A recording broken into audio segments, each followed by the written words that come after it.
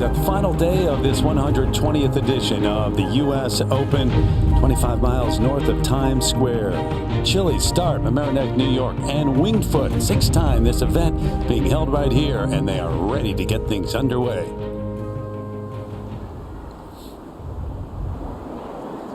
Association U.S. Open Championship and hosted by Winged Foot Golf Club.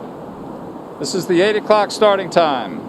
From Mexico, Abraham Ancer. Terry Gannon, Sir Nick Faldo, and the crew with you. Glad to have you with us here on Peacock. 29-year-old who was born in McAllen, Texas, grew up in Mexico, went to Oklahoma. So it's Abraham Ancer who will hit the first tee shot of this final round of the U.S. Open. You ready, Nick? Yeah, I am. Good morning, everybody. Good morning, golfers. And it's pretty fresh out there. As you can tell by he's got his mask stroke.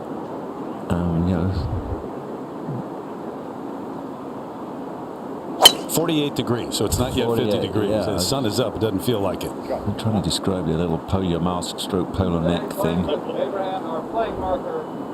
Able to hit the fairway, playing as a single today. Danny Lee withdrew after his third round due to a wrist injury. So the marker out there, Mike Gilmore, head professional at Winged Foot since 2010, the seventh head pro in the club's history. You think about all the great names here. Craig Wood, Claude Harmon, many years head professional here, and they both won major championships. Well, I assume no relationship to David Gilmour, Pink Floyd, but I bet he's feeling comfortably numb right now to get that first tee shot away. Playing the opening hole, which is named Genesis, so you get a couple of pins. Yeah, we got that first segment. Maybe he can turn it on again this morning. It's a good tee shot. Start off.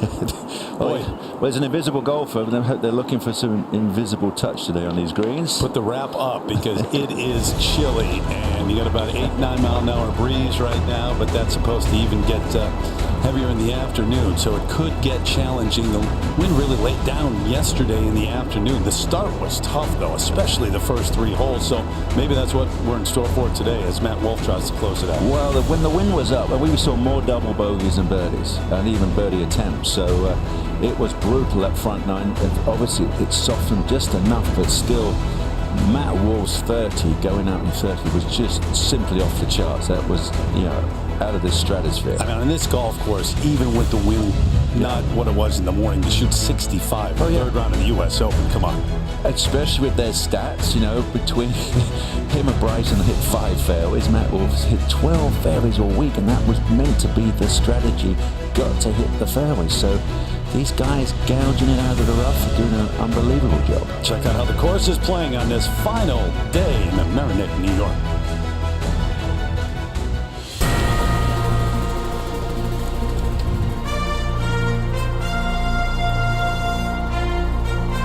NBC Sports on Peacock and the United States Golf Association are proud to present the 120th U.S. Open Championship. So 3 days of play, and the lead is at 5 under. Well, that's a pretty picture, isn't it? Long Island Sound off in the distance, huge elm behind the green at the second, and you see the wind. It will be a factor once again today. Different pockets of the golf course, too. You can stand on one hole, and it seems very calm. When you go 100 yards away, and it is a gale. Yeah, when we left the booth yesterday lunchtime, it was unbelievable how we toured one fairway, exactly as you're saying. It was blowing 20 miles an hour. Get in amongst the trees, and there's nothing. Terry Gannon, Sir Nick Faldo in the booth, Peter Jacobson, Kurt Byron, Powers, Trevor Immelman, and Kate Cockrell. Trying to warm up out there on the golf course. Ben Shade from the USGA for any rules, questions, and then have to talk to some of the players. So we are off and running here in the final round. There's the whole location at the first, much different than it was yesterday, Nick. A little tamer than yesterday. They got a chance to just get it in the middle of the green. That is the ideal shot coming at from 5 o'clock angle.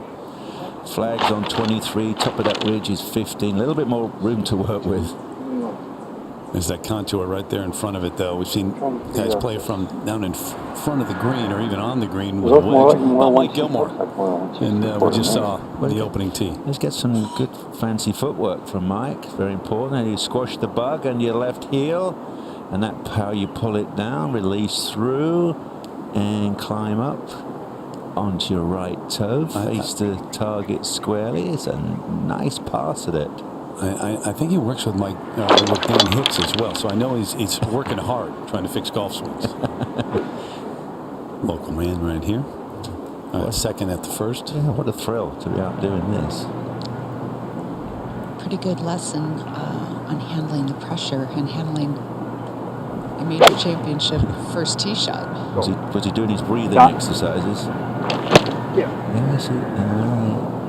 It's just, there we go. That's the line. Beautiful line. Just wanted to get out to the next shadow, parallel with the flag. Is he carrying his own? Going at the foot. Harman, I think, is on the bell. We'll check that. Harman family such that, there it is. Such edge a of the big tower? part of the history here. Oh, that's really cool. Yeah. Mentioned Claude Harman, head professional here for many years. Well, I mean, you talk about an influence on the game, that family. Answer second now. 179 yards. Probably playing more like 195. Wow. It's so cold out here.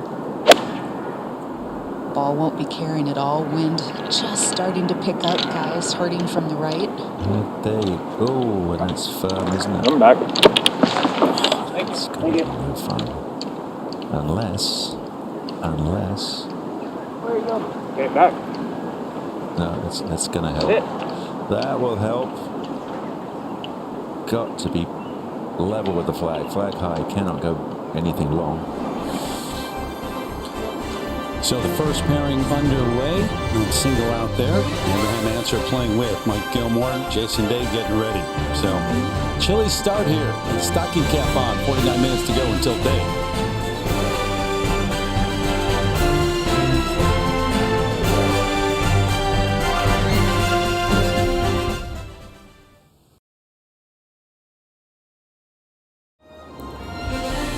Images of Winged Foot hosting the U.S. Open once again. The six-time overall and the final day of play is underway. Blue skies, but chilly as we get started. Once again, Terry Gannon here with the six-time major champ, Sir Nick Faldo. So you look back to yesterday, and we had that start when it was so tough. The wind was gusting up to 25, 26 miles per hour.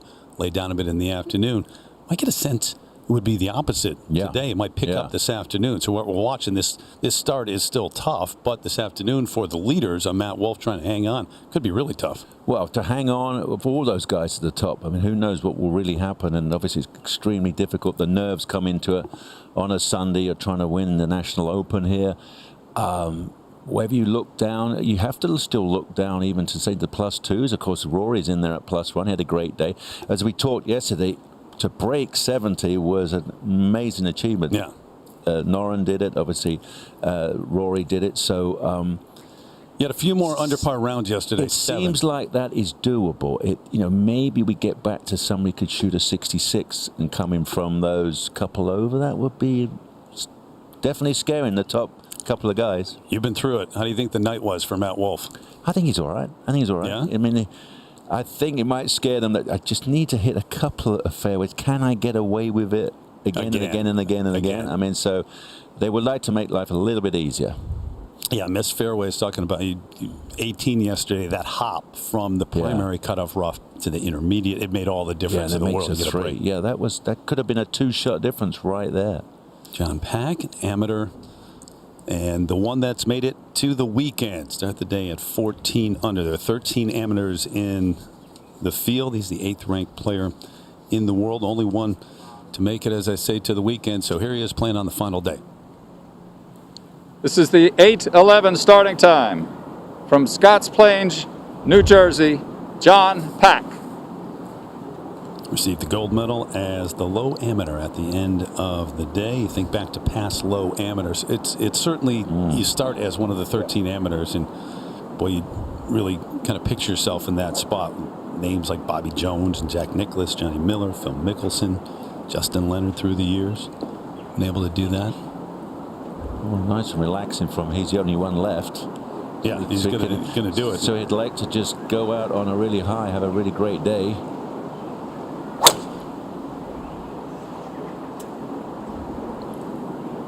From Eagle, Idaho, Troy Merritt.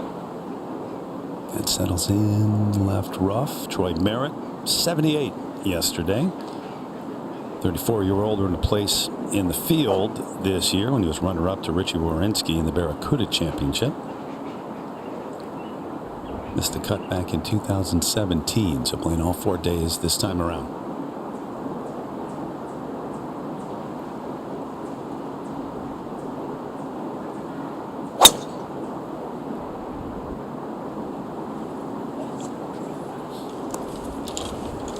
Definitely way more enjoyable this morning. Just that slight breeze. Yesterday was straight in their faces up for 1, 2, and 3. Yeah, I live not hours from here.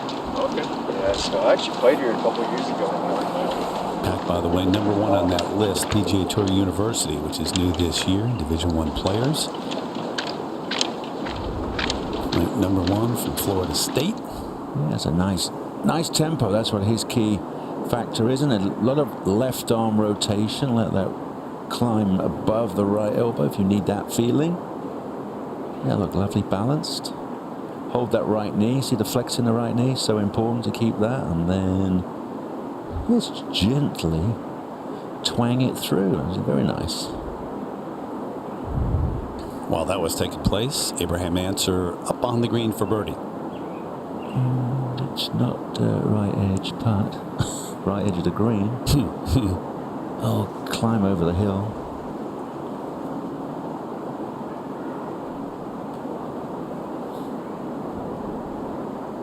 So that short time ago, and then the par putt. This man's got style. I like him. He's got his own tequila, and he drives old classic Porsches. So Your kind of guy. Really my kind of guy. On the tee at the second is Ancer.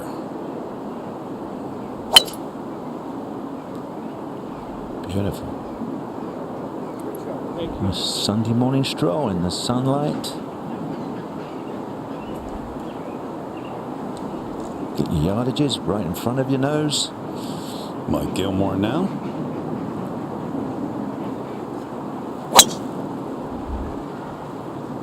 Excuse me. That's all right. I mean, earning your way to the field. Straight out the pro shop. He just sold a couple of cashmeres and goes to the first tee. Really well done. So that's the first pairing. The fairway at the second. And back at 1. Both players in the rough, including John Pack. I mentioned that PGA Tour University and Kurt Byron, who's analyst on our university golf coverage. How about John Pack in the future you might have, Kurt? Very bright. And when you talk to Trey Jones, his coach at Florida State, he loves this kid. He kind of sets the example for the rest of the team on how hard he works. And all that work paid off. I mean, he's first team All-America, and he's one of the top-ranked amateurs in the world. That's how he got in the U.S. Open by the I think they took the top 7 ranked amateurs in the world. So he's a tremendous talent and stayed at school for 1 more year, and looks like it might pay off. That university thing that they've got going, if you're one of the top university players. Where you at? I forget where it Top ends. 5 get into the Korn Ferry Tour. Right, so they'll be exempt for the Korn Ferry Tour without going to Q school. That's a big deal. As he gets ready to play his second. Case down there watching. And with this drive deep in the rough, I mean, the grass has swallowed his ball. This becomes a short par 5. Well, the other thing, Kurt, I mean, talking about college golf, look at the top of the leaderboard right now in Matt Wolff and Bryson DeChambeau. You know, I was just thinking about Matt Wolff, and we were getting ready to come on the air today. Matt Wolff, just maybe, 18 months ago, 2019, he was winning the NCAA championship at the Blessings. And then the year before, his freshman year at Oklahoma State, he helped them win the national title when it was played in Stillwater. So, I mean, things are happening quickly, and it just shows how much talent Wolff has. Here he is trying to win the U.S. Open today, and it's only been maybe 18 months since he was still in college. So go ahead and write down next to your name, reigning U.S. Open champ, reigning NCAA Division I champ. But isn't it interesting what we were talking about earlier this year with no galleries? It would be like guys playing college golf, and so he is the freshest player on tour coming out of college. So this period we've been in for the last 4 months now, it's like playing college golf. I think it does make a difference today if you're Matt Wolff out here with no galleries. Well, go to Morikawa. Morikawa, the reigning PGA champ, is still the reigning Pac-12 champ right now because they haven't played it again yet. Right. So it happened quick, but we knew they were good, and put Hovland in that group as well. These guys were really good coming out. We knew they were going to be good, but they have really backed up their college careers with what they've done as pros. As they walk up to their thirds here at 1, take me through that as a player, though. I think it does make a big difference today, not just for Wolff, but the final round of a U.S. Open you're trying to win, and you don't have the added pressure of crowds and the oohs and ahs and reactions other places on the golf course and everything that goes along with that. I think what I would notice is you can really sense your own breathing, your own heartbeat, because it's silence all around you. So you would really pick up on your own senses. So the guys have been out there long enough now to deal with it, especially. It's a very weird feeling. I have a weird feeling. I always thought, hey, you're leading Saturday and Sunday morning. You announced on the tee, Matt Wolff, silence. Nothing. Get on with it. And for the first couple of weeks, I thought, oh, that's a tough thing to deal with, because normally you look around, thank you very much, settle down. But now it's like playing with your mates. It's a different pre-shot routine in some ways. Third for Pack.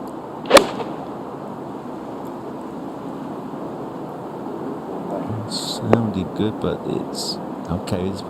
It's going to give us a good clue what is possible if you go long. You have to be careful. Not too much. It's going to get. Watch this, folks. That is gone. So you send it over the flag with too much spin. That's traveling now. It's gone. That's off the That's front. gone. That's off the front. This is what the caddies were doing earlier in the week. They were rolling the ball from the back edge, and it was doing exactly this. So, yes. Well, guys, this is a great example of what you're going to see today when tee balls go into the rough. Get it out in the fairway, and then let's see how good your game is from 100 yards in. Gave up on it, but he knows it's in the middle of the green. Past the flag is no good because one of these hot dogs comes down from the back corners of the green straight into the middle of the green. Parallel they are to each other, so it's like putting over humpy railway tracks. Up to the second, for Abraham Ancer. Trevor? 193 yards, playing more like 215. That's a hybrid on the way. This is good looking right here. Look at this flag as well, tucked over the bunker. So you do that again. Huge backstop on the back of the second green as well. Or ski slope, we should call them. You know, overseas at the Open, we always talk about players who are later in the day to tee off. They're watching the early coverage to figure out how the golf course is playing. If you're Wolford, DeChambeau, Louis, would you be watching right now? Quite possibly. It'd be nice to have seen that. That's over. Well, it wasn't. He did nothing wrong. How it gathers speed, goes off the front, so they know they've got to run it up the front somehow. Front of the green in 2 is fine, not as bad as you think. Rory Sabatini, part of that next pairing. Shugo Imahira. Hand warmers are out as well. What goes for a gallery here? All the a smattering, but nobody applauds when the names are called. Kind of feel weird just giving it 2 people going. But if you're a player from Japan, I mean, anybody from Japan in the field, you've got a lot of cameras out there following you. Absolutely. Yeah, with Hideki right in there, that will be that's a huge story. Yeah, look at that. Those cameras will move from hole to hole. If Hideki won, I would say it's worth $1 billion to him over his lifetime, easily. Well, if he won too, what a comeback! Remember that PGA Championship in Charlotte, and he was a top 5 player in the world at the time, and that kind of took a step back for a while after that. There we go. This is the 8:22 starting time. From Slovakia, Rory Sabatini. 13th appearance. Middle of the round yesterday, made 3 straight bogeys. 6 through 8, and then 10 through 12 as well. So shot 78, comes in, starts the final round, 13 over. Way over the left side of the tee. Wow. He's picturing a swooping draw off one of those oak trees down the right. Overcooked it. Sounded like. From Japan, Shugo Imahara. Imahara, 27 years old. From Japan, 4 wins over in Japan and ranked number 65 in the world. 6 over. First 8 yesterday on his way to a 78. Playing a major championship for the 8th time. First time playing over the weekend.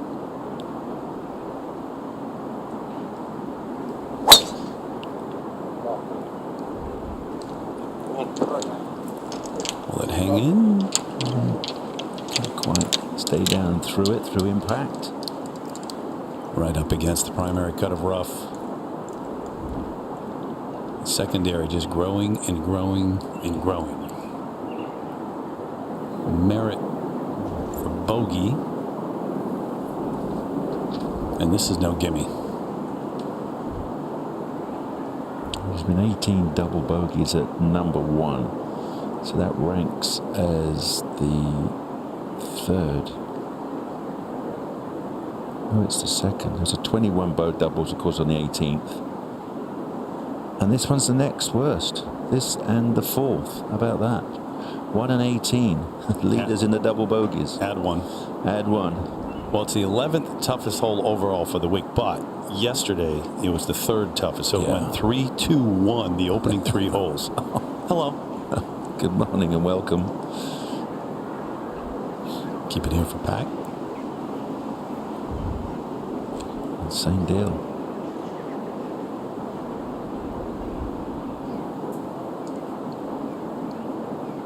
Played for Trey Jones, Florida State. Coach Brooks Koepka, Daniel Berger. So really good players have come out of there. And all indications this guy is the next one.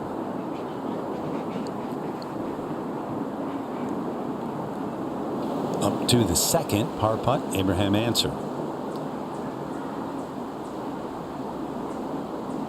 Yeah, not a bad effort for coming down the hill on the 2nd.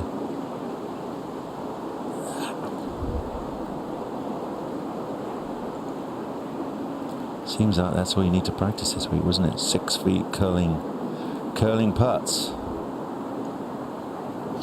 If you felt good over those. Matt Wolf's got quite a line-up system, isn't he? How he gets over it, lines it up, caddy checks it under the rules. They have to walk away from it and restart, but he did that twice on 18 and knocked it in. That was his secret formula. Sabatini up to his 2nd. I'd have to say that, Nick, I'm wondering if you feel the same way. If seems like Rory Sabatini has mellowed a bit. Oh yeah. The last few years. Oh, I played with Don't even worry about it. moons ago when he was. He had the Bryson attitude. Hit driver everywhere. Played him at Colonial. Hit driver everywhere. And of course they went off with snap hooks in those days. There's no way I can get 65 out of this now. Just got to get something up the right of that bunker. Yeah, they've got the cross bunkers to deal with. There's to stay short of that is about 50 yards. 167 he has to the front. So you know he can hit a shot shy of those cross bunkers, leave him about 100 yards in. And that's what you're going to see guys do. Yeah, it's so thick. Yeah, just grab a wedge, try and move it 100 yards. Up to the 3rd, Kurt. Yeah, first look at this par 3. And the USGA said this is the hardest hole on the golf course, but we're not going to make it any easier. 247 yards. Oh boy! To the hole location on the left side of that green. Can you announce your laying up after you've hit it? I think the Billy Casper play would be perfect today. Just the long. Well, there it was. There's there your you layup. go. Oh my gosh. That was a fairway wood. Fairway Didn't wood. get to the front. As I said, I'm just laying up. That was Yeah, exactly what I was that's thinking. perfect. Wow. God. Mahira, second. His ball's nestled right next to that primary cut. Trying to bring this in from right to left.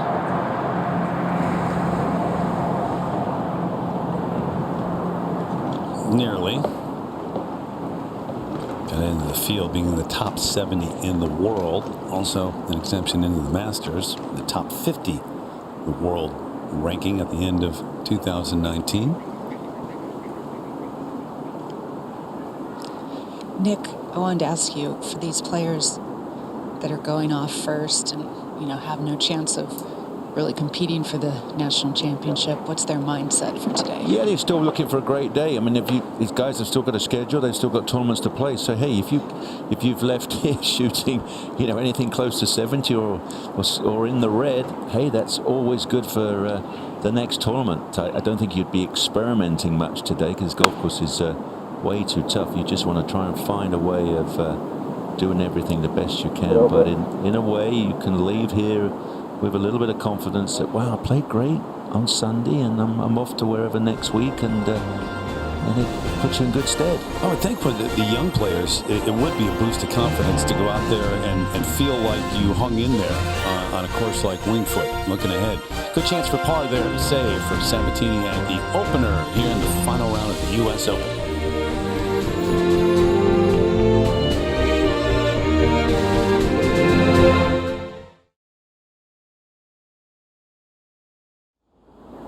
Settle in. Another cup of coffee here. Final round of the U.S. Open. Mahira from just off the edge.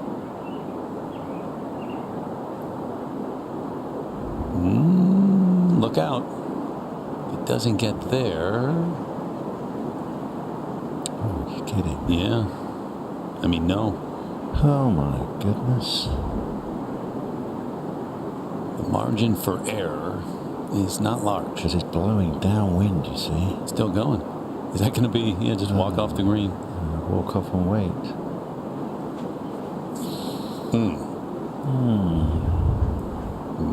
Yeah.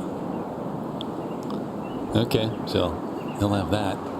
We go to the second hack. Ready, Trevor? 191 yards gets him over that front bunker. This is a good solid strike here. Headed up the left side of the green. And just on. As tucked in behind the bunker today at 2.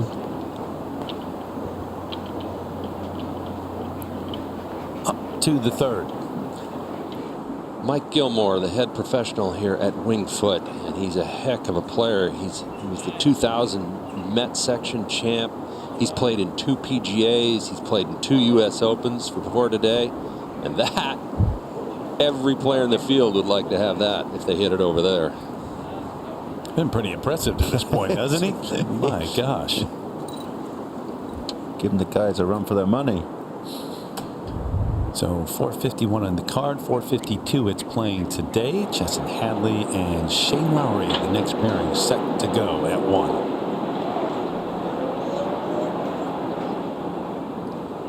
This is the 8:33 starting time. From Raleigh, North Carolina, Chesson Hadley. North Carolina man started his third round bogey, double bogey, bogey, birdie, par. So an adventure right out of the gate. 77 yesterday.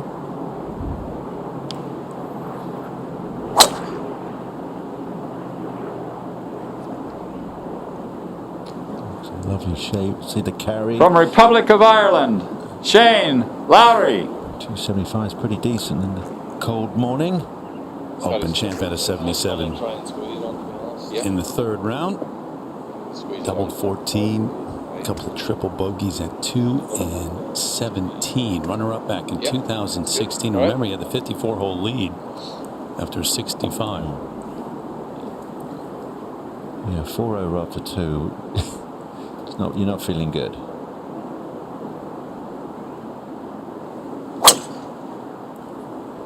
Oops. Not many people out there, but somebody moved or said something. Somebody wasn't paying attention.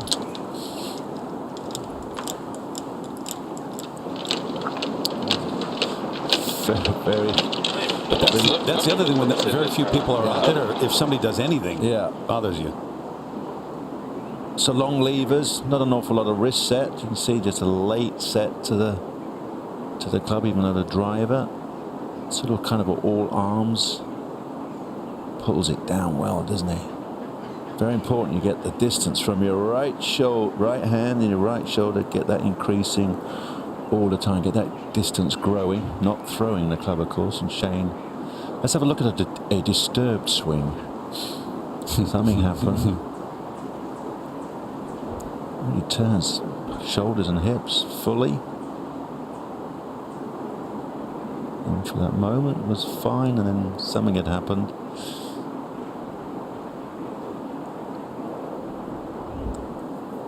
Well, that was all taking place. Remember, Imahira was left with this for par. This is when your heart's beating a bit more, because you think, oh, don't do it again. Don't overdo it. Oh, he's gone way right. Be careful. No, not again. It's not again. It's coming back. Oh, my goodness. He did do it again.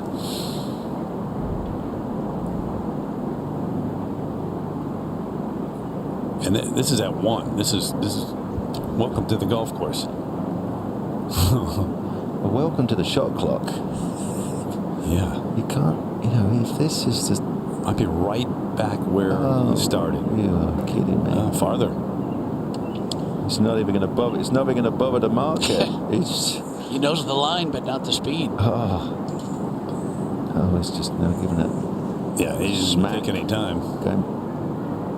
Well, it looks like it'll go past, and will it turn around and come back down? Well, you know you're going to make this. You know the whole. It is. Oh, this could be a little silly if it is that quick for openers. Yeah, that'll be worth seeing the first green, like you were saying, Terry, for the leaders. Take a look, see how it's playing. USGA helping make golf more welcoming, sustainable, and accessible. Become a member today and join our efforts to make the game open for every golfer, past, present, and future. The USGA, we're open for all. Up to the second birdie try, John Pack.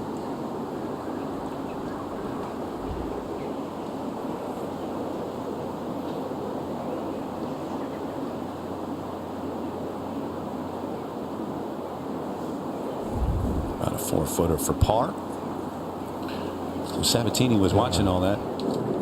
So the problem is, even with that hole location in a so-called flat area, the least slope is 2.5. That's a percentage slopes, and everything around it is just to the right, a couple of yards is 6.9, nearly 7. Short of it is 11%. Behind it is an 8.4 and an 8. So there's a virtual look at it. There it is, but it's even just the hole location is banked. Lowry just chopped it out, okay. Another thing I tweeted this morning, if you noticed, they were watering the rough. I did not check your Twitter. They were watering the rough, which is pretty devilishly devious, I would say. Hadley doesn't have to deal with the rough here at 1. No, he's in the garden spot. Very few are finding the fairway on this first hole. Back from 144, launching it up pretty high. I think he's going to miss that plateau, however. Yeah, he's going to go in the middle section.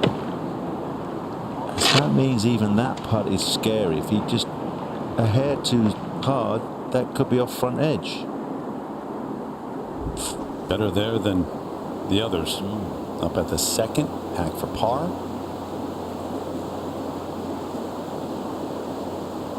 Right all the way.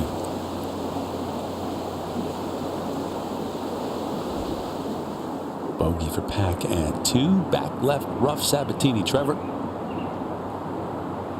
202 yards. Cut. Decent Little line. He's bit. trying to Cut just a chase little some bit. kind of hybrid That's up right. there. Right. The other right. He's begging. The other right. Yeah, He was except yelling. it just He wasn't- vanished again. Not sure how you find the funny side of it today. Find the humor in it so far. Did you say about the calmer Rory Sabatini? Yeah, it's. I have to say, I noticed the top guys. You know, when you watch them making bogeys, they were reacting very well. You know, i.e., as little as possible.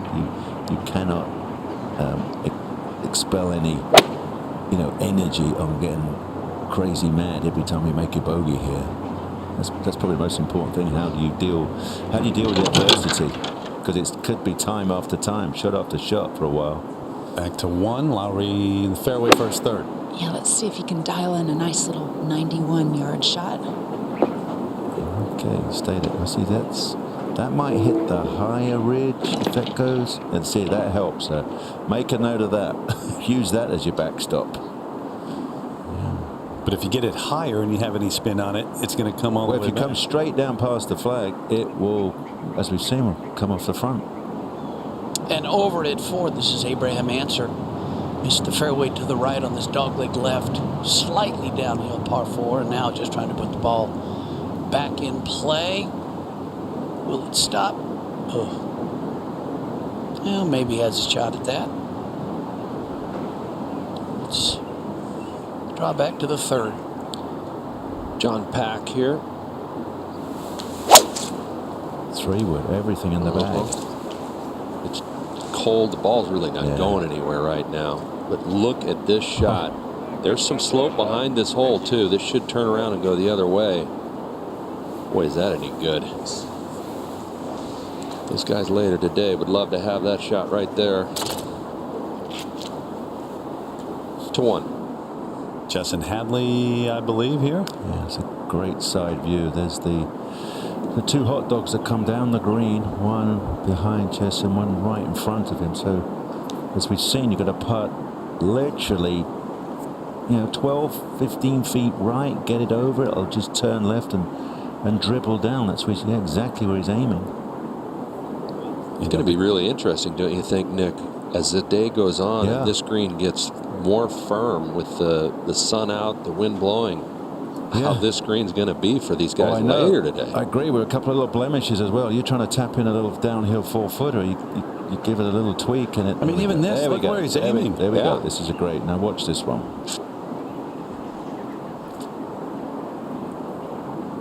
He's going to go outside right of the elm. Yeah, aiming at the elm with perfect speed. Yeah, he's just got to get it over the hill in front of him, whatever that is, like 12, 15 feet there. That's it. Just imagine the holes on top of there, and that's gathering speed. Too firm. That's gone. That's gone. I mean, where do you go? It's a historic green. Historic. The problem is it was designed when the stimp was probably about 2, and amazingly it was back in the 70s. Do you know the stimp on the greens was 7? Only Augusta went to about 8 in the 70s. So then we're now at 12 and 13. So that's why these slopes are just magnified beyond belief. Well, that was Mike Gilmore over at 4, Nick. Uh-huh. Pretty good. All these Pink Floyd references. I was just thinking, we wish you were here. Got to go with that. To the fans? To the fans. We wish you were here, and hopefully next year. Hadley for par. It just doesn't feel good. I mean, you've got to really, you're just dying for something fantastic. And look at it.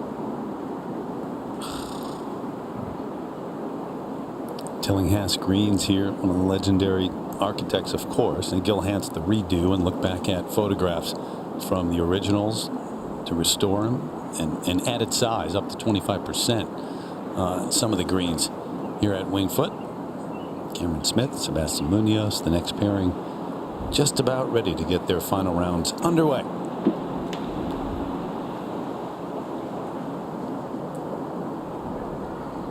This is the 8:44 starting time From Australia, Cameron Smith.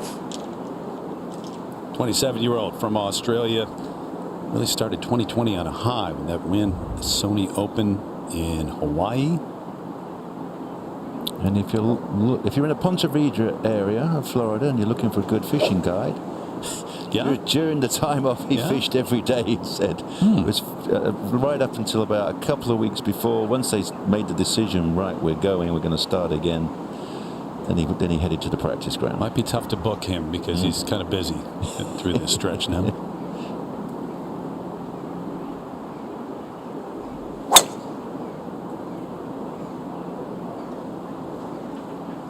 Played with Rory. From Colombia, Yesterday. Sebastian Munoz. And Sebastian Munoz on win the Sanderson Farms. Yesterday, 77. And 3 bogeys late, 16, 17, 18. Second appearance. Didn't make it to the weekend a couple of years ago.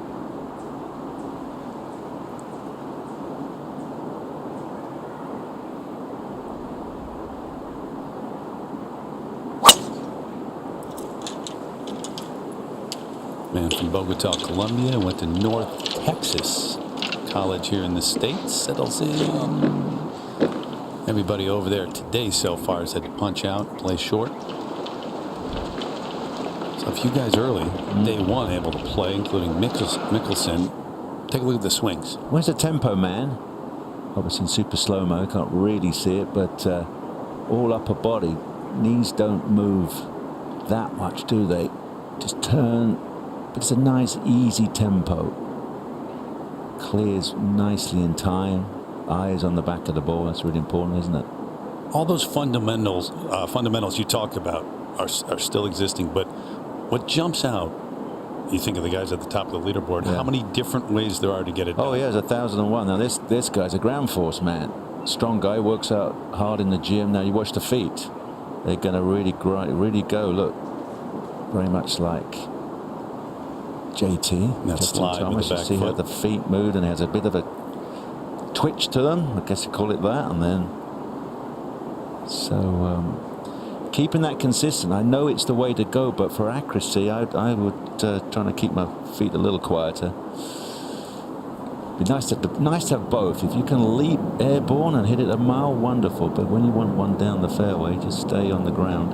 Lowry for par, reach. You're kidding. Get there. How many times are we going to say you're kidding?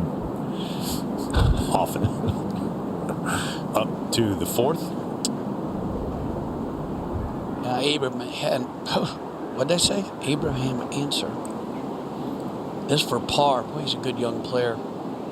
He's not won on tour yet, but he's finished second 3 times, and he did represent Mexico. First player ever to represent Mexico last year on the President's Cup team for the international squad.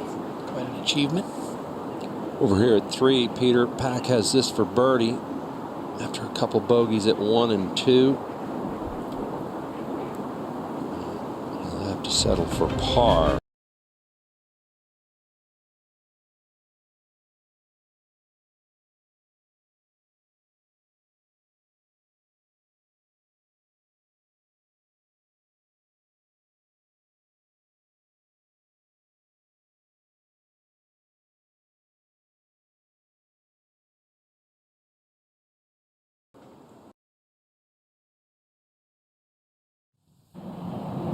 Back in the fairway at 1, Cameron Smith second. 187 yards, so important to be coming in from the right-hand side and the fairway. And this looks good. See what it does now. So, Terry, you said that Cam Smith shot 78 yesterday, played alongside Rory. Rory beat him front, back, and total. He clipped him by 10. Yeah, 68 for Rory. Yeah. He got schooled. I mean, this just does stop, so it ends up really good. But even that was right on the edge. The 2 right rough for Lowry. Yeah, well, the thing is, there's a bit of a slope here. That's still there, but you got to get up there and come all the way back, and then it's a tricky putt. I think 76. Just think of leaving a number, you pull the wedge on it. Yeah, no, then you have no shot. Yeah. Just hit later and there, I don't think. Yeah. All right. Still out of the right there, aren't you? 78 yards to the front. Ball's nestled down. Got a little tree trouble as well. Trying to see if he can get it onto that front left portion.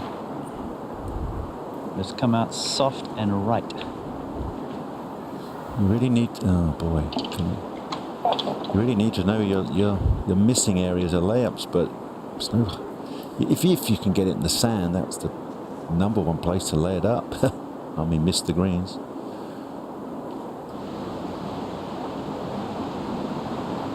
Keep it here, Hadley.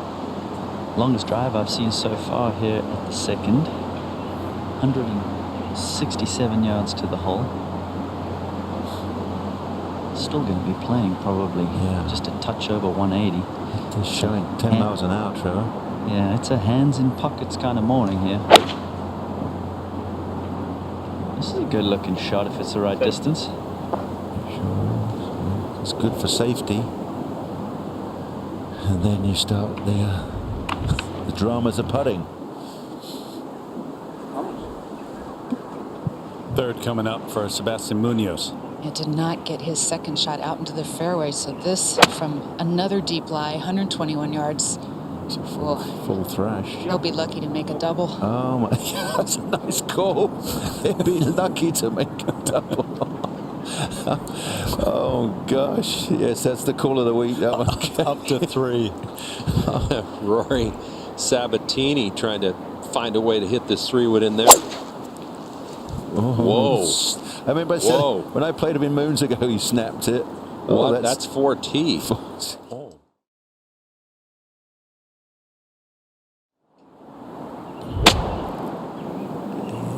Where's it going? Will it come back? He's got to. This could be good. That is the play right there. Wow. Yeah, but look how it walks away. It walks away from the hole location. It's a similar hole location to Friday. It's same on 23, but Friday was 3 from that left edge, golfer's left, our right, and this one's 5. Up to 4? Yes, John Pack with his second shot. And I think for John Pack today, even though he's out of it, he's going to be the low amateur. He's only an amateur to make the cut. But for him, this is exciting. All these other guys have played in opens before and played on tour. But for John Pack, he wants to finish this thing off in the right direction. Definitely. Drop back to 2 and another one. Third coming up for Lowry now at the par 4.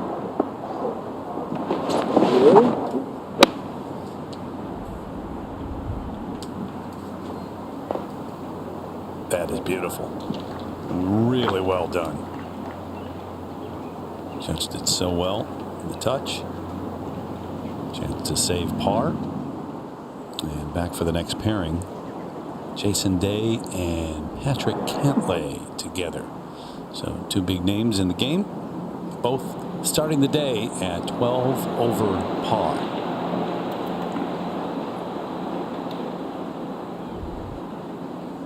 This is the 8:55 starting time. From Australia, Jason Day. Runner-up a couple of times. The U.S. Open. Day bogeyed 4 of his first 8 holes yesterday. 1 birdie on the day. That was at the 9th.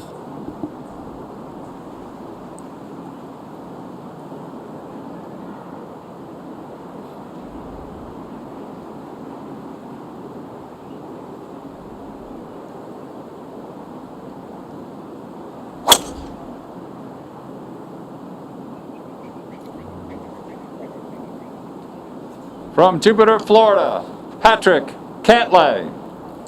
Take that. That's fine.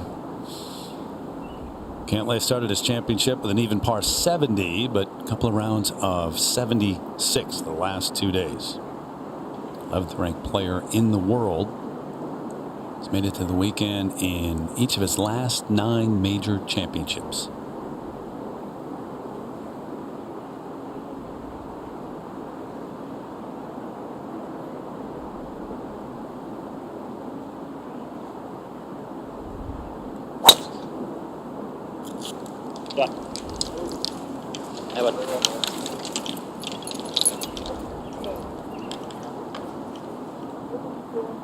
Fairway. opposite sides, but boy, will they take it. Let's go back, look, Jason Day. So what I love, the lesson on Jason Day is maintaining your angle. So look at the spine angle and his quads. So look at that angle and how he maintains it. Great discipline to obviously have a great setup to start with. And she pulls down, so the head stays in the same place. Spine, everything tries to stay as same lines when he finishes through. Stay in your same angles. That's very important. So this man's got, again, great technique. What should we look at these knees? You know I'm a big knee man. Right knee supports you as you turn back. So you pull your right pocket back behind you. Yeah, that's good. That's a good lesson. Pull your right pocket back on the backswing, and then pull your left pocket back on your follow through. He really does that kind of nicely. Terry Gannon is trying it in his chair right now. Chair's not moving too well right now. It's still early.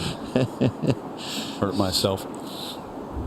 So up on the green, could we get a birdie from the field? What do you think, Cameron Smith? Hope he doesn't horseshoe out and go off the front. Oh, there you go. We have a winner. There you go. It's doable. That's all you got to do. Somebody's broken through. First birdie that we have seen so far, and we've been on the air almost an hour.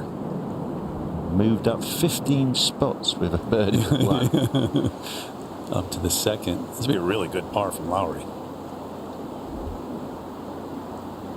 Oh. Not done yet. Not done yet. Munoz for bogey at 1.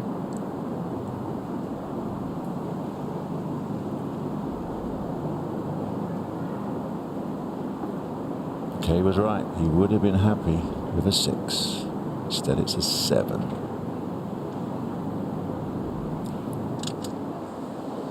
And over at 4 now, John Pack for birdie from the front of this green. Going to go up that slope. It's going to fall left hard. I'll correct myself quickly, Peter. That was for the 6. That the pitch did come down close.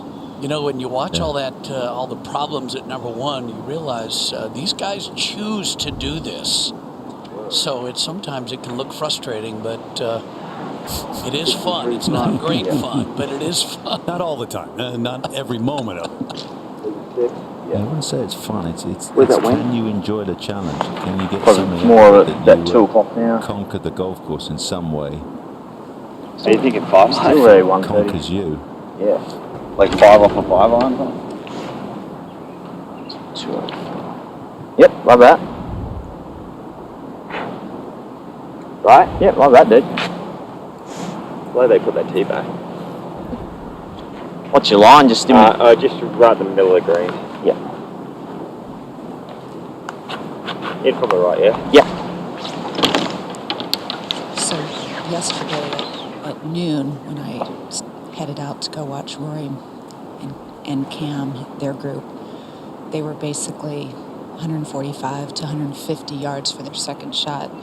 Jason Day 183. So playing that much longer, now the second shot plays a good 15 to 20 yards longer.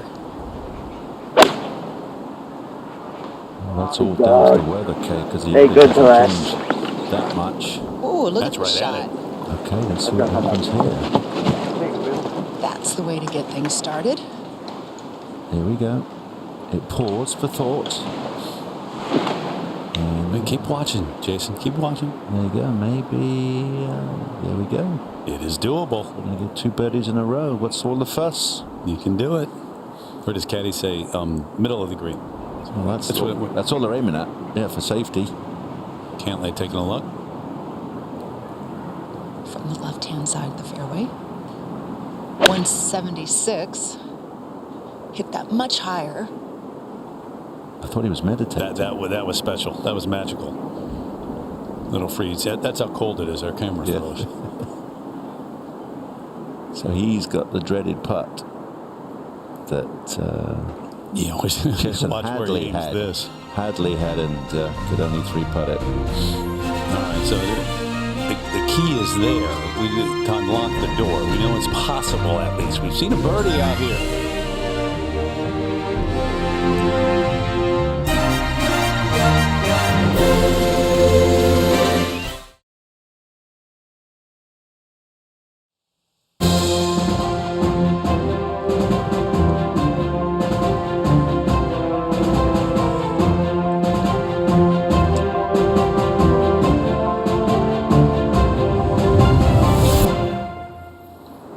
what a venue this is. And the players overall have been very happy with Winged Foot this year. Still saying it's set up fair.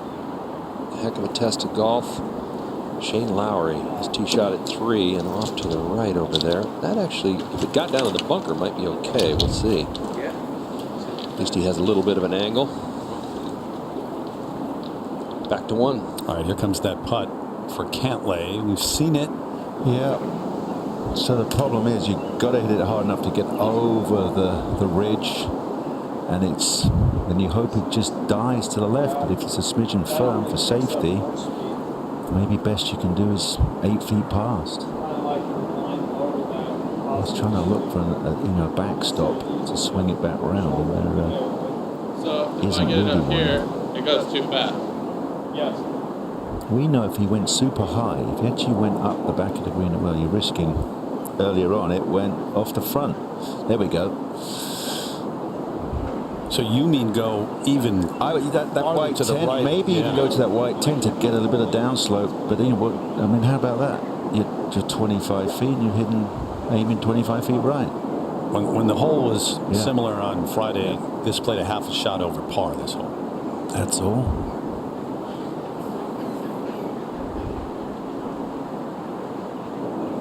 So he's definitely going less than that. Hadley was aiming right at that tree, so he's gone considerably less. So let's see what happens. If that gathers speed, there you go. If you don't hit the flag, I don't know how you stop it. That was the best you can do. Yeah. So what's that gone? Yes, there we go. That's gone 8 feet past.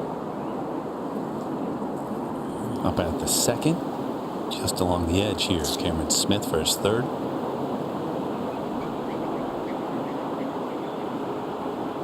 Not going to interfere with it?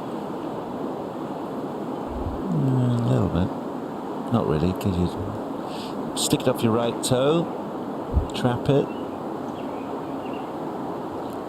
I really recommend, did you hear me, 8 and 9 irons, because they've got a nice rounded leading edge, so if you do miss-hit it, you won't overspin it, and if you hit it a little fat, you get away with it. It was good. Par putt for Cantlay back at 1. Days Coyne still down there for birdie. Very good practice stroke, wasn't it? Nice, decisive, so maybe.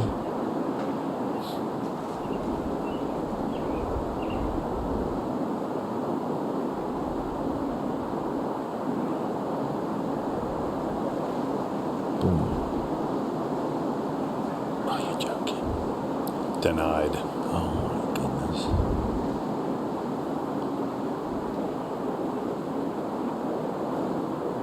A lot of ways to drop a shot at the first. I tell you what, I'm going to be aging sitting up here.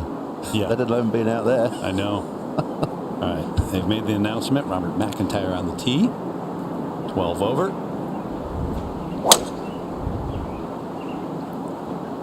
Man from Scotland early in the week said he's really excited to have his caddy, his coach, and his mom here in New York.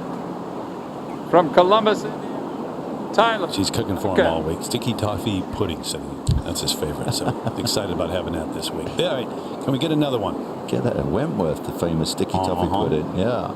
Okay, J-Day. Struth. Oh boy. I can see you are aging as you sit here. Where's my pills? I God, I gotta get me relaxing pills. Where are they? So I'm being serious. Here they are. Up to the 3rd. Well, if you're at home enjoying your coffee and you love seeing tour players struggle, check this out. Chesson Hadley over the back of the green at 3, coming down the slope. Looks pretty good. Didn't stop. That's off the front. Yeah. Watch this. It's gone. Aye. You think this place is playing hard or what? This is probably going to finish at about 10:30 on Monday. This championship. Ooh. I mean, that's all the way. That's 10 yards off the front of the green. Back to 1. Tyler Duncan playing with Robert McIntyre. guess the Wingfoot golfing gods are trying to get the winning score over par. 3 guys under par. You only got 1 under and a 3 under. I mean, after what we've seen, it's going to be a... It's been this place. There's only been one finish under par, and that was Fuzzy and Greg Norman. Fuzzy won it in the playoff. Other than that, all the winning scores over par. That's at 6. Where's the golf ball? Thank goodness for the marshals. They're coming up front. Of course, the flag's right behind. Looks flat, but it's not. There's a little bump. A bump right in front of the pin. Yes, sir. So can he chunk it and just land it on the front corner? And will it stop? That's the... That hole, though, can we get an ace here today? Par 4? No. Okay. No, not with that bump in front of it. I would deem that lucky. Well, If somebody's good enough, yeah. if somebody's good enough to hit it to a foot and it goes in, then I'll say yes, that was great. If it was planned.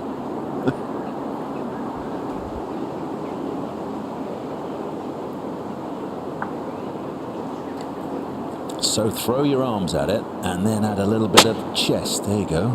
That came out. Oh, and that came out. And that's gone. And over the other side. And that is no bargain. This is going to be Going to take a while. carnage today. I mean, it does seem like it because the wind is not blowing like it was yesterday morning. I always said if the greens get hard, that's it. It's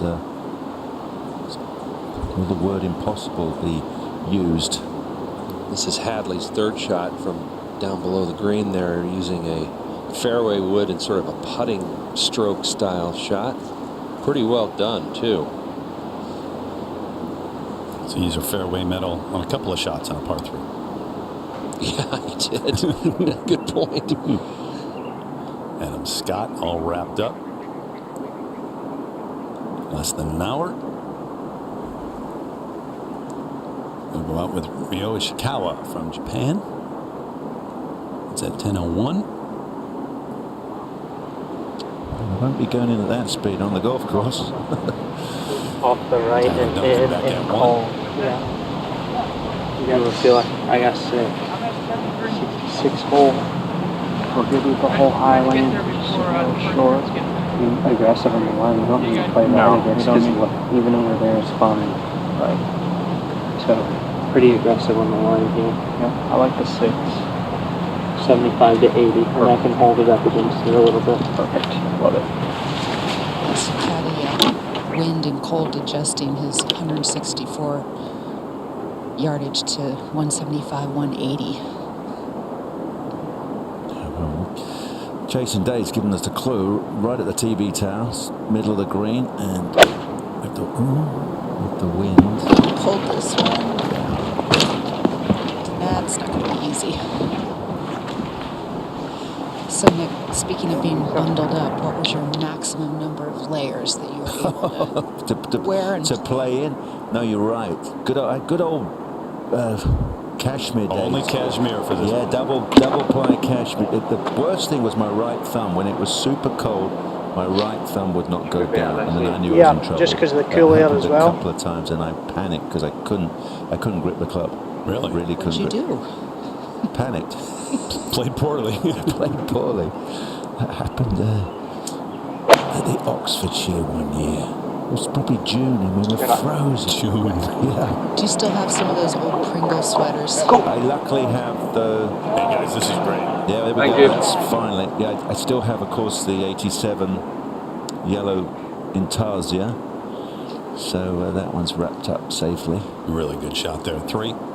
Hadley trying to get out of here with a 4 at the par 3 3rd hole. And does that. He was grinding it out. Good job. What a great up and down that was. Boy, this golf course is really tough right now. Oh, no.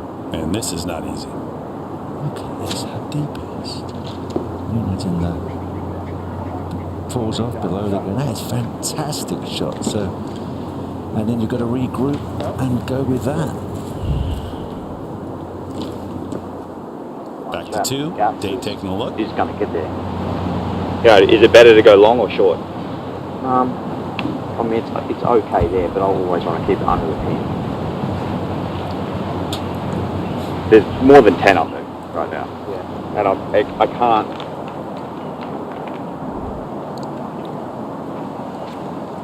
Oh. It's up there. Oh. Yeah. The 5 on the third hole yesterday was only 214. The 14? Yeah. So this should be pretty good actually. Yeah. Okay. Might Just be for a those lot of people you uns see. today, Trevor. Sure, it's starting to really gust up here. 201 to the hole. Going for, looks like what it is, 5 wood. But what I want to know, guys, is what the color of those trousers? Are we going with baby blue there? The important stuff. Yeah. It's an interesting choice. Is it a teal baby blue? He's taking it right at it here. He's trying to just get it past the flag.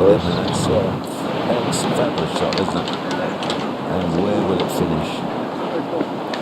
Okay.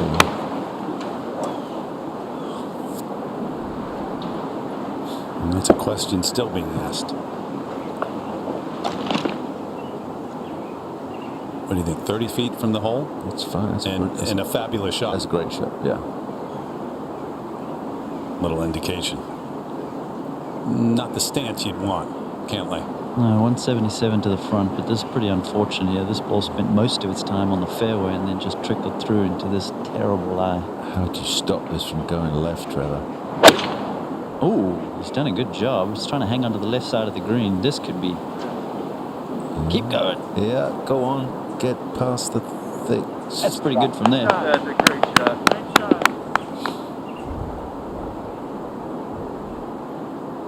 Up to the 6th. Be a good par for Answer.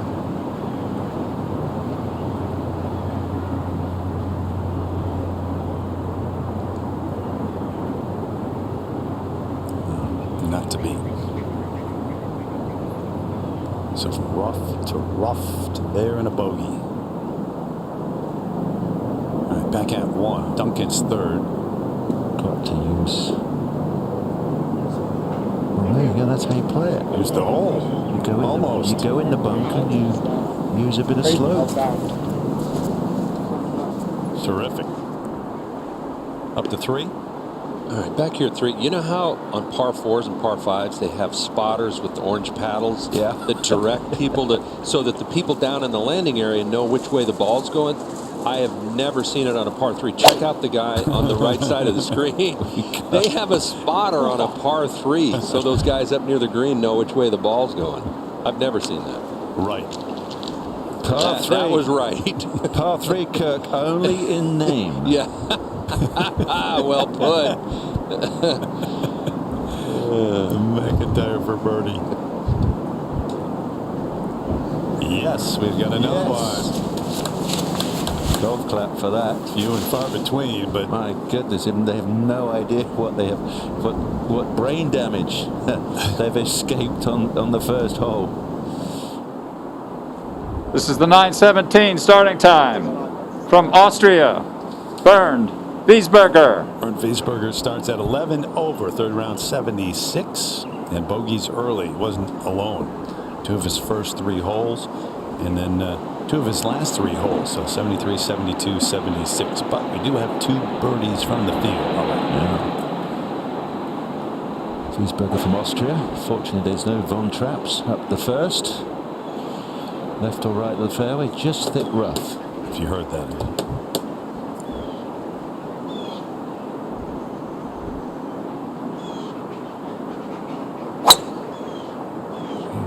Was aggressive, wasn't it? That looked good. Get across the corner. From Sea Island, Georgia, Brian Harman.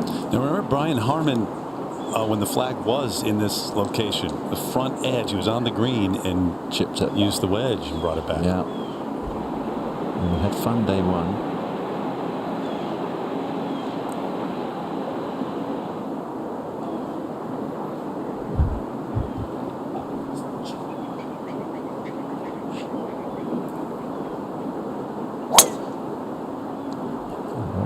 Luke, hang on. Looks all right. that ball. Oh, nice. Off the hedge. Off the Grand National hedge. Got the Wolf kick. Yeah. On 18 yesterday. Tall man, 6'4". So long levers. Actually, excellent golf swing. I spoke to him at TPC there of the year, trying to remember what he was working on. It was a long time ago. Stays tall, that's really important, isn't it? Very important. Keep your head in the same spot. And everybody stands up, doesn't they? Face the target. Belt buckle facing the target. There's your tip of the day if you're going to head out and get a quick 18 before the final pairings out there today. Jason Day for birdie at the second. Waiting for the play elsewhere. Yeah, third tee's right behind him.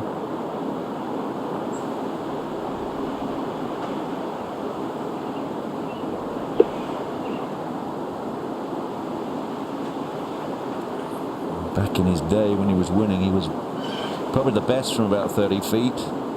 Unfortunately, the back has been, been tight. Can't practice as much. Can't maintain that position. A la Tiger as well. Yeah. And over at 4, this is Shane Lowry, champion golfer of the year, with his second. Not many birdies, certainly at Wingfoot, and not here at the tough 4th, but he plays a nice shot. It's about as good as you can do with that hole location. On top of a mound, runs away. We saw Munoz miss the tee shot here at 3 to the right of the bunker. He pitched to here and has this for par. So tough start for him. 4 over after 3. That's what would scare me, Kurt. You could make 17 bogeys out there. So let's talk about that for a second. What's the over/under on the highest score of the day today? Oh boy, there were 379s yesterday. No one shot in the 8s. It's got to be. Definitely a couple will be in the 80s today. I think so too. Yeah. A couple of par putts coming up here. Cantlay.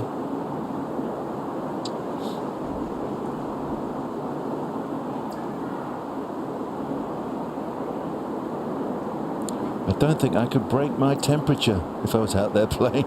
We get our temperatures checked. What are you, 98.7? I think it was 96 this morning. It's a little chilly. I think forget your age. You're trying to break your temperature. I think I just about break 96. On the tee at the 6th, a moment ago. Okay. You know about this 6th hole.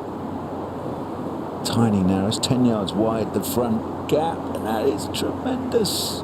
If it stops. Go on, stay. Just bounce off the edge. Gone. Oh, okay, you take it. Sure, we'll take it. Small opening in front of that green. Well done. Par putt, Day. Good 4. Great 4. They're all great. They really are. Pars are great today. Wiesberger, 7 wins on the European Tour. Okay, is it him first? Yes, it is. And Nick, that nice drive down the right center of the fairway was the sound of music to Wiesberger's very ears. good. Yes. I'm not joining in. Problem is the hills are alive on the green. Thanks for volunteering. I'm not joining in. 169 yards, playing a good 185, bringing that in right to left. Played it through that ray, a drop of golden sun. Please go elsewhere. Okay, thank goodness. Up to 3. Me? Up to the no, including me as well. Thank you, Mr. Producer.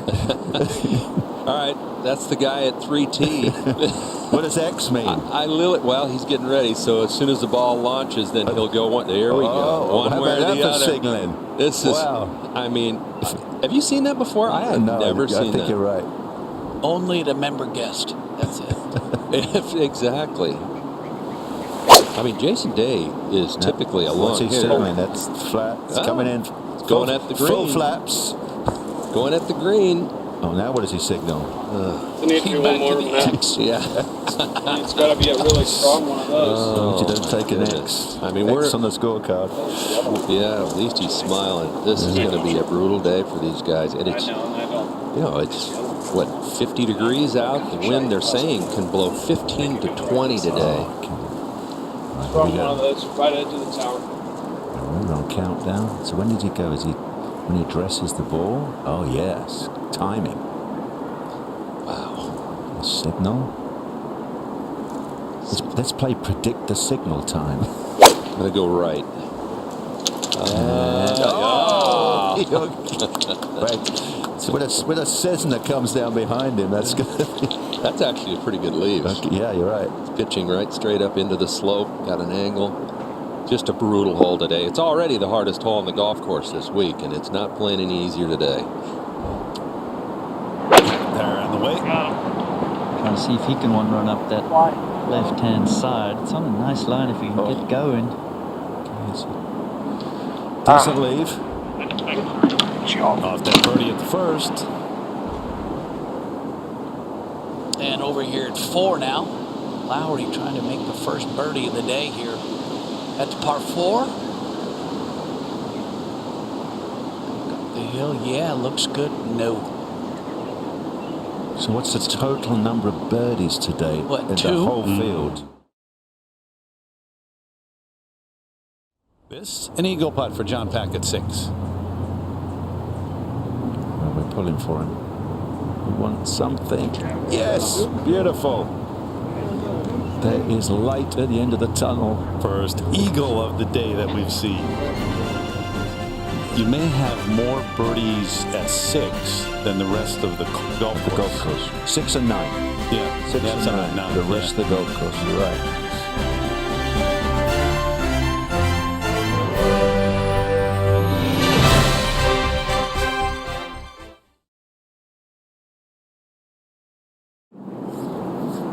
Brian Harman, Bernd Wiesberger together, and on this opening green, Harman for birdie, another chance. Pretty good angle. Running probably very straight, probably just the 3-footer break. Yeah. I'll make that 6. Oh, I'll make take that 6. that back. I'll make that 6-footer break. And there was a lot of break to that putt. Yeah, that's deemed an easy putt to deal with at the first. Just a 6-footer break. This was just a moment ago at 3. Patrick Cantlay. Yeah, he's going to go up top, pitch it over the top of the false front. Yeah, nice choice. He left it under the hole. That's an excellent shot. Up to 4. Yeah, Cam Smith with his second yesterday. Boy, he was in that left bunker and couldn't even get the ball out of the rough. He struggled here. Guys. If he can make a birdie. Oh, what a shot. Shot. Will it stay? Oh, yeah, it does. Excellent shot from Cameron. This is Jason Day in the bunker, one of the best short games on tour. Led the tour in strokes gained around the greens this past season. Oh, bite. Could end up off the green if it doesn't catch a little something there. I mean, literally, he could go toe-to-toe short game with any player on tour, and this ball's going to end up close to off the green. Yep, it did stop. So that was a moment ago. Now live for his par. Kurt, your par 3. Toughest hole. The field is 146 over. Now for 147. Wow. Well, and not maybe done 8. yet. Maybe 8. Yeah, unfortunately, he's not done yet. It's climbing. It's like a ticker. In the last 2 days, it's been dead into the north wind. Wiesberger for par at the first. Just hit it. Guys have been grinding and left it short, so.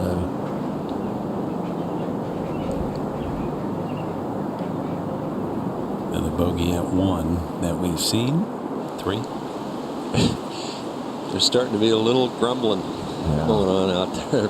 The guys are starting to lose their patience, which is obviously very easy to do on a golf course this hard, especially these guys early. They're not in contention, and in some ways they're just trying to keep from shooting a really high number and embarrassing themselves, I guess. Well, there's nothing worse when it's out of your control. You do your absolute best, but once the ball's gone, it's completely out of your control. Bogey for Day and a good putt to save bogey. The lap of the gods today. To 7. Second par 3 on this opening 9. Troy Merritt has this for birdie. This is a little tamer. This is a lot flatter in the middle of this green. So take full advantage. Third birdie of the day for the field to go with an eagle. See if Cantlay can save his par here at the 3rd.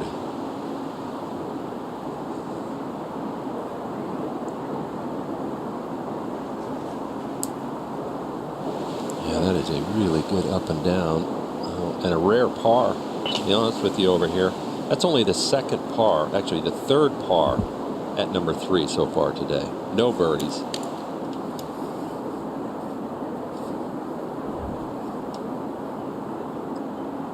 John Rahm, 10:34 is tee time.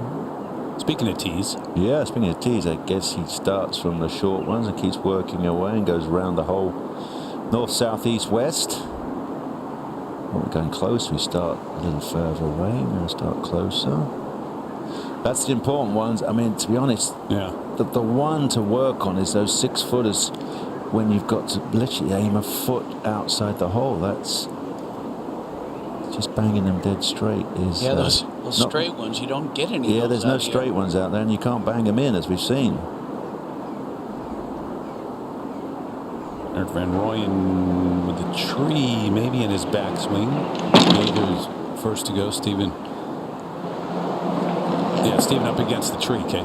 Yeah, he's just going to advance this out, 70, 80 yards. I think these two players are doing a very good job of socially distancing themselves. Jaeger in the left trees, Van Rooyen way over in the trampled down area beyond the primary rough in the right trees. Even if we play from This hole immediately becomes a short par 5 when you hit it where they did off the tee.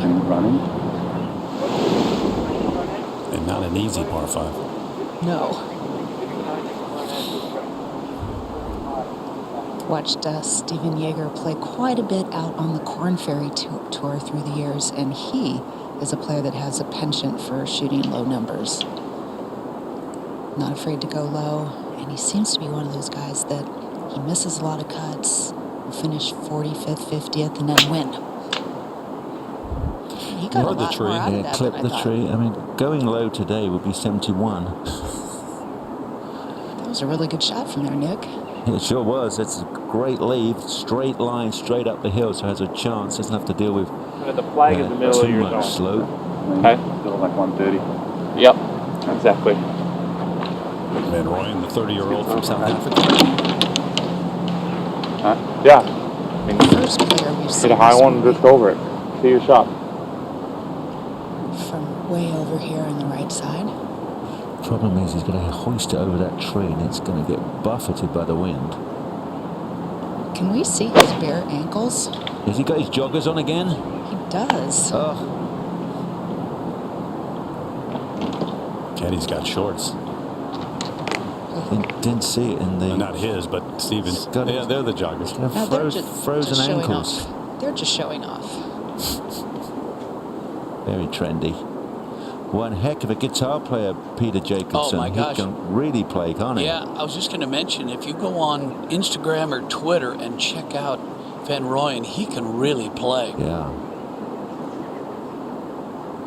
All this musical information coming to you thanks to Peacock. Cam Smith trying to make his birdie at 4. Oh, that was a scary putt. That is downhill from where he was, so a little too cautious here for the 4th round. Back at the tee now, Jason Day. He's Kind of hit a bit of a slinger from right to left. It's a bit downhill. So if you can get it turning over like Rory did yesterday, you can bang it a long ways. And there it goes. It is A1, especially with that hole location on the front right of the green. Trevor, what's Brian Harman looking at the second? Had a very bad lie. It's thick and juicy. He's chipping. Oh, yeah, look at that. No shoes. Can't see him. Notice the wind whipping the grass. Yeah, it's picked up. Yeah, just gusted back into them here, northeasterly, which is straight into him on the second shot. 202 front. I don't think there's a chance for him to get there. No, it's just trying to be sensible. Move it up there. Leave a decent number. You don't even want to even get in like the 80-90 yard range, because you're going to have to chip them to keep them down. So you might as well stay back at 100 plus and knock down a wedge, because flighting it's going to be really important. But even now that angle's not easy. Yeah, I mean, this isn't, if you can get into a strike, it's not getting spin. You're on the tree, okay?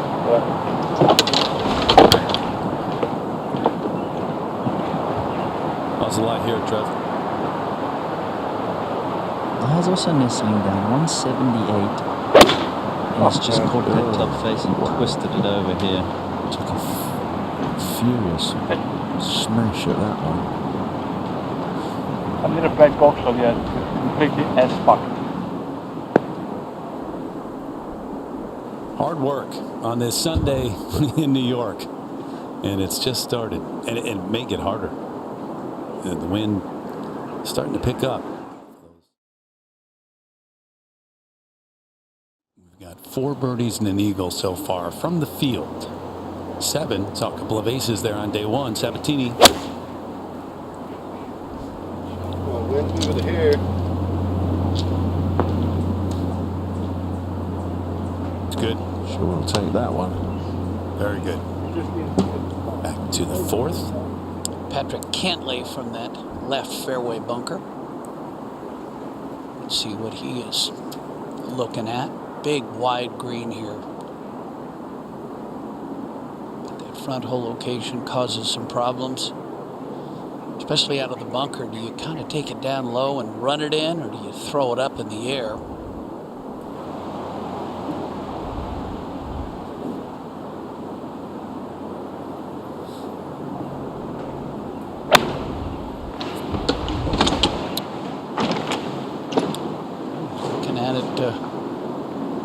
Actually not a bad leave.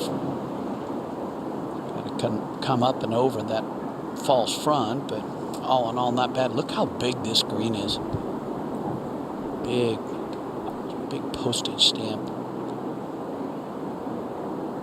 Big square thing. I haven't seen many golf courses, Nick, that have square fronts and square backs. It was old school. Very old school. Very old school. Yeah.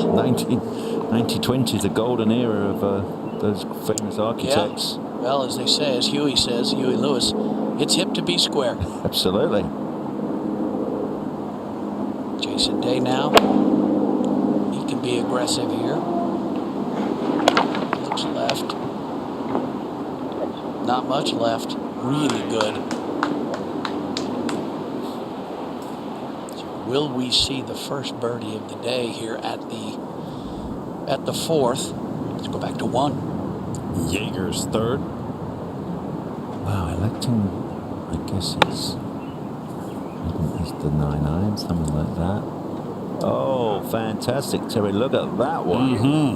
So there's your angle you got to come from. And a 1 in Boise on the Corn Ferry Tour. Great little tap in there. Ricky Fowler getting set. 8 over, birdie, 3 bogeys, 14 pars, and around to 72 yesterday. Seeing the Golf Channel coverage.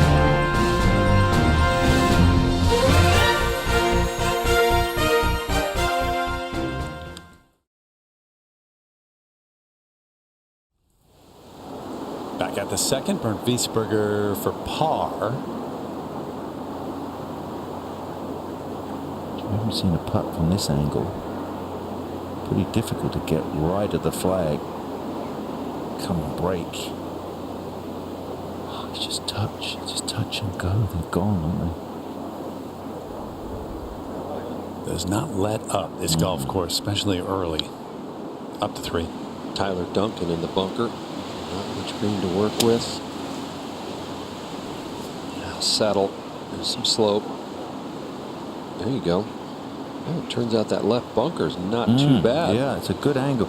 You've really got to look in your yardage book, and you know these greens do tip a certain way, Kurt, and you might have to plot. If I can't hit the green, where do I want to chip it from? Yeah, especially here on a hole like 3, playing this tough. I remember the 12th at Pebble. When they put it front left and the green was rock hard in the U.S. Open, you hit in the left bunker. That was the only way you had a chance of making 3. If it went over the back, there's no way of making a 3. Interesting choice here by Cantley at 4. Wow, what a shot. Probably a majority of the players would have putted that, but it was a touch of class right there by Cantley. Could have very easily gone in for a birdie. This is Abraham Answer at 9, the par 5. Easiest hole on the golf course, playing straight downwind. I know this kid hasn't won on tour yet, but I predict he will. He's just too good. He's too consistent. Definitely horses for courses. I mean, he played great at Hilton Head. They kept making birdie on top of each other, and there was no give up in him. He was beaten. He didn't lose that one. Back at 7. Sabatini for birdie. Well, we would deem the 7th maybe is a birdable hole because it's the flattest in the middle of this green than any other green. There has been one birdie there. 4. Jason Day. Can he make this putt for birdie? I know Jason Day is so experienced, Nick, but when you're playing in a day like this, you can gain a lot of experience. Sometimes you get beat up. Yeah. You learn more when you get beat up. Speaking of learning, Taylor Pendrith and his 2nd. There's the angle. TV tower is good. See, now coming up there, a lot of slopes to deal with. That's not an easy one. No. 29-year-old from Canada.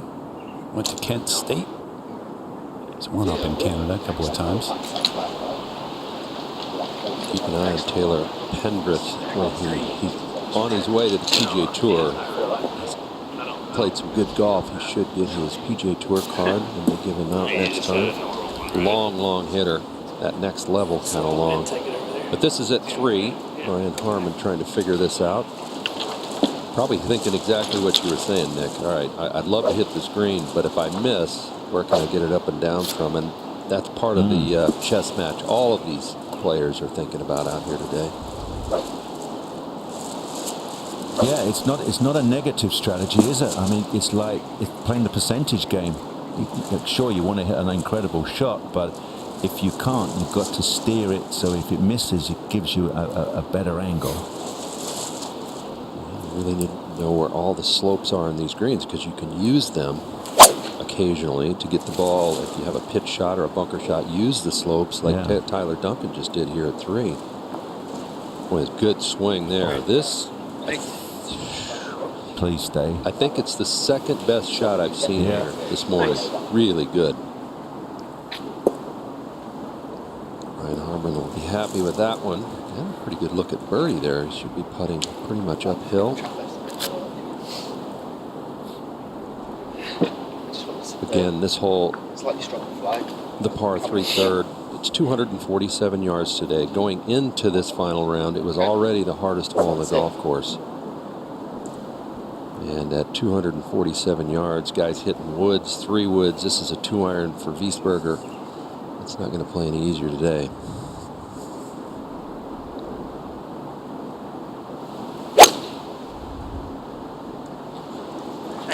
Multiple winner over there on the European Tour, and a really good shot here. Now just slow down a little bit, catch the slope and come back. Come up. Shot. It might. Yeah, it sure did. Boy, 2 great tee shots right there. That was a stinger 2-iron from Biesberger.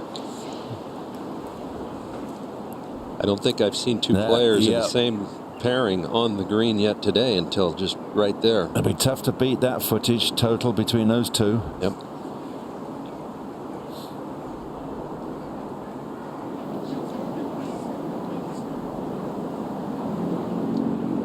Pendrith just off the green for his 3rd at 1. Well, we know if it comes up short, it'll come back to his feet. That's gonna be.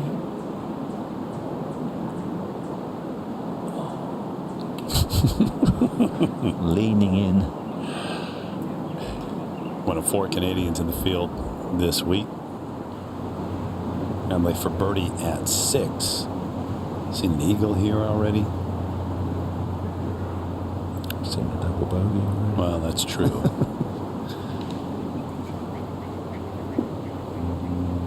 Let's see. Should be a par. Take you back to the first, playing with Taylor Pendrith. Michael Thompson starting the day at 10 over. So is he lowing out? Yeah, he's got less break here, but still got to play some. Yeah, this is the straight one, just 6 feet right to left. The easy one to read. Just 6 feet. Yeah, where's the hole? The hole is in line with that black scoreboard. Oh yeah, yes, yeah. So he's aiming out at the tree, into that burnt patch. Got the right speed. Come around. Boom. Oh, perfect speed. Whoa, how about that? And line. He matched them both. Man who played here back in the U.S. Amateur 2004, got to the round of 64. So he's played Winged Foot before. But what a pot. It's so funny when you watch the smile on their face. Yeah, almost everybody's like, I got away with one. Yeah, exactly. How did that happen? So he's had some highlights this week. And Winged Foot, Pendrith left with this. Yeah, there are the shorts on the caddy. Bit bold this morning. I think we are in the 50s finally, degree-wise. Pendrith's from Canada, Terry. Maybe his caddy's from up there as right, well. Exactly. Won twice on the Mackenzie Tour.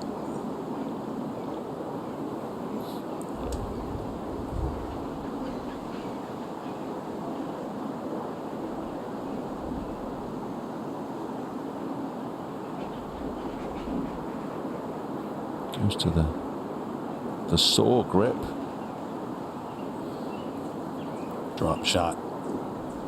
Up to the 5th, which is not an easy hole to say the least. Right side, just off, intermediate cut for Jason Day. 5th hole, 514. So forget the flag. Anything kind of left of that bunker edge you can see in front of him. Got to stay left of the flag. Tons of stuff going on down the right-hand side of the green. So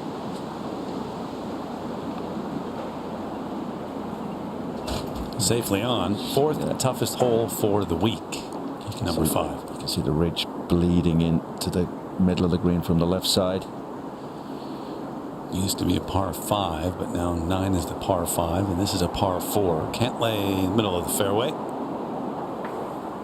Might be in the move one, middle of the green, little fade, work it towards the flag.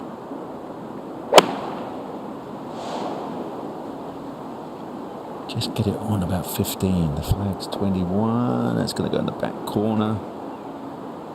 That will be straight down the hill. Back. Oh, and he's got that to deal with. Up against it. Back to 3. After that terrific tee shot, Biesberger has this for birdie.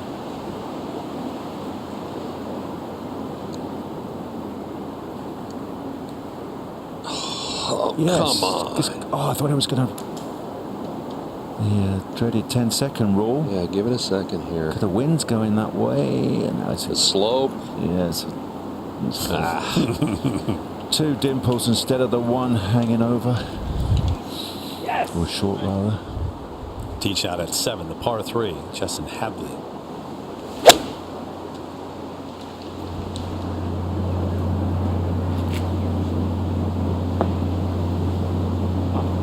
Popular spot. Back to the 3rd. All right, come on. There hasn't been a birdie here yet today. Brian Harman will be the first.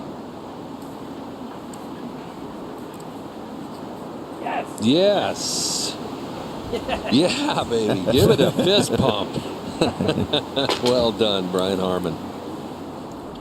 And over at 9, Abraham Answer hit it over the green in 2, had a really difficult shot because it's downhill from that position to the hole, and he drains it. 6 bogeys through 8 holes. What a horrible start. And then the birdie at 9 makes him happy.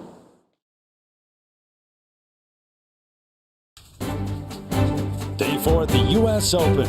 Welcome everyone to Winged Foot Golf Club here in the Merrimack, New York. Chilly start to the day. Temperature just now reaching the 50s and wind about 10 miles an hour, and we expect it to pick up this afternoon. It has been tough. Had some early coverage out here. Terry Gannon, Sir Nick Faldo. So if you're Matthew Wolff protecting that 2-shot lead at 5 under, might want to not think about it from this point until you tee off. Bryson DeChambeau at 3 under. Lou stays in at 1 under. The only 3 under pars. We send it down to this opening tee for the next twosome to get underway. Ryo Ishikawa, the 29-year-old, turned 29 on Thursday of this week. And Adam Scott. That'll be the next to go here as we are straight up 10 a.m. on the East Coast. Glad we're in the booth here, Nick. It's been difficult out there. Most definitely. This is the best spot to be.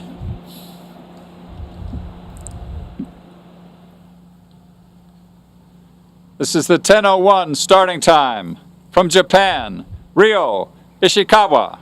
Young star, when he came on tour, saw him the Open Championship that year, and came over and hadn't really gotten it done in the U.S., but 17 wins in Japan here at the U.S. Open again. Starts the day at 10 over par. You said it was tough. I would say it went to brutal with a smidgen of impossible, so we hope that doesn't happen. First couple of holes have just been ridiculously tough, and that left rough has been well visited. And from Australia, Adam Scott.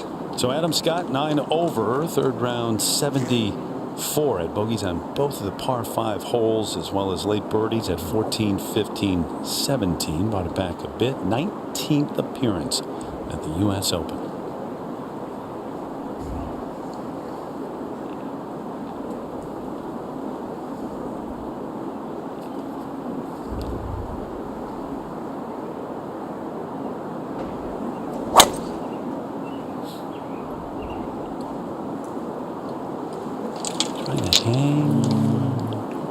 Nope. Gosh.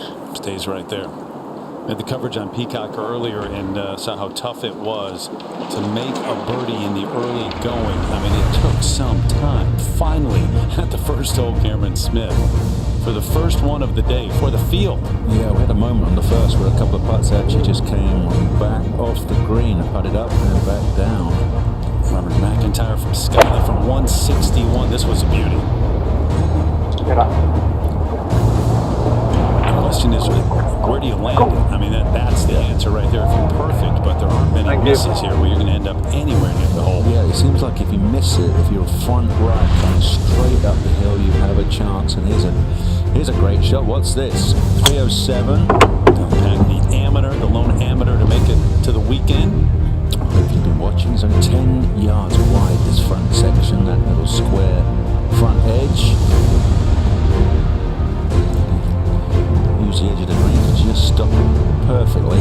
It's maybe the first part of the golf course where you arrive there and you say, okay, I have a real chance to make a birdie and maybe even do this. Eagle, the only one out there that we have seen. Michael Thompson. Watch this read, and this isn't even the most drastic of the read. This is the flattest one. Yeah, this is the one which it's a predictable read. Up the hill, around the corner. Boom. So we we've seen all sorts this morning. Love that reaction because both player and caddy are that wry grin just to say, we got away with that one. I don't know how it went in, but somehow we matched the line and speed perfectly. How about the 65 for Matthew Wolff yesterday to put him in a position to win the U.S. Open, his first trip to this event? Off and running here. Final day in New York.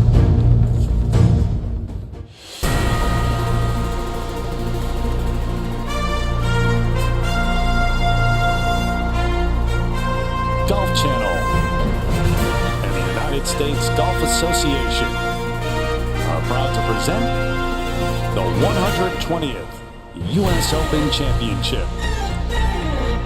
Blue skies, sunshine, but fall is on the way and eventually winter. You kind of feel it here. The leaves aren't turning yet, but some are falling and blowing across this golf course. Winds gusting up to about 15 to 18 miles per hour, and expect them to be even heavier this afternoon as they play for that U.S. Open trophy, and the 6th time that is being held right here at Winged Foot. Only once has the winning score been under par, and you wonder if that'll happen today. Only 3 players under par right now. Terry Gannon, Serena Faldo in the booth, Peter Jacobsen and Kurt Byram, the Towers, Trevor Immelman, Kay Cockrell on the golf course, Dan Shea from the USGA for any questions with the rules, and Damon Hack to talk to some of the players. Abraham Ancer just a moment ago out there at the 10th. Managed to birdie the 9th. Is he going to go birdie? That's going to be a record for the day. 2 in a row. That string on the front 9 though. Only 2 pars on the front 9 and going out in 40, but back-to-back birdies. All right, a moment ago at the first, Adam Scott, deep rough left. No one's really been able to go after it, just punch out or play up there short. Yeah, he knows what to do. Just give himself a square kind of run up the green to avoid the slopes. And now Ryo Ishikawa, Kay Cockrell out there. Look at this right behind the tree. Yeah, I thought he had the ultimate stymie, Nick, but look what he's going to try and do. He's going to try and hit a low cut with a wood. Is he going to try and open the face and hit just a ridiculous high banana, a big boomerang, send it out high right, curling? Yeah, he's looking up. And go give it the hop like Sergio at Medina. Oh my goodness, that was incredible. Has he played it?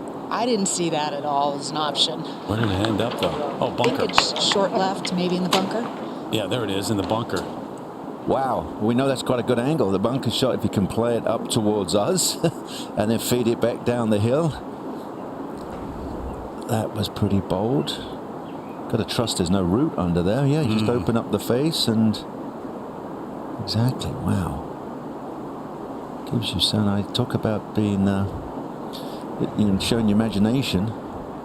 Takes a lot of it at this place, and most of the time up on the greens, but you might be able to make par from there. So Cantlay on the tee at the 6. Got the driver, R4. Thread it down there. The layup fairway, the iron's only 20 yards away. And the front of the green is 10. And that's, slow down. Slow down. Okay, yes. Okay, fabulous. Very good. Back to the first and the third coming up for Adam Scott.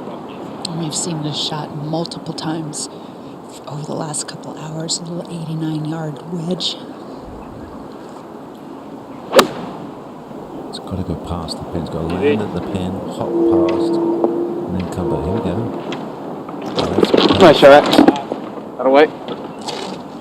And if it goes left, that's a nice steep bank to stop it. If it actually comes straight down next to the flag, it can then zip straight off the front of the green. Have a look at how to trap a wedge shot. Hey, so whatever number it says on your wedge, it says 54. When you come to impact, just say 52. Take a couple of degrees off it. It's a good image.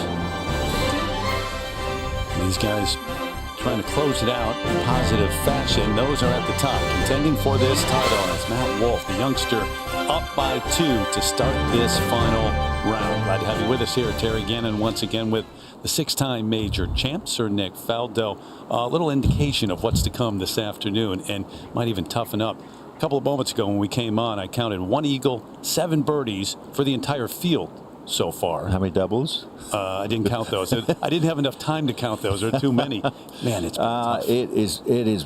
I mean, if the guys are watching, planning, you've got to kind of plot a way to play the golf course because you've got to be smart. If you're out of position, you've got to really know, and they've all got their yardage books and they've got their arrows, you know what, I've got to miss this to the right or to the left, so that does dictate your shape shot you hit, and that's the important thing. You hear the guys talking about missing it in the right places. This is a really important place to do it. So, you know, you miss your fade, and at least you've got a path to the flag. So that is really key. You're not going to button every golf shot around this golf course. Tough golf course anyway, but hole locations certainly matter. If you're one of those who'll go out later, Wolf and DeChambeau, you're taking a look maybe right now, and right out of the gate, I mean, those are some tough. At one, I mean, you miss it just a little bit. We've seen it come back all the way down off the green. Well, whoever is in the red at the end of the day will win it. It might. Will somebody be in the red?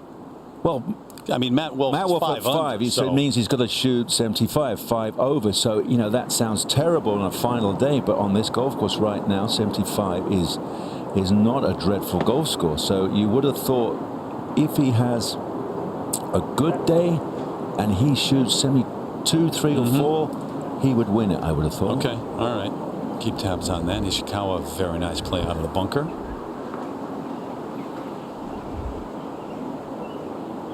So beautifully played, obviously going left to the flag to use all the slopes. Up at the 9th. One bunker to another. Sabatini here at the 9th. Boy, got off to a fast start, Nick. He made 7 birdies the first day, led the field. And he only made 1 on Friday and goose egg yesterday. It's just so hard to keep that momentum going here at this difficult golf course. Back to 1. Adam Scott for parquet. Steadying himself against the wind. Yeah, so the wind's picked up. Gusting. And we've seen that a couple of times at 1. It just won't get there. Drop shot for Adam Scott. Eagle try. Can't lay at 6. Still plenty of left to right. Super try.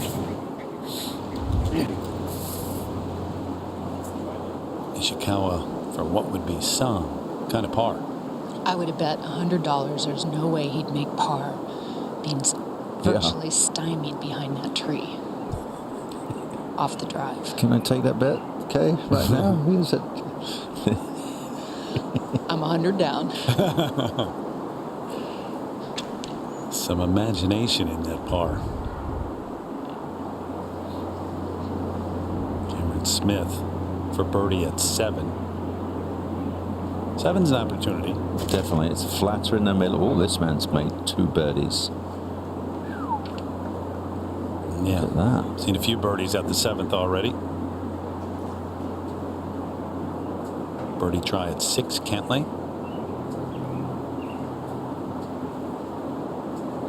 Oh, you're kidding me. I know. I was going to say, got to reward that tee shot, but no.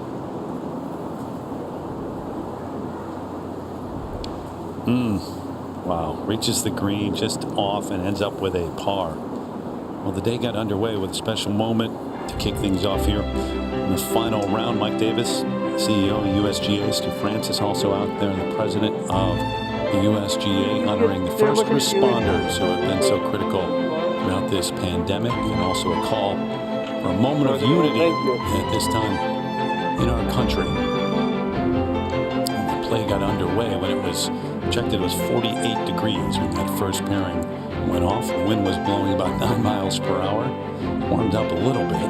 How about coming to your first U.S. Open and being in a position where you lead after 54 holes? Well, to make amazing history, 107 years ago since Francis we met. Yeah. Won his first, obviously, first one played. So this man at 21 could be writing an incredible story. That last group, not exactly classic swings between Wolf and DeChambeau, and their own swings, right? And it's pretty cool to see them in the final pairing. Adam Scott on the tee at the second. Trying to follow the lead of Ishikawa, who hit a good drive down the center, left center. Wind blowing very hard in their face, right to left. And that'll do just fine. Beautiful. And 2 is no bargain. Yesterday, first 3 holes, 3, 2, 1 in terms of difficulty out there. Welcome, everyone, to Winged Foot. And it's not easy today. Shouldn't be. It's the U.S. Open, 120th edition here in New York.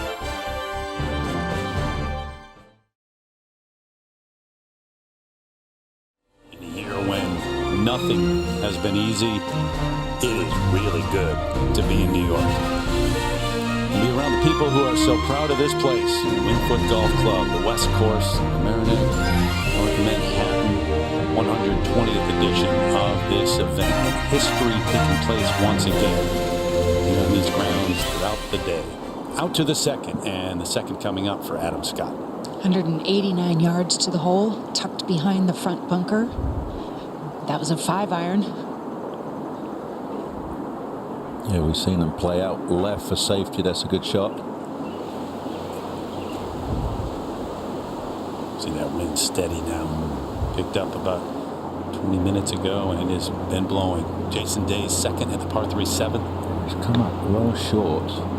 Flags back right. He stabbed it. Likes to go with a lot of loft, and it's extremely tight on the fringes, the aprons. And this was just earlier at 4, which is talking about how difficult it is to make a birdie here with this whole location. And here comes Erik van Rooyen, and what does he do? He buries it for a birdie, first birdie of the day here at the tough par 4. Good start here for Van Rooyen. Down to the 7th, long par putt for Day. And if you've been watching, you just got to be sensible with these. Pace is Pace rules. He slams one. He made it. Said, I've had enough. I don't care anymore. Just slam it in there. Third easiest hole on the golf course through the week. Should be able to pick one up there. Play continues. Final round of this U.S. Open.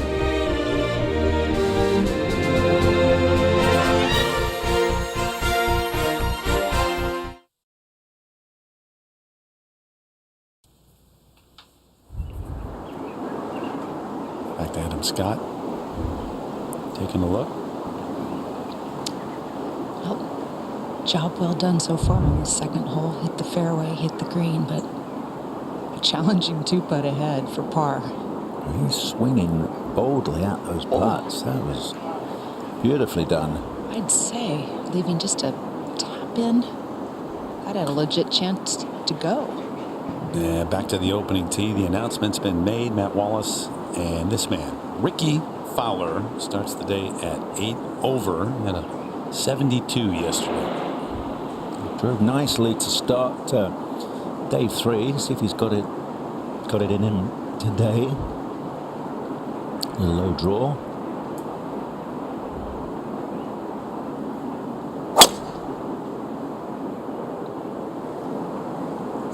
Thank you. Looks like that's a yes. Oh, even that's a no. It doesn't. It's just turning on the wind. It's at 8 top 5 finishes in the major championships, looking for that first win.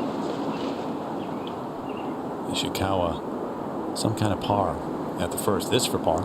Yeah, hit it in the front bunker. Used the mound to the right to curl it down, and that is a beautiful 4. It's a way he's parred both holes. Yeah. To the third. The par 3, 247 to the hole. Lucas Herbert. Excuse me? 247. Back into the breeze. Kind of a lower trajectory draw. This could be really good. Yeah, that'll rip. Settle in there. Take the slope now. Oh, man, is this any good? Best tee shot of the day that I've seen so far. By miles. Yep. Ahead at 8. Cam Smith played a heck of a shot from the right rough. Tumbled it up onto the green to here. And that is a birdie for him on a hole that is playing 503 today, par 4. And you got the 5th playing 514, par 4. There you go, this opening 9. So 1:30 local time is when Wolff and DeChambeau will tee off in that final pairing. Wiesberger on the tee at 6. Thread the needle.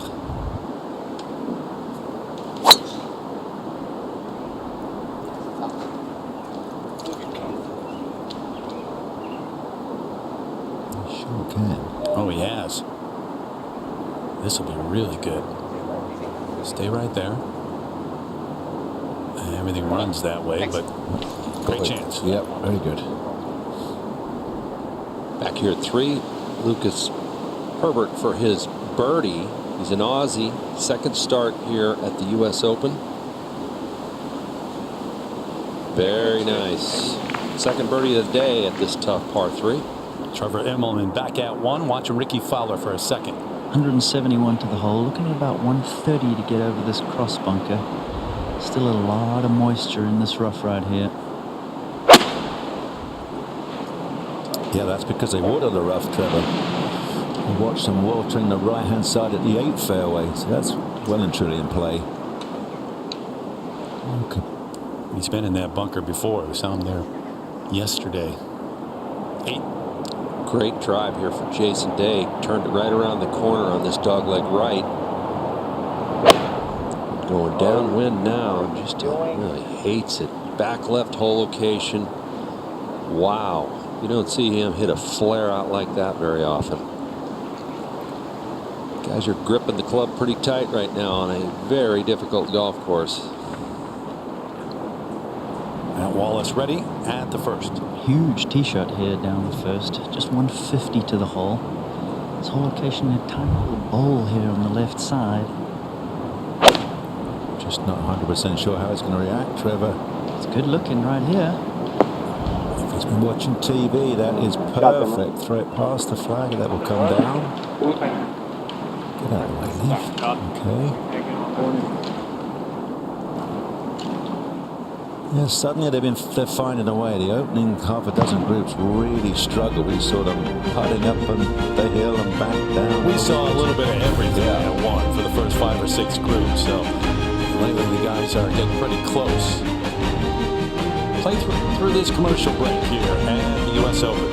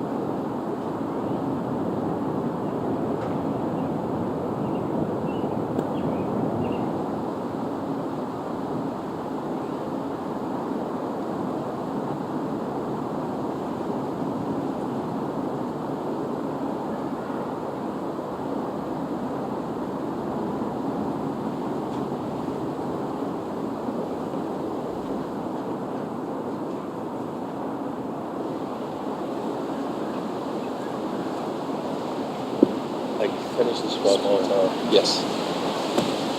All right. Go ahead and hit this. Yep. Yeah. Hit.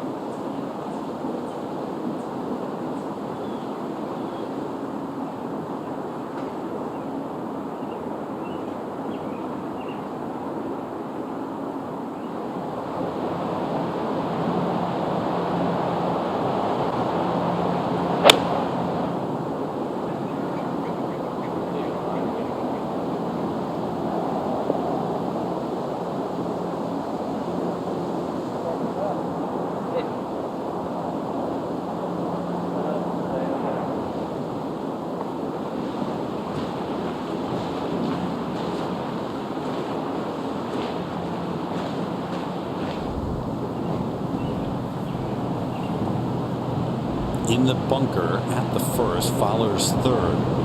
Like yesterday, a similar spot. Different hole location, though, so different situation. Coming all the way across. Will it come back down? No. Remember yesterday he took the flag out because he sent it past the flag. And the reason he did that, we got an example later. Patrick Cantlay, remember this at 15? So the flag is in. He's going to throw it past. Oh, no, he's not.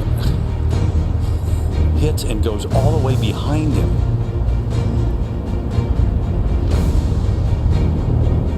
I mean, unlucky, there's no doubt about it. But he hit it right where Look at it. he was wanting to. Just a rub salt into the wound. It's got 20 yards behind it. Yeah, exactly. And so Fowler yesterday did the same type thing at 1, but took the flag out and brought it back so he wouldn't hit it. He putted to here. So a little bit of a struggle here at the first today.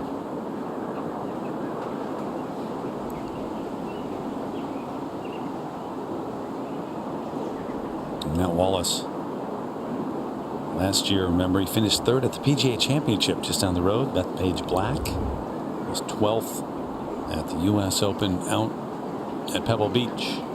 And his caddy, crouching down behind him, has tons of experience at Winged Foot because he was on my bag in 1984. That's Dave McNeely. Oh, yeah, Dave. Yes. Thank you, Dave. And we played a practice round with the great man, Jack Nicklaus, when we went up the first. And Jack gets out an old scorecard, and it's got Oak Tree left, Oak Tree right, 150 yards. Talk about old scores. Marketed by the trees. He had an old scorecard from probably when he had played it moons before.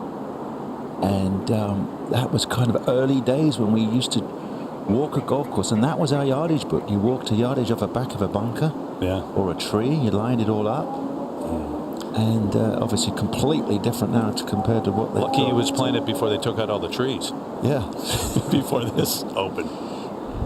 So I was talking about that bunker shot yesterday. Remember how Ricky played, and we were kind of saying, is he going to have it tended, or no? He's going to take it out, and that's why.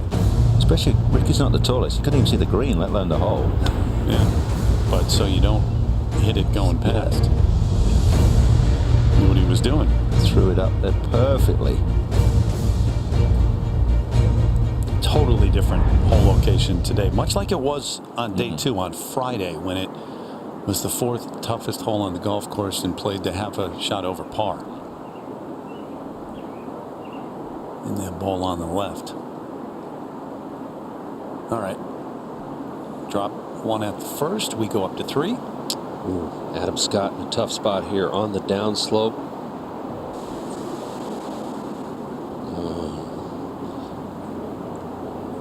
Just that ball was unlucky for it to end up there. It just left him with nothing.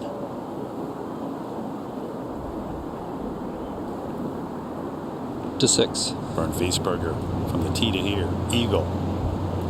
Yeah, no problem. I just bobbled. But did it bobble straight? It did. Yes. Celebrate. Second eagle of the day at the 6th. See a lot of birdies there today. Maybe some at 7 and 9. Speaking of 9, how about Cam Smith? Made a birdie at 1. He's had 3 birdies on his card already today. He's had 2 bogeys, but this for the first eagle of the day at 9. Wow. And he gets it, yeah. How about that? 3 under. How about that finish? 2-3-3. Well, we said it was probably impossible. Somebody's going to be under par. Obviously, these guys are no pressure. They can freewheel it, but their mind is uncluttered right now. Adam Scott playing away from the hole for par, just trying to just get this to stop around the hole somewhere, and it's not going to do it. You can see the leaves blowing. It's a blustery day. Started out very chilly. This is a very tough day. 3. This 10-footer for a bogey. How quickly the shots can mount up. Yeah, this hole has been brutal all day long. It was the hardest hole today. I think number 2 is right now, but for the week, number 3 has been the hardest hole back into this north breeze. 247 yards on this final round. And over at 4, Taylor Pendrith, the long-hitting Pendrith for birdie. Again, it's hard to hit your approach to the right of that whole location. It's got so much slope on it, but second birdie of the day here at 4. Even par start for Pendrith. All in all, that's pretty strong. Back here at 3, Ryo Ishikawa has this for par. Kurt, can he keep this Houdini act up? His tee shot was in the rough, short left, banked it off the mound, rolled back to this point. Oh, wow. He was wanting that to go left, and it trundled off. That would have been 3 amazing pars to start. It's early, but putting for par on this golf course on every hole is going to get to you. Well, we've already seen a lot of it. Yes. And I don't see the golf course getting any easier. They're calling for possibly gusts up to into the low 20s today. So we saw how much of a difference that wind made yesterday. There were 49 players that shot over par yesterday. Just 7 were under par. Back at the first, Christian Besaidno. From the rough, how many players have we seen right there, Nick? Something about the fact it's into the breeze, to the range is downwind, then you come and faced straight into the wind of your opening tee shot. Now, I can promise you that is significant. That is a bit of a shock to the system. You've just been teeing it up high and just whipping it down there on down the range rather, and then you've got to really drive on well to start the day. Well, actually the first 2 tee shots are tough. Number 2 player of the world, Jon Rahm, didn't get to the primary cut of rough, so setting up okay for a second.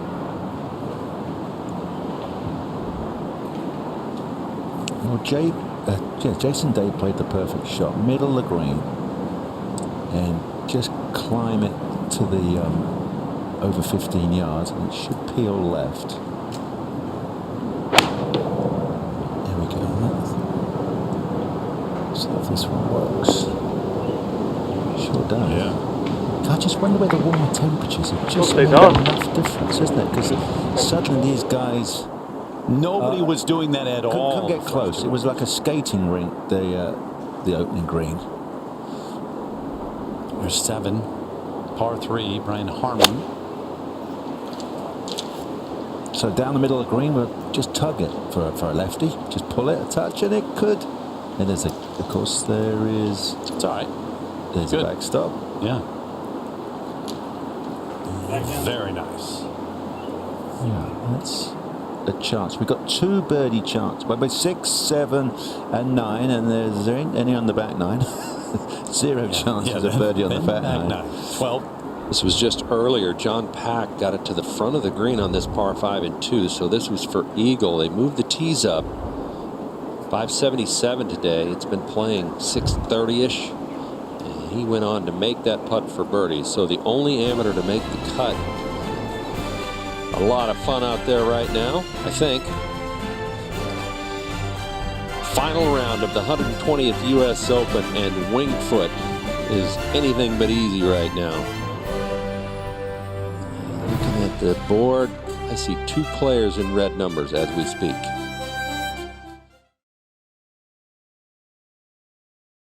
To the second, and the third shot coming up for Fowler. Yeah, okay, good, yeah. Into the right rough. Back to Wedge shoulder, over yeah. here. It's a good looking wedge here though. Give himself a chance to make par, but coming back down. Back at the first, birdie putt, Jon Rahm. Hard slicing putt. Probably Oh aiming. my. Could be 3 feet left. Breaks 3 feet in the last 4 feet. There she goes. Gather speed, didn't it? It hit a little downslope and whooshed it on. Up to the 9th. Jason Day with this long putt for eagle. It's an interesting hole location over on that front right. It's these greens are just unique. They've got so much movement, and this is clearly the hardest hole location on this green.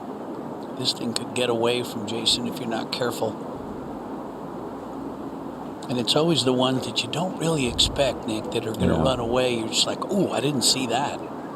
Yeah, you start looking at a part, oh, I've got a chance to hold this one, and you just give it that fraction more, and it is gone. So he's a little bit up and then down. I think any time you see a bit of downslope, you've just got to think of absolute dead weight. How do I read it for dead weight? Uphill, I call it like holding pace. Has a little bit more speed to it. Well, hold on. Pretty good. Not bad. So should be an easy 4 for Day. Back to 7. The par 3, Brian Harman looking at birdie. Giant-headed putter. Keep that low to the ground. Pretty easy to do that with that thing. It's the only way. Pull that back and go forward. Second birdie of the day. Aren't many players with multiple birdies. Seen a few here. And Rahm coming back for par at 1.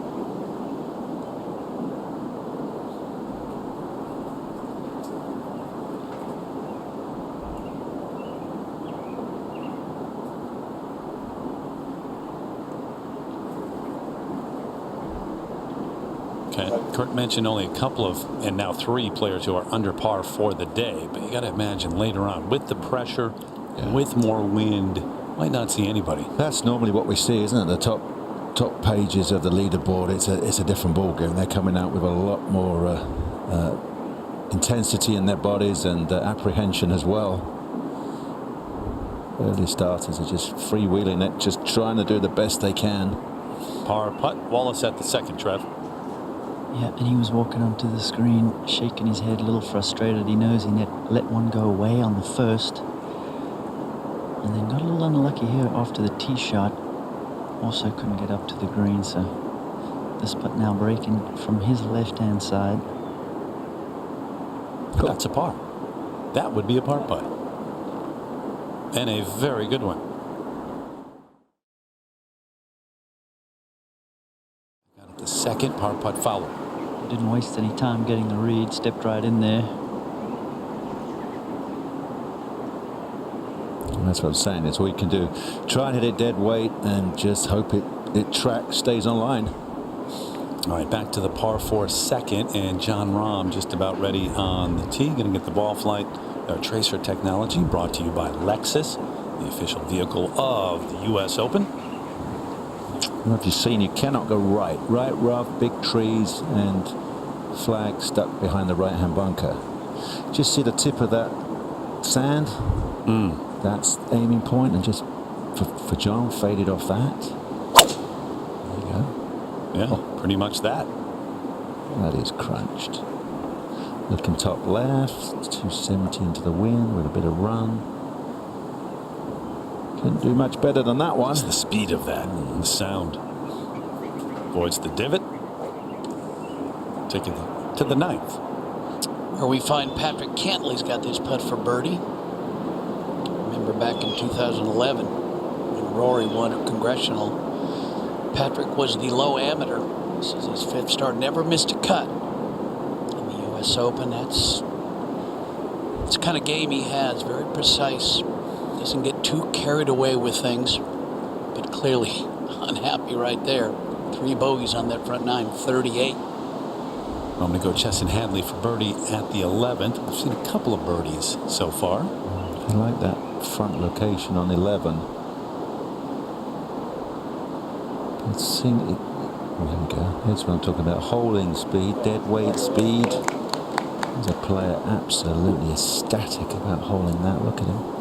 Just not pitching a shutout. Contain himself with excitement. It's like hallelujah. First birdie of the day. Finally made one. Wind blowing here for Day. All these looks are just shell shocked. Yeah, it's exactly. like what happened? Yeah. So Day makes birdie at 9. It's hard to believe he's dropped back to 37 in the world, which I know it's a 2-year rolling system, but still, Jason Day is not the 37th best player in the world. He's better than that. This is at the third. Adam Hadwin has this for par. Saying that a lot on this hole. Hardest hole in the golf course for the week. Oh, man. So, going to be a tough start here for Adam Hadwin. That puts him 3 over after 3 holes in this final round. To 4. Adam Scott short in 2, and well, we've seen all kinds of clubs from down here. Hybrids, pitches, and putters. This is pretty good. Oh, Adam, nice play. No play. Screaming at it, just sit. Let's go to 10. And Jason Day, welcome to the back 9. And they've tucked the flag back left. Little plateau. All the slopes, of course, go to the front right of the green. So, oh, this is as good as it gets. You cannot. Oh, come on, ball. Sit. That was a great shot. Third Great toughest shot. hole of the Seriously. week right there. So no easy par 3 to start that back 9. There it is. Look at the shape of that green. Well, it's right to left, tucked in the corner. Back over here at 3. Matt Wallace after that long par putt at the second. And Trevor's with this group. Sure glad that I don't have to play this hole today, Kurt. Have they got the scorecard wrong? Surely this is a par 4 today. Wallace with the 3-iron. Wow, we've seen 3 wood. Good luck getting a 3-iron there. Maybe just trying to get it to that front edge. Billy Casper. As good as I can hit that. Has he netted it? Oh. There you go, yeah. It's a good leave. It's not bad. I said, Trevor, after you've hit it, you can then say, I was laying up. That was a said excellent swing, strong lad. Good core strength, isn't he? Look, he maintains his angles, good leg action. Good, great ball flight. Yeah, for the week, Trevor, only 30% of the players have been able to put the ball on the green in regulation here at 3. Well, this is enough club to get there. This is 3 wood. Way out to the right. Where is that going? Uh-oh. This could go out of bounds here. Well, no kickback. it did. We had a spotter on this hole. First time I've ever seen it. They had a spotter with the orange paddles directing the guys up near the green which way the tee shots were going. Another look at this one, Nick. Yeah, well, he gestured taking up too high or something, and obviously going to drop down way too much underneath it. Club face open. He has I'd love to see him get on a more consistent arc back and through, so the club is not on. That's a great so line. far apart from the backswing and the downswing. Second at 2 for Rahm. He's aggressive by nature. Let's see how close to this flagstick he ends up aiming. 179 yards. Take it down that left edge of that bunker, you can see. Flighted that down, moving it left to right. Or come out right at it. Just get at it. Oh, That's aggressive. Just scraped over the sand. That had to look good. Yeah. That had to feel good. Right at it. So, opportunity there. Not a great one, but a good one for Rahm at the second as we continue to watch the pairings here. Group after group, day 4.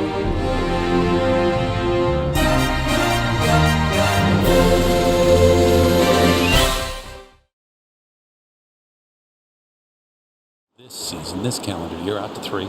Fowler.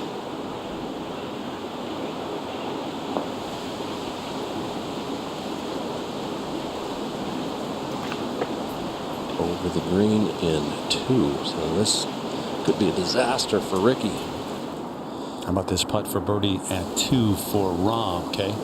Yeah, you guys said it. This is a challenge. Down slope, left to right, breaking the entire way. The wind, Nick, is going to enhance the speed and that left to right motion.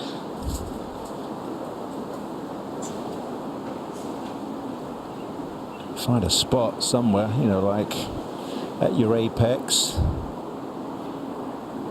Some players like to say, well, let's just putt to the spot 6 feet short to try and help gauge the speed. Yeah, and if this is like just inside 30 feet, he's probably going to putt it like an 8 or 10 footer.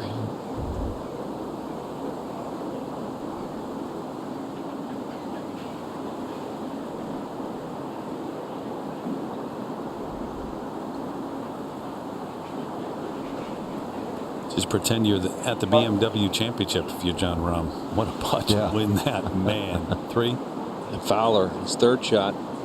Still having to play so much break off of this side bank here. Needs to slow down too. Doesn't have to go much further than that old hole right there, and it's off the front of the green.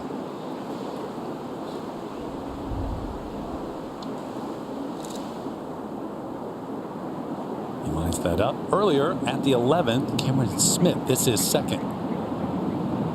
It's a tough second shot to pull the right club. Because they turn into the breeze. You've got big trees behind the green. Wow, so this man's having a great day. 3 under. Just done that. He'd go on to make that. Shoot 3 under today here. Come on. You'll move up 30 spots. Just bounce up the leaderboard. Play right through this commercial break.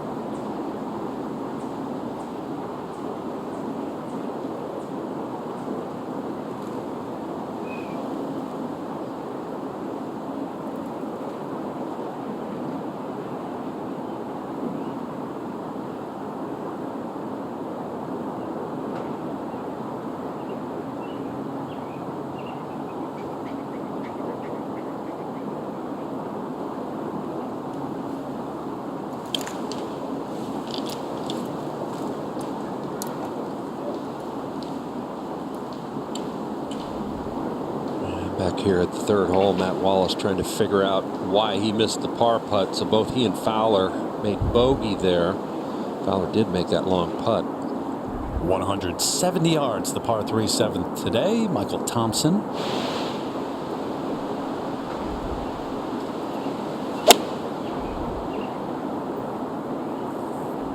Straight up the middle of the green. Hopefully it just blows to the right. Flag not moving right there in that part of the golf course. Yeah, it's kind of trapped. It's got trees left and behind it. So from Winged Foot, we look ahead. Talked about Torrey Pines next year. La Jolla, beautiful area. So much history there in the last U.S. Open that was played there. The Country Club, Brookline. Wow, memories for me. And then LACC. Yeah. So go to the North Course in LA. Hans has redone that too. That's gonna be a lot of fun. Right in the heart of LA. You would think Jon Rahm will play a significant role in those next several years. Well, he was one of the favorites here start of the week. 76 yesterday really took him out of contention. But here he is at the third. And a par start in the first 2 holes has him at least settling in nicely to the course. But a big test here with this hole. Really try to flight this down with a draw.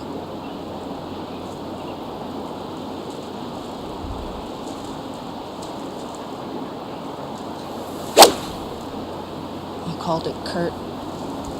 And it's going to the right. Penetrating, yeah, that penetrating ball flight. I cannot believe just the wind didn't did not quite move that turn an inch over to the enough. And over at 4, Matt Wallace on the tee, Trevor. The wind's just kind of switched around a little bit more from the east now, so straight out of the right as these players play this hole. Well, it's blowing a good solid 10, and it's been gusting to 18. Ooh.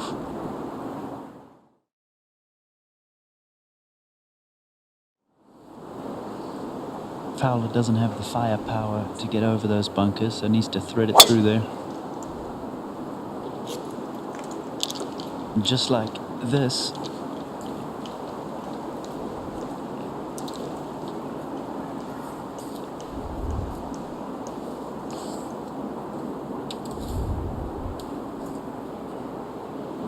Here at the 11th, the second coming up for Patrick Cantlay.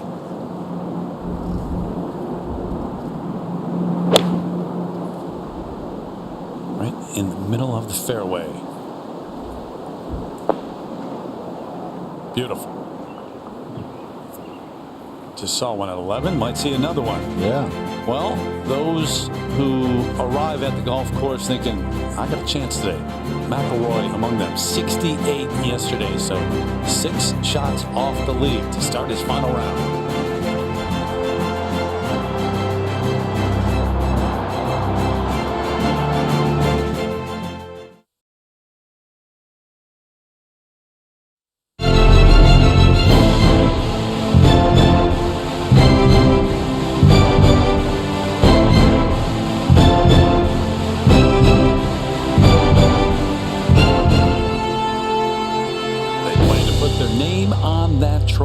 Today, Matthew Wolff starting the day with a 2-shot lead out to the 11th. Cantlay for birdie.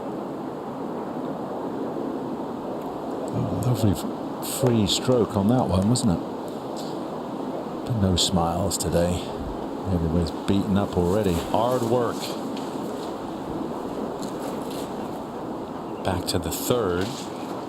And John Rahm in the bunker there. And Kurt, he walked all the way up to the hole. Really surveyed the area surrounding the flagstick, paced it all the way back. This is 19 paces to the hole. Plenty of green to work with. Actually a good angle from this right bunker. On that upslope, going to play it pretty aggressively to get it all the way up there. May even play past it. And a little right of it. That's what he's trying to do, but he didn't quite hit it up into that hill to kill it and have it trickle back down to the flag. So Rahm will have trouble making par here and have to make about a 15-footer. Par 3 7th, Michael Thompson coming up the hill for birdie. Made some long ones. And that one. Oh my goodness, look at that. Hadn't made a par yet. We saw him make that long birdie at 1, but trouble after that. Finally gets one back again. Ricky Fowler at 4 after a perfect tee shot. needs to just be careful of that false front there. Only 2 or 3 paces over at this whole location. That's about as good as he can do, Jake. Yeah, he just jumps back. It slopes from that front part of the green down to the middle, so not too bad. Only 2 birdies here at 4 so far today, Trev, and those were all long putts. This is at the 12th, and this is one of 2 players who currently have a round under par going here on Sunday. Cameron Smith, he's 3 under, but this is his 4th shot to this par 5. Smith and Lucas Herbert are the only 2 players under par currently on this final day. Turn you back on the putt and look what happens. A lot of pressure on every shot out here right now.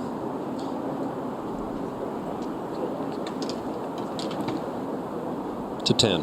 Par 3, 198. Tyler Duncan.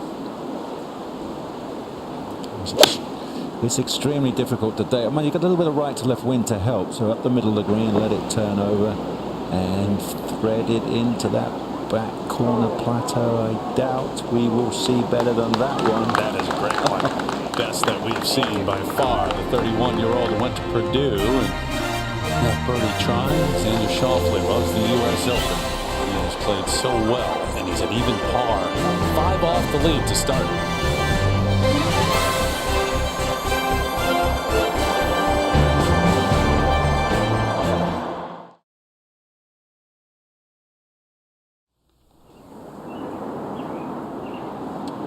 Matt Wallace, very difficult chip here at the 4th. Gonna have to tiptoe that ridge there. Doesn't want this to squirt out right. It's gone. Yeah. We've seen all kinds of shots hit from around the front of this green. Chips, putts, hybrids, you name it. Couple of good pars at the first 2 holes for Jon Rahm, but he needs this one to stay at even for the day. Whoa. Whoa, whoa, whoa. Back to 4. So now Wallace taking the putter. There comes a bit of a resignation, Nick, after you're messing up a hole. You're like, just give me something I'm fairly comfortable with. I'm not going to try to be a hero. Just try to save something. No, you can see how shiny it is. That's the right club. Those aprons are probably running at about 11. They are. That's right. Rahm able to make his bogey putt. Came in very confident that he was going to be in contention this week. Now back and forth. This is for birdie for Fowler. He's had quite a good ball hitting week. Top 10 in fairways and greens, but he just hasn't putted like we normally see Fowler do. So a par here at 4 for Ricky after those 3 bogeys to start. It's a grinder kind of day, isn't it, Peter? And this is Erik van Rooyen at the 8th. Had trouble off the tee, had to pitch out. This is for par. I hope he's put sun cream on his ankles. I can see Gannon wearing a pair of those. Why would you say that? He's in them now. Just below his knees. But only in warm-ups. He'd strip them off there when he goes into the game. It's Matt Wallace now at 4. Trying to save his bogey 5. Oh, wow. Okay. I was in the era of short shorts, by the way. Yeah. Not even the long ones. And back again at number 4 off the tee, Jon Rahm, Kate. Yeah, trying to take it down the right center. Such a good driver of the ball. Kind of likes to hit that cut normally, so it will be a bit of a challenge for him to sling it. A low run, I think, Peter. That's all he's looking for. Well, Yep, it's in the middle. That's going to work out just fine. Rahm's only made 7 birdies this week, and that's a little unlike John. Goes to show you what a grind it is. Tee shot at 5 for Ricky. You got 8 yards of fairway to land this in if you want to keep it in that fairway. Yeah, this is a brutal hole. Where's that Just wind? trying to hug that left-hand side. Where's that here. wind on 5, Trevor? Straight off the left. Yeah, left to right fairway, left to right wind, and the hole turns up to the left. Don't mark that down as missed fairway. That is fine. It's as well as you can do, almost. Yeah, watch his leg action. I thought I was quite impressed with it. He's really powering it hard, looking really kicking through. He gets airborne. These youngsters, we were told to keep our feet on the ground. Times change. At Wallace. Fairway wood here, so trying to draw it up into this wind, see if you can get it to land just a little softer. Very emotional player, Matt Wallace. Can be interesting to watch him during the day on a golf course that's this hard.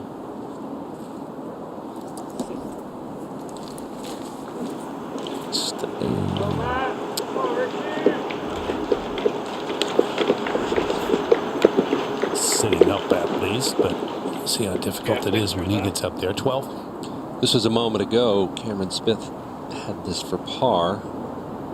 Drive it in the rough at the 12th. It's going to be a struggle. Oh, what a putt, though. That keeps him at 3 under on his round. Best round going on the golf course right now. Creeping up that leaderboard, even though he's 9 over par. The leaders don't tee off for quite some time.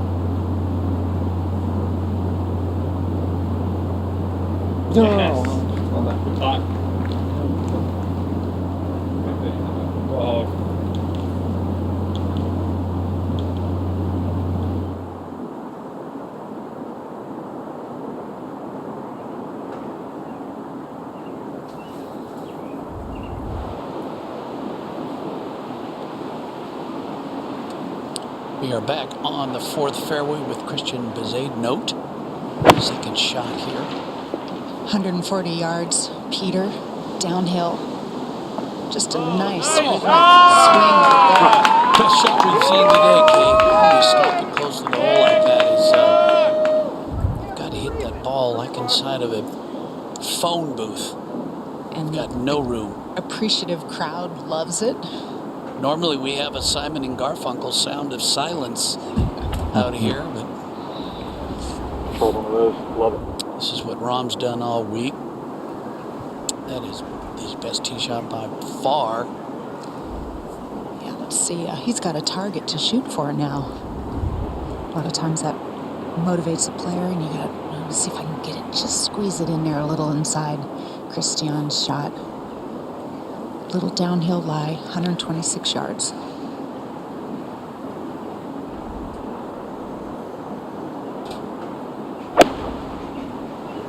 He's been working on standing a little bit closer all week. Per his teacher, David Phillips. He's unhappy with that, but gives him a look at birdie. The gallery that is here is into it. Oh, yeah. Making some noise. Ball is just off the fairway here at the 5th. Got about 205 yards to cover that front right bunker. This is a 4-iron. Lie's not too bad. Greens are starting to get that brown tinge to him, though. He's got to go to the left edge of the green and try and hit something that just moves a smidgen right and gets a kick. There you go. That is it. That's a great shot. Yeah, didn't get a lot of kick out of it, Trevor. I thought that might motor. Not in the fairway. To be on in 2, Yeah, you'll take it anytime. Getting the 4-iron into this green, into any green. Ricky. As we were walking up to the fairway here, he said to me, Trevor, it's impossible to hit this fairway. That's as good as I can hit. Yeah, I said somebody might use the impossible word, didn't I? Went from hard to brutal, Brilliant. to impossible. Ah, what a shot. That is brilliant. But that wind left to right, and I mean, to keep it in the fairway. You might hit it, and just not going to keep it in the fairway. Brendan Todd back at the first, starts the day 5 over. And keeps hitting fairways. But missed this green. I think it got down into the bunker. Seen a couple of good plays from down there, including Ryo Ishikawa, who got it very close. So waiting on those final penalties. Going to pick your brain as we have some time left here on the pressure of that Matt Wolff faces. Leader by 2.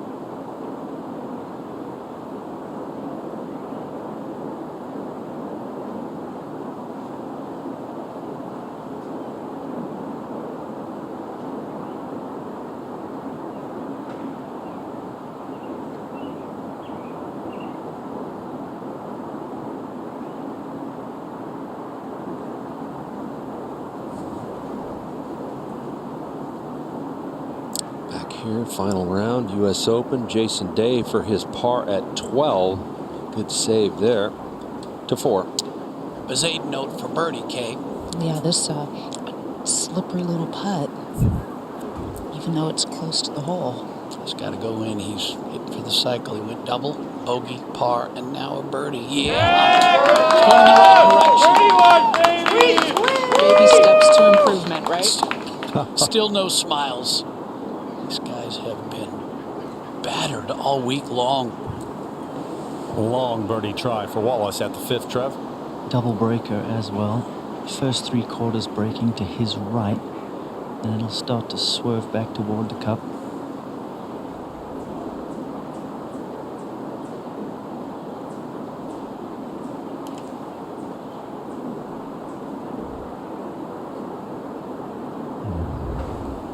Not enough pace for the swerve. Back at 4, John Rahm, you saw him in the break. Hit a beautiful putt that just ran out this far. That was actually back uphill, Kay. Yeah, it was back uphill, and he was really surprised that it continued to accelerate past the hole. Kind of cursed under his breath because he's got one of those dreaded, 3.5 footers, comebackers for par. We should put a mic on Rob. Oh, Maybe not. we'd have to Not have, right a, now. have a 5-second delay now. No, we should not. Yeah, but seriously, look at the sheen on that green. It's just gone white or silver. It's gone silver. Harman needs better hops to get up there and get a Well, it look. doesn't matter unless you're Bigfoot. You're 8 foot tall. It's 8 foot deep, that bunker. He was trying. Oh, there you go. Bunker cam. And now there's a ridge, of course, guarding that corner. Traveler. Wallace for par at the 5th, Trevor. Wouldn't mind getting a mic on Met too. Or not.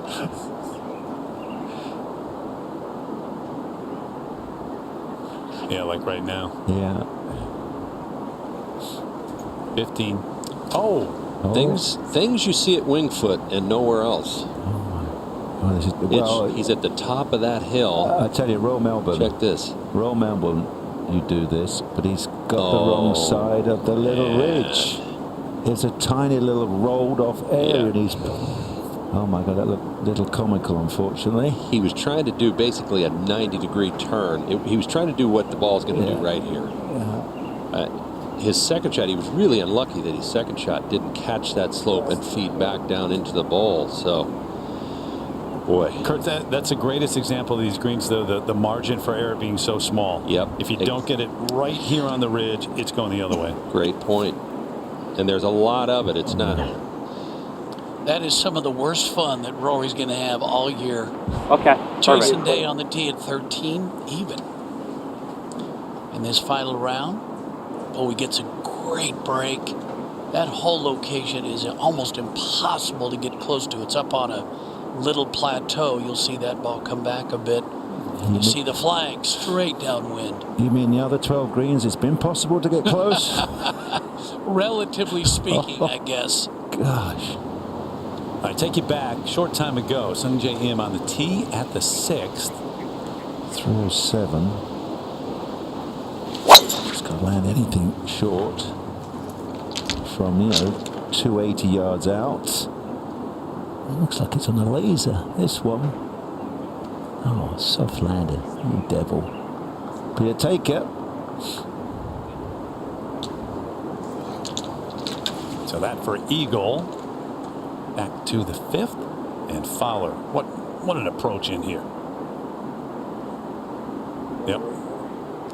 So picks one up at a very difficult hole that he told Trevor he can't even hold the fairway here. Out to the play at the 3rd. Pretty sure he didn't mean to lay it up over there. Billy Casper, if you've just tuned in, some of the history here of the U.S. Open at Wingfoot, Billy Casper laid up on this par 3 all 4 rounds back in 1959 and went on to win his first major championship that year. That was a great shot, by the way. Jason Kokrak just hit. Im for Eagle here at 6. Get your thoughts. Yeah. The difference as we look at the leaders, big picture today, the difference in the pressure on Matt Wolff up by 2, first U.S. Open, and the rest chasing. Well, obviously, the American trying to win the National Open, huge amount of golfing pressure. You wouldn't talk about financial pressure. If Hideki won to be the first Japanese player, I'm saying it'd be worth $1 billion. Over years, $1 billion. Well, 15 million over 20 years is $1 billion. What was it like trying to handle that pressure? No, I don't think I guess you have to deem it. What a wonderful opportunity. I guess. Put it that way. Hey, you go and play golf. You're a golfer, but these little things. If they were to think about it off the golf course, hey, that's your reward. Bottom line is, you're a golfer. You're trying to win a silver trophy, and I think there's a good. There's still 8-10 guys still in it. It's got. McIlroy has a chance to stay one over. It's got a +2. I mean, if you play a blinder and get into the red, you could have a chance. DeChambeau was out there late last night with lights on the range, well after 7 o'clock, trying to figure out the driver. He's left all day. Yeah. Feels like he has it figured out. And think about what's at stake for U.S. players, but also, Trevor, international players here to win the U.S. Open. Not just that trophy, but overall in your life. Well, it's a dream achievement. It's something that all these golfers, when they pick up the game and fall in love with it, this is the goal, is to win a major championship. And I tell you what, to win here today, you're going to have to show a lot of guts and a lot of skill. Breaking over with a little draw. Heading just a touch left of the green. Will it stick? Oh, goodness me. Look at that. That's like swirling asparagus. Such a thing. Hey, there's a close-up look. He's obviously working it a little bit more inside, but sometimes look how far it lays off. Then it's going to be quite a change of direction. Obviously timed everything nicely on that one. Early in the year, that club was more outside and more across. So, yeah, he's tightened things up. Matt Wallace. Great ball striker, Matt, actually. Has the ability to hit a nice soft fade as well. And with this wind coming straight out of the right, I think that's what he's going to need if he wants to get it on that front edge. 296 to the front. Yeah, 10 yards wide. Sand is not a bad option. He's trying to hold up on that wind. Yeah, he certainly threaded it.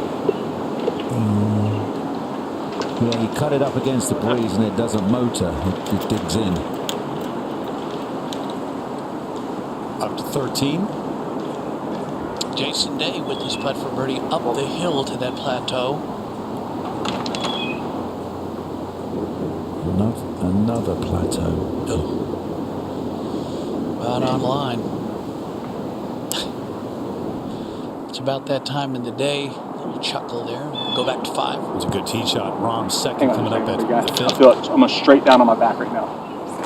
Ooh, I know it's falling through called the him trees. off the shot. We've got the wind monitor just going straight across. I feel like if this thing doesn't come off fading, I think you can hit a straight 8. And with the way this pin and the green's sitting, I think it's going to get there with plenty of distance. You know what I mean? I just felt you can hit a little straighter when it's a better fit for it. Yeah, that's it. Yeah, he was talking about the wind on his back, but Yeah, it's helping from the left, and he had 7-iron in his hand initially, and caddy Adam Hayes pulled him off the shot. Felt like the wind was picking up. Got an 8 into his hands. Let's hope he executes it. Yeah, just a full crunch or an 8.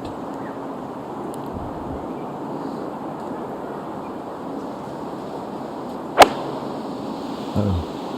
Not if I shank it, bud. You're kidding me. Not if I shank it. wasn't really a shame. Wasn't quite, but it didn't feel good. Put it that way. Tony Finau, final round underway. Ball on the way from the fairway. Right over the flag. It's going to work.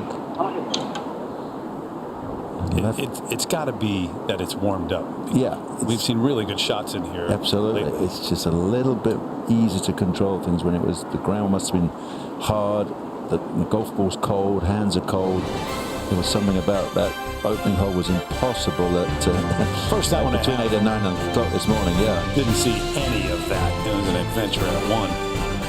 So that first page of the leaderboard, and you scroll through guys who have a chance, getting ready to go out here on the final day in New York.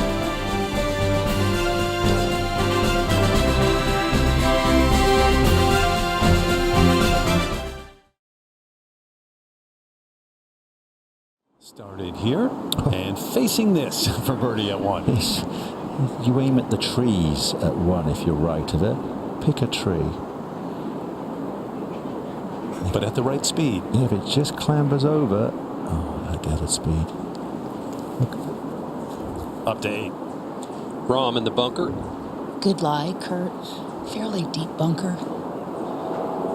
Gonna have to loft this high and get it spinning.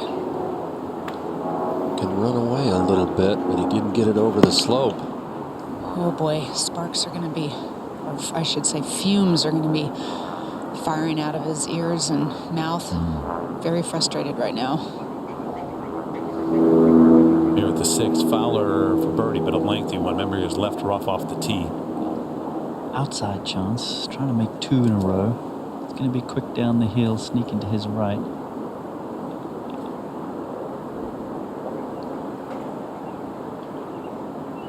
So difficult to read, aren't they, Trevor? They sure are. Yeah, you look have at to account for the wind now too. Yeah. Good shot in there at 1 from Tony Finau. This slide spot. Tons of break in that so-called little flat plateau. The flattest part is still 2.5%, and all around it is 4.5%. Not really flat. Wallace at 6 for birdie. And he's coming off 3 bogeys in a row. So this is a nice chance for him here to put the brakes on that slide. His grip, the double thumb grip, the big wide paddle grip. It really forces you to use just your shoulders.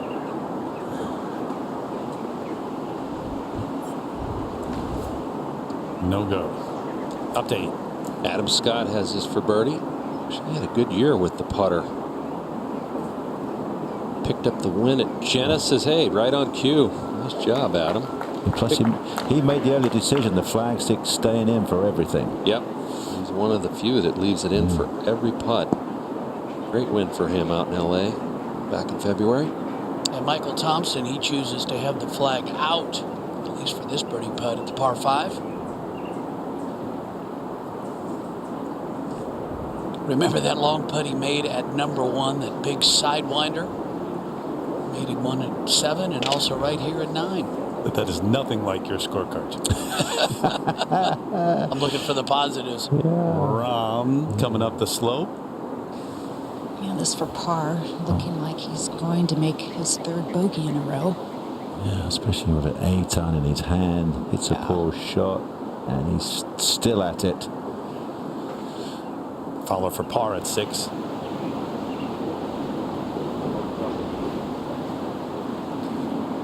All right, so start to think about those guys who are still to come, and there is the leader, Matthew Wolff.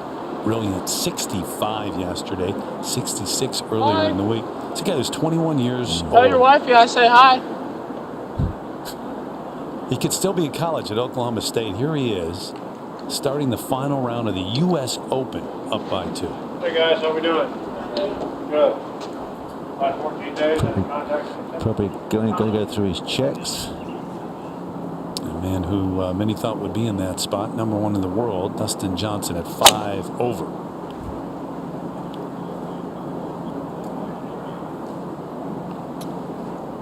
From England, Paul Casey. Playing with Victor Hovland,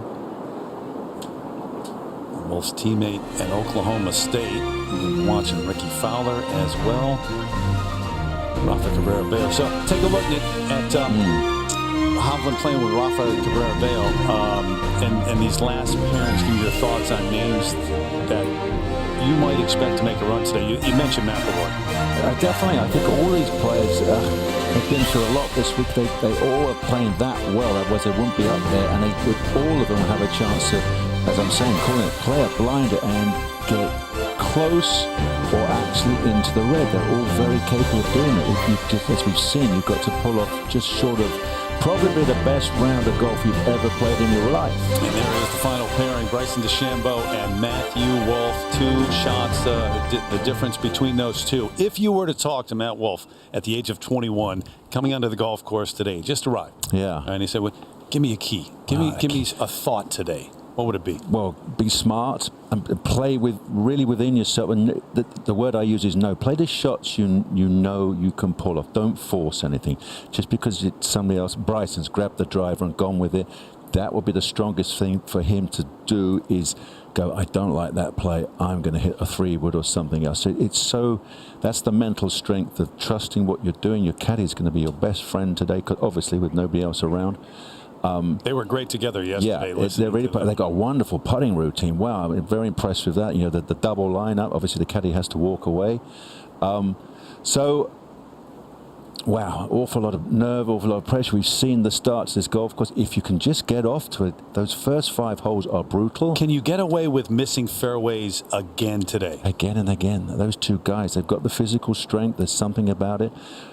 On paper, no, you can't. And look at the golf course has gone rock hard. It's shiny greens now. You would have thought you've got to make life a little easier for yourself and come from the short grass. Not put yourself in that position time and again and have to come from that 5.5-inch rough, at least now, if you're out in this secondary area. Could you imagine having 6 6-footers in a row on these greens at the end of the day to stay in contention? That would be wouldn't want it. Incredible.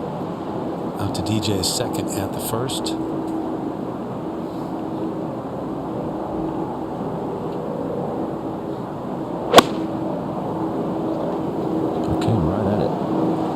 See the reaction. It's a great one. Another really good one there. Birdie try. Up to the 6th. Little heat from Rahm, I would imagine now, as he's looking at this drivable par 4. Well, and this sets up perfectly for him for his power fade against the right to left wind. He didn't come here to lay up. The 6th hole is going to be fun to watch all day long. Yeah, this is a perfect shot for him.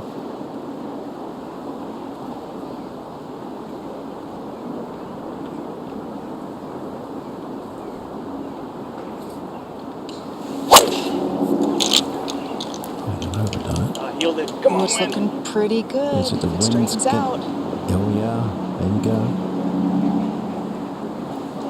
The big cut again. It doesn't quite get the kick. Remember, we started the day on Peacock watching Abraham Ancer and Mike Gilmore, the head professional here at play, because Danny Lee withdrew yesterday, wrist injury. But what a day for this man, but the head pro here since 2010 and a good player. We were watching him earlier. I mean, good swing. Yeah. Obviously knows a thing or two about this golf. Absolutely. Knows it backwards, knows the probably enjoyed the incredible honor to be out there playing. But I'm sure he was half hoping at that it was going to happen, get a chance to play on Sunday. Third at the first for Casey.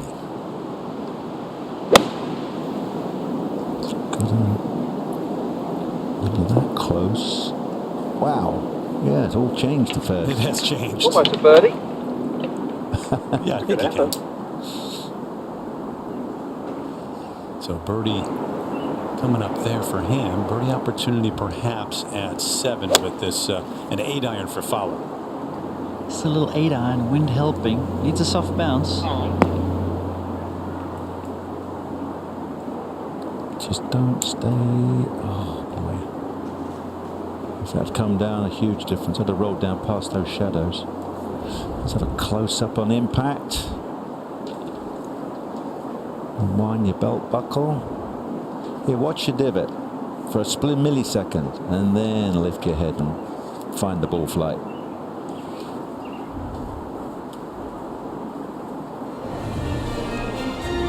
So that 18th green, they get that ready, and it'll come down to that perhaps. Matt Wolff, Bryson DeChambeau, final pairing. Louis right there. Xander Schauffele in a great position. It's supposed to be tough. It's the U.S. Open. This is New York tough. It is tough. You're right. It really is. This is mean and dirty. EJ getting things underway. Thought he maybe be closer to the lead, but it'll be fun. See the wind perhaps pick up this afternoon. These greens, fast, hard to hold, and that challenge ahead for Matt Wolff. I'll ask you for a winner, but I'm not going to put you in that position. Actually, to be really honest, there's too much to go on. This golf course is brutal, and all I say is might just be one man left in the red.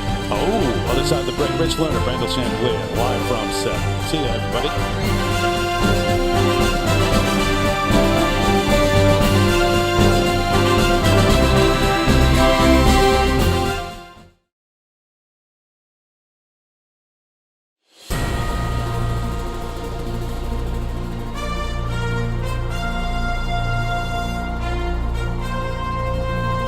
Golf Channel on NBC and the United States Golf Association welcome you to the final round of the 120th U.S. Open. Welcome to Wingfoot Golf Club's West Course, one of the world's best. Nearly a century old, and trees have been removed, greens have been restored to their original size, and if possible, this place is even better. You know the history, the scene of white towels waved and 7 over par winners. It hasn't been as diabolical this week just yet. And Wingfoot stands ready to crown a U.S. Open champion for the 6th time right on that green later this evening. Only 90 minutes until 21-year-old Matthew Wolff, less than 18 months removed from college, takes his 2-shot lead to the last pairing with 27-year-old Bryson DeChambeau. 2010 winner of the Open, Louis Oosthuizen, the only other player under par, and Matsuyama, English, Schauffele, all chasing a first major. Rory going for a 2nd U.S. Open title. It would require a record comeback for Lucas Glover, Webb Simpson to win a 2nd Open. 36-hole leader Patrick Reed tees off in a few minutes, and he is 8 back. Hello everyone, Mike Tirico. Welcome to Championship Sunday at the U.S. Open. It's usually Father's Day, not the last Sunday of summer, and it's usually a bunch of fans and great noise. Everything's a little bit different, but the stakes are still high, and this guy's still on the line right here. Championship trophy to be handed out behind us in just a few hours. And this year, that everything has been so different and so unique. Well, it only figures that the leader of the U.S. Open at famed Wingfoot has missed the fairway 30 of 42 tee shots on the par 4s and the par 5s. So that's the case with Matthew Wolff, who can do something that hasn't been done in exactly 107 years to the day.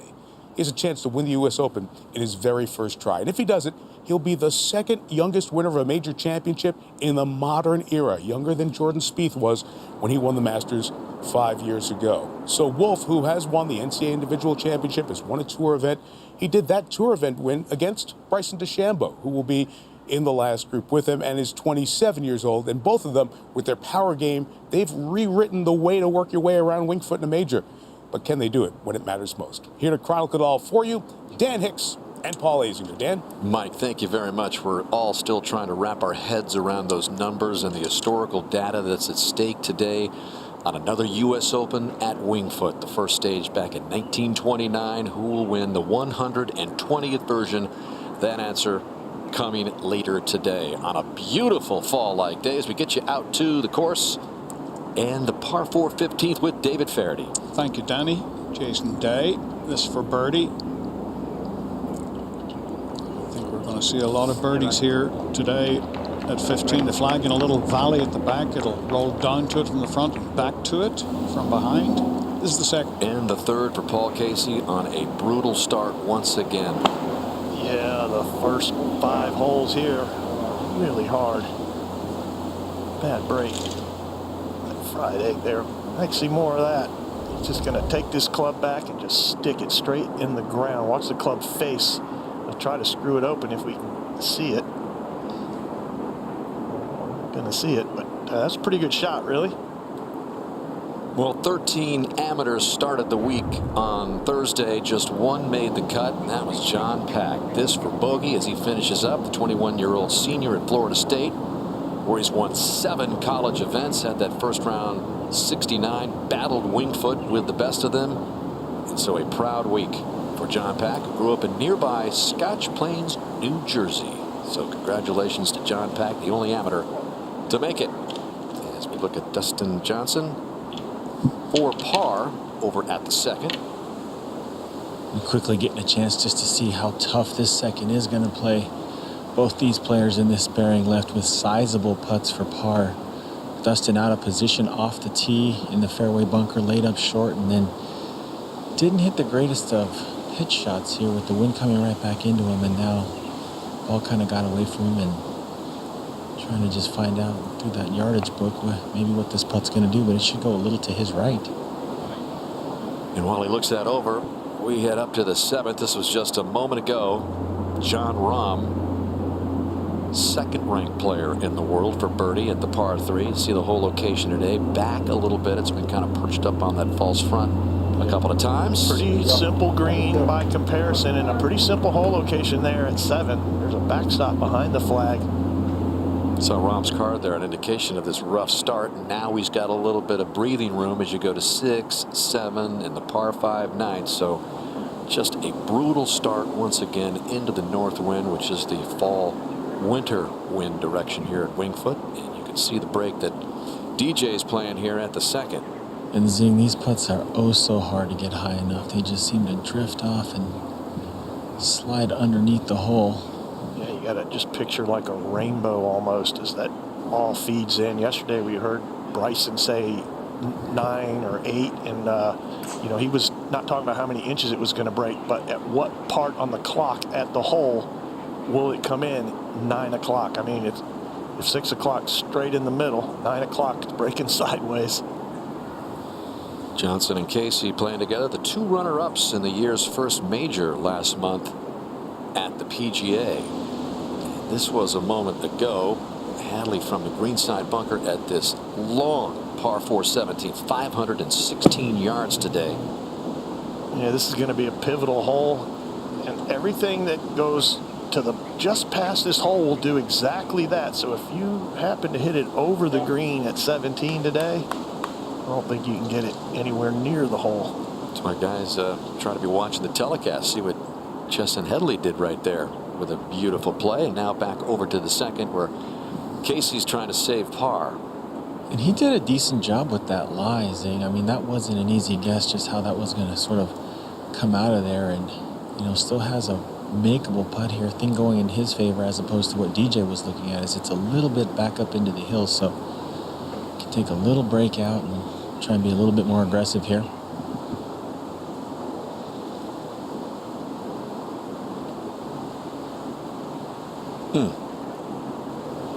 Beautiful putt. Nearly saved it, but a bogey it'll be for Paul Casey at the second. Well, this is Championship Sunday. It is a much different feel from the first 3 rounds, so you wonder how these young guys teeing off later are going to handle it all. Zinger, you know what it's like to close in a major championship. This is a totally different feeling kind of day. Yeah, it's a nervous wait, actually, to get out here for these guys. They come out early if they can to try to break some of that nerve and anxiety that they may feel. But I'll go back to the great Bobby Jones quote, who was the first champion, U.S. Open champion here at Winged Foot in 1929. He said there was 2 types of golf. There's golf, and then there's tournament golf. And I would like to add a third to that, and that's championship golf on a Sunday. It is different, and, you know, they're feeling it. Well, just when we think we've seen it all as far as a work ethic goes, this was the scene last night as Bryson DeChambeau arrived there at about 7 o'clock. And we use our time-lapse video here, although with the way he swings, it looks like it's not sped up. But what a session he had when the temperatures were in the 40s. He didn't get off there until 8:15, Zing. Well, Bryson represents a new generation of thinking, I feel, and he has converged the math and the science, and he's added to it a philosophy of speed and power. But golf's an emotional game, and the pressure affects your touch and your feel, and that's eventually what it'll come down to. But Bryson, you have to admire his work ethic, and everything he does has a purpose, and everything Bryson's doing is in an effort to be great. Matthew Wolff, it's just been an incredible display of the lack of hitting fairways, as Mike touched on. Yet here he is off a 65 where he hit 2 fairways all day yesterday. Can he keep this going? Well, in 2006, Phil hit 2 fairways on Sunday and shot 74. Matt Wolff hit 2 fairways and shot 65. That's a big difference. Some of that is power. But Matt Wolff plays the game. Bryson works the game. It's quite a contrast. They both go against the grain, and it should be fun to watch those 2 go at it. They've had head-to-head battles in the past, twice actually, Wolff and DeChambeau. Justin Thomas here at the tough second hole. Yeah, I know. Go. Thomas started the day at +4, started off with a par, and he'll be working hard for a 4 at the second. Up to the third. DJ on the tee with a 3-iron. 247 yards. Par 3 third. It's carved.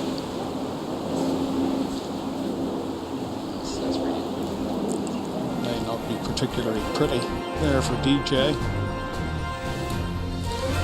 Matthew Wolff with a nervous wait, along with Bryson DeChambeau, will be our last group here at the 120th U.S. Open.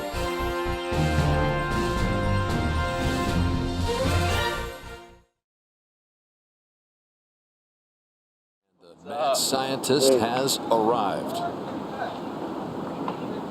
Smiles. See you. I wonder if he had a warm-up session Guarantee you. wherever he's staying. He did something this morning. I watched a video of Bryson last night. He said he was not going to work out before his round today. Ooh, buried lie here for Thomas at the second. Yeah, we're seeing 2 in a row. That's in the middle of the bunker. This was just earlier. That's about as good as you can do. Yeah, you just get out of position like that, and then you get a lie like that, and it's like hit and hope. And look at the grandstand. They've changed colors overnight. Yep, it's definitely speeding up. It is another brisk day. Sunsplash day, Bonds, with a wind whipping. I'm sure these greens are going to harden up even more as the day goes on. Yeah, no doubt about it. If you want an idea of just how brisk it is, Justin Thomas had 170 yards for his second shot here and hit his 6-iron, which is his .205 club. So these guys have a lot to contend with here in the early going. And you would know you've been on his bag a few times lately. It's going to be a bogey for Justin Thomas. Up to the third again, David. And Dustin is for par.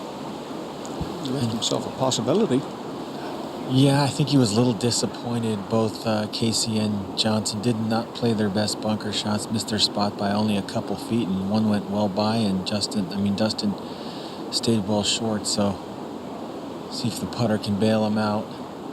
Looked like a little bit of a misread there. Seemed happy until it got about 2/3 of the way there. And this is a pretty similar putt John Rahm just had. Daniel Berger looking for birdie.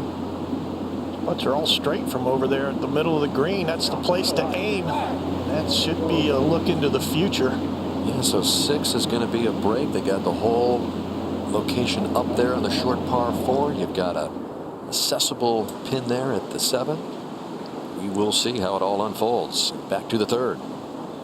And Paul Casey has this one for par. And the popular Englishman, again showing up in our coverage of the last round of a major championship. He is one of the favorites of the other players to play with. It's Paul Casey, such a great attitude, always smiling, find something positive. He showed a lot of heart this week, David. Got off to a really slow start, battled back in round 2, and to not have his best stuff, but still be out here battling, is a testament to these guys' resolve and their just willingness to compete. And this golf course is going to take a toll today, though. Lovely. Nicely done. We'll go back to 1. Well, Patrick Reed was such a central figure in this championship yesterday, playing in that last group, but then just imploded on the back 9. He was +8, came home in 43, so he's getting his third round going here at the tough first. He's going to like this. It'll come back. That will come back. Yeah, it should come back. Got high enough, too. Seems just to be his go-to shot. That low kind of stinger-looking There's no doubt seeing the complexion of these greens is changing by the moment. Yep, completely different than it was certainly on Thursday and even yesterday. You could tell they started to get a little crispy, though, Dan. No humidity this morning. It was cold this morning, and it's dried them out. And this is exactly as they want it. Hey guys, you were talking about the color of the greens and how they've changed, and Patrick Reed's been a part of the story. The Rolex Championship recap. Let's take you back. Patrick Reed was 2 over the first 5, and this was on the 7th, and really got his day going on Thursday. Shot 66, was 1 off the lead. That wasn't the only super highlight at the 7th. Will Zalatoris, top player on the Korn Ferry Tour. This was his tee shot. He too follows Reed with an ace at number 7. And Zalatoris almost aced the 13th. Went off the flagstick. I don't know how the one at 13 didn't go in. He had some kind of start to his U.S. Open. Justin Thomas was the story on day 1. 65, the low round ever shot in a U.S. Open at Winged Foot. One of 21 under par rounds. Look at the green color of those greens there. He had a 1-shot lead going to Friday, but it was a much tougher day. The scoring average went up by 2.5 shots. JT was 5 over the first 10 holes, fell out of the lead. Meantime, Bryson DeChambeau made his move. A drive 380, the par 5 ninth, and then wedge from 179. This was the finishing hole for DeChambeau.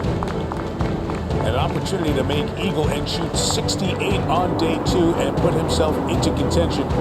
And he did just that. It was one shot off the lead heading into the weekend. And that lead was held by the aforementioned Patrick Reed, who also did his work on the 9th hole. The par 5 into the greenside bunker.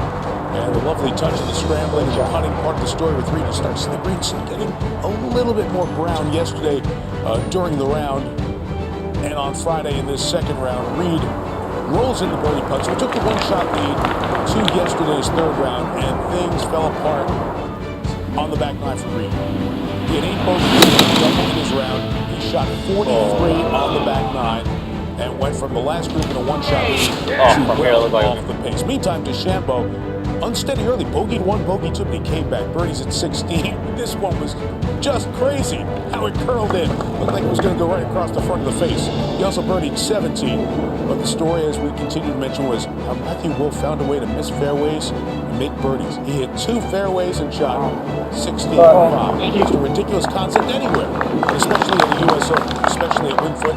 That's how we have arrived here today. Dan with Wolff, 2 ahead. Interesting when you take a look at the 2 leaderboards, versus 1984, Mike. Just so similar. It was the only U.S. Open where they finished under par. Fuzzy Zoeller and Greg Norman in a playoff. But that's how it stacked up back in '84. Hale Irwin was a later. Fuzzy, of course, ended up winning the championship. But then you go to the left side. Pretty similar stuff here, Zing. Real similar, eerily similar, except that they're doing it 2 completely different ways. Right. And that's really the difference. Hale Irwin was hitting fairways.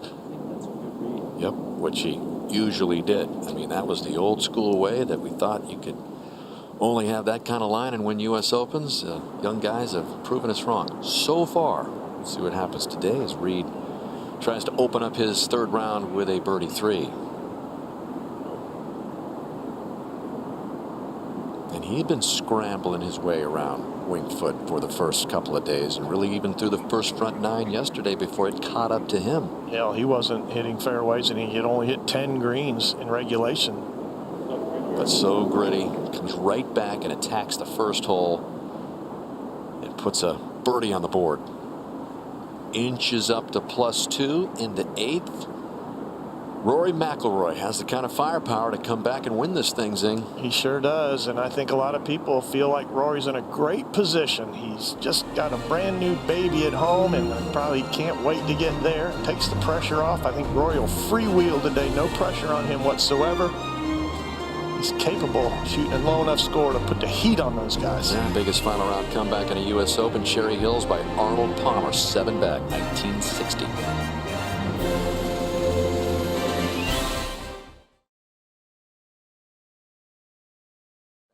Action here at the 8th, David.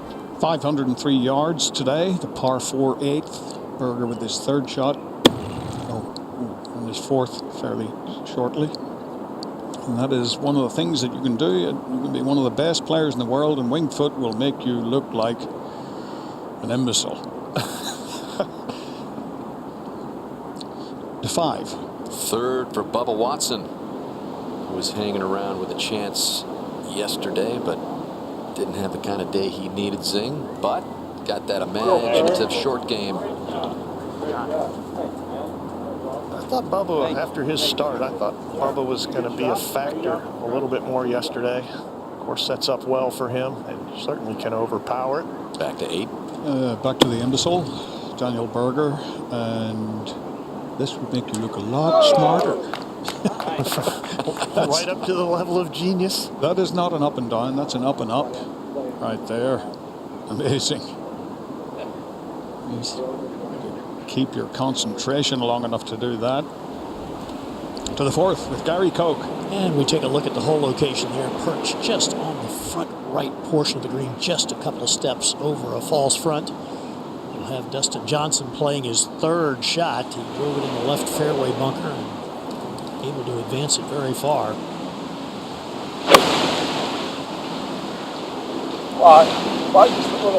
Wants it to go a little bit. Easy to spin this back. Oh, well So Johnson will have a chance to save his par, which he desperately needs after bogeys at 2 and 3. And the neighborhood loves it. Yeah, there's quite the little gallery in the yard behind the 4th green.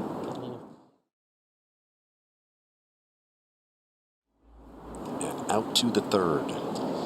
Well, the 3rd hole, 247 yards. Dan Bones is down there. What's it looking like? Well, I tell you what, it was back into the wind today, playing about 265, and Justin Thomas, one of the longest hitters in the game, hit a wood here. So, my goodness, this is some kind of hole today. He hit it in the right greenside bunker, blasted out to this point. It's now for 3. Stop right on him. So, Bones, maybe it's time to channel Billy Casper here today. You better believe it. I tell you what, it is just some kind of test out here right now. These guys have their hands full, and I'm sure the leaders are in the clubhouse and on the range hoping that, like yesterday, the wind will lighten later in the day. Well, there's Matthew Wolff, his trusted caddy, Nick Heinen, going through the motions over there. Seems to be undeterred in every way, shape, and form, Zing. Calm, cool. Yeah, well, we can't see what's going on the inside. And it's going to come down to in the end. Second youngest 54-hole leader of this championship since it went to 4 days in 1965. 1-year-old Matthew Wolff. Back to 4. Paul Casey making the putt from just short of the greens. Steeply up the false front to start. And that'll wander on by. And it's the length, Paul, that little 3 or 4 footer that can be so difficult around here. Yeah, as much as the texture of the greens have changed, Gary, in the last 24 hours or so, those putts later in the day. Especially the ones downhill.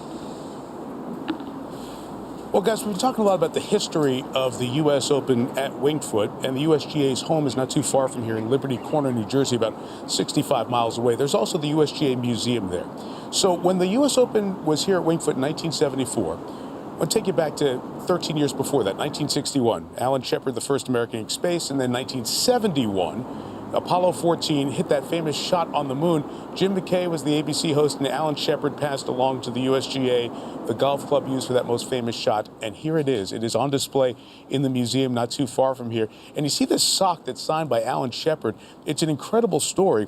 So Shepard hid the head of the club, a Wilson Staff 6-iron, and a couple of golf balls in the sock, and put that in his spacesuit to bring it up there. This was part of the larger contraption, which is the shaft, essentially, for this golf club, was part of the entire Apollo 14 mission. So he attached the head of the club to this shaft that was part of the mission, had the golf balls in the sock, pulled it out, hit it up there on the moon. So this is one of the few artifacts that has ever been to the moon that is now at the USGA's museum in New Jersey. And it was handed over to the USGA by Alan Shepard here at Winged Foot back in 1974. We appreciate the USGA historians for bringing it by.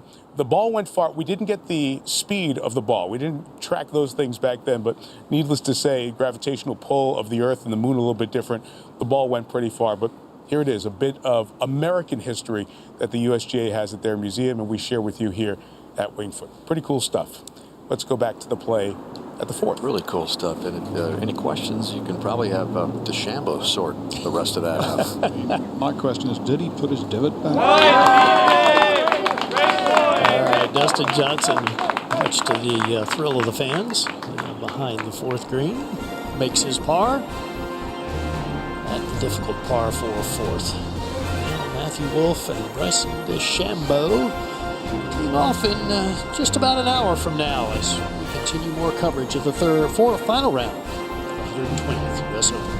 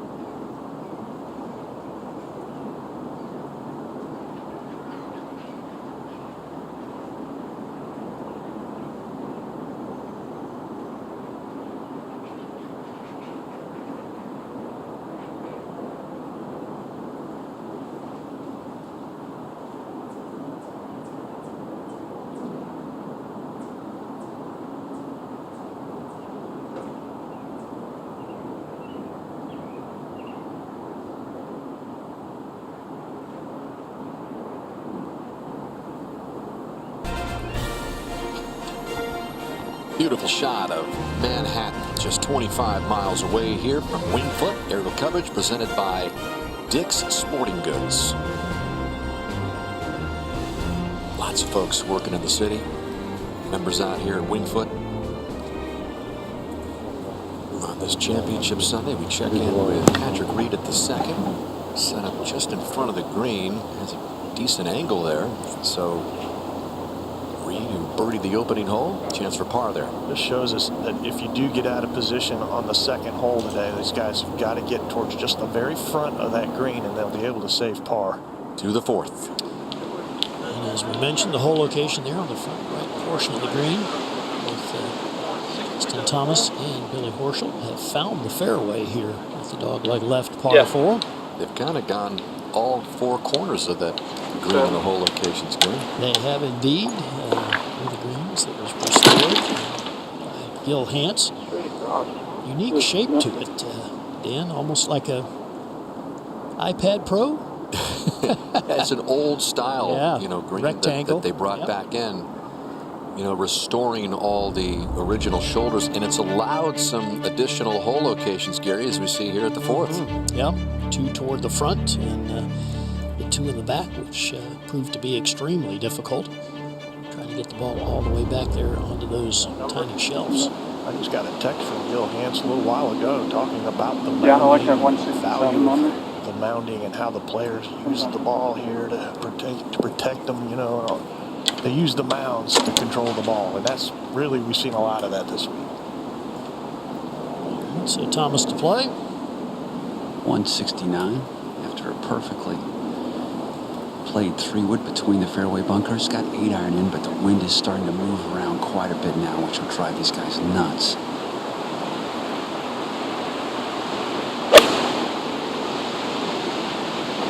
And the wind's got this one. It's taking it well to the left. Not hold on. Back to the second. And Thomas Pieters having a rough time with the second. This is fourth. He's trying to use the slope here behind this hole location to give himself a chance for bogey. It's been a wild ride for Belgian at the second. Back up to 4. And Billy Horschel aggressive off the tee here with the driver. Yeah, took the big one here. Drove it about 25 yards past JT's 3-wood. Like here going through his pre-shot, he's very deliberate. Certainly a fun guy to pair with on a Sunday. These guys are out here having a good time.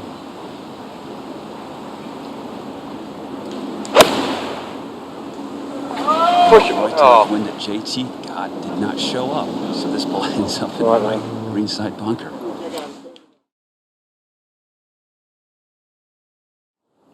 Just a treacherous start for these guys into this wind, which has not abated thus far.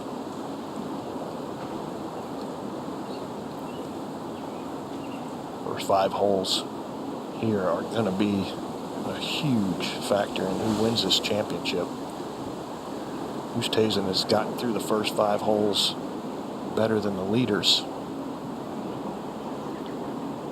This is the length putt that Reed handled so beautifully the first 2 rounds, actually 2.5 rounds. That's just a big time misread. Look how slick that is. Maybe just hits too hard. Oh, wow. Big difference from yesterday. This is how they like it. So here's Dustin Johnson as the golf course turns back up here toward the 5th.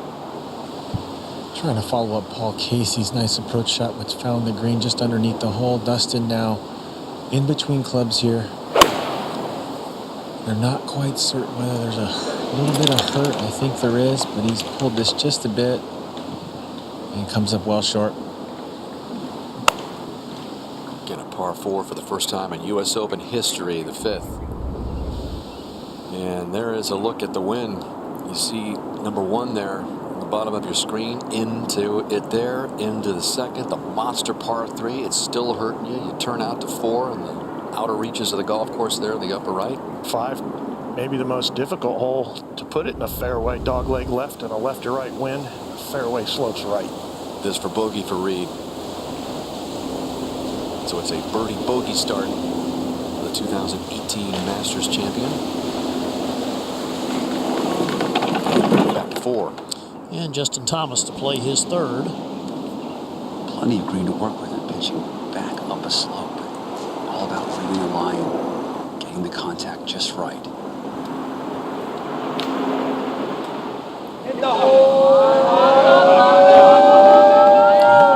Pretty well.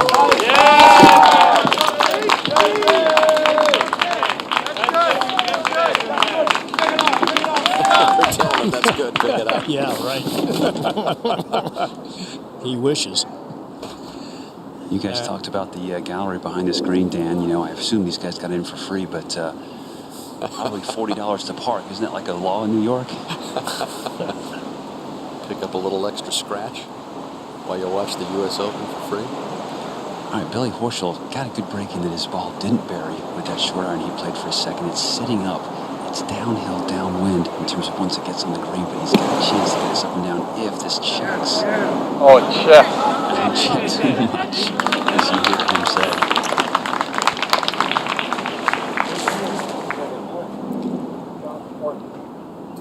Over at the 10th. All right, 198-yard par 3 today. There's the whole location at this famous, or maybe infamous par 3. Jon Rahm fighting the rough outside the green. Well done. That's going to be a save for Rahm. And he is going to stay at +7. He's made 3 birdies in the last 5 holes, so Rahm is beginning to wake up here on this Sunday. Well, from someone who's waking up, this hole would... look at that. Look at that tiny little target at the front in between the 2 bunkers there. And bear in mind, this is the best part of 250 yards. Players going at it with woods. It wasn't long enough 14 years ago, David, No. so they went ahead and moved it back. Tracer Technology is brought to you by Lexus, the official vehicle of the U.S. Open.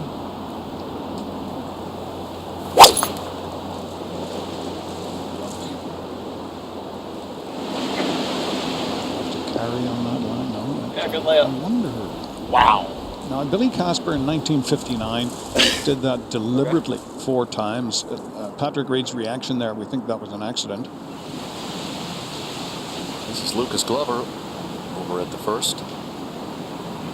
A good start, middle of the fairway, playing that big draw that he likes to play over to that hole location, and he was looking for it to come off that slope, the first bump. That's going to come back, and that is going to gain some speed if you get it all the way up there. Come on. That'll go all the way past the hole, I'm sure of that. If it doesn't hit the flag and go in.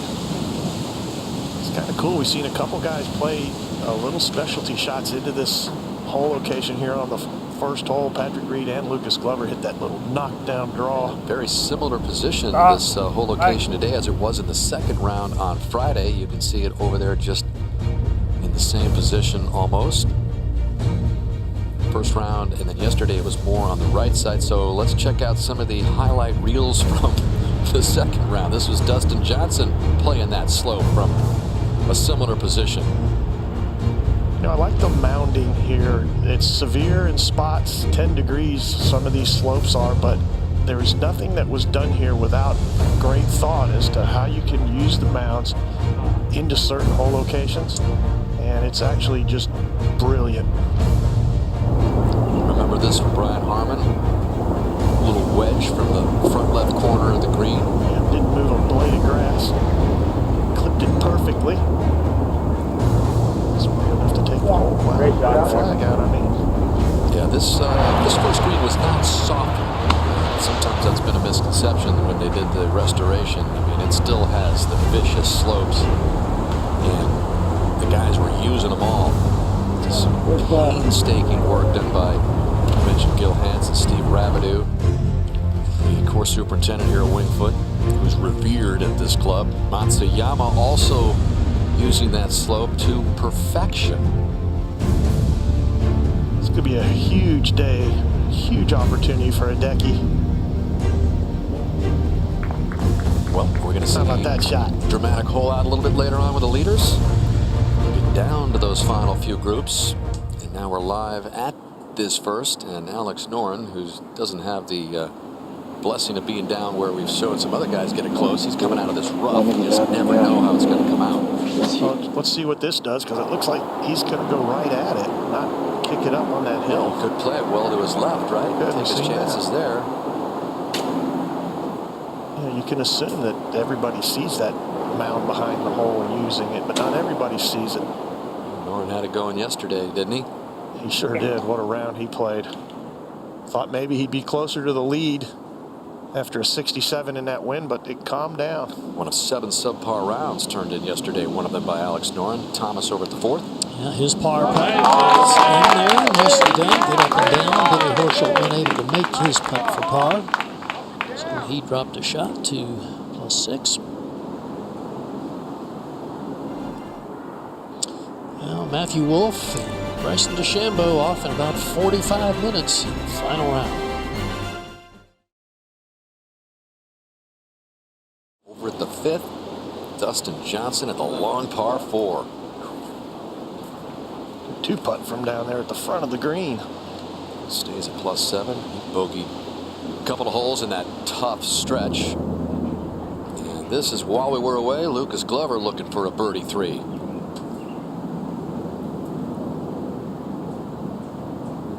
Went on to make par, so Lucas Glover stays at +3 as we send you down to Steve Sands. Dan, thank you. With the CEO of the USGA, Mike Davis. Mike, usually we're standing here on Father's Day in June, but it's fall-like weather here in September just outside of New York. It's been a crazy 2020 for everybody. How proud are you of what the USGA has accomplished to even have this championship?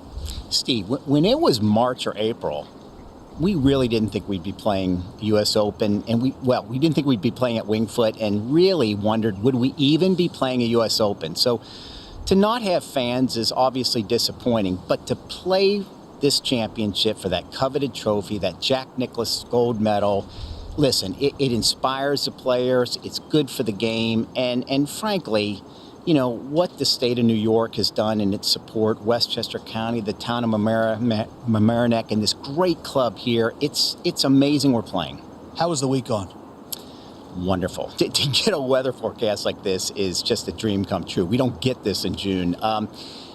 Listen, we're here at storied Winged Foot. It's one of the great courses in this country. It's got rich tradition with championships. It's a wonderful A.W. Tillinghast design, and just with this weather, it's allowing us to set the course up where really Winged Foot is one of the stars. You've got to execute every club in your bag. You have to think through it. The fairways are narrow, but you know, a lot of these greens, in fact, if you think about it, 12 out of 14 of these greens, you can bounce balls on, so it allows you to play out of the rough, which is a skill we all think is important. The USGA is always trying to make an impact, not just in golf, but also in the area wherever it resides that particular week. What type of impact have you made in the metropolitan area?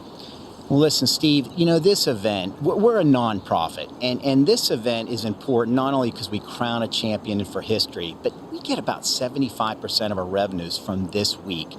All those revenues as a nonprofit, they go back into the game of golf. So, you know, whether it's turf grass research, junior golf programs, our governance programs, investing in championships, you name it, it really happens in so many ways because of this week.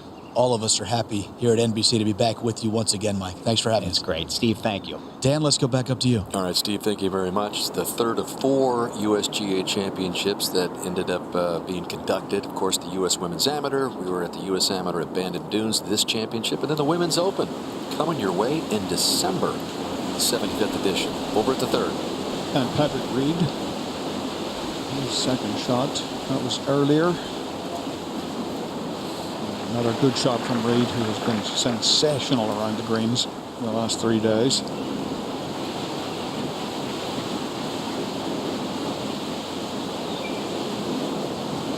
Yeah, and knocked that in with pace. It takes some fortitude. That ball was going 5-6 feet by. This is the last. And the whole location, traditional one here Sunday at a U.S. Open at Winged Foot. Jason Day for par to end his week.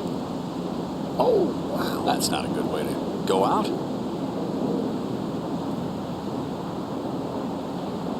So much drama through the years. At the 18th at Winged Foot, as you heard Mike Davis allude to. What is going to happen today? 14 years ago, it was calamity there, left and right. As we take a look at the final few pairings, Rory McIlroy, can he make a comeback? 6 back to start the day, alongside 44-year-old Zach Johnson. A little presence there of power and technique and statistical kind of computation for Zach Johnson, who's going to make his way around this golf course with that kind of strategy. Xander Schauffele, a lot of folks think he could win it. He begins 5 back along with Harris English, who's in the best position he's ever been in to perhaps win a major. Louis Oosthuizen won the 2010 Open Championship at St. Andrews, the only other player, along with Wolff and DeChambeau, to be under par. They are in that second to last group. Hideki Matsuyama will begin 5 back. Imagine if he's able to win a major, how big a deal that would be back in Japan. Matthew Wolff and Bryson DeChambeau, a 21-year-old and a 27-year-old. In the final round pairing, one of the youngest we have ever seen. And practice session continues from last night into today, as he's just a little more than a half hour away from his final round pairing with Matthew Wolff. Yeah, this is how you want to finish your warm-up. Maybe go out and bash a couple more drivers before you head to the tee. Back over to the 5th, Justin Thomas with his 2nd. That fairway bunker.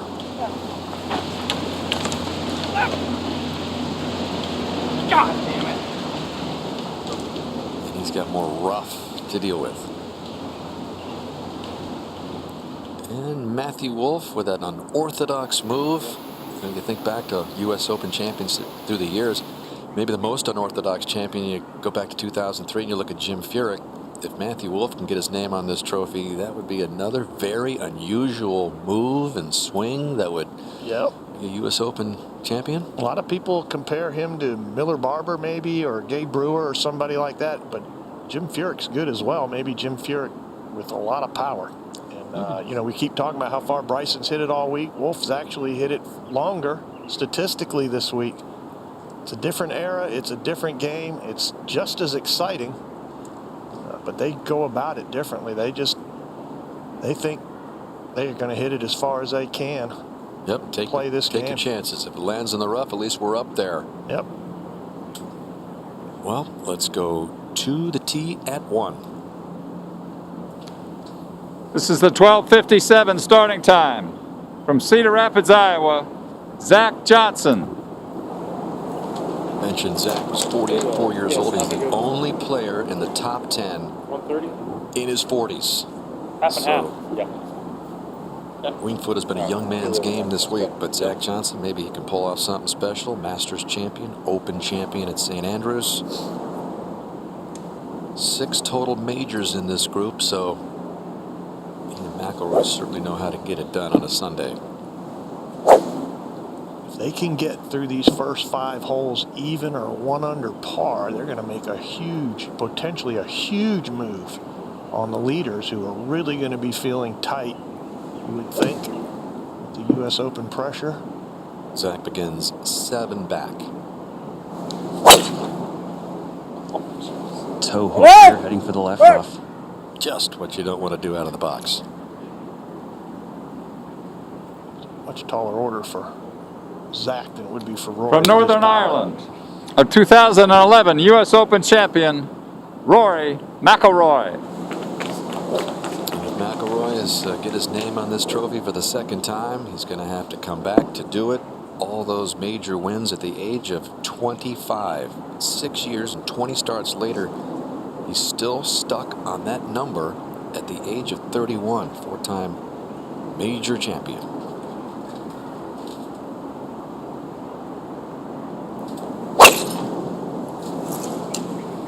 High cut here, holding it up against the right to left wind. That corner gets short for somebody with McIlroy's power, but that's going to be perfect.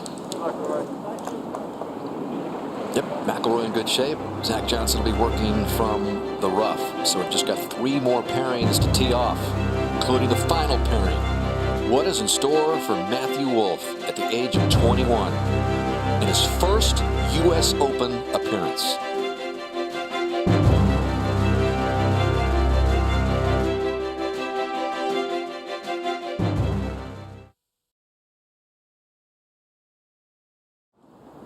Interesting to note, when you look at the final round leaders at Winged Foot in the U.S. Open, you go back to 1929, Bobby Jones shot 79, got into the playoff with Al Espinosa. Billy Casper shot 74, won.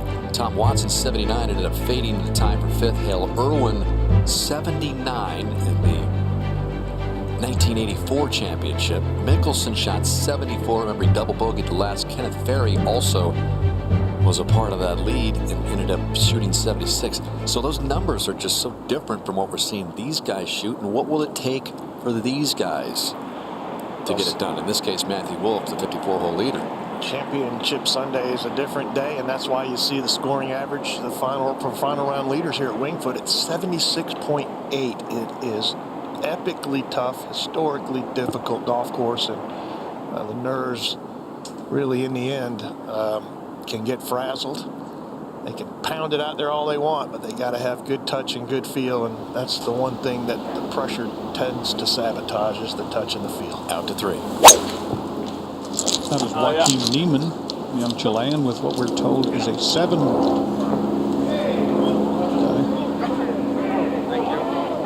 turns out to be the perfect club.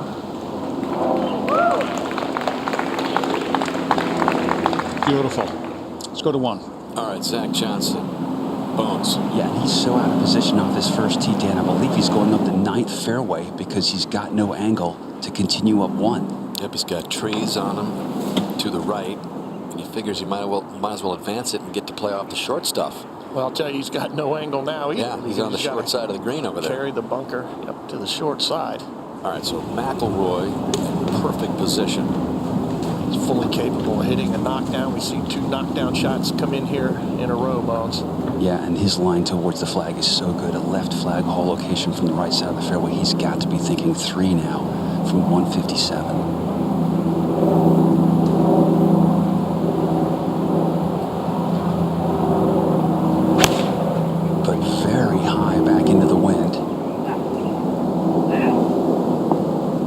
Disappointed with that. And that's going to come well back off of that slope.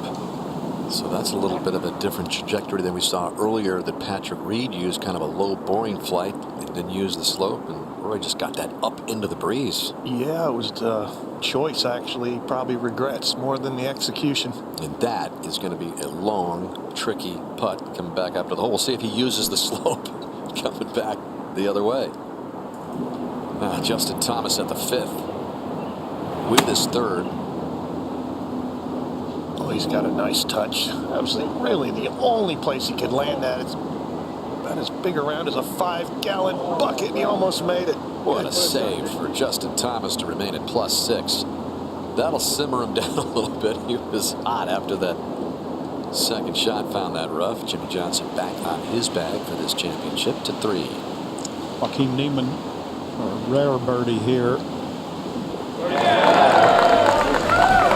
7-wood putt after a double bogey at the first hole. The young Chilean makes a little bit of a comeback there. We're going to play through this commercial break. Keep your eyes over on the left.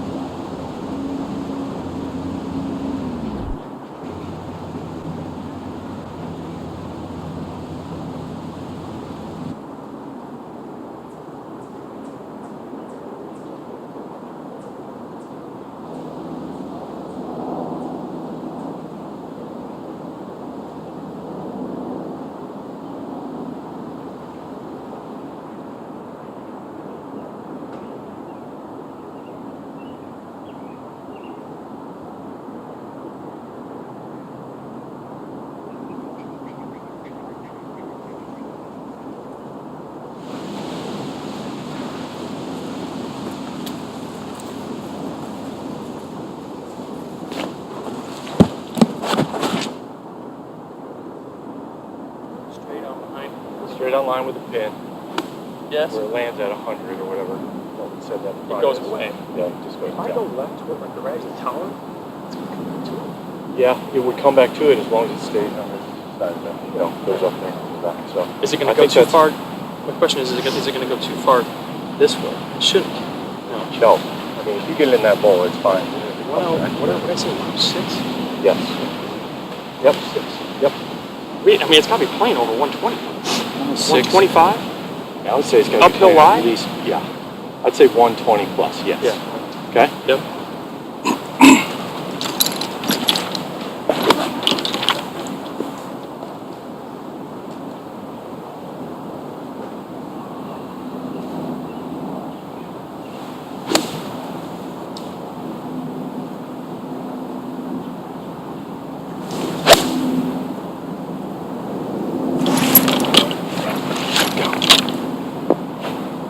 And let's stay there. Stay there. Stay there. Damn it. God! Just that uphill lie, bud. So close. That was so close. Stop! Right there. Stop! Somehow stop. Tucker.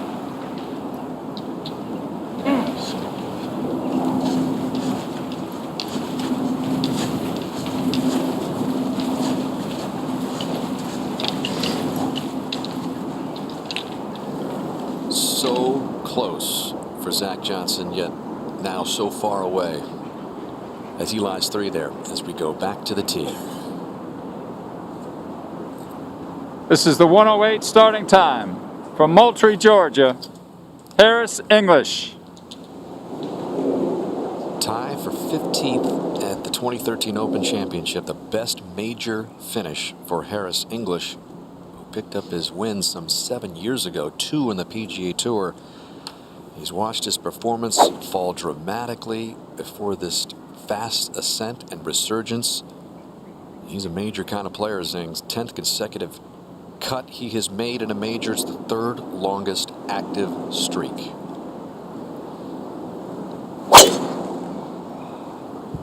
This one starts down the left side, wind pushing it well into the deep stuff here.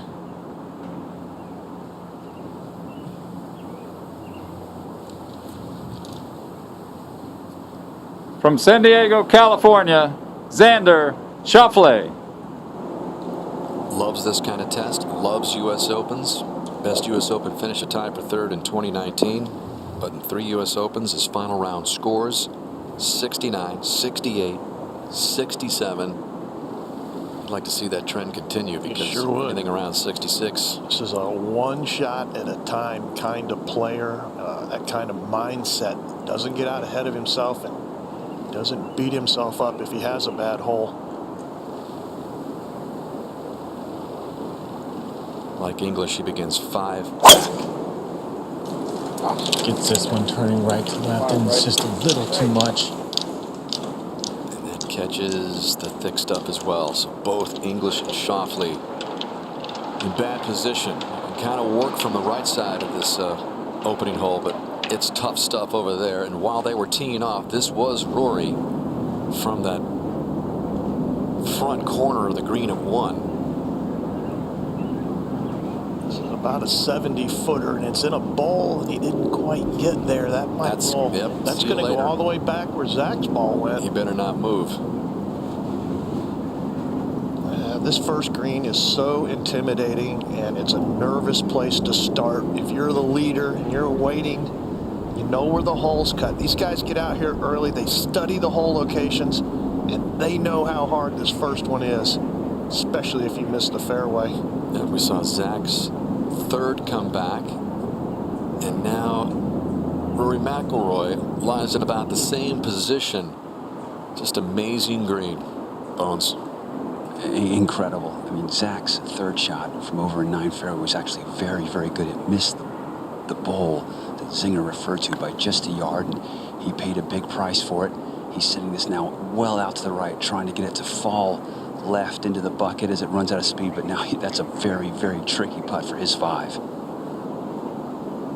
Well, this hole right here could just be eliminating his hopes and dreams, really.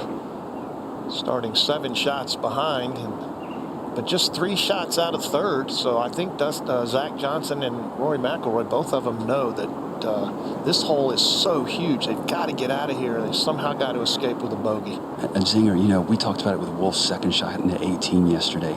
So much of playing this golf course effectively is taking care of the false fronts with your approach shot. And Rory just did not get that done with his second here on 1.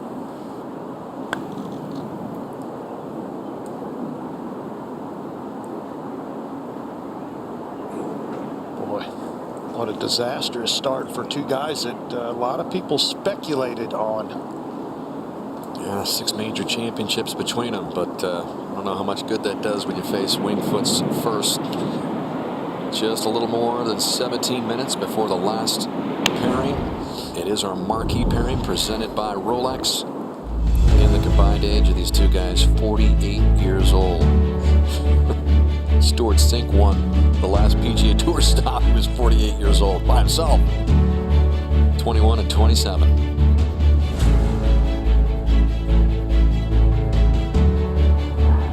And back up to this treacherous first.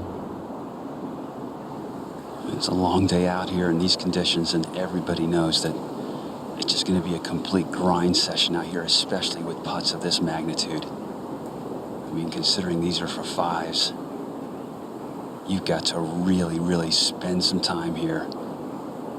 By the way, they have not found Harris English's ball back in the rough. It was a concern by officials in the USGA coming into this championship. It's really done well so far, everybody finding it, but with the lack of spectators, depending on volunteers out there to find balls, but that's how thick it is. So the search continues behind Johnson as he has this putt for a 5.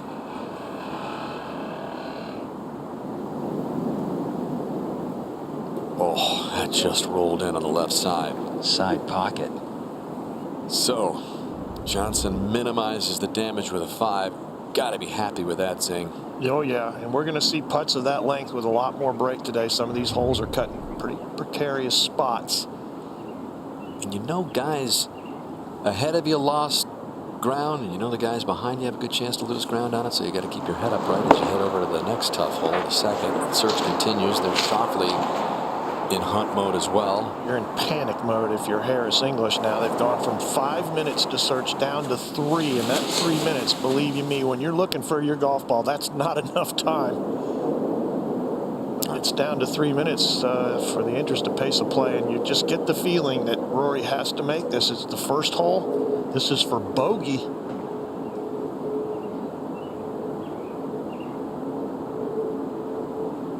You just a little too much pace on that right side. 4 putts on the first hole after driving it right down the middle, and I hate to say it, but it could be that his hopes are dashed right here out of the gate. Well, Winged Foot's first hole at the West has delivered some knockout punches in the past, and it may just have knocked out Rory. So much golf left, but all of a sudden he's 8 back at the beginning 6 back.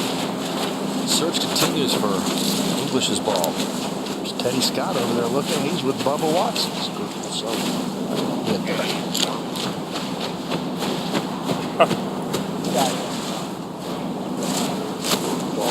Noda, you're out there.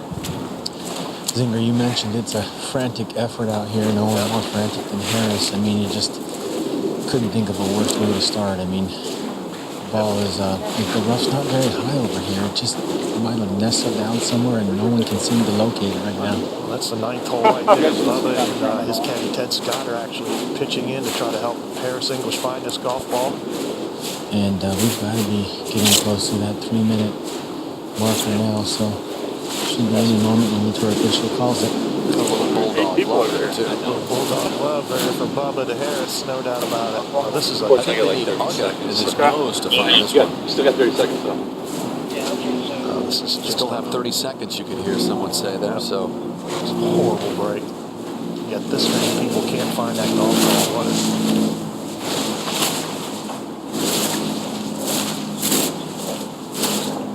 such an empty feeling when you're the player and you're looking for your ball in this mad scramble. Wait a second. Oh. 3 seconds to 3 minutes. Be the ball. Back to the tee. No. That was 3 minutes. That's up. So the search is over. And Harris English is going to take a long trip back. Just an unbelievably troublesome way to start the final round of the U.S. Open when you know you need to come back from 5. I saw it bounce off the tree. Literally 2 feet left of the walkway.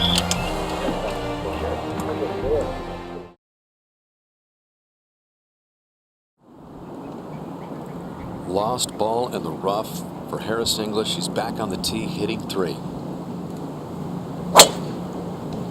That's something that probably would have never happened if there were fans here. There has not been a lot of cases of lost balls this week. Somebody keep an eye on that one.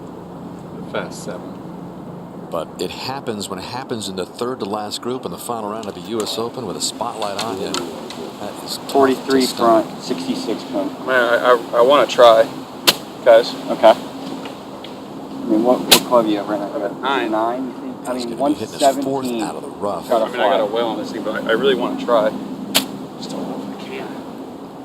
You can hear Schauffele say, I really want to try and whale on this. Really trying to get it on the green. I know. That's why I'm like, I kind of want to try. You know, it's kind of sitting down. If I can get down to it, you know what I mean? And just really almost like open up a little and just chop it, whale on it. It's worth the risk. The risk. If I can get over that thing, that'd help a lot. You know what I mean? Not many guys are getting up and down with that wedge. Not that easy, yeah. All right, let's give it a shot, guys. Yeah. Notice if you can get across that bunker there, that cross bunker way short of the green. And anything short and right with the way Xander's been pitching and putting this week would give him a great chance to save the ball. Oh shit! That's as hard as he can swing. Stop. It's gonna have to slow down. And that's what he did not want to do. These guys think they can do anything, and we have seen some incredible shot making from the rough. No one has more speed out of it than DeChambeau, but Xander Schauffele also just took a rip. Fall backwards. He swung so hard at it. Hey, these guys are in for a tough day today. 3 of the 4 toughest holes all week long are the first 5. So, and then the last 5 holes are all par 4s, too, Dan. And try to feed it. It's going to be a tough start and a tough finish. Yep. I can't imagine more frustrating way to start the final round of a major than what Harris English is experiencing right now. 4th shot now. And did not get all that fortunate with this lie either. But coming at it from a slightly better angle. Cross bunker not so much in play short of the green, so try and get it something out and running and maybe get it on the front.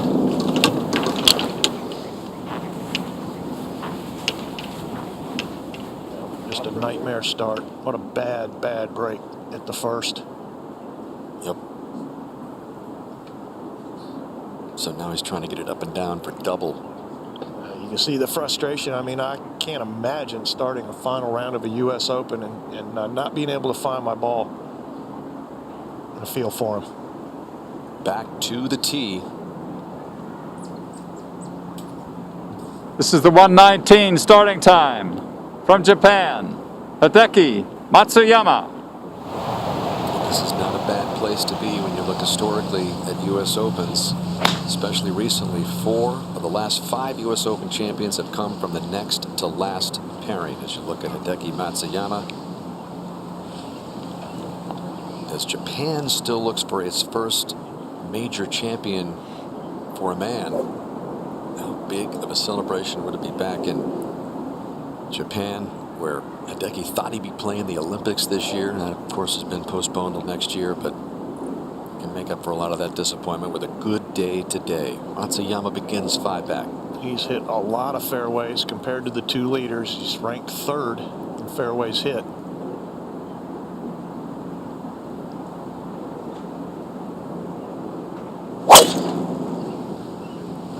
This starts a little left, moving left on the wind. This is going to catch rough.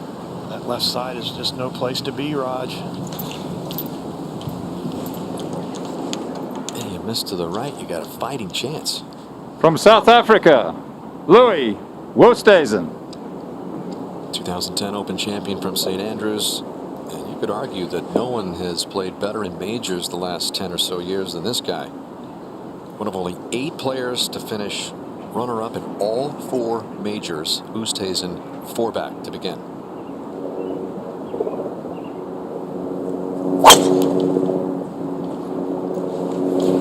This is going down the left-hand edge. May need a hop. He does get a hop, and it's on the first cut. It's the best tee shot we've seen here in a while. Rory hit the fairway and walked out with a double bogey. So we go up ahead for the 3rd for Schauffele. He can work it from here. Yeah, the angle is great. He's going right back uphill. Just he's sitting on a piece of grass that is, the green is going right back into him, Zing, and if anything, it comes out a little fluffy and maybe just a bit short.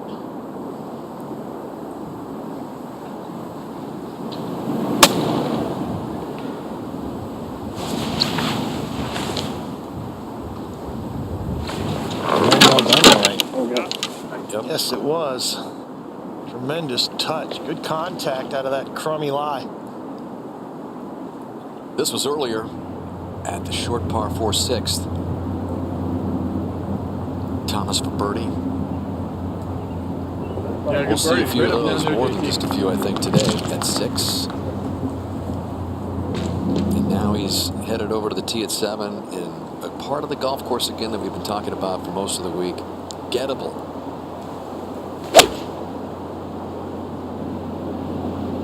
Big, beautiful mound behind the flag, so you can go right at it. And he did. So could Thomas make a run? Birdie there, 68 right, plus 5. Another one there, inches a little closer. Depending on what happens in that final group, so many different possibilities can happen. Now the 5th shot for Harris English. A couple options here. You can go right at it with perfect spin, or a little left and maybe use the backstop just a bit.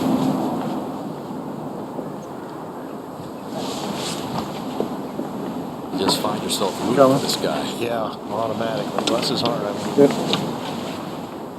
well, how casual is Matthew Wolff about this whole thing? I mean, this has been the attitude coming in. He's on the phone. He's 5 minutes away from his tee time. I don't know, maybe he's getting some last-second words of inspiration or something. Ordering a pizza? I don't know what's going on, but that is the approach of some of the younger generation. And we talked about it yesterday. You wonder if there was more chaotic atmosphere here with crowds and stuff, if Colin Morikawa, who won the first major championship at Harding Park last month, and it would be a different story. I don't know, but he seems relaxed, that's for sure. McIlroy's up at the 2nd with his 3rd. Missed the fairway, battling for another par, and he's going to get it. So McIlroy coming off the double bogey at the 1st. Going to pick up that par there and stay at +3. Back to the 1st for Schauffele. And Zing, if he's going to battle for this thing throughout the day, this is exactly his game plan right here, is just gut it out when you can. I mean, he's done that well yesterday. Only hit 1 fairway on that backside, and the fairway that he hit, he made birdie at the 18th. So this kid's got a high grind factor in him. he's got an incredible touch. He's sitting far enough back that he doesn't have to deal with the pressure. If he gets these to fall, yeah. The thing is, the trick note is to be ready if the guys out in front stumble and not get caught off guard, because the pressure can be insurmountable, actually. So he's able to grind out a par. Thomas over at the 7th for consecutive birdies.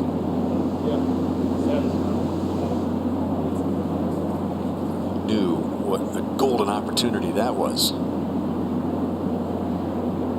Back of the 1st, this for double.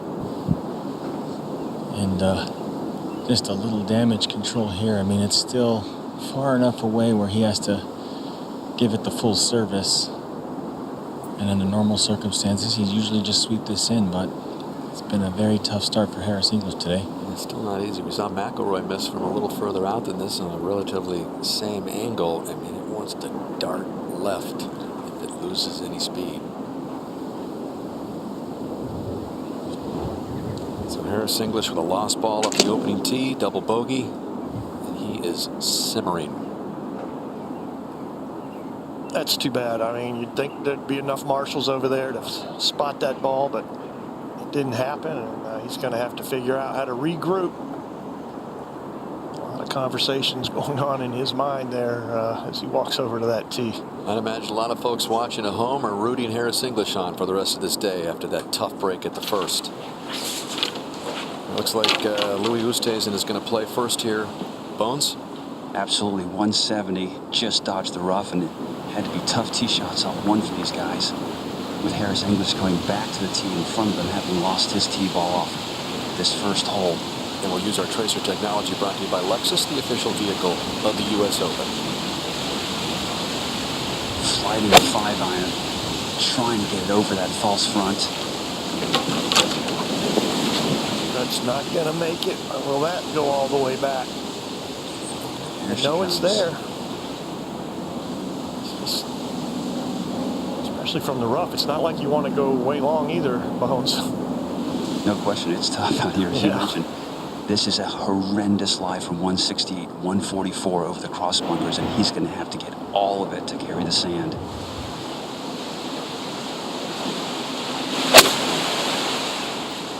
And I think he might have just gotten enough of it. That leaves a good angle, and he's got some good memories from this left hole location from earlier in the week. Sure does. We showed it a little while ago. Hole's in about the same spot. He's going to be scrambling for par. Well, it's a different kind of atmosphere back along that clubhouse where that first tee heads out. Number 1 west. We've got one more final pairing to announce.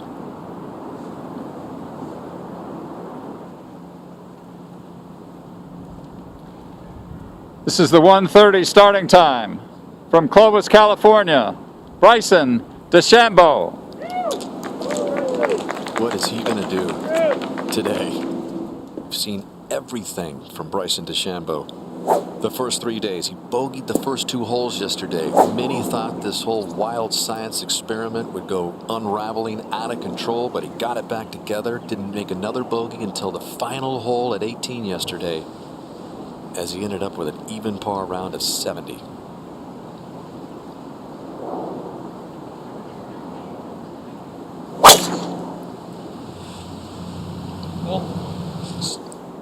Full bore. Good opener. Sure is. It's the best we've seen. From Agoura Hills, California, Matthew Wolff. It has been 107 years since a player won this championship in his first try. Francis Ouimet to the day back in 1913. To the day, September 20th, 1913. The last U.S. Open played in September. These guys have shown us a lot the last 2 days, but this Sunday is going to come down to what we can't see, and that's on the inside. He picks it up right away. Could be all right there. Beautiful start. Yeah. Yep, for the youngest final pairing in the final round of the U.S. Open since the championship went to 4 days back in 1965, with the top 2 players being paired. It's that Wolff head cover on, and off they march. Maybe a march into history. Well, it wasn't just Matthew Wolff who was working the phone. We saw him earlier, smile on his face. What? I got a U.S. Open final round to go, my very first appearance. Bryson DeChambeau also doing some scrolling. It's a new breed.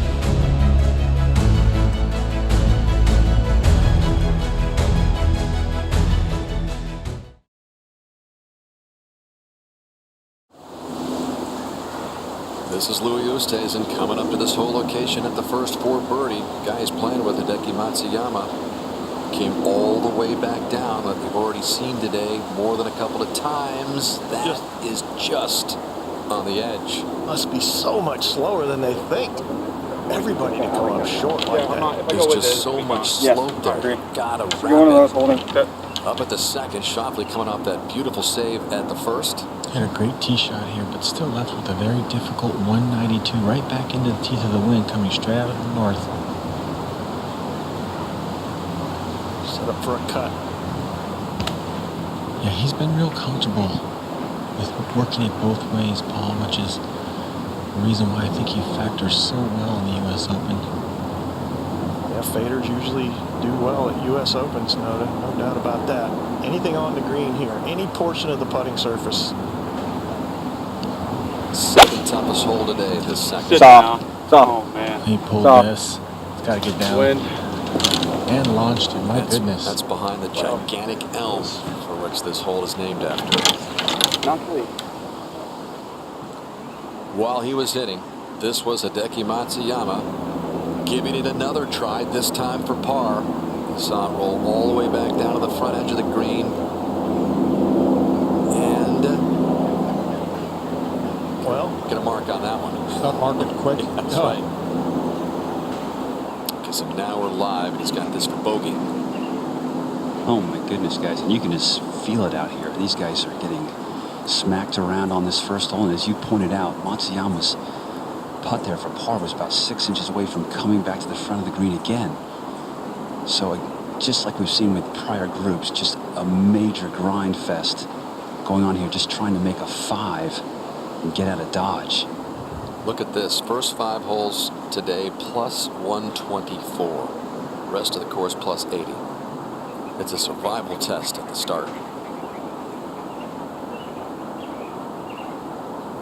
I think we're seeing some U.S. Open nerves as the conditions have really gotten tough. On the U.S. Open stretch. That's another double bogey. Wow. Hopefully there's a big bottle of Advil on the second tee. So we've seen a double by Alex Noren earlier, a double by Rory McIlroy, Harris English with the unfortunate lost ball double, and Hideki Matsuyama loses 2. Welcome to the foot, as they say. Wear a helmet. Up to the 7th. Zalatoris had the ace here earlier in the championship. This time with a 9-iron.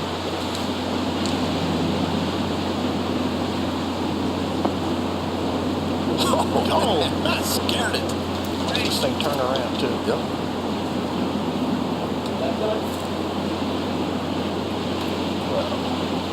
Could have gone the other direction. Wonder what his favorite hole is. Back over at the first. This for par for Oosthuizen. Well done. Oosthuizen stays at 1 under. A lot of people think this is the guy to watch today. Yep. And Xander as well, and they both made clutch pars. All right, the 2 drives for the final groove. Well, everybody talking about DeChambeau's distance. Matthew Wolff actually leads him in that category this week. Yeah, I think that would probably catch everybody by surprise. You know, we were thinking after yesterday, how do you Bryson-proof a golf course? But actually, Matt Wolff's is longer this week than Bryson.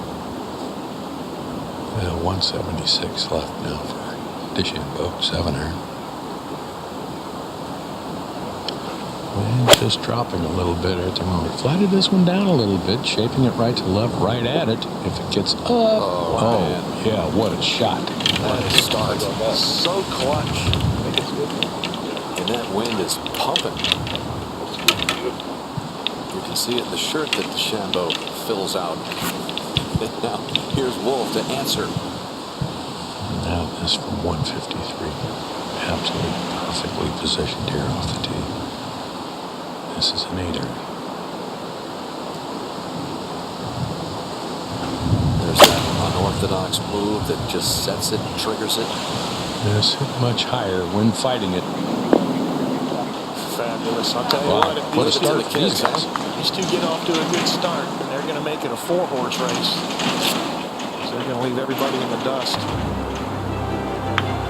The young guns in the final group. I guess DeChambeau isn't so young. He's 27 years old, but Matthew Wolff at 21 just looks like he's out for a Sunday round with the guys. So far, early in the U.S. Open, and all sorts of competitors to give those guys in the final pairing a run.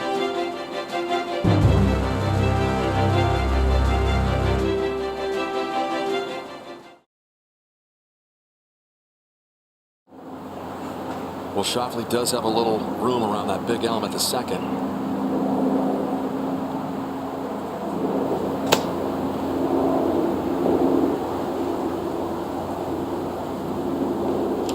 This guy just thrives in these situations. That's a pretty clutch shot. That could have gotten away from him easily. Got a chance to save another par. Is the demeanor to hang around. We've seen it in multiple major championships. And how about this first hole? We've already seen 11 doubles or worse. And we're seeing all these doubles right before these guys. They come out and they've got birdie opportunities. There's just so much, pressure on these guys that they know how to deal with the pressure. It's not like it, handicaps them to a point. It can affect them in great ways, but you breathe your way out of it. In 4 counts real slow, out 4 counts real slow. Everything they do is in a preparation to deal with this kind of pressure, and these 2 leaders have come right out of the gates and showing everybody that, at least on the first hole, they can handle it. A slider to the right here for Wolf. Gotta go. This is the kind of day. We're off to the kind of start. We've got 19 rounds in. Zing, the best round is even par 70. We very well could see not a single round under par today, because the course is turning, the winds are up, it's getting crispier, harder, tougher. To the third. To the second. Excuse me, English. After that double bogey start. He's a good bunker player. Maybe he can hold this. Yes! Man, wow! If there was ever one that was deserved, it's that one, right? First birdie of the day, all day at the second. Wow, and just like that, all of a sudden 1 over after 2 is not that bad. I'm telling you, there's some people at home on their couches going, go Harris English. Yep. Go Dogs, go. This is such a beautiful look at this shot. I mean, you can tell there's so much aggression. He just lets that club screw open at the bottom. All right, now we're in business. Back over at the first. You're talking about breathing techniques earlier, Zing. This guy, just another one of the things that he talks about and relies on. He's very seriously. He says, I take an inhale at 8 seconds total, and I let it out at the exact same time frame, 8 seconds. Well, his lungs are bigger than mine. I was in 4 counts real slow and then out 4 counts real slow. And, it does really help you to control your heart rate. And that's a big part of what they're trying to do here. I mean, you can feel your pulse in your eyeballs if you don't know how to deal with it. And, it's a big part of being great. The greats actually are more relaxed in this situation. And that's the amazing thing. This ball might slip a little right, as we saw Wolf's. Muscles in his back. Hold it all the way. Cold yank. Ugh. And while he was putting, this was Schauffele trying to save his par over at the second.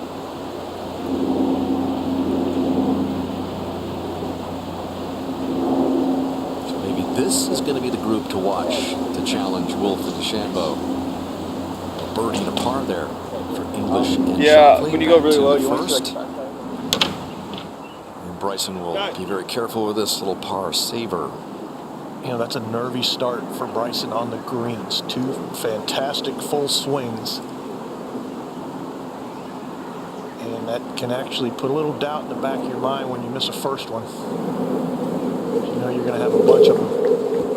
Pops that right in, so the final pairing with a couple of pars to start things off. Wolf's 2-shot lead still intact by 4 over Oosthuizen, who's over at the second. Schauffele and English on their way to that tough, brutal third. We go back to the second for Louis' second. Great position again.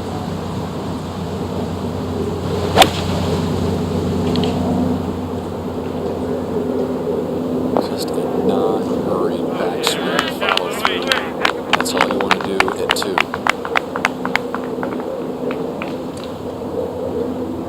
Tonight. This was just earlier, Dan, after a 385-yard drive. Dustin Johnson played this second shot into the par 5. Go. Front right hole location. Not easy to get the ball close, but when you're hitting that shorter shot, you can control the spin. Sandwich. Gives him about 12 feet. A chance for an eagle. Let's go back to 2. Launch time for DeChambeau, Raj. Yeah, tough driving hole. Narrow into the breeze. You can play this hole from the left side He only played it from the 8th fairway yesterday. Talk about left. Well, this is good, though. That looks perfect. Yeah. There's a big draw up there up and against the wind. It's just hard to know how good that is, really. In these conditions. Back to 9. And Dustin Johnson trying to make what would be the 10th eagle of the week here. Yeah, nicely done. So taking advantage of the easiest hole on the course, Dustin Johnson back to 5 over. We go to 2. And Wolf. That looks good. Okay. Yeah. Off to great starts. Yeah. But it's funny, they both said that if they're going to win, they need to hit more fairways. But I don't know why they think that. Can't imagine what they're going to do if they hit a lot of fairways. Especially Wolf, who hit 2 fairways total yesterday. In fact, the top 3 contenders coming into this final round hit a combined 11 fairways yesterday between them. It's just crazy stuff. But Wolf and DeChambeau on the mark today.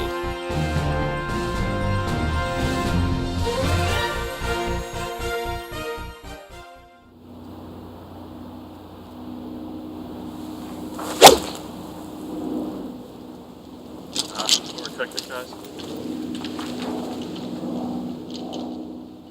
It's fine.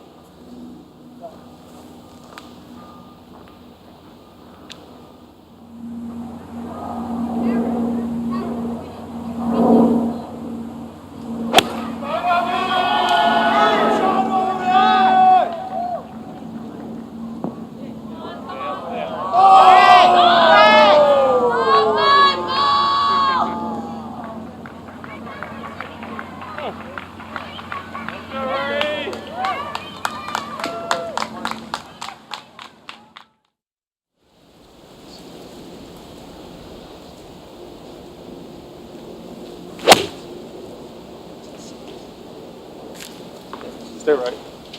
Stay right. Whoa!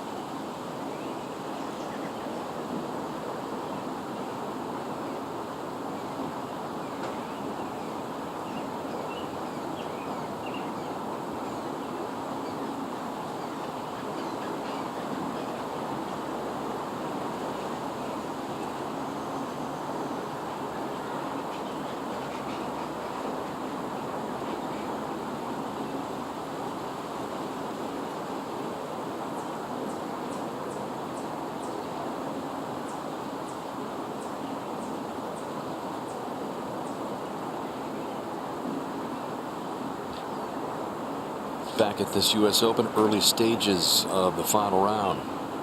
Impressive start for Matthew Wolff and Bryson DeChambeau. Both hit the first 2 fairways. Both had birdie putts at the first. They're waiting for the green at 2 to clear. Over to the 3rd. Schauffele left it in a strange spot, and it's kind of holding the flag here.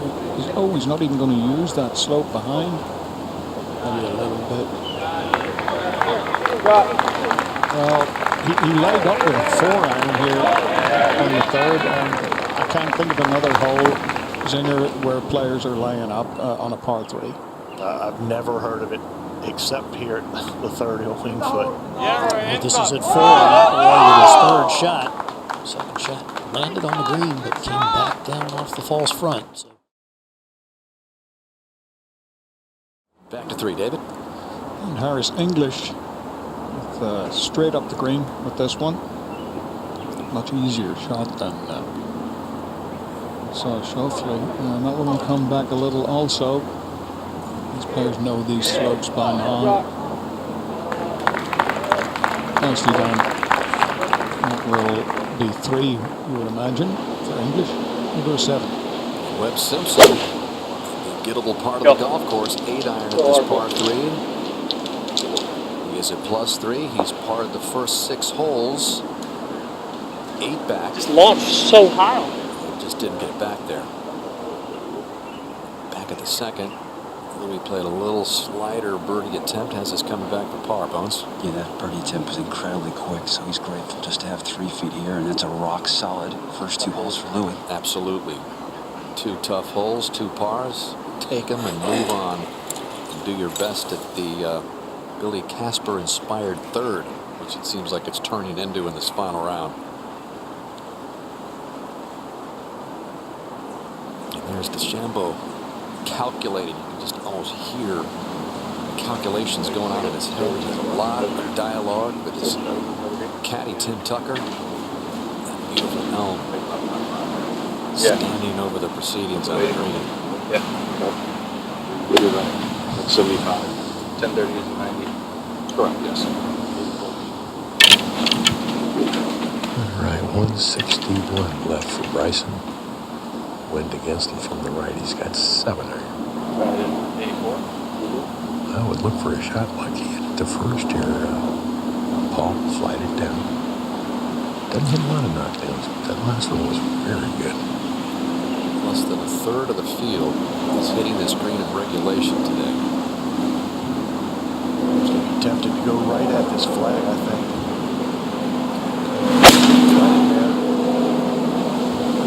He is trying to move left to right. He's right of the hole. Oh, it's a good shot, Raj. A little beat. You got a long on this green. That'll be tremendously fast. Look at the difference in the color of the greens.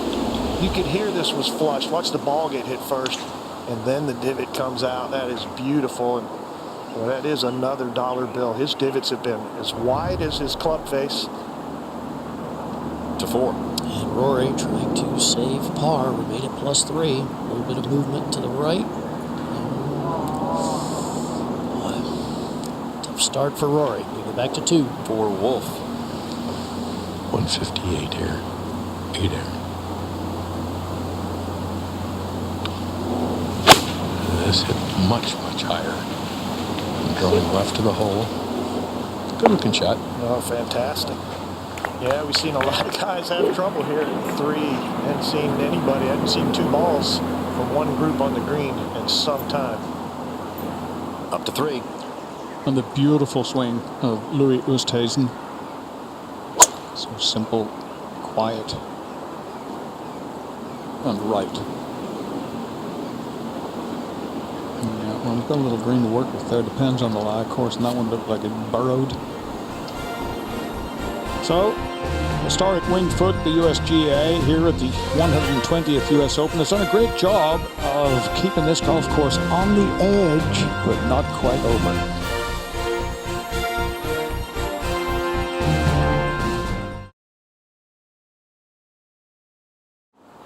See the subtle changes in the contrasting greens from the fairway at the second to the green there under the elm.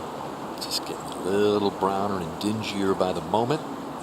Final pairing, both safely on the green in regulation at the second. And Johnny referred to these as championship patina.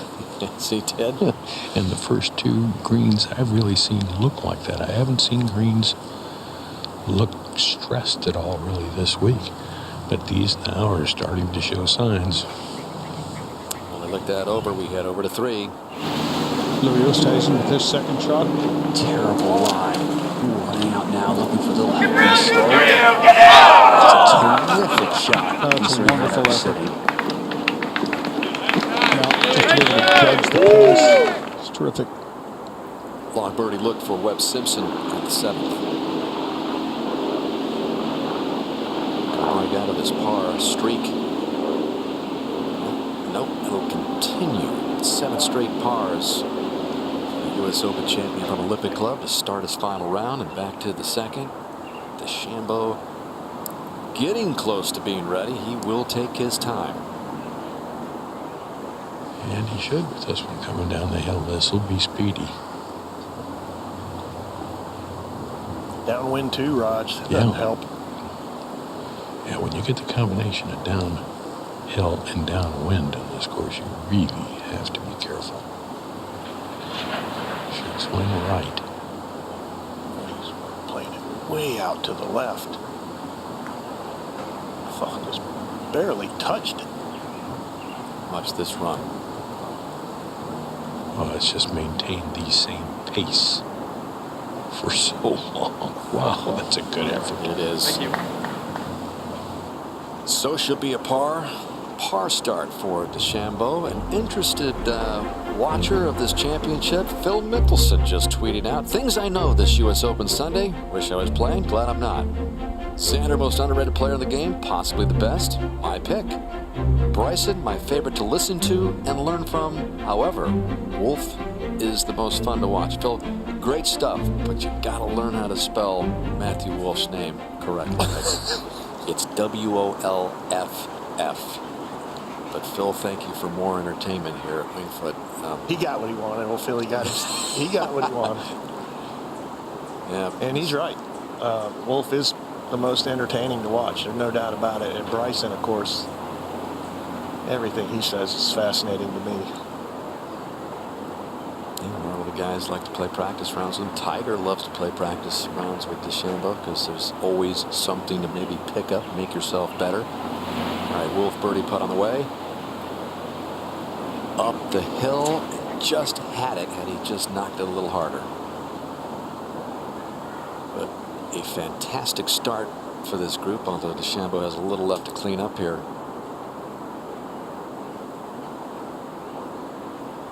All right, these guys have been playing winning golf for a long, long time. This is Matthew Wolf on one of the game's legendary courses. His roots are at a much different kind of course. Practiced and played as a kid at Westlake Golf Course in Southern California on a par 67 layout, just shy of 5,000 yards long. And then growing up, continuing those winning ways, representing Oklahoma State as a freshman at Custom Creek Golf Club in Oklahoma, birdie the 15th to win the team championship. Yep, they have been hoisting hardware for a long, long time. And then in 2019, this event held at Blessings Golf Club in Fayetteville, Arkansas. Wolf's third at the 10th. So many great players at Oklahoma State through the years, and Matthew Wolf just adding to the great tradition there with his fine play. Those are the days when you hoist your bag on your shoulder and you play winning golf. Wolf for the par 18 won the individual title by 5 shots. He's still the reigning NCAA champion. Matt Wolf is, as they did not have that tournament this year. And only 2 reigning NCAA champions have won a major championship, Jack Nicklaus and Tiger Woods. So just more history for him to chase. Chris Tyson with a great 3 at the 3rd. Stays 1 under par, 4 back. The reason he's still the reigning NCAA champ, Wolf, because this year's NCAAs scheduled for June were canceled.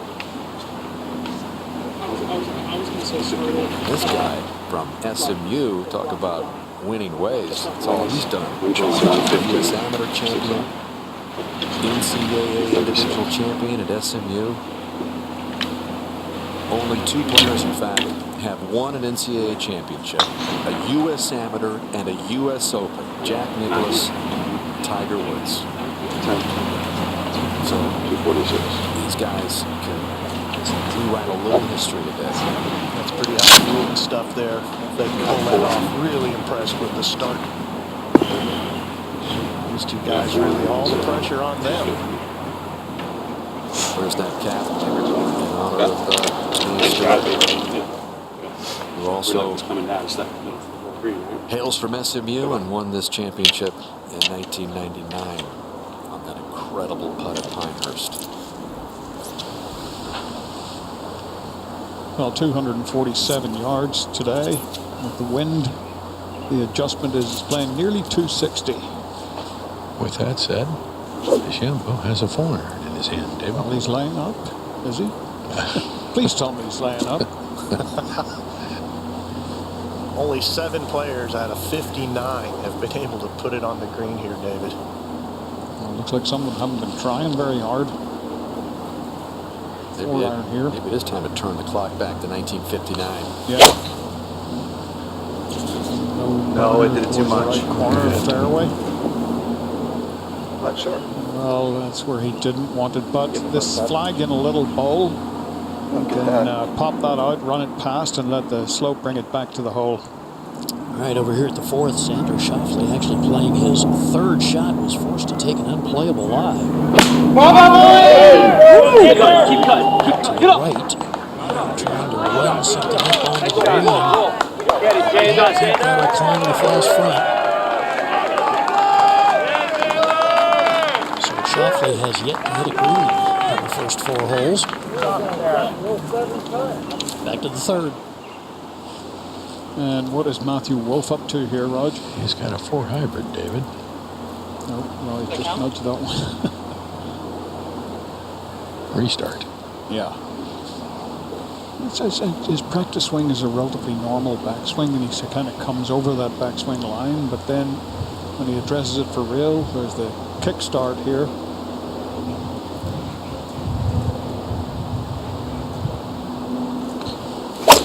Takes the club back way in the outside. Way left, way. Oh boy, on the wind moving left. That was all hands and club face right there, and that'll be interesting to see if there's any furniture between him and the hole over there among the big trees. And on the wrong side as well. It's difficult to see anything there. But you can see it here. Really? It wasn't me.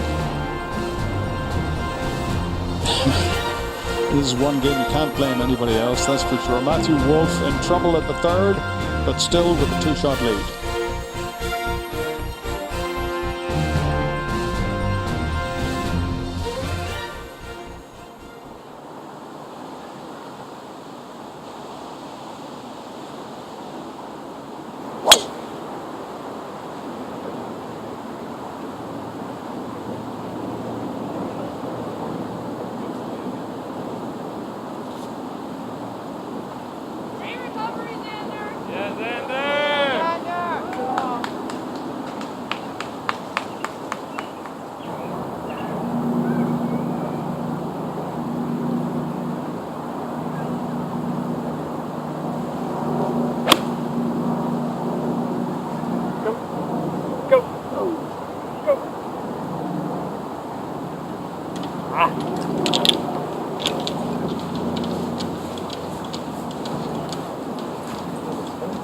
Well, taller again.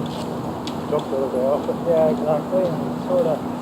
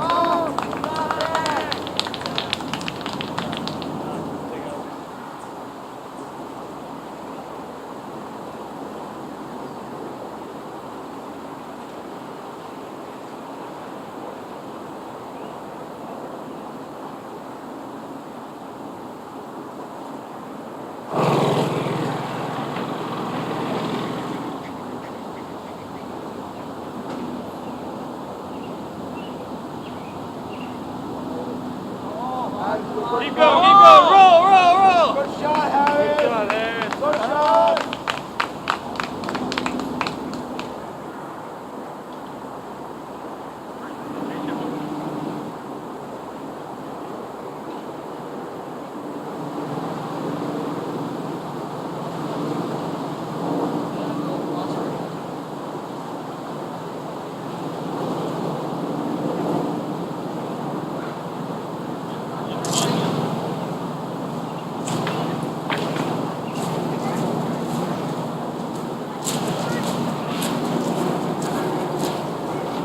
Matthew Wolf has an opening here at the third, but Roger, can he go high? It's a big red over there. Black branches don't start until it's relatively high up. Yeah, it's way high. Yeah, he can go high, but maybe he's thinking he wants to go higher. Either way, that's going to be the way to stop this ball's trajectory. 4 is a good score. He should catch the slope here, which will kill some of this momentum, loop it back down to the right. I don't know. You can do much better than that. That's You an can't. amazing That's shot. about as good as he could possibly do. Fabulous shot. Take another look at that one. Uses his hands well behind the ball. Is another way to add loft to the club face. Don't have to open it quite so severely. But the line does go in that ball there. Yeah, it did. That could have buried under the lift quite easily. That's some kind of talent. He knows it. He knows it. Immensely confident in his press conference after the round yesterday. To the fourth. Let's see if Schauffele can manage to drop just one here at the par 4. He does, but still hits some greens in regulation. +1. 6 shots back off the lead at the moment. Go back to the third.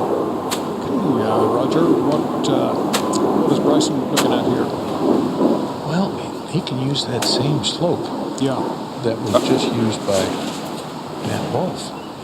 Bring it in from right to left, but that'll kill some of the momentum. And if you hit it at all right, it's going to guarantee you some kind of putt around the hole to make. That's where he's going. Took a little kick left like that. As it turns out, doesn't need it. Beautiful. Well, these fans, many of them have played Winged Foot. They're just outside the fence. That's the house there owned by Rick Pitino, so he's got a big group over there, so they know a good shot when they see it. And that's some of the noise and cheering you hear around these houses. This is in a neighborhood, Winged Foot is. What a shot over there by DeChambeau that they had a chance to cheer. Over at the 5th, McIlroy coming up over this bump. It's a big bump, and it's a tough putt to gauge the speed, but Rory, no problem. McIlroy off to a tough start. No big surprise in this first 5 holes here. He's +3 with a double start and a bogey at the 4th. And back over at the 3rd, and let's check in with Steve Sands. Dan, if Matthew didn't turn professional early, he would have been a senior right now at Oklahoma State. Spoke to Cowboys golf coach Alan Bratton this morning. Alan said Matthew called him earlier this summer and said, quote, "I'm going back to playing the way I did in college. I know the results will come if I do that," close quote. The following week, Wolf was the 54-hole leader in Detroit and has played well ever since. Bratton went on to say that Matthew spent last week in Stillwater being a part of the golf team's fundraiser while prepping for the U.S. Open. And he's such a great athlete. While hanging out in the football stadium one day, he made a 40-yard field goal. The Wolf is looking to make a 3 right now. Wow, he may be looking for another field goal to the shoot at 18 today. Maybe as a U.S. Open champion.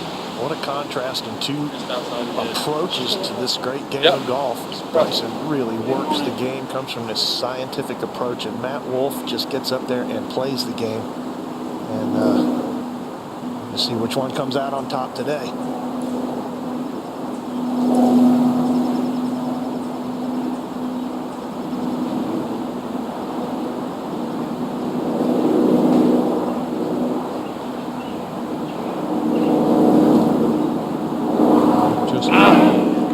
Out of line. Just might have held it up. So drop shot, but 4 from where he was. Really an excellent shot just to get it on the green from where he was, never mind at 10 or 12 feet. And the lead is 1. Fourth. Louis Oosthuizen playing his second after a brilliant drive, just 128 yards. This was just a moment ago. Didn't like it, so it's got to be a little left, a little pull, but safely into the center of the green. You have to deal with that false front. As you set up the fourth. Yeah, we'll take a look at this 457-yard par 4. Bunkers were repositioned in the restoration to become more in play, and just some 20 yards of width in fairway there between those bunkers. Second shot plays ever so slightly downhill to this rectangular green, and the whole location, as we've seen on the front right, very difficult to get close to. We've only seen 3 birdies here all day. DeChambeau rehearsing his swing, really working on trying to swing from in to out to get that ball moving right to left.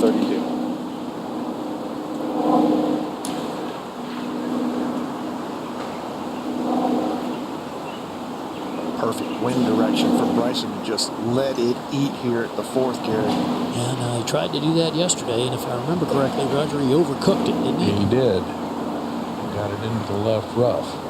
But everything sets up for a shot here. The wind direction the hole bends from right to left. You would think it'd be a comfortable tee shot for him.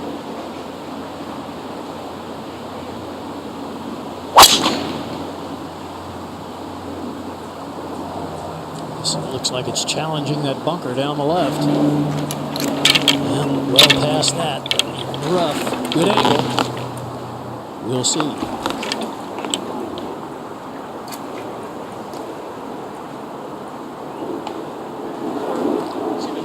Wolf next to play. Right edge. It's perfect. And obviously the wind's harder off the right than it has been. Yes, that's right. Let's see, G. Wolf might go a different direction here, guys, and trying to hold it on the wind where it looked like Bryson was trying to ride it. Right, he's gone to the right side of the tee box. It would lead you to believe that that's what he's going to try to do.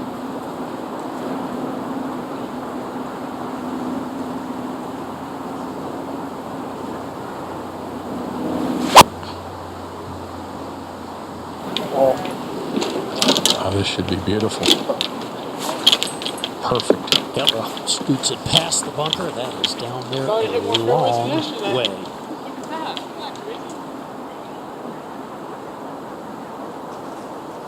Very different trajectories of those two guys. Bryson launching the ball very high, and Matthew Wolff a much lower trajectory.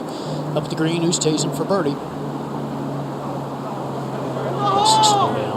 Whoa, whoa. Well, we'll see Oosthuizen's attempt for par to remain at 1 under, just 3 off the lead there at the fourth, when we come back with more final round action of the 120th playing of the United States Open on the West Course at famed Wingfoot. Back with more after this.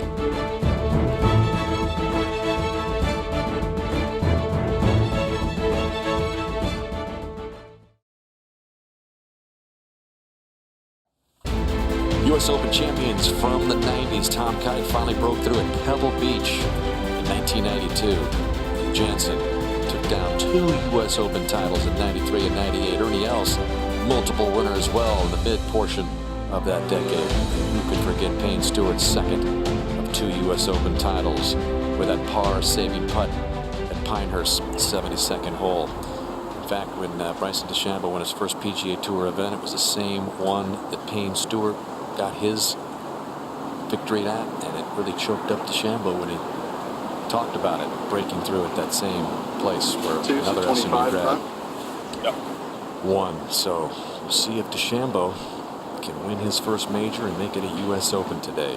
One back of Wolff as we go to the fourth. Yeah, this was just earlier, Dan. Oosthuizen trying to make his par. Those are the mistakes. Just can't afford to make. Paul, 2 good shots into the heart of the green. Walk away with a 5. That's his bugaboo. Yeah, what a a shame. Right in the middle of a very difficult fairway to hit, he comes out with bogey. Harris English over at the 5th.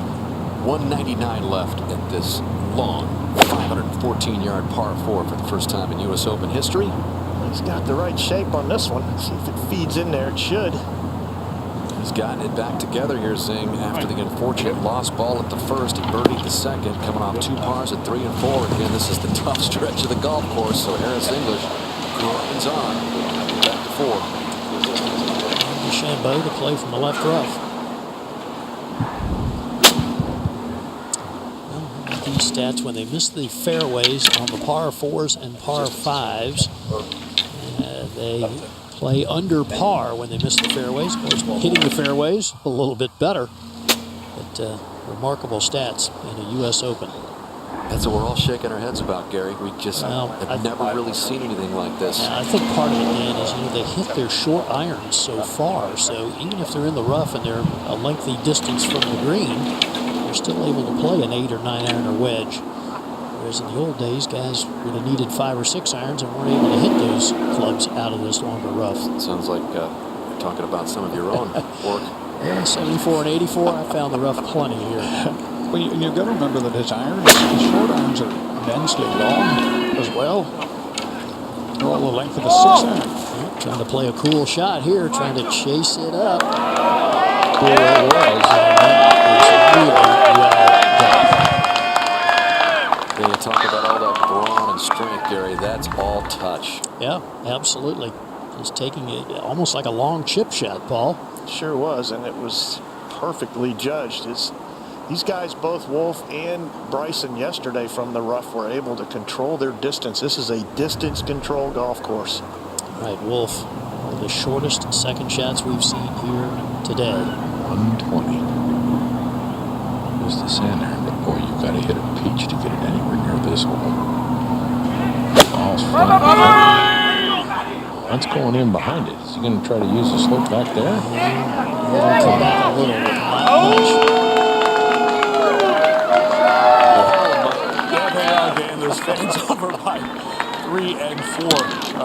At least you get some crowd noise. So Wolff's hit more fairways than he did all of yesterday. His lead is 1. Time for a Rolex signature moment. We've mentioned this a couple of times, but here are the specifics of this day back in 1913, 107 years ago. The date was moved from June to September because of the avoiding the conflict of the Open, which was being played in England. So you had the big names over there playing, Harry Vardon, Ted Ray. Yet it was the seminal moment. 20-year-old amateur Francis Ouimet upset the 2 British greats and won the U.S. Open in his first try. And 107 years since, exactly to the day, you could never plan something like that out.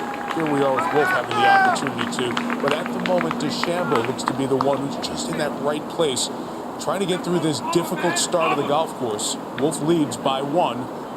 As the movement at the top of the leaderboard has seen Wolff and Oosthuizen lose a shot from where we started. So jump up 1 ahead here to the 5th. Xander Schauffele off the bogey at 4. And he's going to drop 1 here, too. So at least 2 over through this start. Justin Thomas running a difficult day yesterday, 76. Felt like it pushed him out of the picture, but here he is trying to do a little bit of a comeback on this day at the 11th for birdie. He's got that, so Justin Thomas right now even for the day, which equals the best round on the golf course. Nobody broke par so far. We've had 3 rounds in the 80s, so as difficult as it has been, Justin Thomas put a good day together. Noda, what about Harris English, the way he's kept his composure after losing the tee shot at 1?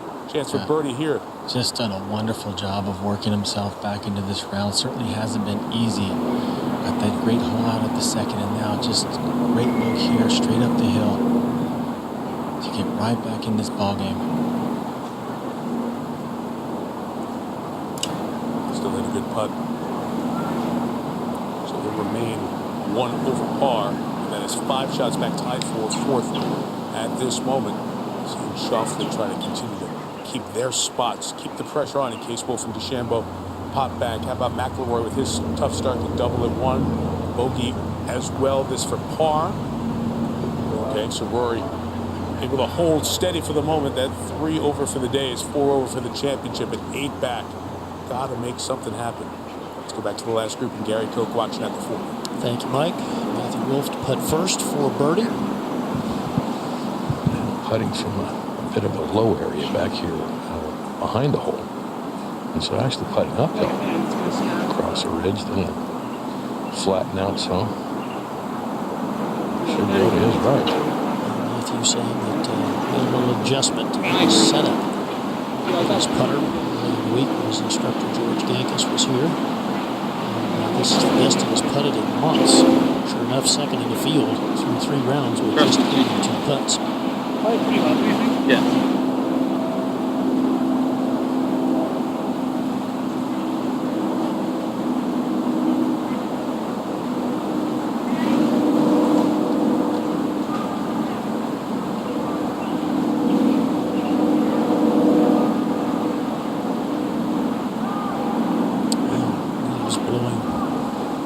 There, a little bit of a distraction. Start over, go back through your entire routine.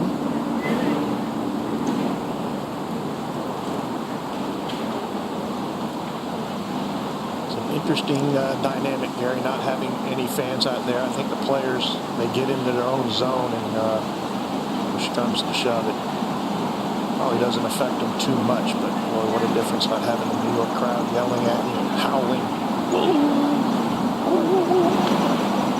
Do a pretty good job of that thing. He hits it next.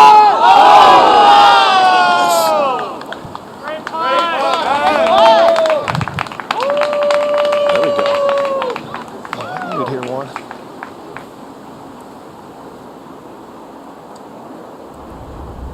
Well, this looked good for a long time.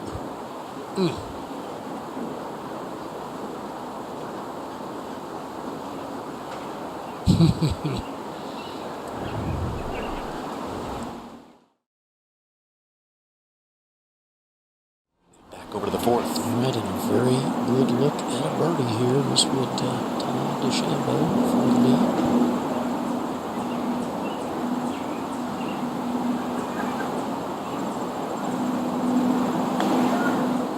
Up the slope, not much break. Yes! So Bryson DeChambeau, what a start. 1 under par through the first 4. We've talked about the difficulty of these opening holes. Gary, the first 5 holes have played 600 over par this week. Bryson just breezed through the first 4, 1 under today. That is huge.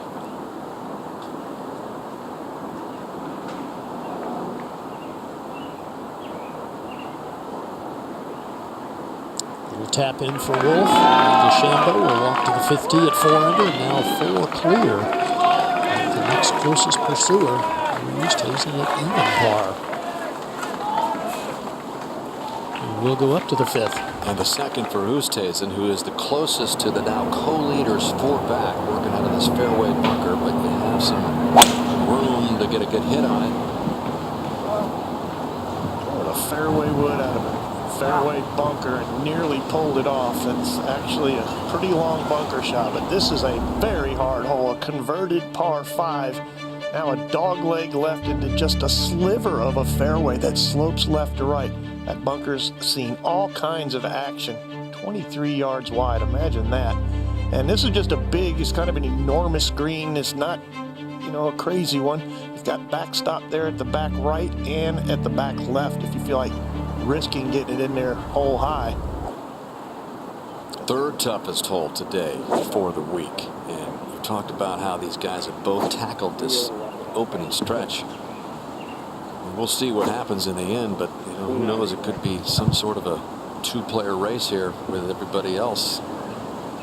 Bryce, mega rehearsals of that swing. Yesterday, Raj, he launched it right over the trees. Tough driving hole. He's got to take it up across the edge of those trees. There's the target that he's looking at over that big tree on the left. The wind's going to the right. That bunker's in play.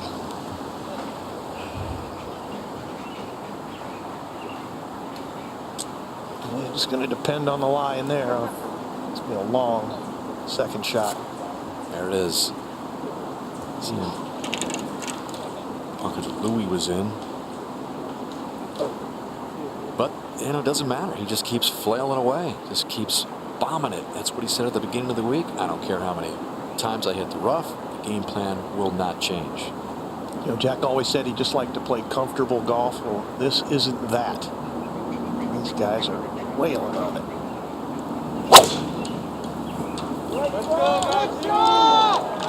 Wolff is taking it way left, too far. He misses his first fairway of the day. I think you're probably not over the tree. So, DeChambeau rocks in his first birdie at the fourth to tie things up at the top. Oosthuizen 4 back. Harris English still battling 5 back. Final round of the United States Open.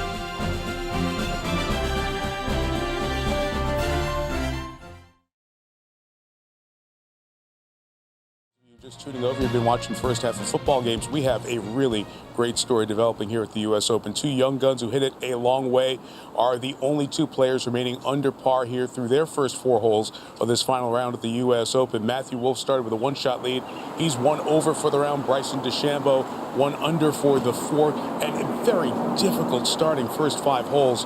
But DeChambeau, even though he's found a bunker here at the 5th, he and Wolff are tied in that last group. 4 clear. While we were away, Louis Oosthuizen, that player who's alone in 3rd at even par, this was his 3rd shot at par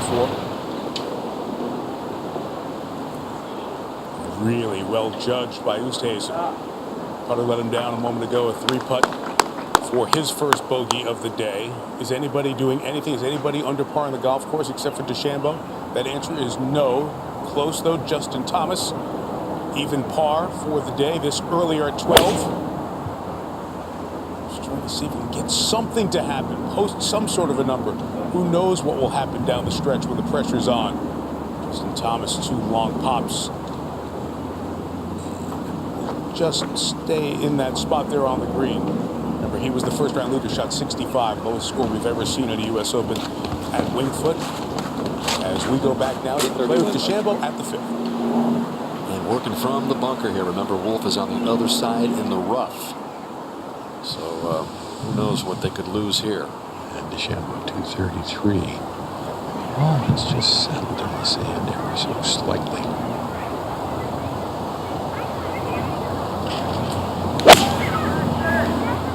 I chunked it, Tim. It's a little fat. Why, Pelican? He told his caddy, Tim, I chunked it. Well, not too bad. He's up there on the front edge. That is going to be a long attempt for a 2-putt par. Well, the ball's slightly above his feet, as Roger said. It's sitting down, and he looked like he caught it a hair heavy, but it looked pretty good. That's a decent result considering 233 yards. He chunked it and still reached the green. Must be nice. I was thinking the same thing. When he said I hit it heavy, I thought, well, that's going to be what, 20 yards short? He might be talking about a groove. All right, we'll create some club head speed here, Roger, the left rough. Yeah, 202, not the worst of lies. Let's see. Area of the grass kind of going toward the hole. It's sort of a mossy kind of lie. It's not the deep stuff that's standing straight up. So I think you got a bit of a break here. 202. Let's see if he can chase this ball on. Well, it's going to go right into the bunker, I think. I know how soft it is. Just short. Well, no, it is in there. I think I see one down there. It's the same bunker shot that Louis Oosthuizen had a few minutes ago that he put up there. Gimme. All right, up ahead to 12. And Justin Thomas came up short with his eagle attempt. This one for birdie. Yeah, he goes back to +3. And there are only 5 players in front of them.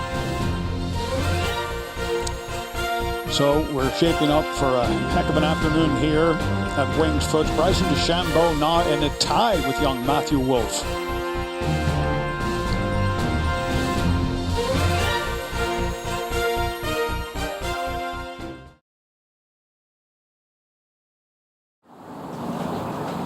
The long bunker shot, 3rd at the par 4 5th for Wolff. He's got to carry this most of the way. He cannot chunk and run this. Oh, and a nice shot. Tough little downhiller, though. That to avoid a second bogey in the last 3 holes. good look at that large green at the 5th. And DeChambeau down there in the front left-hand corner trying to figure out a way to get this up in 2, Raj. No easy feat. Gonna spin pretty good from left to right, I think. This left side of the green has a lot of cant toward the middle, so I think that's going to affect it. Doesn't have to go over a ridge. Has to go along the side. 70 feet up a. It's up a 3 at a 45. It's gonna be like 1.5. So it's gonna be back to 3 feet. Or no, it's gonna be 1.5. Yeah, it's 3. But then we're going up a 45. Oh, but then it's 3. 3, 70 feet. Yeah. 21 feet. So 20 more. Yeah, 110. 112. Right?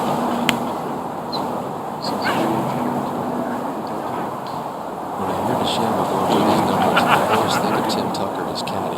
Just almost like this is trying to keep up with this guy and the way his mind works. What's up with that?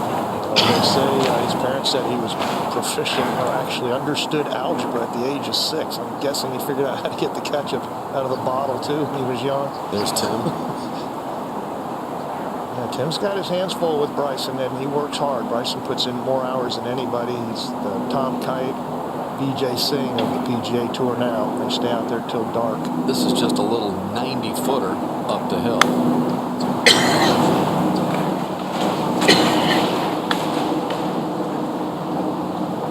Fantastic, really. Got some more left. That's pretty good. And both have a par plus left there at the 5th. Earlier at the 6th, Harris English has had some problems with this short par 4. Hit a second over the greens and now just trying to chop it out.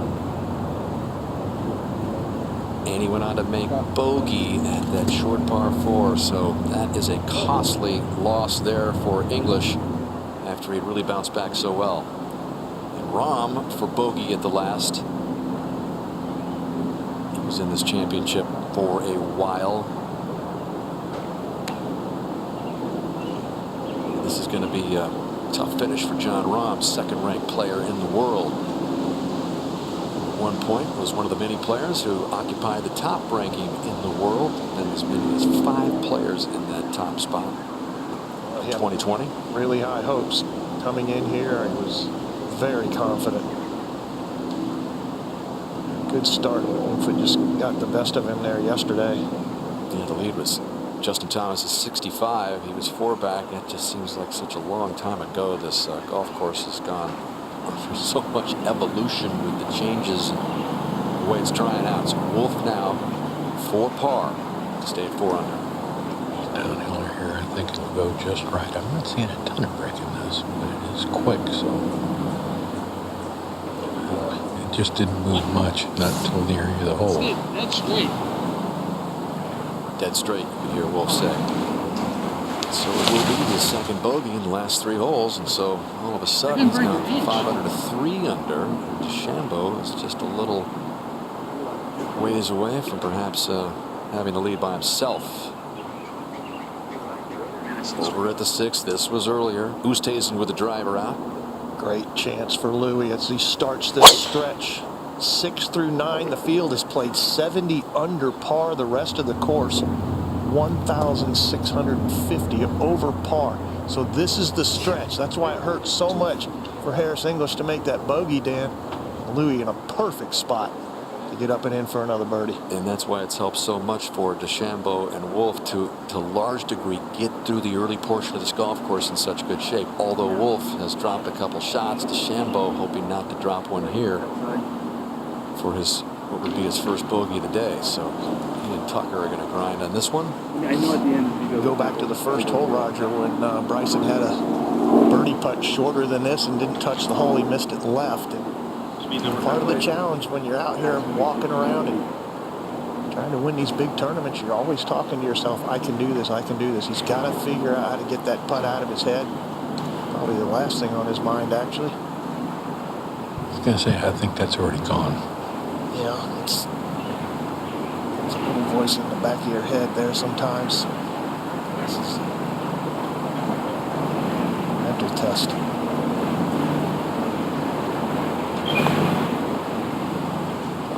And how about the way DeChambeau gets through the tough opening 5, 1 under.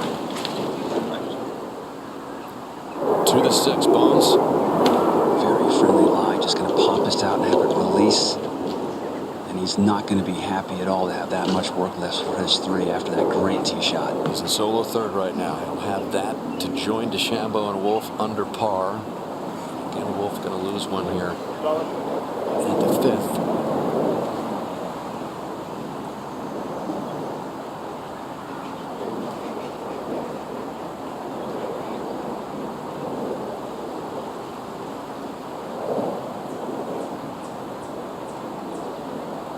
Wolff had the 2-shot lead to start, so he is +2 in the first 5. DeChambeau 1 under, and so DeChambeau on top by himself, only 2 under par.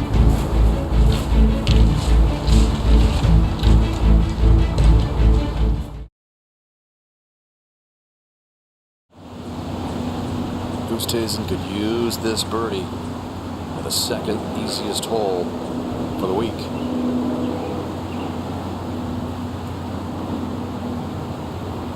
Got it. Well, that's a big putt after a poor chip. All of a sudden, he's within 3 of the lead.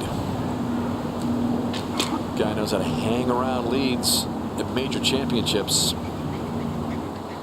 And over here at 13, Dan, Justin Thomas has this putt for a par at the long par 3. Tee shot was in the left green side bunker. Up to that position, good par.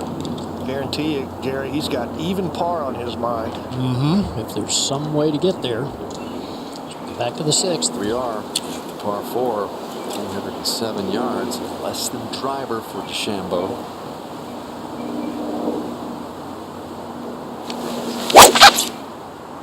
I like this. Starts up the right, drawing a little bit. I like this club, Roger. Maybe a little too far left. Oh, now what? Oh, boy. Well, I think he purposely hit that so that he wouldn't reach that bit of rough right there and not leave himself a terrible angle, but boy, he's going to have a hard shot. This hole just narrows and narrows and narrows the farther down the fairway you get. So you can bomb it, not be far off, but you can be in thick rough. Smart shot today is to get it over there to the right-hand side somewhere. Picture? Yep, that's it. Wolff has a 3-wood as well.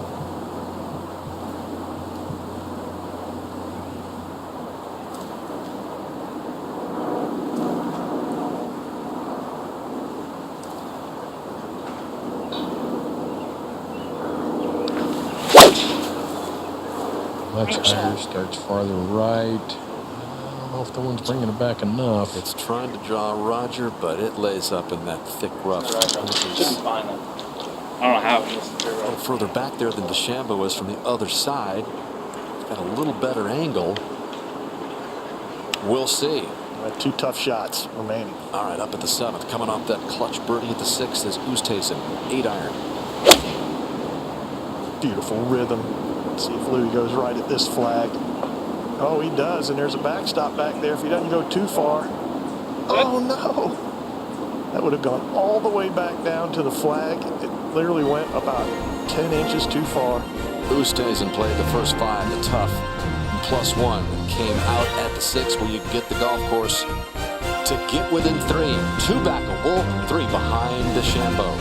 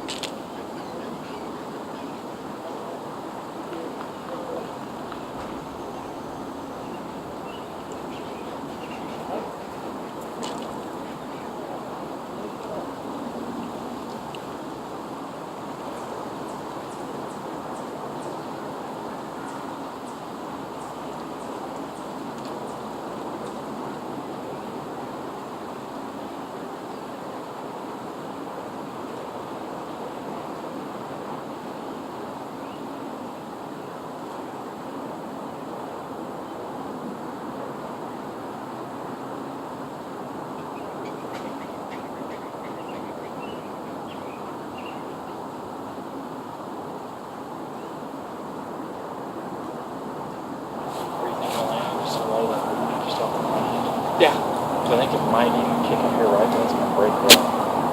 But if No, I agree. But then if it gets going left of that lead, it will kick that. Yeah.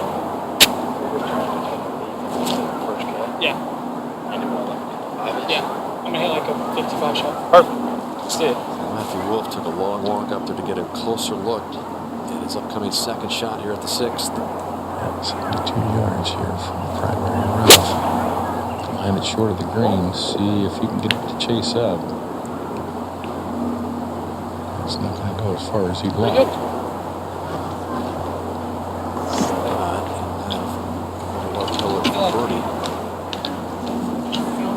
Now DeChambeau penalizes this rush. It's nasty. Yeah, it's nasty. It's pretty thick in here. And not the best of angles. It'll be interesting to see if he uses the backstop behind the hole to contain it, guarantee himself. Mind putting a mark on that? What? Sorry, dude. Well, that tells Take me your time, he's take your time. playing right of the hole.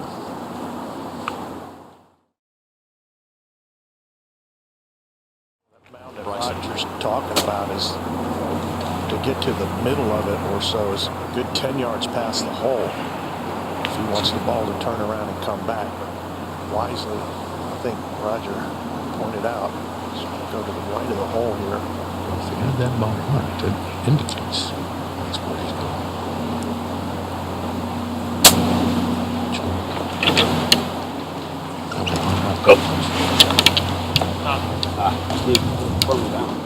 Yeah, it's a bit unlucky to be in the rough, but that's still a good shot from that line. You hear him say that's still a good shot from that lie, so that was a tough one to deal with. And here's Oosthuizen, who just went over the green. He's bumping something out of this collar. An idea of the speed there. That's where it would have ended up if it didn't reach the collar.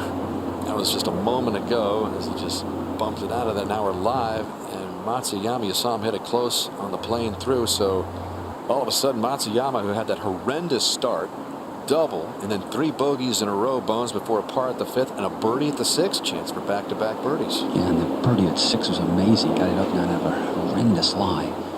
A beautiful cut 8-iron using the left to right wind at this point. He'll have a lot of momentum going to the next tee if this one goes.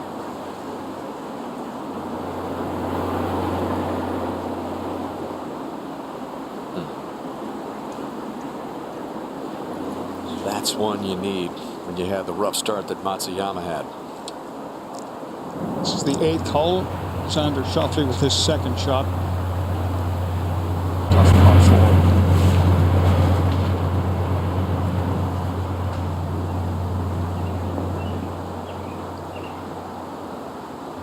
He's going to trickle towards the back edge, catch the slope a little bit and improve. It'll be a fast one from there for Schauffele. But he will give his fellow competitor Harris English a good look at that line. Back to 6. And Matthew Wolf for birdie.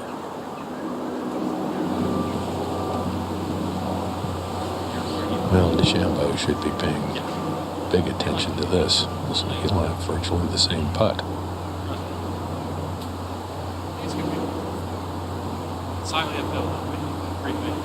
Not a lot in this putt, Roger. It looks like it might try to go a little left. I think it does drift that way. Not much, though, as you say.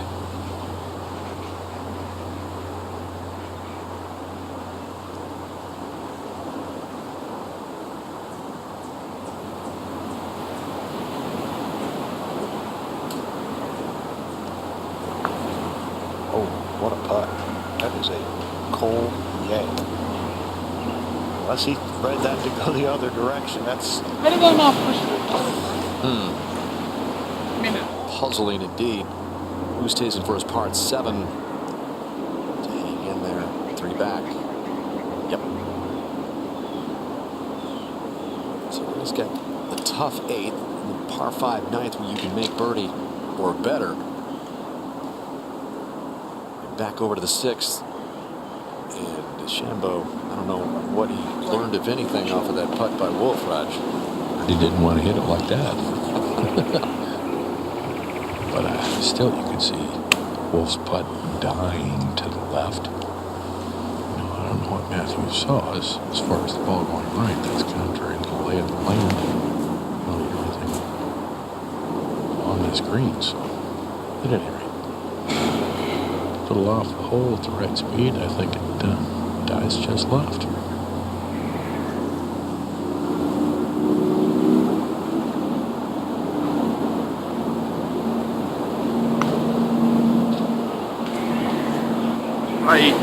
Tried to come back left at the garage. Well, that'll be a par for DeChambeau at the 6th. Gives the rest of the field behind him a little more hope. Where are you going, G? On with Wolf. Still not quite in for par. He's really been playing the majors in 2020 better than DeChambeau. Beefed up with all these protein shakes, and since this restart has proven that he has been one of the best players in the world, if not the best. 14 under in his major championship play, including here at Winged Foot. Tied for 4th at the PGA, so maybe DeChambeau is ready for his major close-up. Now for par, Wolf. I think DeChambeau wants some validation to what he's trying to do, and really kind of just stick it to all the naysayers. It's quite possible that the naysayers create a little chip on Bryson's shoulder. Over at the 8th. Schauffele for birdie.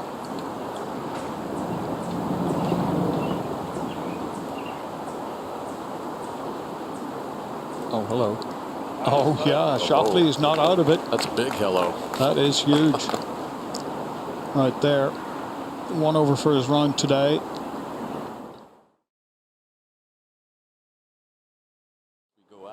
To the 8th again. And from a similar line here.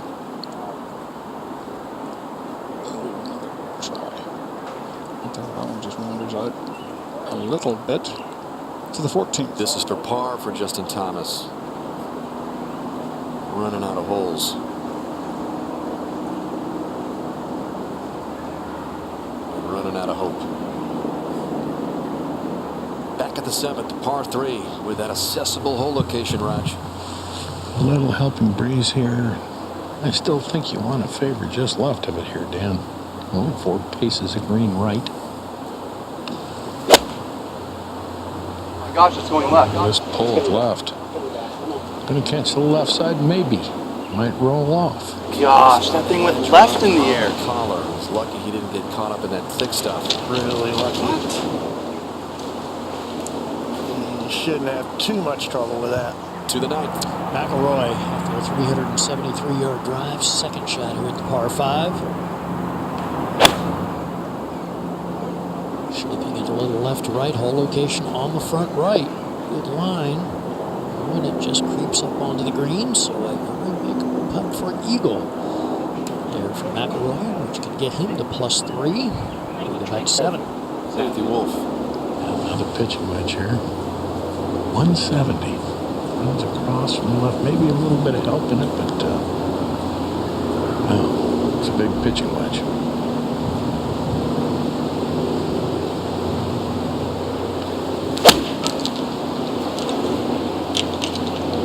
This well left of the hole. Center of the green. There's a false front there. Not a full club short. Let's stand. Didn't really go. Barely. Well, Wolf and DeChambeau have had some pretty good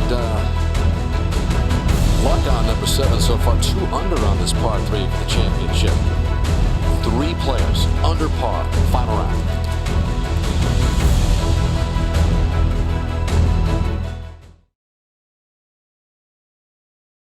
We saw Rory's second here at the 9th. This for Eagle, trying to get to 3 over par, build some momentum towards that back 9. Sunday to major. Putt. It's over there when they were looking at that hole location yesterday, where it was going to be for the 9th, and Rory put it in that spot where you have the best chance to make it over there. He'll make a 4, so he'll turn in 3 over 38 first 9. McIlroy head off to the par 3 10th, 8 behind our leader DeChambeau. 7 behind Wolf. Let's go back one to the 8th. Oosthuizen missing the fairway, his second shot. Third and final player under par, just the way we started the day. He's even for the day. He's in the front there to chase it up, and that's going to go all the way. And those drop-offs are really tough, especially that back hole location. Up to the last group at the 7th, and Matthew Wolf had the lead, lost it. A couple of bogeys, so he is 3 under and 1 behind Bryson DeChambeau. And we have constantly talked about these guys and their ability to hit it far and even out of the rough, able to gouge it out, get it up on the green. Their putting, their short games are obviously going to be tested on a Sunday in a major, but they have been so good on these greens. We'll see how long this 50-footer kind of flat from this point. Rare to say.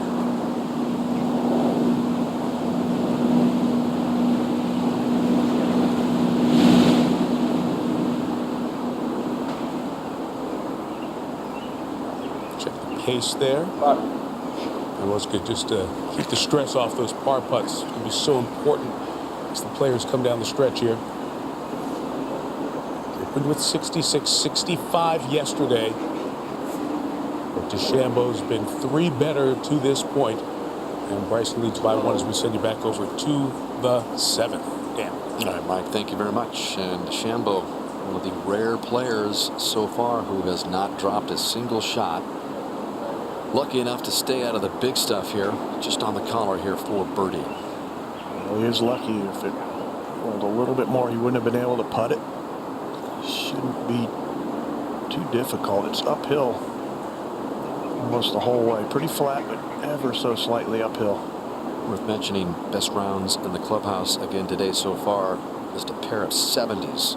Won by Eric Van Rooyen and Taylor Pendrith. So still nobody under par in for their final round today. DeChambeau only under par round going on the course.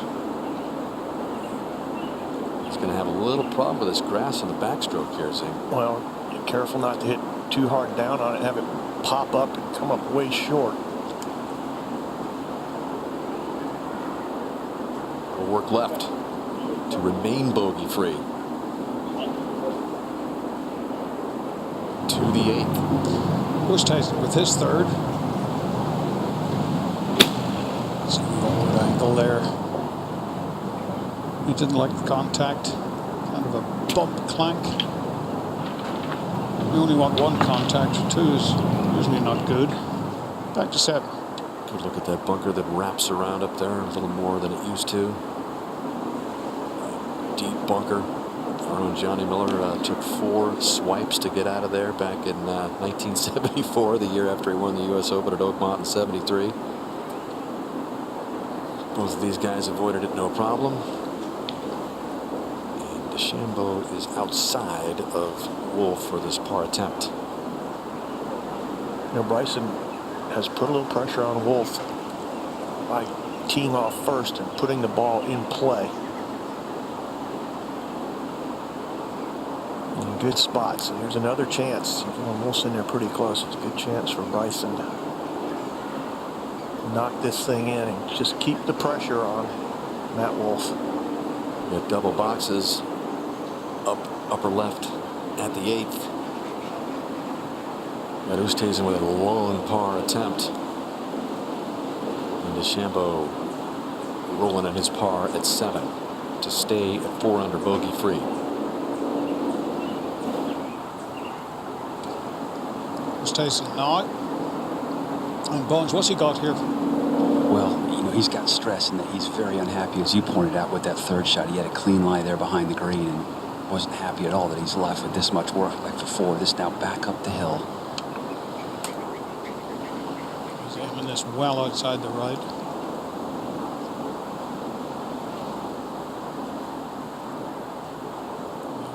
Right on the line.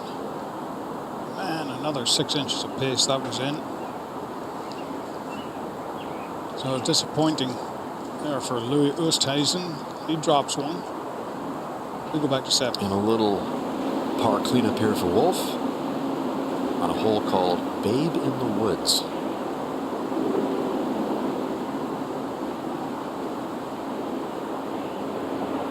21-year-old Matthew Wolff.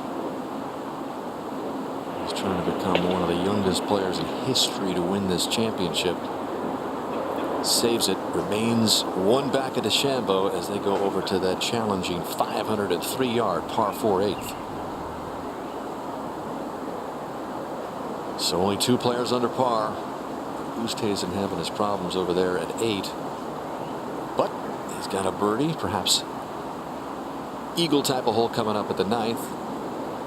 Roy just came through the 9th and now making the turn close to the clubhouse at this gorgeous par 3 10. It is, and they moved the tee up. It's still playing 198 yards, I think. And actually, that hole looks like it's off the green from the tee box over in that left-hand corner. You can see a false front there. You have to get over it. Rory's ball trickled back, but got lucky it stayed. Back to 9. Xander Schauffele's missed the fairway way to the right, but fortunately in an area the grass has been trampled down trying to hit a big high cut. Oh, and he does. Look at this. If this gets to the back of the green, Paul, that should come back. Very steep slope there. We go over to 8. Here's the tee shot. It's a dogleg to the right. The fairway cambers to the left. This starts up the left, is cutting. Well, if this is too far left, we'll be okay. Right on the edge. And oh, my aching nerves. That has gone to ground right there. Well, it's a tough enough second shot from the fairway here at number 8. Yeah, you've got to hug the right-hand side here. Even over that red oak, you see, that throws a branch out over the fairway.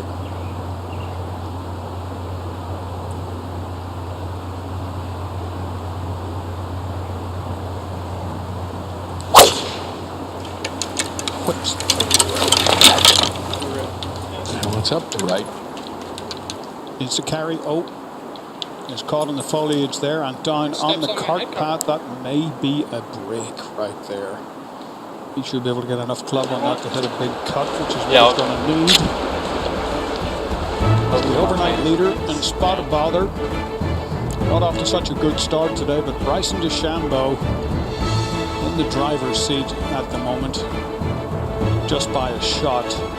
Look at the power this young man generates. Both feet twisting around, puts it clean out of the sand, puts it clean into the hole. Usually.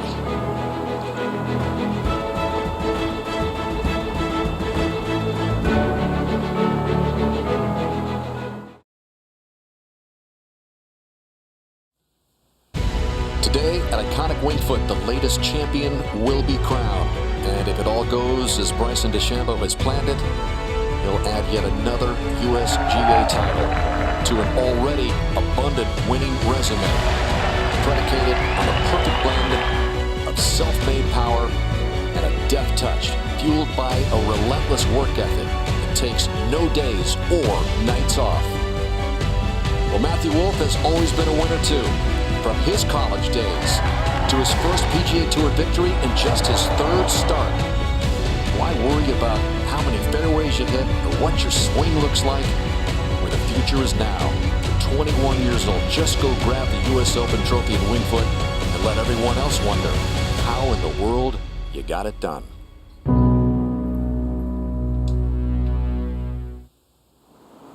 So Wolff sitting right behind DeChambeau. He's the only 2 players under par in this 120th U.S. Open. Latter stages of the opening 9 for the final pairing. See how this 120th version unfolds over at the 9th. Eagle putt for Schauffele. It's from just over 62 feet, goes uphill, then down through this low, and then back uphill again at the end. No, it's not firm enough. Over at 10. Rory McIlroy coming back up to that hole location today. You could probably sell that tee shot to a couple of those guys in the last group. Gonna hit it. Almost. But he'll take 3 at the 10th. Pretty much every single time. So McIlroy turn in +3 after the unfortunate double smack in the face at the first. Birdie at the 9, par at the 10, and he gets a little cheering from the house behind the 10. Back to 9. And Harris English with a chance to make a 4 here. And +1. All right, so not bad after the terrible start. We go to 8. And Raj, what's Matthew Wolf got here? He's got 231 left. He has got a shot. He's got to clean the back of the ball. He's got to hit a high draw. Ron?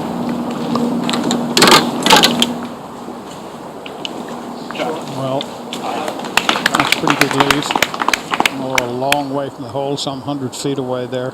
That's the way to do it, though, David. If you get offline, if you can just scratch your way back to the front of the green, you've got a chance to make pars from the front. That is the key. Zinger, you're right. It's not so much how good your good shot is around this golf course. It's how good is your bad one. Can you control the damage? Shambo now from 183 and kind of a old thin divot over there. Yeah. So kind of weird. Another run into the thick stuff there. I don't know. They all look like they're lying pretty well from directly overhead.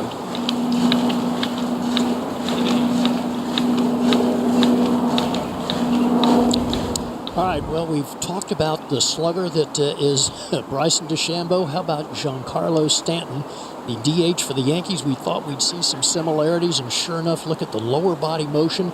Both set up with their shoulders closed, hips somewhat closed. And look at the finish position.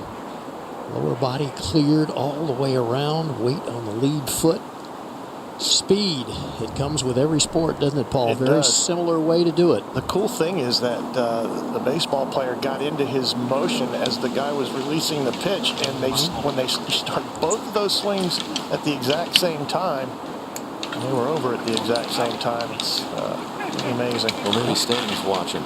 We know that Babe Ruth was watching Bobby Jones win the 1929 U.S. Open. Another Yankee great. All right, here at 9, Schauffele to turn in even par. Hang on. Oh, just. So a birdie's finish to the front 9 for this guy, Mr. Cool, with a great record in the U.S. Open. 3 starts, never finished worse than 6th. Don't count him out yet. So we go to 15. And the second shot of Justin Thomas. This flag in the back right in between two little swales.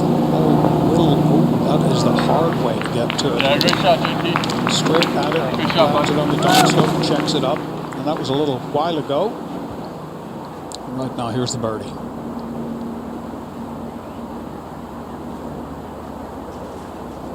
Birdie attempt, I should say, and a good one. So he goes back to +3. And just running out of holes to post a significant number. This is the 9th. And Louis Oosthuizen facing a fairly long third shot here, Bones. What happened? Well, Gary was really decisive to miss his fairway off the tee, knowing that a couple of good shots could give him an eagle attempt, as we've seen here in the last couple of hours. Blocked it out to the right and had a horrendous lie. Somehow got it back in the fairway at this point, and still obviously has a chance to make birdie if he can convert here in terms of this shot from 136. Quite a bit of left to right wind at the moment, which will enable him to use that bonus to get to this right location. Be very careful here, Bones, with the cut. Just some 6 paces on the ball. Carry the ball to the hole. It tends to get a good 15, 20 feet by. Shots we've seen in close from this distance have landed right around the front edge of the green. Ready to roll now. Going with the gap wedge.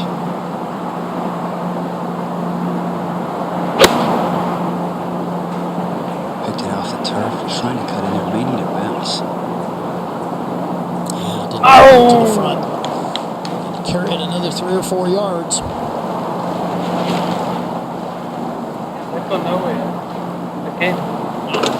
Back to 8. Here's a putt for Matthew Wolf, right on the very front edge, 97 feet. Gently right to left.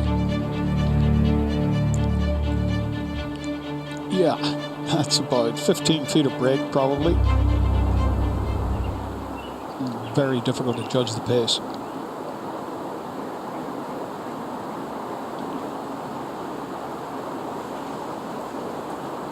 Well, he judges the pace about perfectly.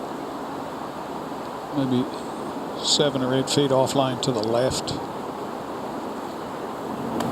Well, it's been a while since we checked in with Zach Johnson, who had high hopes today. Needed a hot start, didn't get it. Picked up 3 early bogeys, but has since kind of straightened the ship, coming off birdie at 10. And this is another hole where you can get another one, Zinger. Well, this is a look at what we can expect from the leaders if they can put it on the fairway at 11. That's a tough fairway to hit. After back-to-back birdies for Zach, back to 8. Chop. DeChambeau, and that is going to run out. So a little longer than he would want there, that's for sure.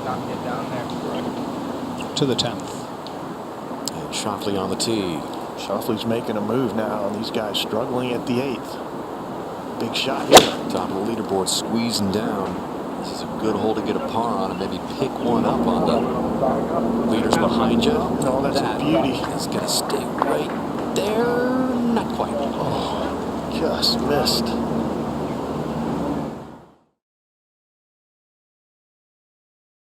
Up ahead to the 11th. McIlroy trying to pick up one of those birdies at 11. Has to get to +3. Maybe make a second 9 run and hope, but didn't look like he was so thrilled with that, but it dropped in on the last second. He thought it was short. All right, so he heads to the par 5 12th. We'll go back to 8. Where DeChambeau has this one to save his par.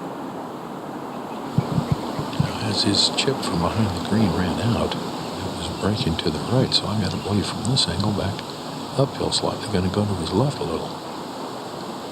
There's not much in it. If it wants to go anywhere, that's where it'll be.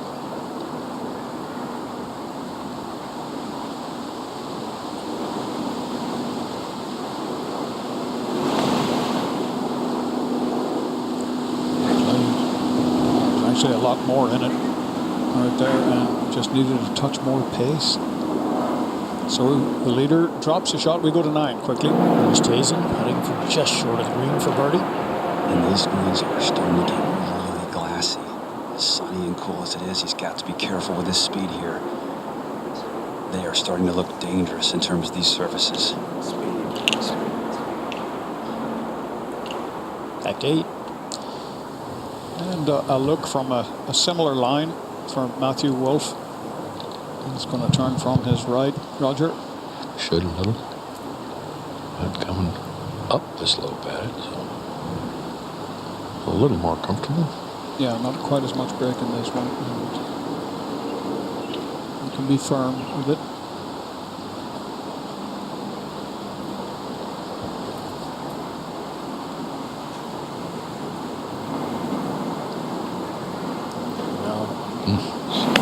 Yeah, I think he misread that. Roger seemed to be happy with the putt as he hit it.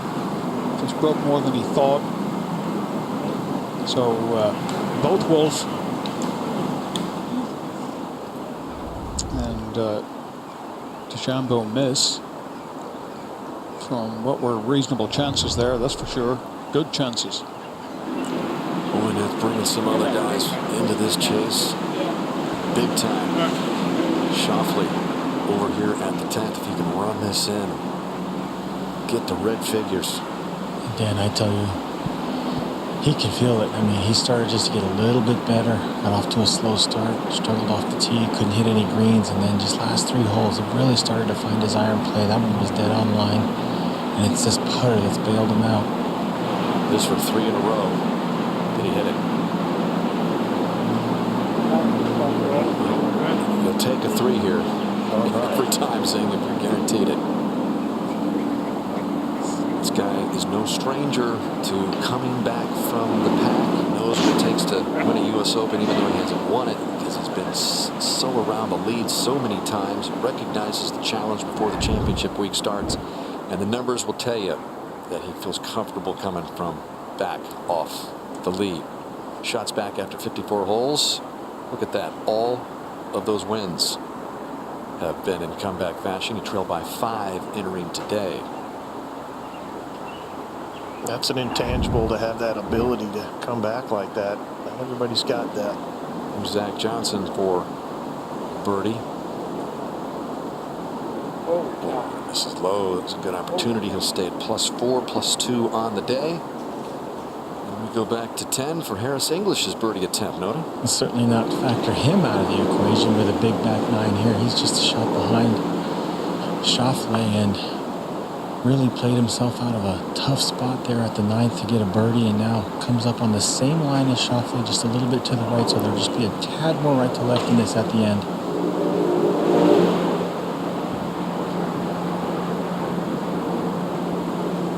You never know what they'll gain with 3s here, though. Yeah, 3's a good score. Even from that front tee, there's a lot that can go wrong at 10. All right, back here at 9. Launch. Here we go. Wow, 192-mile-an-hour ball speed. That is high. On the right side, it appears. Oh, gets a good hop. That is enormous. Yes, it is. Well, Bryson DeChambeau is all science. The numbers will tell you that. Look at these. 323 to the Tour's 296. This is the Bryson bod that made it happen. All the shakes, the working out. Club head speed 128. Last ball speed that he just hit was 192, so it was more than he's averaging. Look at the Tour average, Zinger. Sometimes, you know, you don't want to get too caught up in these numbers, but these are so different from the averages of the rest of his PGA Tour players that's why he's been the most talked about player on the PGA Tour. Every time Tiger Woods plays, of course, there's a lot of news there and a lot to talk about, but he's been the focus because of that. All right, Wolf with a 182-mile-an-hour ball speed, but a much lower ball flight. Let's see if this ball runs out. Yeah, see, there you go. Now, Bryson carries the ball a long way, Paul, but the launch that he creates, the launch that he creates, a lot of times the ball doesn't roll as far as some of the other players, and Matthew Wolf says, I can hit it just as far as Bryson. Needs a couple more shakes, Gary. Yeah, come on. Could be. We call that the Linda Ronstadt at home. Blew by you. All right, DeChambeau, 1-shot lead here in the final round of the U.S. Open. We'll be back with more after this.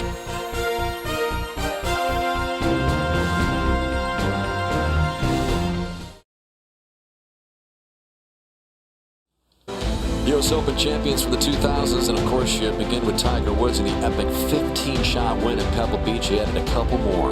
Jim Furyk at Olympia Fields in 2003. Steve Goosen, Southern Hills, and Shinnecock with an unbelievable putting performance there just across the way on Long Island. Jeff Ogilvy here 14 years ago was the last one surviving at +5. The lead right now is 3 under for Bryson DeChambeau as we go to the 10th. Pick up Louis Oosthuizen at even. A little lift, man.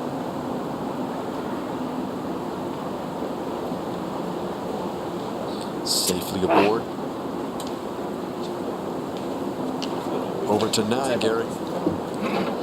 Yeah, we talked a little bit about DeChambeau's swing. Well, let's take a look at one of the unique features of Matthew Wolf's swing. Now, a lot of guys lift the left heel going back, but none on the PGA Tour lifted any higher than Matthew Wolf. And then watch how the left foot spins out of the way as he clears so hard with the lower body going through. And Paul, that's a move we're seeing more and more from all of these guys that hit the ball a long distance, that left foot hopping as they make contact with the ball.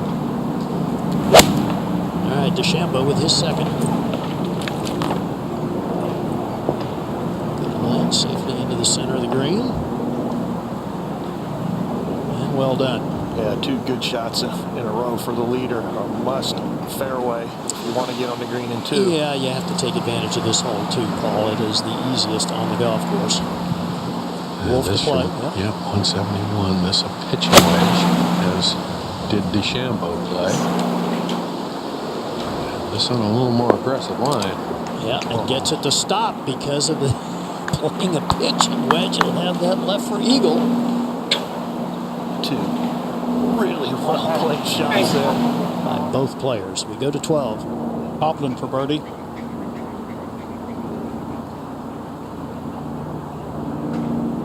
No mistake.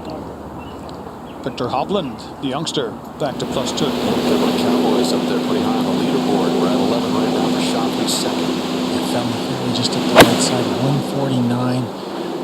Trying to hit this down underneath the wind. Okay. Terrible. Almost. It was ugly for him. A little bit of uphill, a little bit of wind. It's getting good. We've got Shoffley and Oosthuizen there lurking just 3 back, the leader.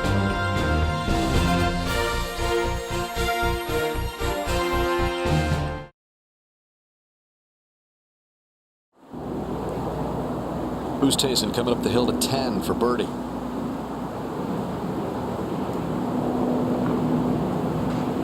How slow this is. Well, he gave this a ride. A few guys to run it by the hole like that. Now it's got dicey. Oosthuizen will try to avoid bogey there. We go back to 9. We've got a couple of eagle looks. Lengthy one for DeChambeau, just under 38 feet. And downhill. This one's got some pretty good speed, I would imagine. Yeah, Roger, we've seen a couple of players putt from similar position, and both eased it on by the hole a good 4 or 5 feet. And there's a mound to his right. I think will influence this some to the left one. Yes. Yeah. It should go left as it gets up around the hole.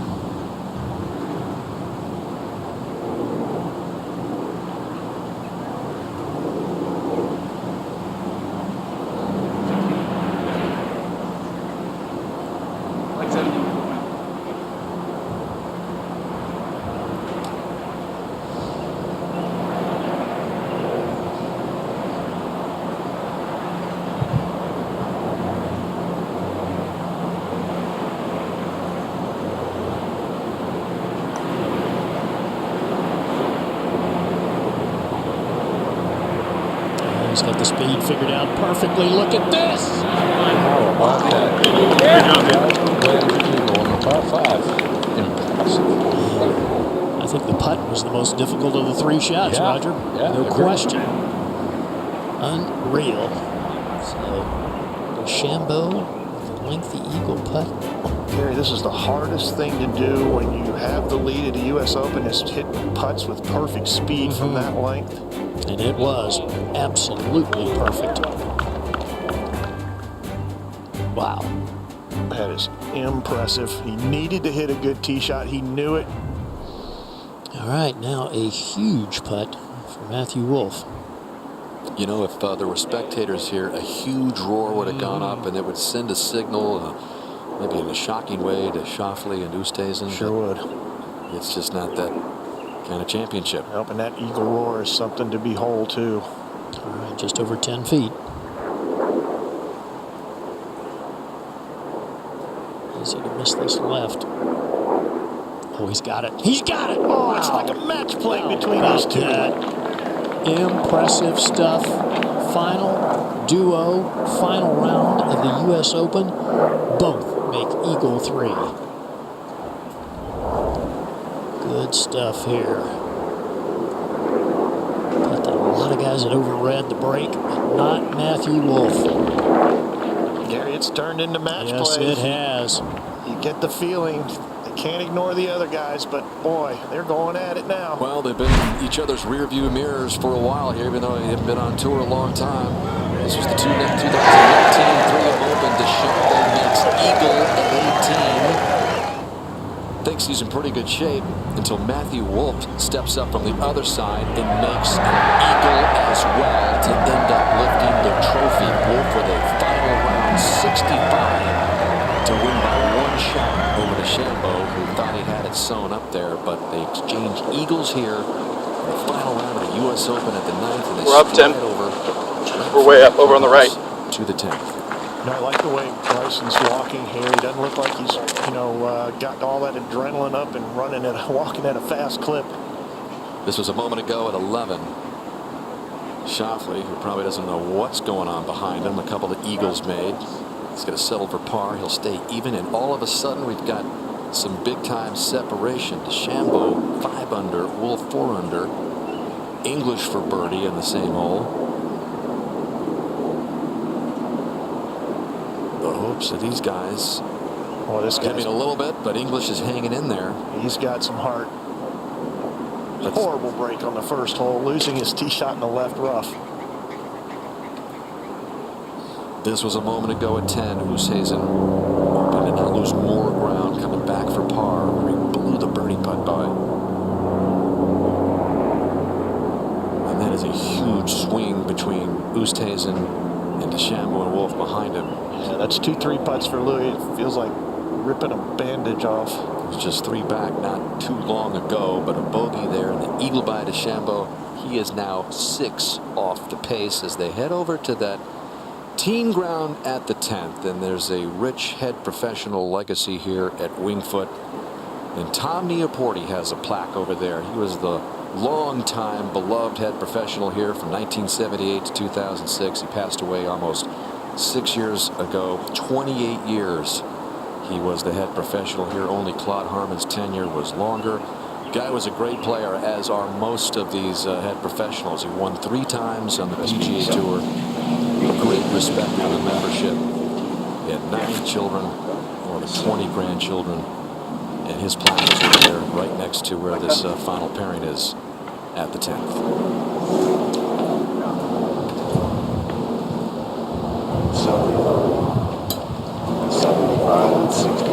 Well, this hole is in the back left-hand corner of a very dangerous green, Dan. Yeah, just under.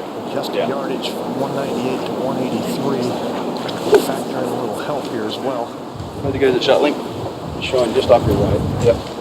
When doing a little helping, it's going to help it move the ball right to left, but still very hard flagstick to get at. He's got to have some adrenaline pumping through his veins right now, but it's something you have to control.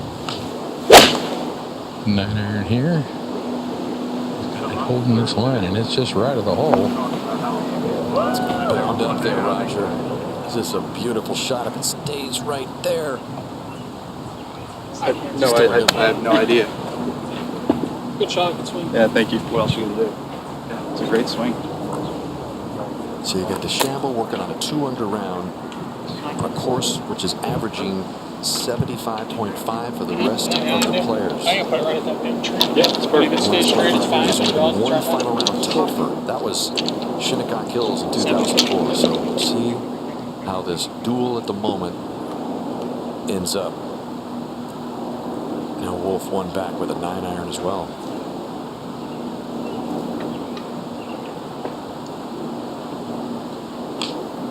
Let's go!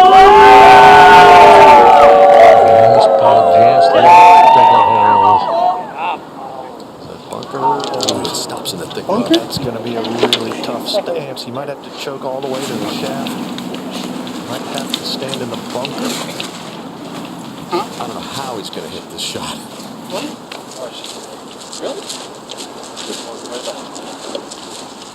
All right, Dan, Paul, Mike Tirico here with Justin Leonard as we're watching just out the window here at the 9th, and you hit it, Dan, so well. Those Eagles, when they went in, this place would have gone nuts. We were talking, is it match play for these two guys? You said not yet. But after the 2 Eagles? I think that may have changed on the 9th green.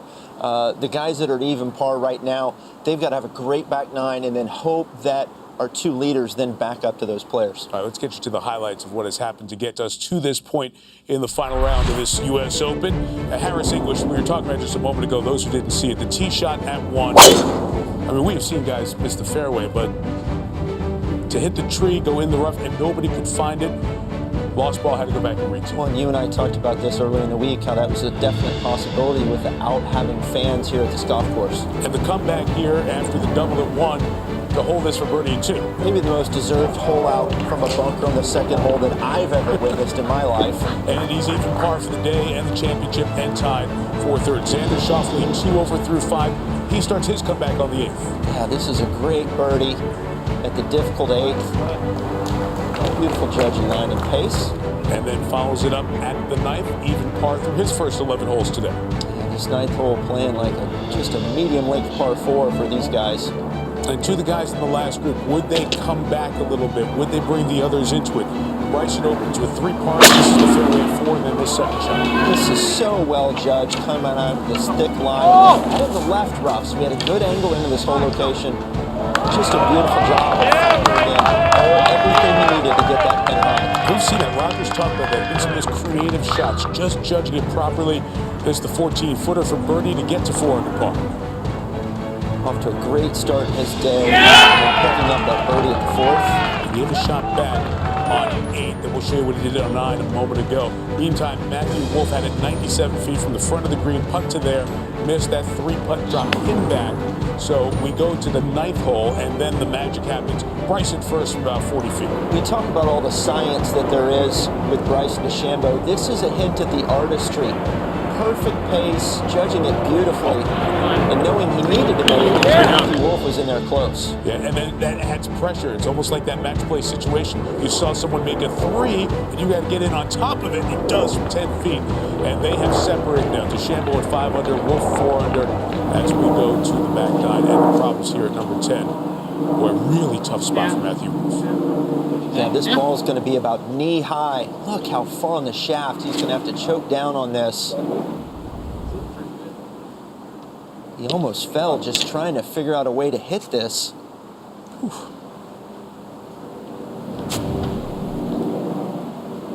This is something else. Very easy to catch this ball really high on the face and come up a little short. It's certainly going to go way left.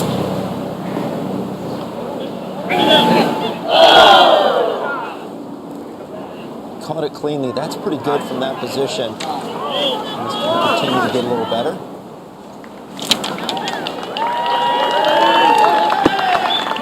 This is just incredible. Watch this. Oh. The shaft way forward so he can get it out of the way. It's about half a grip's length of shaft showing there. That's a first for me. I've never seen anybody choke up that much. And under this kind of pressure, last 9 U.S. Open, last group, 1 back. Guy you're chasing on there on that 10th green. I love how these young guys, 21 and DeChambeau a bit older and a little more seasoned at 27, but they are really handling this pressure of the last group quite well with the quality of shot we're seeing. They certainly are. And you knew it right from the first tee. They both hit great drives down the first hole, played 1 and 2 very solidly, and so nerves aren't really a factor at this point. These guys are fully invested in this round. They understand what's on the line, but they're just getting involved in their process and fully engaged in trying to grind out pars, make a few birdies here and there on this difficult course. As Bryson's looking on the line, have you for a second. Give me a couple of shots to keep in mind on this back 9. In your mind, key shots that are ahead for these guys. I think a key shot is getting the ball in the fairway at 15. Back right hole location, it's a low area where you can feed the ball into. If you get it in the fairway, that becomes a birdie hole. And then, of course, the 18th, that tee shot, we know what happened here in 2006. And that's another hole where you've got to get the ball in the fairway in order to give yourself a chance in case you have to make a birdie or just trying to make a par. All right, what about this putt for DeChambeau at 10? We saw it come back down a little bit of a ridge. Otherwise, it would have been a little bit closer. Not the easiest putt here, coming out of the shadows and the hole, of course, in the bright sunlight. Putt that should work just a little bit to his left.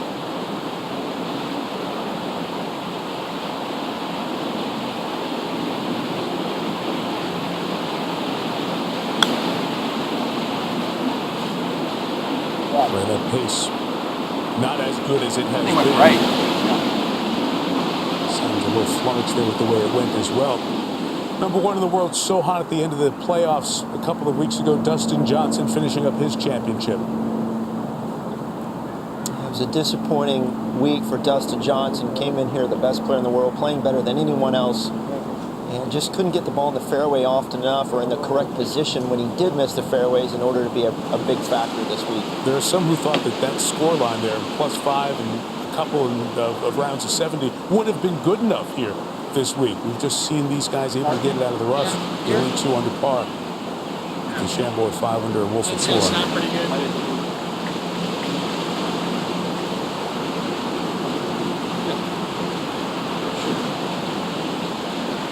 Wolf might walk off this green making 3 if he can make this, but it would be a momentum boost for Wolf at the scramble.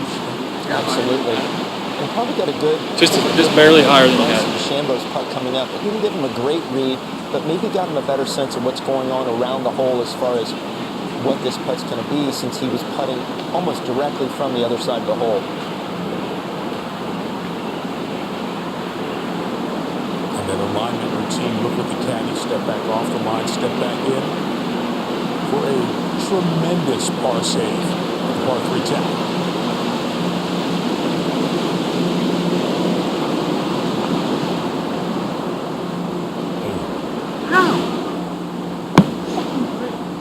Powered it through the break there. A little less pace, and that ball probably would have gone a little bit to his right. Nobody in yet. The DeChambeau margin could be 2 as they head off to the 11th. Doesn't seem like it's doing much. Meantime, before we come back for the DeChambeau putt first, let's go over to 12 and Xander Schauffele's 3rd shot here at the par 5. Sitting there at even par, he's going to know here pretty soon what's gone on in that final group back at the 9th. So he's got to be thinking, get to 1, maybe 2 under, and hope that our leaders come back to him a little bit. That's not exactly what he was looking for. That ball going well away from the hole due to that slope front left to green. Just need another yard or 2. You don't have the roars. There are leaderboards around for the players to see. DeChambeau here for par.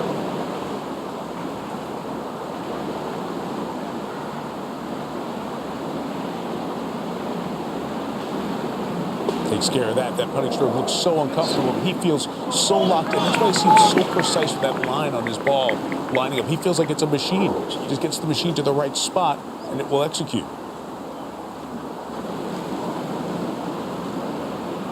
Nothing's going to be easy these last 8 holes. And now Wolf has this putt from bogey. And again, added pressure to it, given what's just happened with DeChambeau making 3. Can't afford to give up 2 on this hole.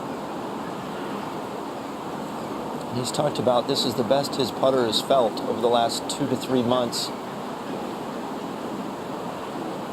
He's putted great so far this week. All right, safely in. So Bryson DeChambeau goes to 11T, 2 ahead. What one thing you're looking forward to watching the most here last 8 holes? Just how these players handle the conditions. Yesterday the wind died down on this back 9, and there were some scoring opportunities. Today it's not the case. It's been cool for the 3rd day in a row now. The greens are continuing to pick up pace. They're going to be firmer. It's Sunday, the U.S. Open on the back 9. We've got a couple of young stars who play the modern game as well as it's played. And it's just going to be fascinating to watch. Words of a guy who was in the heat here Sunday in a major, that 97 PGA, the Davis level one. Justin, thank you. We will send it back to you guys as we watch the rest of the way here, and we move this last group over to the 11th. All right, Mike, great having you with us, and I know you're leaving us. You've got other duties with Football Night in America just up the road at Stanford, so thanks a lot, pal. Awesome work. And it will continue through the night for you. We'll see how this indeed unfolds here. DeChambeau now on the tee at 11, and no holding back, Raj, in this short par 4 down the hill. Yeah, the wind coming across from the right. Bunkers right and left. Tough driving hole. Yeah, it is. It's tight. The fairway slants, and but he's going to use that wind off his right like a wall. Push it a little. Another sky ball at 133 feet, apex in the air. And to climb up it's just in the rough. Oh, yes, absolutely. It's so unfortunate. A shot from Bryson. Colin Morikawa-like. Yeah, it took that big slope right near the bunker. He was trying to climb up that hill. That is a big-time slope. It's in the rough there. It doesn't look too bad. I really had it teed up, and Gary Cook and others have been telling you he hits one of the highest balls in the game. You know, I wonder if maybe if you made the tee height a maximum height, it would probably neutralize some of the power because they hit it so high. Is that something for the authorities to work on? Well, it's something to Are you think hinting about. at that? All right, Wolf coming off that bogey. And Bones, you're with the Oklahoma State Cowboy star. Going with 3 wood to this flag today. Knows if he puts this in play, It's very much a birdie hole. This is good looking here. Well, that's what 80 people sound like. I wonder what 40,000 would sound like. Well, right now, Zane, answer some of the questions out there. There's a limit of 4 inches to a height of a tee. So, well, there you go. I'd have to go to 2.5. I got a feeling DeChambeau knew that. Well, he's bombing down the 11th. He's just into the rough, and Wolff is in great shape to maybe come back from that bogey at the 10th.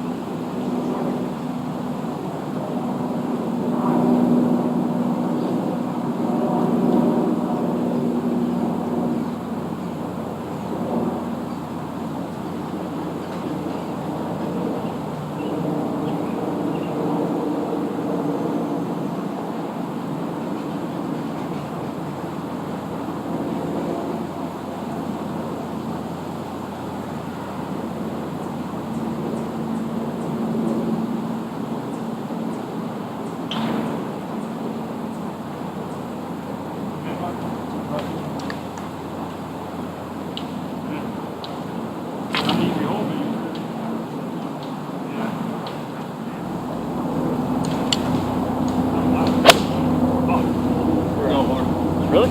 Yeah, it's got to go. Go. Go hard.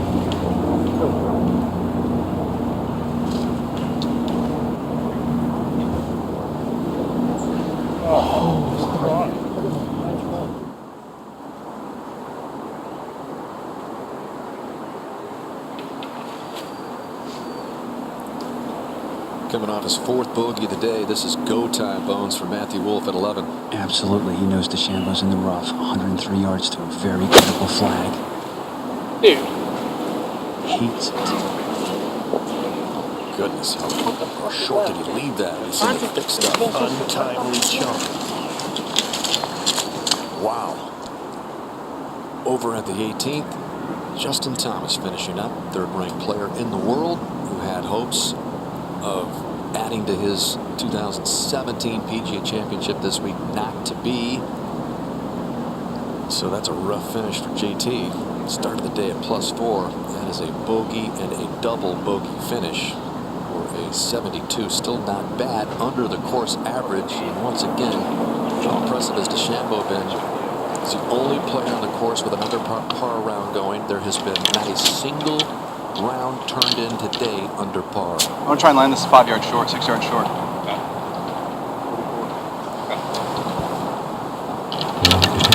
Only about 53 yards to the hole. When lies sitting up in the rough here, I think the danger is that he might catch it a little high in the face if not careful. He's going to try to land it short, very level, grade level on the way in, and just try to squeeze it onto the front of the green here. It's only on 4 paces.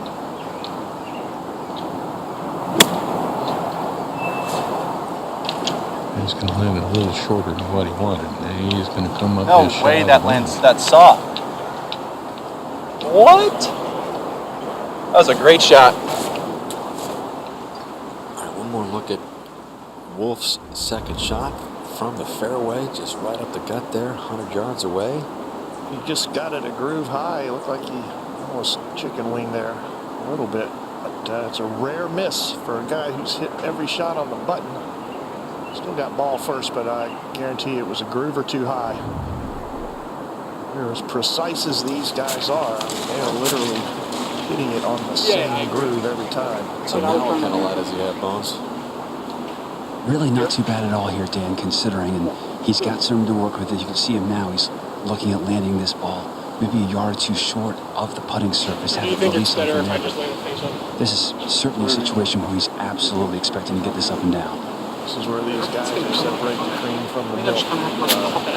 This is one of your bread's butter, all the cliches I can come up with right here, because I mean, this is a huge moment for Wolff. Let's just get away. Yeah, I like that. Yeah. Just land anywhere on the front edge, it's going to roll pretty good left. Let's see, dude. Come on. Gives him a little pep talk as he gets in there and says, come on.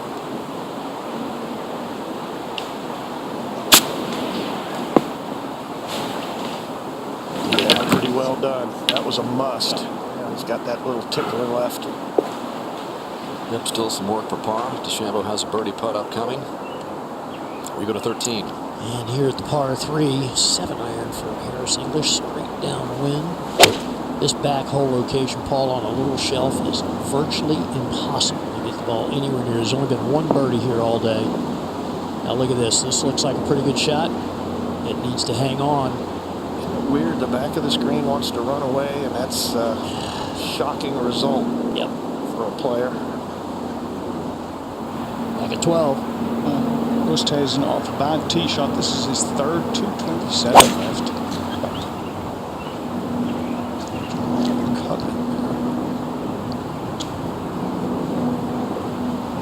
227, I'd say that's pretty good right there. Is the birdie putt? Otherwise, birdie putt? Yeah. Up ahead at 13. Schauffele ready to play his tee shot. One more club here, 6-iron. English hit.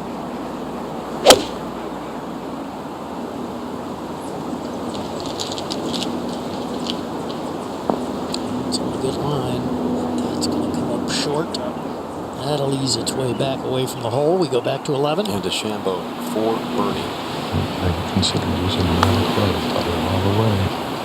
I think it's the right choice, Raj. Yes, indeed. Thank you. Number one lands here for DeChambeau.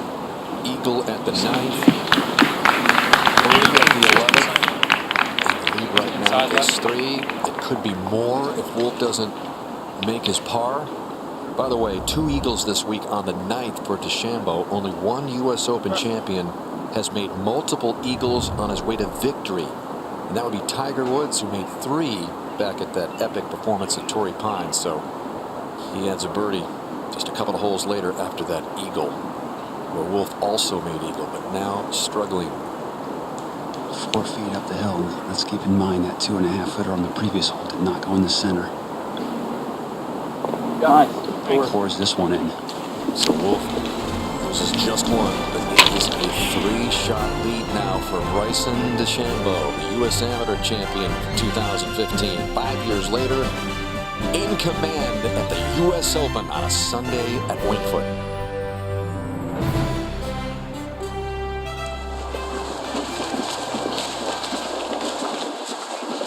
Clean it.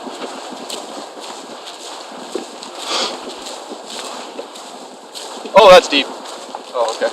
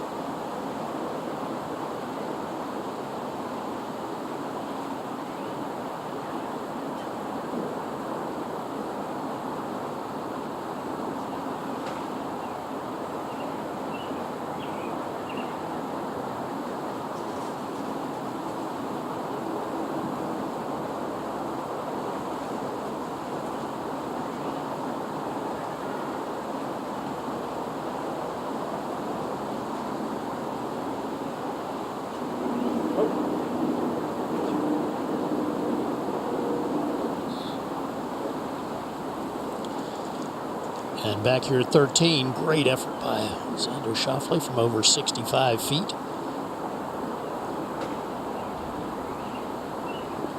We'll go back 1 to 12. And DeChambeau on the tee, getting ready for another wind up and lash. Is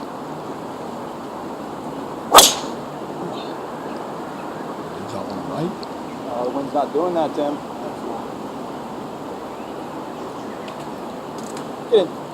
Oh, hello. Oh, now there's a nice little break right there. Take them when you get them. It's in the rough. There is a slope there that should throw it back out, but that's not the way it always happens. Wolff on the tee. 577 yards, the par 5 is today. He's acting like that one's to the right as well. Will it get the same bounce? Oh, it was the same shot, and look at the result. Aye. To 13. Yeah, Harris English now trying to play some sort of fairway metal club here. You can see how steep the slope is. Oh, wow. Whoa. That may go off the green on the other side.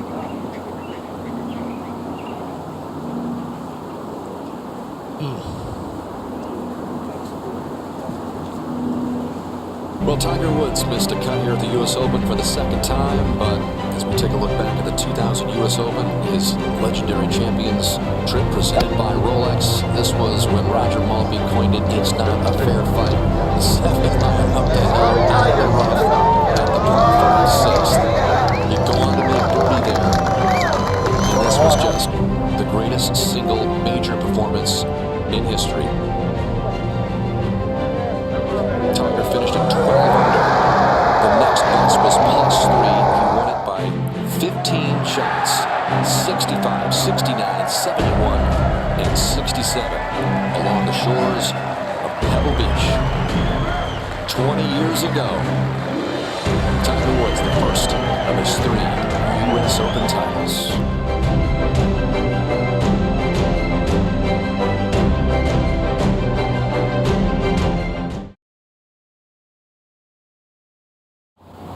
DeChambeau leads by 3. This is second shot into the par 5 12th.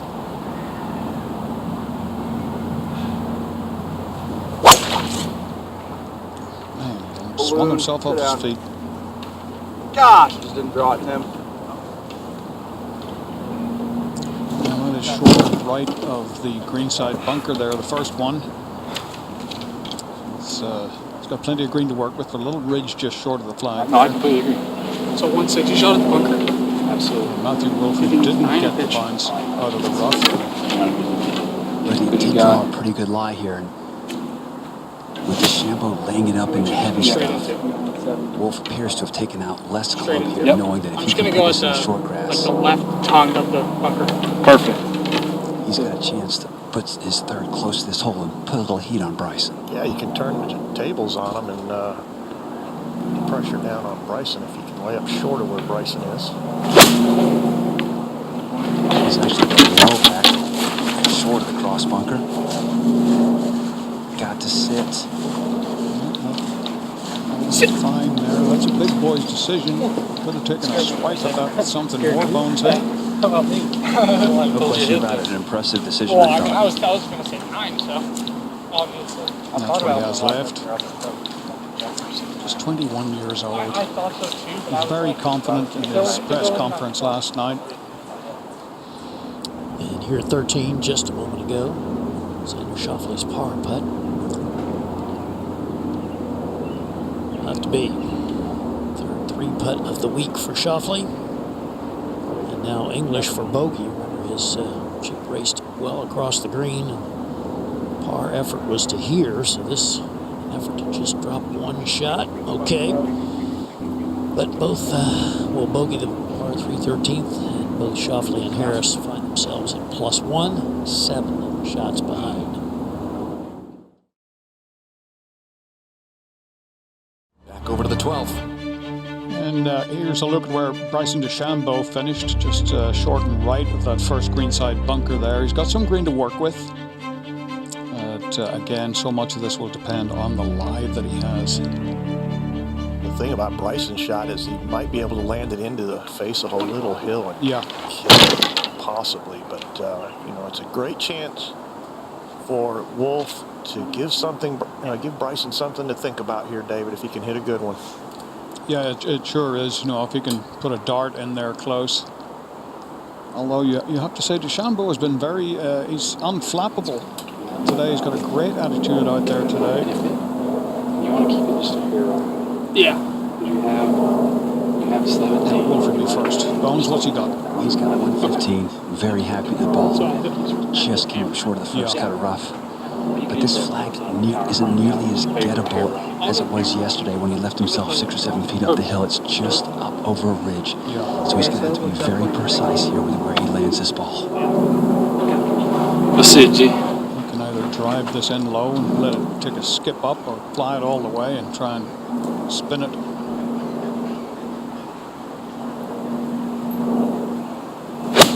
Going with sandwich as the wind lays down. Be good. Stay there. No way. And then spin back. Gotta be careful. This is the show. This is the big stage, and the slightest mistake, the audience is going to notice it. That's for sure. Now, is there a Nobel Prize for golf? If there was, I have to think this man would win it. A combination of science and athleticism, this cool thinking. Well, it's really the artist versus the engineer out there, isn't it, David? Yeah, it is. Left brain, right brain. But, you know, you could ask Bryson some left brain, right brain questions, and he would probably give you a better answer than the average neurosurgeon. Roger, what's he got? Well, he's got to pitch it across a bunker here. He can't land it on top and stop it near the hole, I don't believe. So this is an awkward angle. The slope is going to, if he lands short of the big ridge, it's going to swing it left. He's going up across it. And then it's just going to go like crazy. That's not what we were looking for. He just had a bad lead. Well, now it's making a U-turn.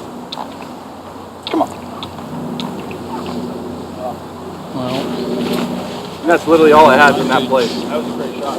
Matthew Wolf here at number 12. Gosh, this hole. Yep. Take a look at that one from up top. See, he uses all the height. Just flies it a touch too far to take the slope down there. Sticks up there.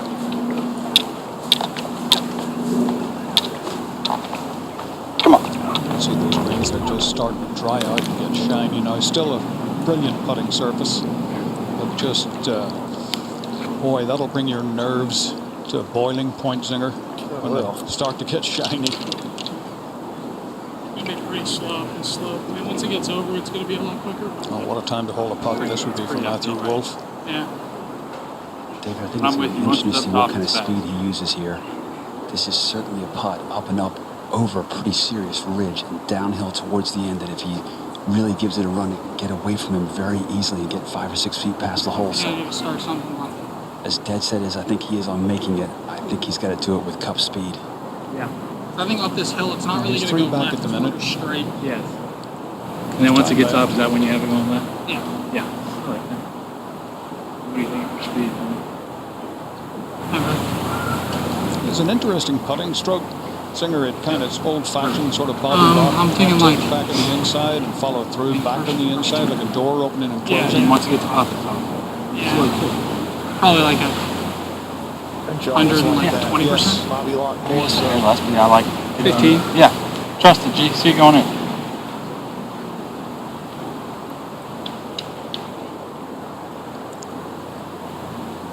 For birdie on a possible 2-shot swing.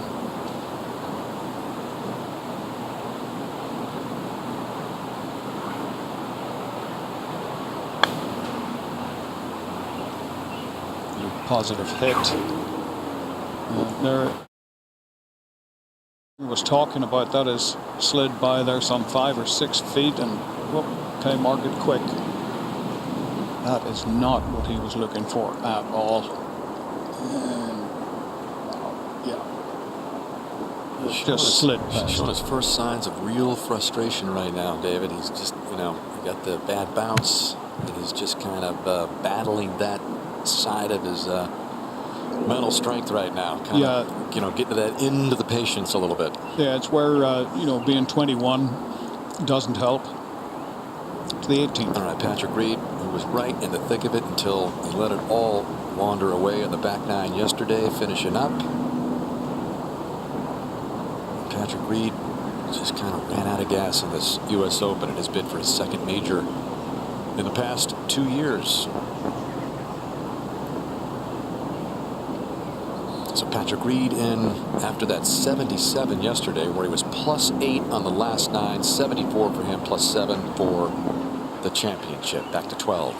And you have to feel, Dan, that there are pivotal moments in championship Sundays, and this might well be one for Bryson DeChambeau. If he can knock this in, and 6 holes to play, keep those 3 shots, and well, Wolf has kind of opened the door a little bit as well. This could be a turnaround. Well, if he makes this, it's a doozy.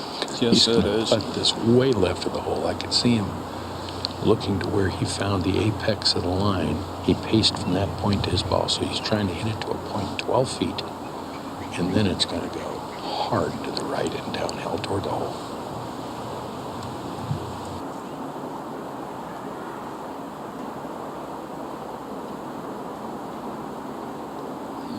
Not happy with his sight picture. Look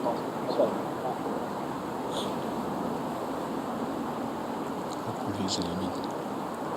There's probably 12, 15 feet left of the hole.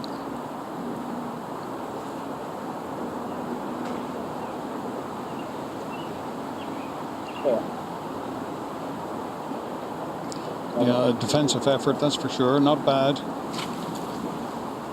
And that makes the hole, well, the hole was looking pretty small for Matthew Wolff anyway, Rog. Huge moment here for Wolff. I'm sorry, Bones. That's the ultimate insult. Time out. Well, if you were ever going to take a long time to putt a 5-6 footer, this is the one. And as you guys have mentioned, Matthew's been wound a little bit tight here on the back nine, which is very understandable given his age and the position he finds himself in.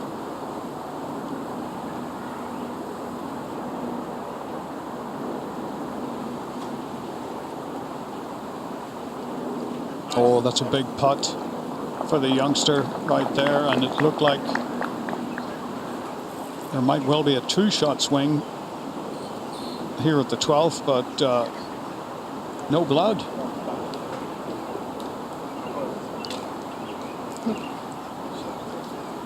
Six holes left to play. Well, coming into this U.S. Open 120th edition here at Winged Foot, Paul Azinger, the biggest question, or one of the biggest questions, was could Bryson DeChambeau just continue to press the accelerator, take this style of game on a golf course like Winged Foot? There were a lot of people who doubted him. I had my own ideas about it. I just didn't think you could do it around a place like this. So far, it is paying off huge. Well, I think he's proving there's no shortcut to success. I mean, this guy works as hard as anybody in the game, and he'll continue to do so. He's one of the few people that can take information in, and it makes things simpler for him.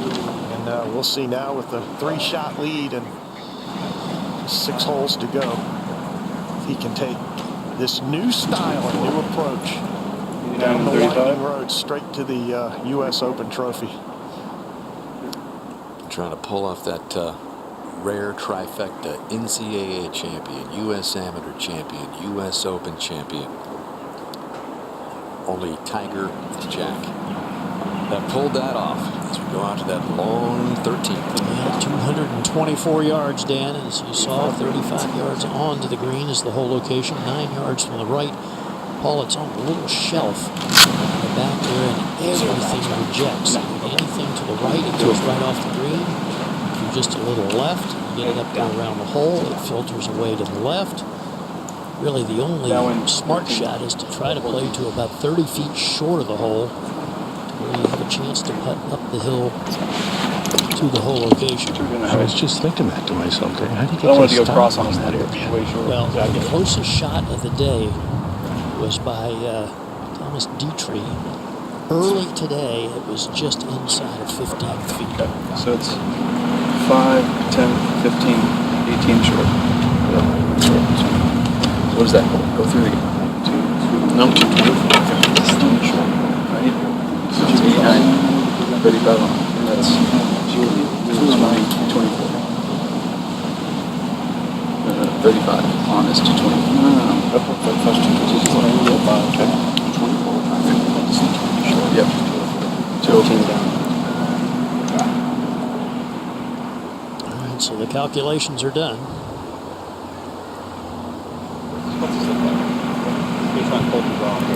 Yeah, I'm just going to be left center of the green. Left center of the green is good because the green slopes from left to right. Did he check the number on the bottom of his club there? He did. Well, they're all the same. They're all the same length. Yeah. I mean, you probably need to every now and then.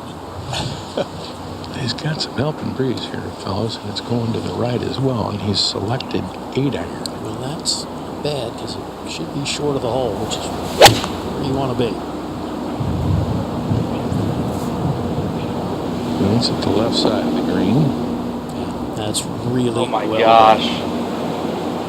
He thought it might get a little farther up into the green, but that's not bad. Well, we definitely didn't get that wind. I hit it perfect. No, you hit a great shot. Wind didn't pick up. Well, that's rare. Did he hit it I thought that was perfect, to be honest. Usually find something wrong with everything. Such a perfectionist that he is. This is Schauffele over at 14 for par. And he is slipping and sliding down. +2 for the day, +2 for the championship. 8 back to 13. 795. Yeah, it probably flies a little over 200 rolls. Yeah. Oh, no, It's just a smooth one. yeah. All right, so they're going one more club, Bones. Yeah, as we heard him say, they're trying to fly this just a little bit longer than 200 yards with a 7-iron.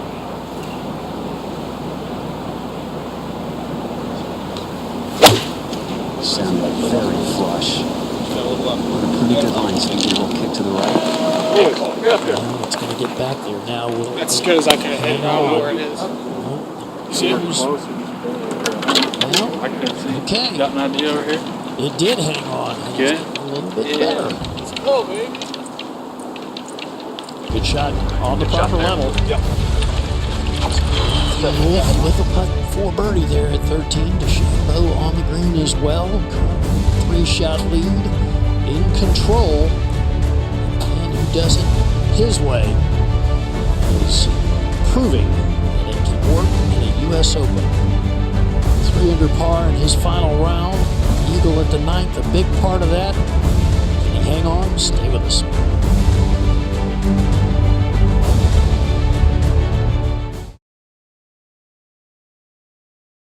Welcome back to the 120th U.S. Open. We'll take a look at the trajectory and ball flights of the 2 tee shots at 13. And once again, Bryson DeChambeau considerably higher than Matthew Wolff. Both safely on the green here at the lengthy par 3.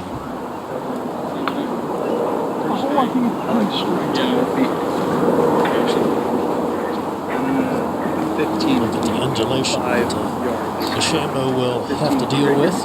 His birdie putt that's just 50 feet. No, it's going to be really quick. I mean, Doesn't look quite that long. I mean, close. This should go a little to from his left to right. He's walking up an upslope there, a ridge that he's got to get across. But the key element here is, speed. And it's straight up it. So, The process is relentless. It never ceases. That is what's also amazing about the way DeChambeau plays this game. It never seems to stop. 60. Well, it doesn't. Turns it off.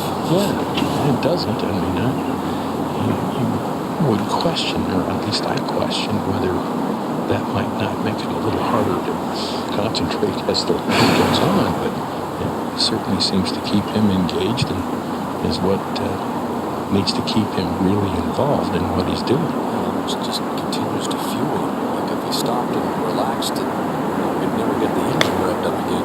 He says the more information he gets, the less complicated. I think it was left, Tim. That's the opposite of most. Pretty good putt. I think it went left in the middle, dude. Yeah, pretty good putt, but not in yet. Yeah, Gary, you know, Zing, you made a good point. So many times through the years, how many times have you heard it? Keep it simple. Keep the mind uncluttered. I mean, his is as busy as we've ever seen in any golfer in history. That's how he does it. That's what makes what he's doing even more remarkable, because it is just breaking every trend. All right, so Matthew Wolff with a birdie putt here, Bones, of just over 20 feet. This is makeable. Yeah, and given what you told us earlier, this has to be one of the best tee shots of the day. I got to think, back here on the correct level, it's a bit of a double breaker. It's certainly going to go to his right in the first half and then straighten at the end. But as Gary mentioned, this is doable.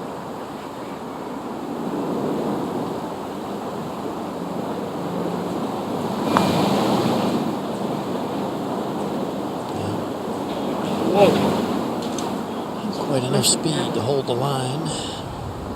It'll be a 3. We go to 14. And the third for Oosthuizen, just short of the screen at 14. Hanging in there. Good look here. He's in that tie for third. Harrison English. Yeah, that's what Louis thinks of it. Couple bad Harrison English, yeah. Couple bad pitches have cost him. A couple 3-putts, untimely 3-putts. The one at 8 and the one at 10. The wind right out of his sails. Back to 13, where we still could see a swing here. Yeah, we could. This is certainly no gimme by any means, given the situation. Paul, I did mention yesterday, I'm looking through the stats. DeChambeau, #1 on the PGA Tour last season in putting from 10 feet and in, making it over 90% of the time. Wow, that's which impressive. Is, it really is. He almost goes through a little, almost like he's hypnotizing himself. He has that same move. And grabs the putter and looks down and closes his eyes.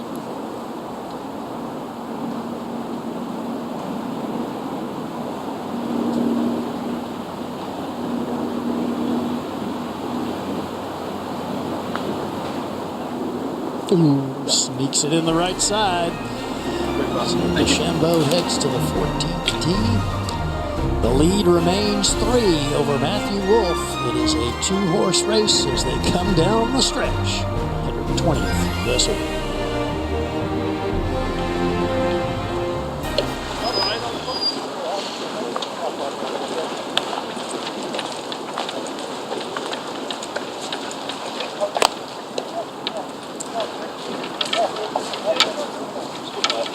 Yeah, I mean, those 2 putts were really good. Very difficult.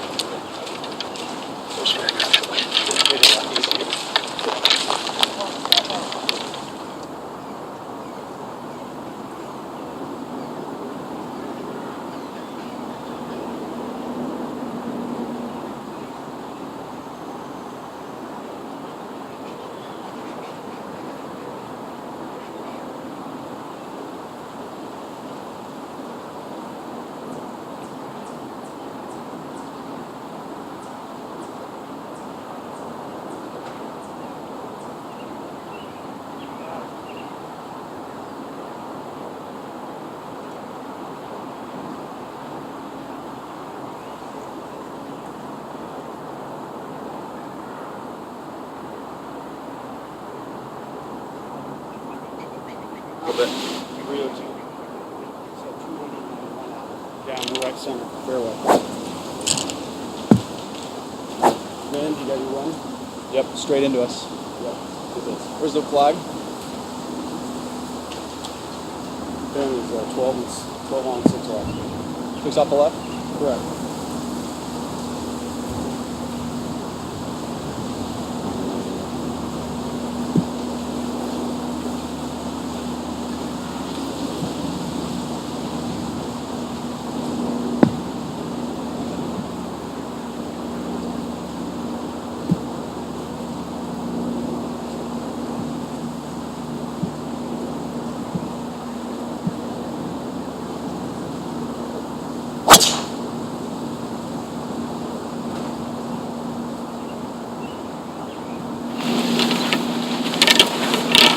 Left, Tim? Yeah. Yeah.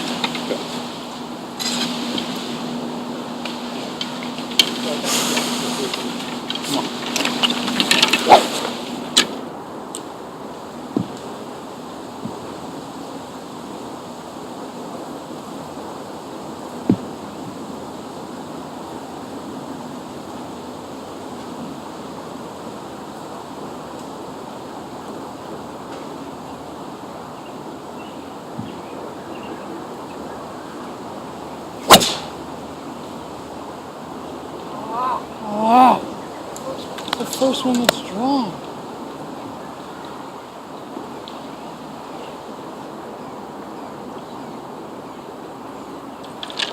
So as you saw, both DeChambeau and Wolf well left off the tee at the par 4 14th.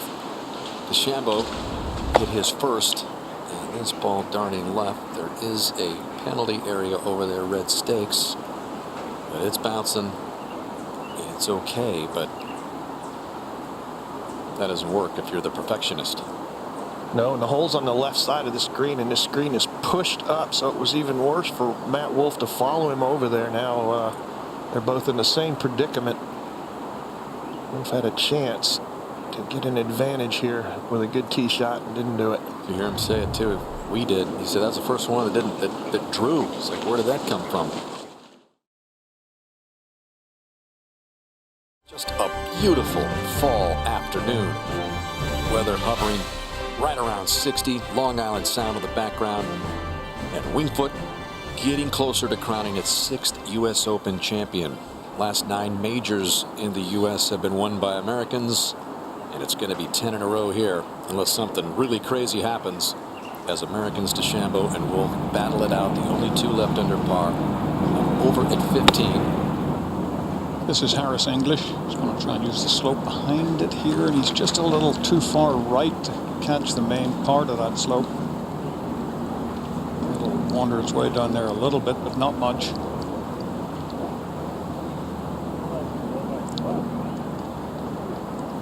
Now live.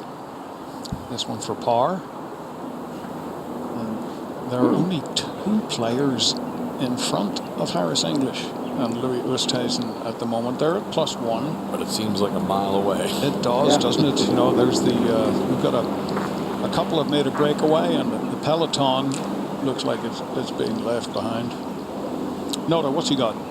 Well, he's got a tough downhill right to left turn. Just a great example of just how Winged Foot just never lets up. I mean, he hit a very nice pitch shot in there and still left with an extremely tough putt that's going to swing to his left quite a bit. See the shot. Ball rolls beautifully, smoothly still. They're just getting more and more frightening, though. Yeah, David, it's been quite an ordeal on these greens here today for these guys. Just no gimmies. That's for sure. Even the gimmies aren't gimmies. Off to a dreadful start, Harris English has recovered. All right, as we shift back over to 14, what about the lie for Bryson, Raj? This one's thick. And sitting down, the ball's going to be above his feet. You know, it's not the lie he wanted. Try to control this shot, that's for sure. And Bones, what about a quick report on Wolf? Yeah, it's a much better lie. And Nick, Matthew Wolf's caddy told me yesterday they've had a lot of success pulling clubs from the rough in terms of getting the ball to pin high. So he's got to like his chances here of having a shot to pick up. Let's just try and land a 5 stroke on Bryson. So 25, 130. Okay.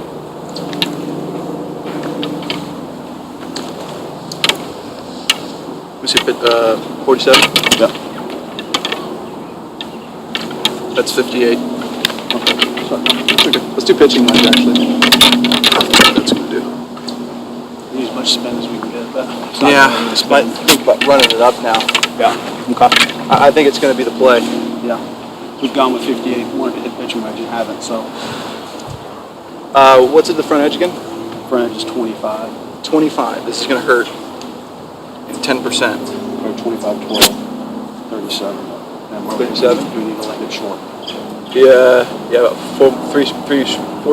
3 short's 34. Okay, just a 10 o'clock one of these. Yeah, that's 30. Yep.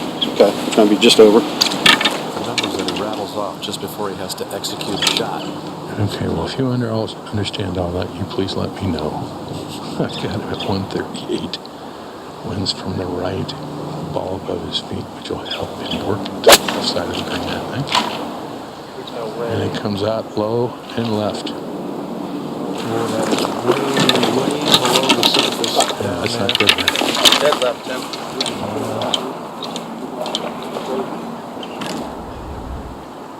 It is thick stuff. You can't barely see his shoes. Okay, Matthew Wolf. Big spot, decent lie, 134 yards. He's got some right to left wind here that will help him in terms of moving the ball from the center of the green towards the flag if he chooses, but he's got a wedge here. All he's trying to do is put this in the middle of the green pin eye and give himself a look.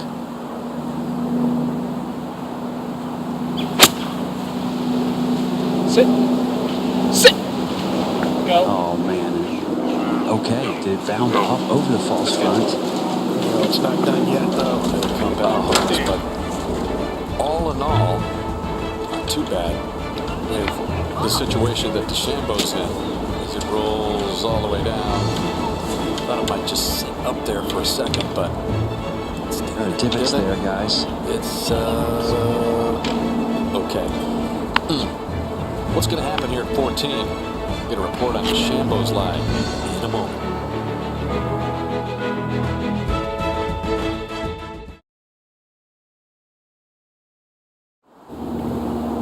While we were away, the third for Matthew Wolf at 14. Just drives it up into the hill. Got a little check on it. Say pretty nicely done from down there. That ball chased a good 30 yards short of the green. It's just an inch or two away from a good shot. All right, looks like DeChambeau's got a decent lie over here on the upslope. Yeah, I thought he was a little further left than that. That's pretty clever indeed. Got that a little higher maybe, but he took a chance, Danny. Barely landed that over the deep rough. I know, I thought for a second it might get caught up. Yeah, look how far behind he hit that club. I don't know if it even touched the ball.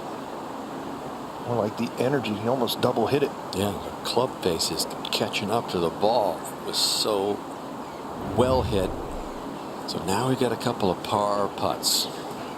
See who's gonna blink here. Wolf really can't afford to lose much of anything coming down the stretch, trailing by 3. And we'll remind you that this final hour plus is going to be uninterrupted coverage of this USGA Championship on NBC, presented by Rolex, and this 120th U.S. Open Championship will be staying with you uninterrupted for the rest of the way. So Wolf is outside DeChambeau's par attempt. And Bones, what kind of par attempt is this? Extremely glassy. You like that? Very, very quick back You think downhill. maybe you do a hair more left?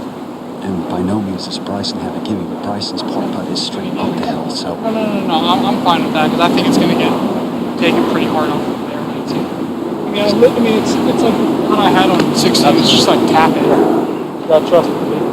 just referring to the putt that he had for birdie on 16 yesterday, excuse me, for par. Very quick down the hill, just get it started. And hope like crazy the first foot or so it stays on line.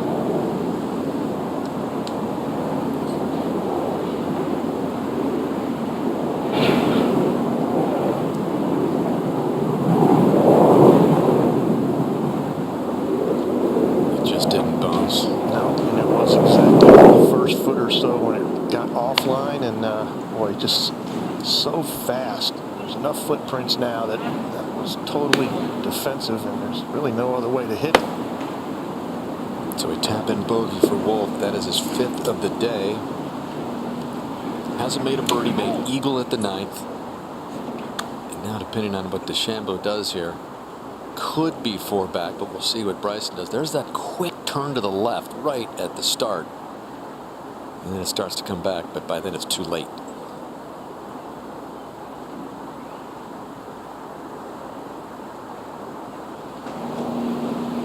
So now DeChambeau can open up a 4-shot lead if he's able to run this uphill or in, Raj. This looks to be pretty much up the fall line. I think there's very little break in this putt. This pitch came from beside the hole, but ended up running straight down the hill, Roger. So you're right. There's probably very little movement in this. This for a 4-shot lead with 4 to play.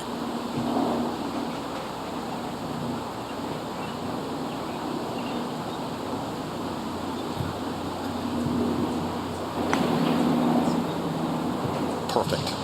Yeah, that is a good putt. So a swing at the 14th in favor of DeChambeau. Now out. Clear of Wolff by 4. And it's getting so close he can taste it. More look at this authoritative stroke. Yeah, it was confident. It was a no-doubter. Fist pump from Bryson as he knows now that this championship is his if he can just hang on, play smart golf, play steady. Oosthuizen for par. It's just a 1 over. Oh, it's not 2 over. Still only a couple of people in front of him. The 15th is a gorgeous hole, right down around 320 there, just past where they're going to be if they had driver or 3-wood down here, and then it's uphill across the brook to a very, very slopey green, and the flag in the back there. You can see the 2 little slopes that it's in between. You can use either of them to get close to the hole. So it's a definite birdie opportunity if you manage to hit it on the fairway. That's the bunkers at 250 at the end of it. Okay. Yeah. Now we need to be. The lead is 4. Hit pins back ready. Wind straight in. Okay.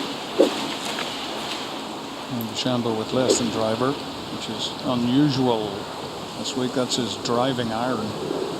Yeah, this is not a hole for driving. It's a creek down at the end of the fairway. Not for most people.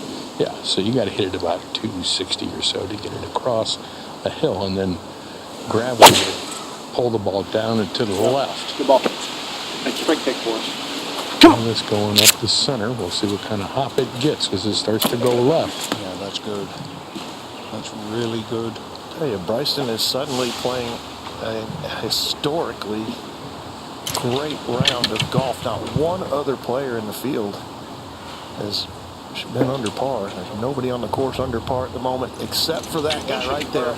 Yeah, he has been stoic, and since he eagled the 9th, has looked even stronger. 3-wood for Wolff. And you would think in the position that he's in, he can't afford to miss any fairways as this tournament comes to a conclusion. Dude, what are you? Or he starts well right. Over here, and actually got a very good bounce. It's in the left rough, but it could have been, excuse me, the right rough. It could have been way worse than that. Are we seeing some after teenage angst? Not far away from his teens. That man's in control. And just earlier here at 16, David, Harris English had this 3rd shot, drove it in the right rough, was unable to reach the green in regulation at the long par 4. Plays a beauty, so good chance to save par. English to remain at +2. We go up to 17. And Zach Johnson just on the edge of the first cut there. 2:06 left to this long par 4. 5 par 4s to finish, Dan, and this is one of the toughest ones. Comes up over the hump on the left. That's going to swing back. Not for Zach. No, what a shot. That's how you do it. Yep, lined up for what could be his 3rd birdie of the day, coming off bogey at 16 to drop to +5. Well out of it, but scratching and clawing for perhaps another top 10 in a major. Back to 16. Yeah, Xander Schauffele with a lengthy putt for par, and note this is to avoid 4 bogeys in a row.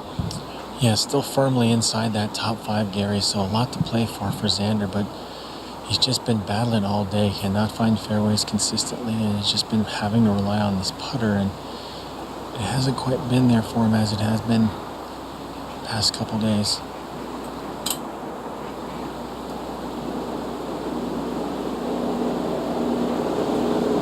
Yep, it's going to wander away. So after 2 birdies at 8 and 9 to get to even par, looked like he might have an outside chance. 4 bogeys in a row now. Dropped to 4 over. Back to 15. Well, the leader strolling down the center of the fairway, and really, Zinger, all he needs to do from here on in, you would think, is just find the center of the green, a couple of putts, and run. That would be the way to do it, David. He is really showing what he's made of on the inside. We see everything he does on the outside, all the science, technology that he embraces, but boy, it's the intestinal fortitude. It's the stuff you can't see that Bryson showed us today. And it'll be Wolf first. Bones, what's he got? Well, he's got 204 yards, and on Tuesday of this week, he would have had absolutely nothing from here, given the length of this rough. But the fact is now it's Sunday. This rough has been trampled down for several days, and he's got a chance. He's got 168 front edge, and he's going to try and hit a big flyer 9-iron and see if he can take care of this front bunker. That's perfect. Let's see it. Flies it across the top of that. If it comes out hot, it might be difficult to keep it on this green, but even the position that he's in, you know, I'm not sure that you take this flag on. 30 feet left would be a great shot.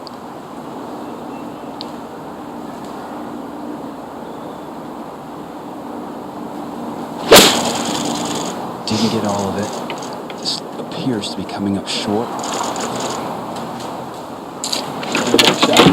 Well, it's fine. He's got room. There's 2 little ridges between him and the hole there.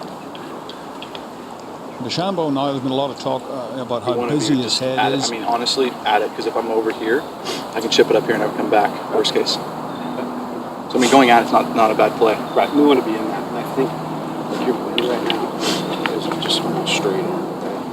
It's not much right now, though. No.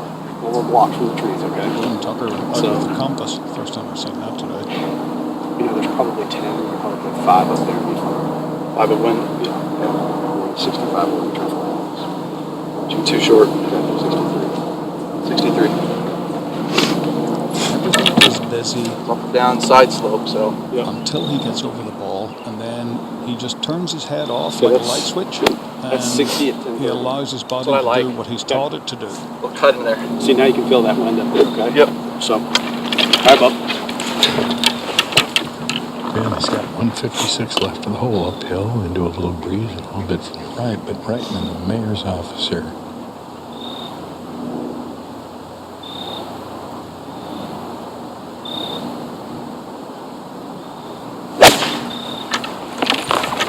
Get back there. Okay, just a little left of the hole. Cross on a good line. Perfect. That's exactly. I mean, it's okay. It's up there. Yeah, it's up there, all right. That's It's a not great down. shot. And a step closer to that trophy. He never turns it off, David. It just constantly goes. There's no relaxation in between shots. It's amazing. This is English over at 16. Par putt to remain at +2. Harris English looking for his first ever finish, top 10 finish in a major. And looking good as he goes to 17. Where Zach Johnson is looking at birdie here to move up a notch.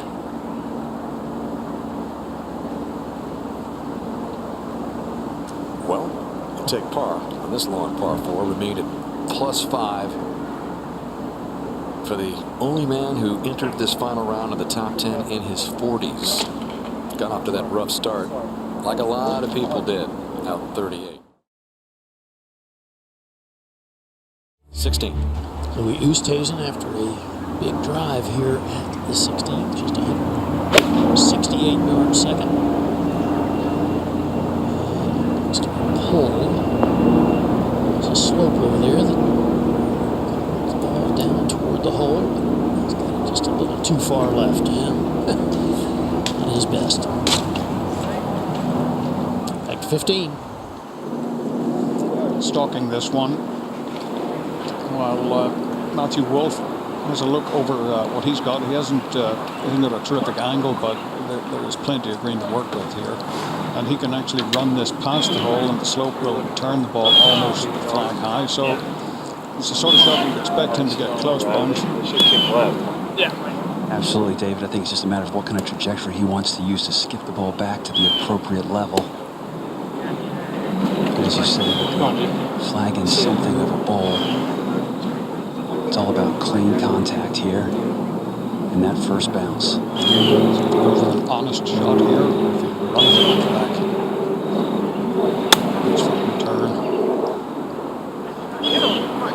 Go in the hole!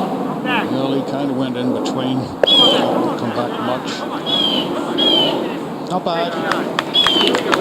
And he is 4 shots clear of second, or third place rather, which probably hasn't entered his mind yet, but if it carries on the way things are going, it will soon.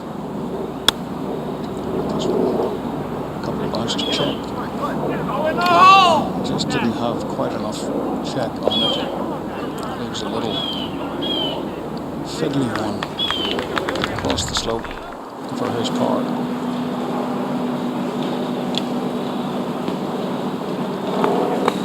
All right. The leader, what has he got here, Bones? Roger, nothing?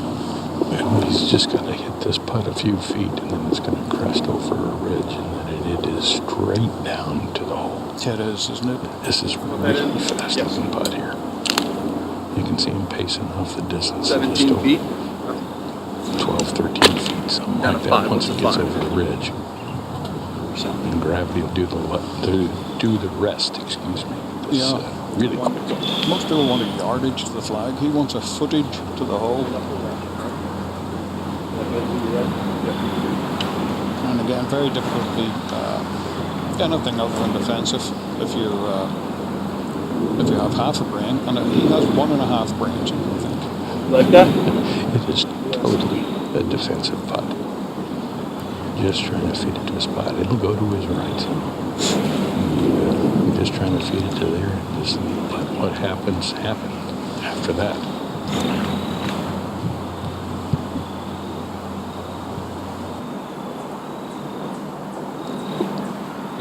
You're right.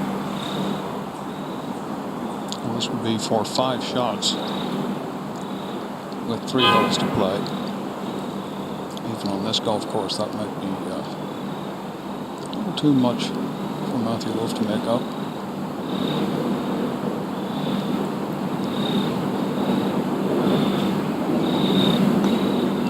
Barely got it moving. Yeah.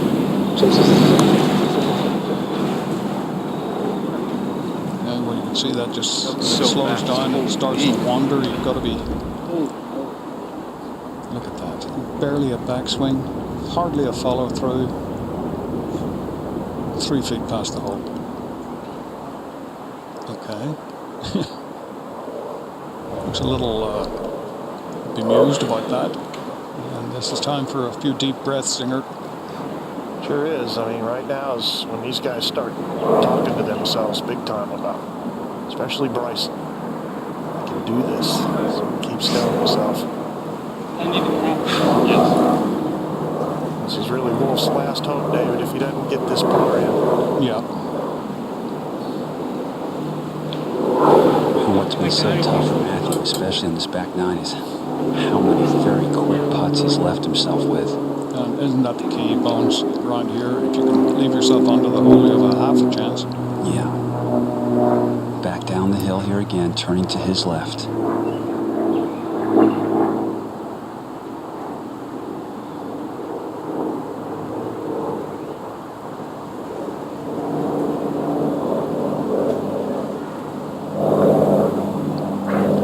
Punched off. Likely a little too late from Matthew Wolf.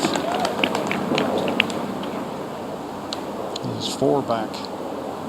Just 3 holes left to play. That's some par after rattling it off those trees back there. Sure is. 204 yards from the right rough he had. Well, he still has hope. You know, if straight, huh? I sort of do something silly. This round by DeChambeau has just been over the top impressive, David. Yes. You would say on most other courses, even U.S. Open courses, 4 shots would be very comfortable. 4 shots. Just got on the right side of the holes. That's I know if it got it's all the way. It's right there, and I make it. You I mean, just never know. So close. It's good. The golf chatter continues down the hill. The foot can kick you when you least expect it. Correct, correct, David. And here at the green at 16, who stays in? 4-3. Moving right. To 17. This is the third for Harris English. Drove it well right. Opted to play conservative up to this point. 151, right on line. Man, did you see the intensity in his eyes? There we He go. knows he's out of the title chase. This is a guy who just lost his game not too recently. And he's climbing back up all, in the elite. all in the layup right there. And he's proven it. All in the layup, he said there. He's going to save his par there. All right, Gary, 16. Yeah, we'll take a look at the 508-yard par 4. It's a hard dog leg from right to left. Very easy to go through the fairway on the right-hand side. You do not want to miss left where all the trees are. Second shot plays ever so slightly up the hill. Hole location in the back, right center of the green. And we see DeChambeau has played the hole extremely well. Birdieing it 2 of the 3 rounds that he's played. Players are hitting the fairway here less than 25% of the time. Well, I like 3-wood better than I like driver here. He went full bore with driver. Yeah, he sure did, and he's trying to take it across the trees on the left-hand side. This may be perfect. It is, Roger. It is down there. Oh, so far. It's a different game, Gary. It's just a different game. Oh, man. No fear and unbelievable power. The guy has more loft on his putter, Bryson does, than his driver. All right, Matthew Wolf going with less than driver, trying to turn one around the corner. And that is out to the right. His timing is off. 2 in a row. Missed to the right. After a missed left back at 14.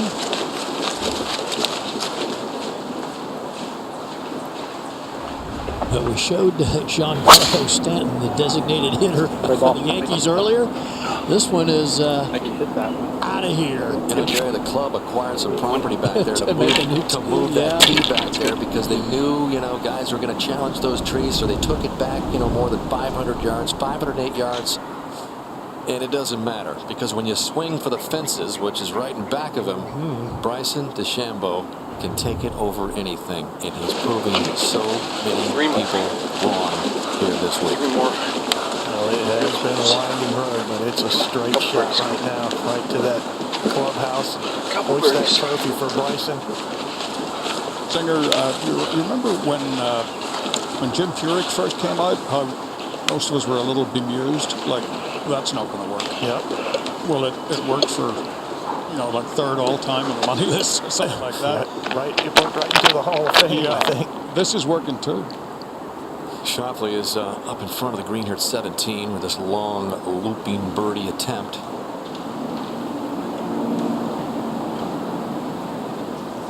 Judged very nicely, but it has been a tough back 9 here for Schauffele. Working on 4 bogeys in a row. He's hanging in there at even par as he made the turn. But then DeChambeau birdied 11. has been rock solid ever since. Back on this new tee, which is a part of the 13 East teeing ground as they continue to try to stretch out this Wingfoot West course. Intimidating tee shot. Big bunkers down the right. The left rough is so deep, it's almost like putting it in the pond. And over at 18, with the beautiful clubhouse lit in the late afternoon sun, got Zach Johnson from above the hole. Never a fun spot. This putt will take about 14 seconds or more to get down to the hole. You know, David was just saying earlier that, it's, Wingfoot can kick back. And it took a 12-foot curling putt here by Bobby Jones back in 1929 to get into that playoff with Al Espinosa. That is after the greatest amateur of all time blew a 6-shot lead with 6 holes to play. So crazy things have happened. We saw what happened 14 years ago in the last U.S. Open held here. So DeChambeau with a 4-shot cushion. Looking good. But Wingfoot has ghosts. That's not a gimme. There's not a lot of, no penalty areas in these last 3 holes for Bryson, but there are no easy shots either. 65th consecutive major start for Zach Johnson at the age of 44. Last top 10 in a major. 2016 U.S. Open, the tie for 8th. He will grind, he will claw. And while he continues to do that, we shift back over to 16 in the final pair. Wolf surveying his situation. And Gary, it's dire. 231 total. Very poor lie in the rough. I could buy 8.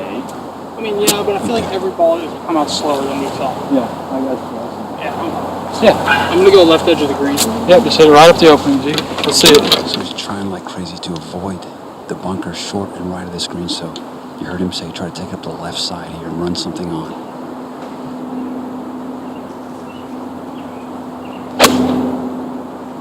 Big pull here into the trees. Way left. That was one, Paul, where he came in shallow and that heel caught. Sure did. And shut that face straight down. The rough. Hit the tree, kicked back to the right a little bit, fortunately. So, Bryson DeChambeau, just 365 yards. Dead center of the fairway. Longest drive of the day. The other ball out there was Bubba Watson, who hit it 363. Correct. Managed to make just 2 birdies here. Yes. 38 left. 6 shorts, 32. 32. Yeah, 130. 129. It's only 7 short. Correct.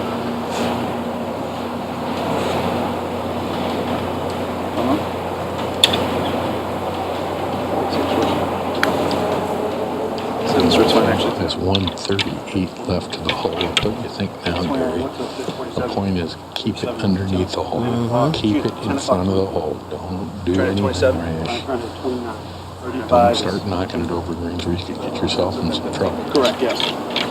Keep And up the left if anything, okay? Especially here where your closest competitor is going to struggle to make a par.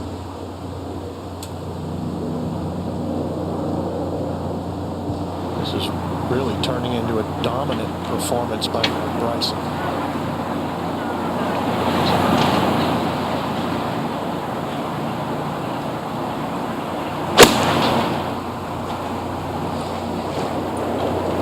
Notice a little left of the hole. It's a little deep. Like catch the slope. That drew. It didn't get held up by the wind. No, it stayed up there, so that's Didn't get held up by the wind. down the hill. Wow. 18. And this was earlier after he looked this one over for a while. Put your stopwatch on this. Just tap it.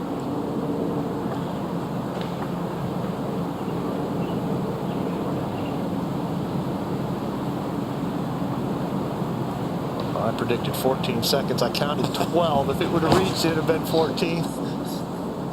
And playing alongside Rory McIlroy, his birdie attempt. Just lining it up just outside the right.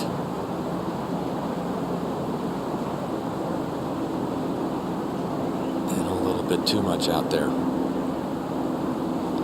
Tough start for Rory. Got right out of the gate. He had a beautiful tee shot on one and poor second, and promptly 4-putted for double bogey. Yeah, so the search continues for that elusive major after he won 4 in a short span. It's been 6 years, 11th top 10 in his last 21 majors, but no wins for Rory McIlroy. Next up is the Masters, the one he wants the most, coming up in November. Yeah, I think you can book it that Rory will be in contention this year at Augusta. Back to 16. And the third for Wolf. Looking up, Bones, is the limbs of that tree that guards the left-hand side of the green in play? Very much so, Gary.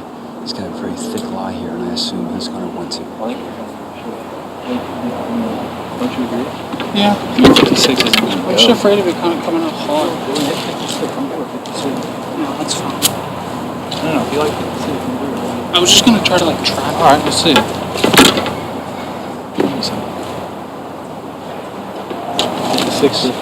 Certainly, too much loft in terms of carrying under the tree limbs that are in play. So as he says, he's just going to trap a wedge here and bounce something on.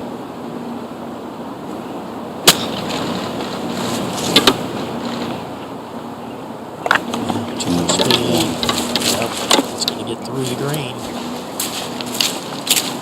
And all of a sudden, it's going bad, worse. There's a shit ton of grass.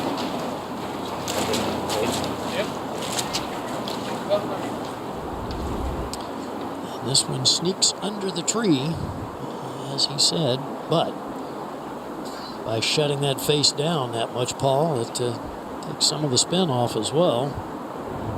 Yeah, it had no hope of spinning. He just wanted to get the distance right. Just another stroke gained, it looks like, for Bryson. Just earlier, Zach trying to finish up with his par. Oh. Fortunate 3-putt. So a little tap in bogey for Zach. 2 in the last 3 holes. Comes home at 36. Final round 74. Back at 17. Oosthuizen's third. As the fight is on for third. He's tied currently with English at +2. Yeah.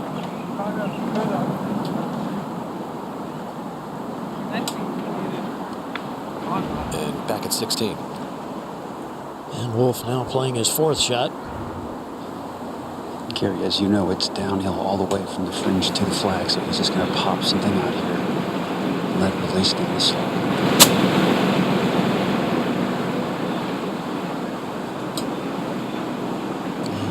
It's well done. That's an easy shot. Not an easy shot. At best, a bogey. The frustration starting to show. There's a good look at just how steep this is.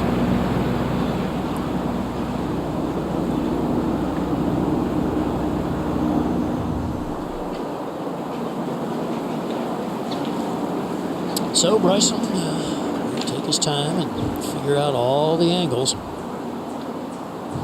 Now probably the best thing he can do, Gary, is just stay in his routine.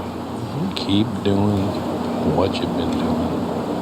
It's becoming pretty clear now that something major goes awry, that this championship will be his, but he can't let his mind go there. I mean, he's got to just stay with it shot by shot. Don't you agree? That's the challenge, isn't it?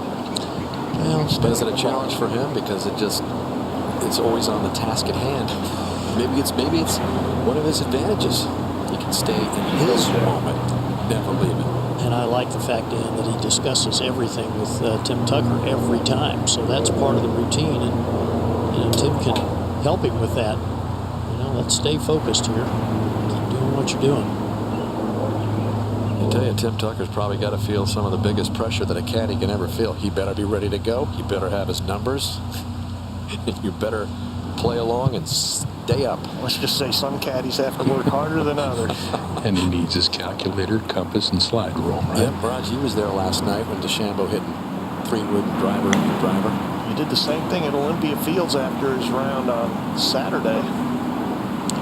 Perfect pace. That's what he needed, Gary. Yep, just walk up, tap it in. Increase the lead by at least one more. It's something that we've really never seen. We showed it earlier, but a long time ago, so worth sharing with everybody again. There was not another single player on the property here last night as Bryson DeChambeau went over to the practice tee after handling some media obligations at about 7 o'clock, and they ripped driver after driver, 3-wood after 3-wood. There's Tim Tucker. His day's not over, not even close. It was about 42 degrees or so out there, and you've got Bryson DeChambeau with the lights on, short sleeves, just trying to pick up some other sort of feel to make this final round go a little bit better his way. He called his driving yesterday pathetic, and so it did not sit well with him, and he couldn't go to sleep until he worked it out. Bryson says, you might beat me, but you're not going to outwork me.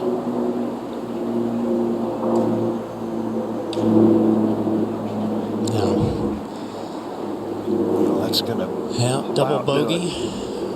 So Bryson is now the only player under par in this championship. You know, only once in the last 56 U.S. Opens, Gary, has no one broken par in the final round. That was 2004, Shinnecock Hills. Well, DeChambeau very much alive at 3 under right now. Tell you what Bryson's doing now is quickly becoming historic. To be in the last group and shoot this kind of a round, basically one small blemish at the 8th. But he has played virtually flawless. Yeah, and if you're the cameraman following, you better keep up too, because he strides confidently up to the tee at 17. We're over at 18 along the left edge for Harris English. And the battle for third continues. Usti. And is that going to stay up there?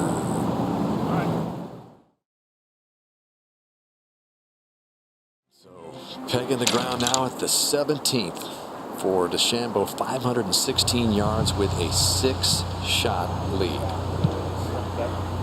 Well, driver out again. Going to keep the pedal down, I guess, all the way to the house. Why wouldn't you, Roger? Yeah, exactly. Why would you change the game plan now? Just not how he thinks. Well, he is changing a lot of people's concepts of how you win a U.S. Open. That's for sure. Mm-hmm.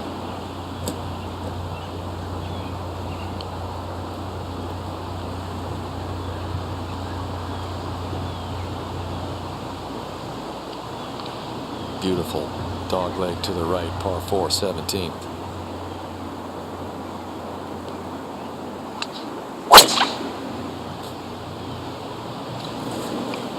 Boy, another gem. He doesn't seem too concerned, Roger. Look at the carry on that 324, just in that. Just rough? Whatever they call that. Not the primary. I thought it was good. Me too. The second Into the wind to help it. Might be able to reach the green if he catches just a halfway decent one. Tell you what, I'm not betting against him. I mean, he's had some lies in some situations where you thought, okay, now we're going to see Winged Foot take a bite back, but he has fought back every time, and now Wolff just trying to hang on to 7th place here in his 2nd major. Get right, please. Making this one to get right. Dang, man, I thought that was perfect. Me too. Just the windows would hold it up and everything. Yeah. All right. Yeah, Matthew Wolff. Oh, right in that divot. Oh, man. That's kind of how it's going right now for him. Up ahead of the green just earlier, Oosthuizen for par, trying to stay in that +2 position with English up ahead of him. No. Not Louis' day. The putter has let him down a little bit. He's 3-putted to 6th. That's his 3rd bogey in the back 9. English in 3rd by himself, Noda, as this ball just stayed up on the surface for him. But if you take away that well start that he got off to with that double bogey, he's played a great round of golf today. So this will be a nice cap off to a tough day. Well, that's not going to get there. If you just joined us, Harris English hit his opening tee shot on the left rough at the first. They went through the 3-minute search, and again, with no spectators here, they were not able to find it. He had to go back to the tee, ended up hitting the 3rd shot on the rough and made a double bogey at the first, and that was how he began his best chance for a major championship in that position, just 5 off the lead in the 3rd to last group. Now Schauffele for birdie after 5 straight bogeys. Haven't seen that very often. Zingich just been his driver. He ranks right at the bottom of the entire field. The players that made the cut and accuracy, and he just hasn't been able to recover. Did it the first couple days, but then the last few holes has just been a real struggle, been out of position, and if it's not for his heart, it would have been a lot worse. And he was right in it with those back-to-back birdies you saw at 8 and 9. Because that came before DeChambeau and Wolf both eagled the 9th to kind of pull away from him a bit. He's still hanging around for the string of bogeys. But he is a major type of player. No doubt about it. A couple more tee shots in the fairway this week, who knows? And another high U.S. Open finish. 4 U.S. Opens for Xander Schauffele, 4 top 6 finishes. So the guy's knocking on the door. It's just so hard to put it all together for 4 rounds in one of these. And Harris English now going to be his best finish, Nona, in 17 major championships. He got back to the Tour Championship recently for the first time in 5 years. Good to see him playing the type of golf that we all saw from him some 7 years ago when he won twice. Well, everybody, and Paul will attest to this, everybody struggles in this game, but not everybody comes through it, and I think this just kind of affirms everything that he's worked on to get his game back to where he wants, and you know, this finish just probably gives him a ton of confidence headed into this new season.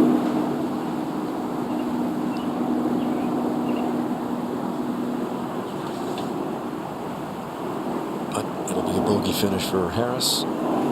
He's in at +3. Take a little extra precaution here. Yeah. This is still the U.S. Open.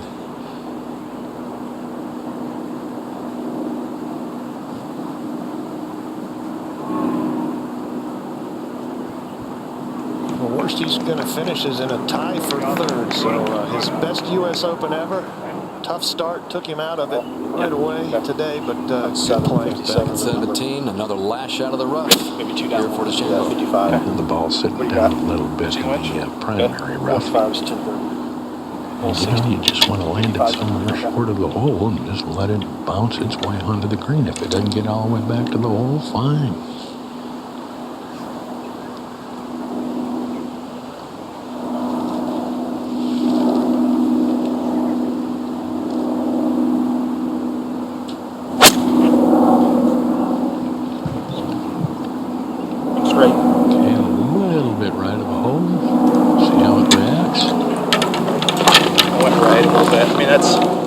Not bad, it's just tough. Is it just off the right? Yeah, I had to be on the right side. Yeah. Now, that with a 6-shot lead, it doesn't. Nope. So Wolf. And there is where his ball landed. Right in that sand-filled divot. Shouldn't really affect him much. He's going to hit the ball first anyway.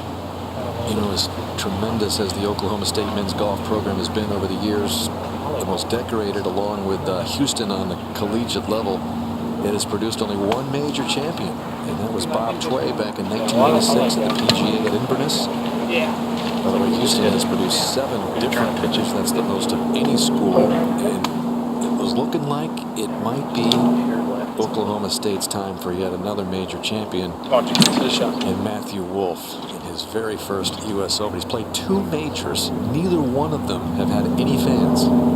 Weird. Yeah, he's got a lot of intestinal fortitude. He came out of the gates hitting it great. Just Bryson's just outplayed him.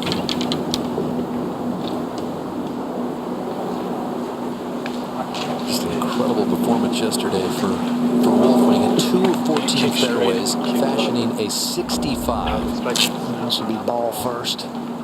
Guaranteed. Yep. And he just added another inch or 2 to the size of that divot. Yep, and so you just wondered how long he could kind of keep that up. Magical round that he had yesterday, but fading today. Now up at 18, Matsuyama for 187. Second to last group here with Oosthuizen, rough start for Matsuyama, and he's never been able to recover from that. But wow, took a little peek. Matsuyama played the first 4 holes in +5. Since then, +3. A lot of pressure on Hideki, his countryman, to do well.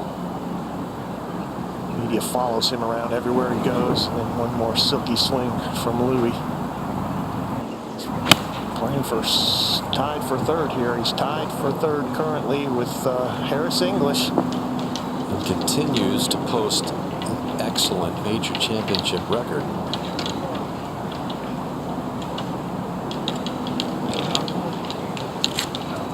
Will come back and maybe that was going to hit Matsuyama's ball. 10 years and 3 months since Louis' win at the Open at St. Andrews. He continues the major search, and this guy's major search is just about over.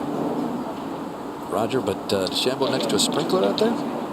He is, so he's asking for an official. He just wants to make sure everything's okay at this point. Can't fault him in this moment.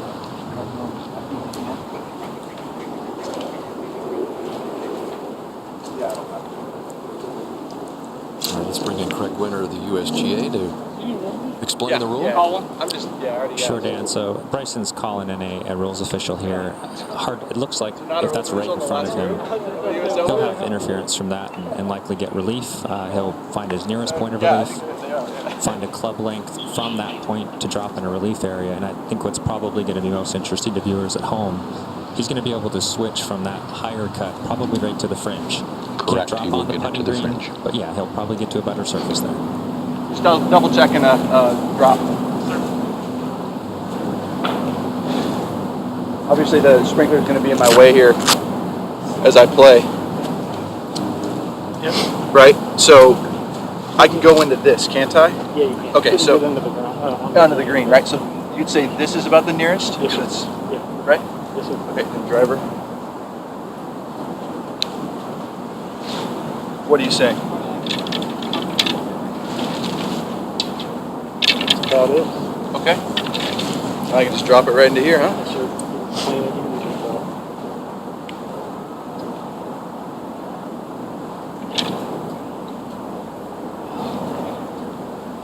Well, it's not that big a deal, but it's a pretty nice break. If it was a one-shot lead, or if he was tied, it would be humongous. But, so can I move the tee, or like have a reference of like an angle like that? Yeah, that's fine. It can't hit the tee first. Correct. Okay. And play, huh? You need your marking. Thank you. You need your marking too at the right angle. Did you see that? Yeah. That's Mike Peterson of the Korn Ferry Tour, the official on the scene there. And now they've got it all sorted out. DeChambeau knew the rule and knew what he was doing, but just wanted to double check it. He's also knows a lot about the history of this game. He's just not one of these guys who comes out robo golfer and goes along from track to track and PGA Tour stop to PGA Tour stop. In the 91 years since Winged Foot's U.S. Open started its history with Bobby Jones winning with hickory shafted clubs. Great link to the game's earliest days. 18 feet. Now DeChambeau winning this 2020 Open in this utterly, thoroughly modern fashion is pretty unbelievable. By the way, Bobby Jones also used clubs that were the same length, but not as many as DeChambeau. But, you know, it was something that Bryson actually noticed when he saw some of his old equipment at Augusta. That's how interested he was. He wanted to check it out. Got so many great displays over there at Augusta National. And he was an interested historian in his own right, and he's about ready to pull off his own history where Bobby Jones, the greatest amateur champion, 5-time U.S. amateur champion, did it in 1929, and there's a 2015 U.S. amateur champion adding to his growing resume. And his ball actually now is on a high spot. When he puts this ball, the first part of it will run downhill, a little bit of a valley, and then it'll go back up rather steeply uphill to the hole, and it's going to throw it from left to right.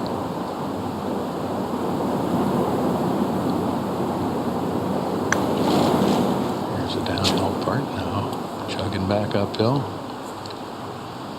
Okay.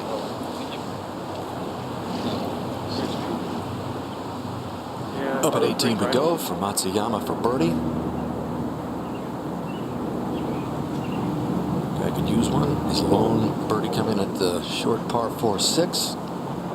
And Matsuyama will get in at +8. This is a rough ride, 78 for Matsuyama, who is trying to become the first man from Japan to win a major championship. Back at 17 for Wolff on the collar.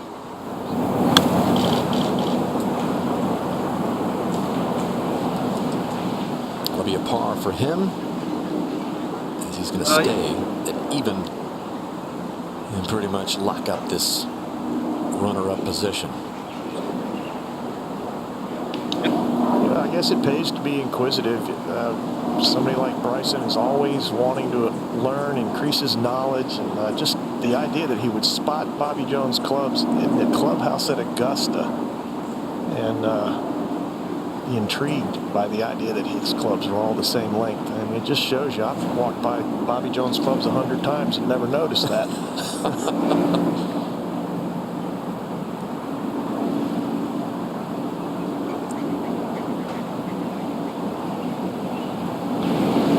Stays 3 under on the day, 6 under for the championship. Well, Bryson DeChambeau is going to validate everything that he's done and that all these folks have criticized him for. Oosthuizen for birdie at 18.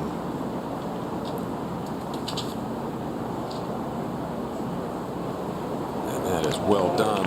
Louis knocking it home, 73. He hung around a long time in search of his second major title to add to the long, brilliant history of South African golfers. And now back at 17, little cleanup par here for Matthew Wolff. This is the very first time that Wolff and DeChambeau have played together today.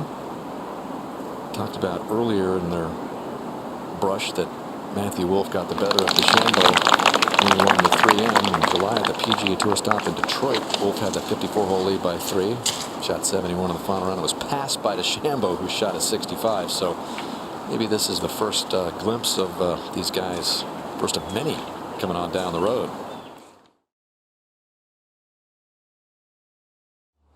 All right, tee at 18. 6 shot. Good party. Bryson DeChambeau is also headed to this nice mention. He'll be the first U.S. Open champion at Winged Foot to shoot all 4 rounds, par or better. Playing U.S. Opens here since 1929. Well, I'm up ahead, fellas, but tell me he doesn't have driver out here. Nope, no driver, Rod. Yeah, I mean, there's just no place to hit driver. Last time we were here late on a Sunday 14 years ago, this is where Phil Mickelson had his demise. They've moved this tee back some 20+ yards, so the shoot is even more of a shoot. Not everybody's gotten it through there either. Saw a ball end up on 17 green the other day, just right there to the left.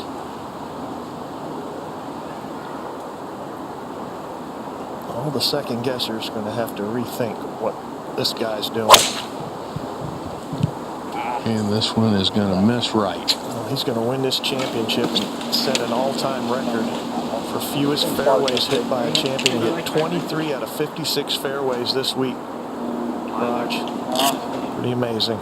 Yep, they said it couldn't be done, and they said it couldn't be done, especially here at Winged Foot.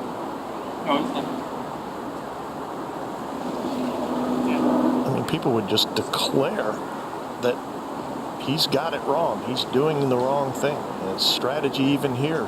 People would say he's wrong. He can't win this way. But iron off the tee here for Wolff. Thanks. And with a bogey will lock up second place by himself. So he finds the fairway. So a little different feeling than it was 14 years ago here when there were so many different players that had a chance to win. Jim Furyk, Padraig Harrington, Colin Montgomery, Phil Mickelson. having the problems at this hole, and then eventually Jeff Ogilvy winning the championship at +5. And there was talk before this championship began, for sure it's going to be over par. There's no way anybody's going to break par. Well, unless Wolff birdies the last here and gets in a 1 under, no one will do it except Bryson DeChambeau. And he's going to blow it away. Impressive fashion. You know, he just pounded driver all week, hit it solid. He's putted brilliantly. His short game is better than we thought he had, and he's shown us all what he's made of. You know, sometimes you have to prove to yourself what you're made of. But he's going to come out of here with a lot of confidence. Well, some more history for Bryson DeChambeau. Players to win the U.S. Amateur and the U.S. Open since World War II. That is a pretty select list right there. Starting with the King in 1954 when he won the Amateur, won his U.S. Open at Cherry Hills with that great comeback from 7 off. Littler, Nicholas, Pate, Tiger, and now it's going to be Bryson DeChambeau who won the U.S. Amateur Championship back in 2015 at Olympia Fields. You know, he told us all of this was coming, Zane. I mean, there were murmurs, as he still is in that yardage book. Remember last fall. Hey, Mom and Dad, love you. Garrett, too, and the kids. One more hole. Tell you what, self-belief comes first. And Bryson has more self-belief than anybody maybe that's ever played the tour, because he's doing everything so counterintuitive to what everyone else has taught through the years. Exactly 1 year ago, early October in Las Vegas. Man, I wanted that fairway.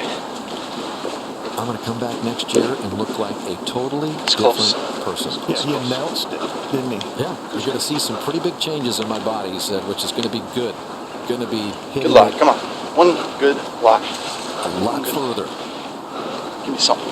I'm still just so into this. Just begging for a good lie over here on the right hand. The decent, Tim? Well, he's going to be disappointed when he sees it. It's not that good a lie. Okay. You know, Raj, it's Thanks, sir. impressive, too, that he's not just one-dimensional power only. I mean, he plays a variety of shots, doesn't he? He has. He's played some knockdowns. I don't think there's a player in the game as high as he does. So, I mean, he moves the ball around. He plays shots. And it's been very impressive. Really impressive. Coach Chris Cuomo said, hey, you know, you don't have to do this. You're already a great player. And as they began to reconstruct his thinking, you know, Cuomo said, let's drop some breadcrumbs down here so we can make our way back if it doesn't work out. And, but it's working out. This is validation on steroids for Bryson, and the second guessers are going to all have to rethink. Everything Bryson does is in an effort to be great and to make history. And that's what he's doing. Matthew Wolff has found the fairway, and Bones has got a good look here. Yeah, he does, and both these guys have about the same yardage. Bryson looked at Matthew and said, feel free to go ahead. So Matthew from 193 total. Maybe even at 9. Just looking to fly this about 180 yards in the air and take care of the false front. Crazy game, Bones. Wolff hit 2 fairways yesterday, shot 5 under, 7 fairways today, and he's 5 over. Yeah, well, you know, he just hasn't had any momentum coming off that eagle in the 9th hole as he made his way towards the second 9. And he's going with 7-iron here, put himself in a couple of tough spots in terms of downhill putts.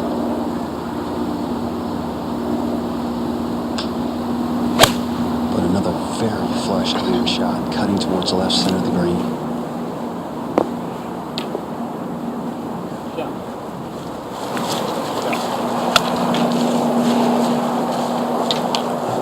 Second place for Matt Wolff. Let's keep it back. Better and better. Walk me through it too. Oh, man. Saved his best for the final hole after it was too late, but not one birdie on the card for Matthew Wolff today. He did equal that 9th. A nice way for him to end things. One almost hit like a dirty shot. Okay. It kind of knuckles more instead of getting height when it just plops. We were getting into a 7. Yeah. to put us at The 1030 shot, correct right? 190. Perfect. Okay. Yeah. Usually comes out better when we ship it anyway. Right. 1030? Want to wipe on that? Good. Yep. 1030. Correct. Well, we have him at 192, and it's not a good live. This will take some strength.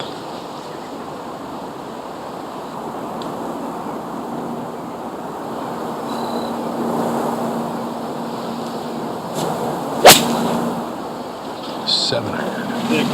Run him. Low. Wants to scamper up the hill if he can.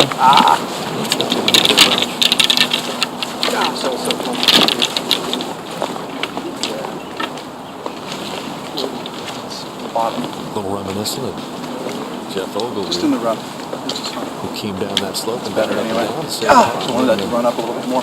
That's why I tried to play that 2006 shot. US Open. And Zing, you alluded to this earlier. Well, I didn't say since 1981, as this graphic does. I said all time, and I don't know that they kept these stats way, prior to 81. But I'll tell you, it's quite a feat. 23 fairways this week for Bryson DeChambeau. Well, they're narrow. I think Bryson came in here and said, statistically, I'm not going to hit him anywhere. I might as well hit it as far as I can. And a lot of second guessers and doubters, but he did it. At Olympia Fields, he was on the range late on Saturday night. He said he had a hard time spinning his irons. He's made some adjustments. I think he switched clubs, actually, and he made an adjustment right before this tournament started with his shorter clubs.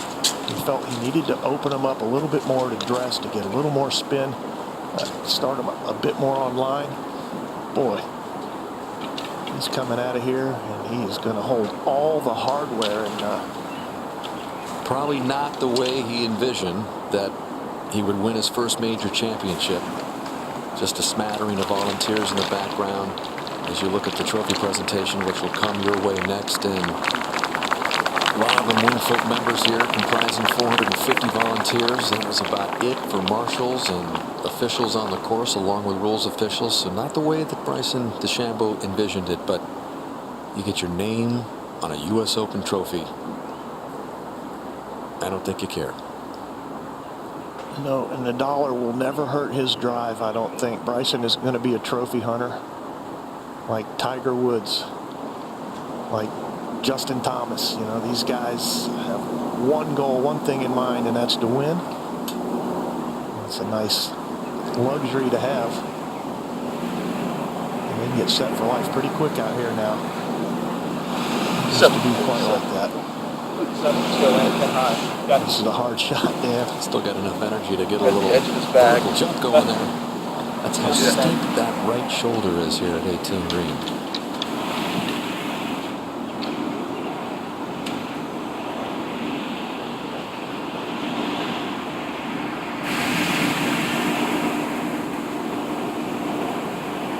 Just one bogey on the card. Chambo wants to keep it that way. Pitch it deep into the green, get it to turn around and Use that slow brush Here that it Wolf comes. used. Here it comes. Well, a man that knows all the angles, you know he's going to know this. Smart play. Carry over to Wolf's ball.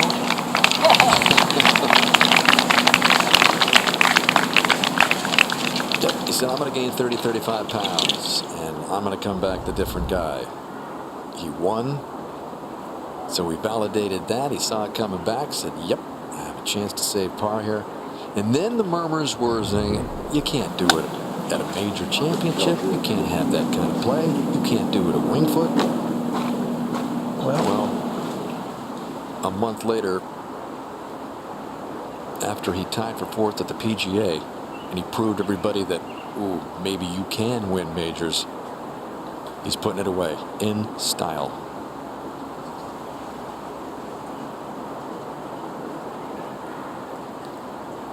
He's the most authentic scientist to ever play the game, that's for sure. And I think he's representing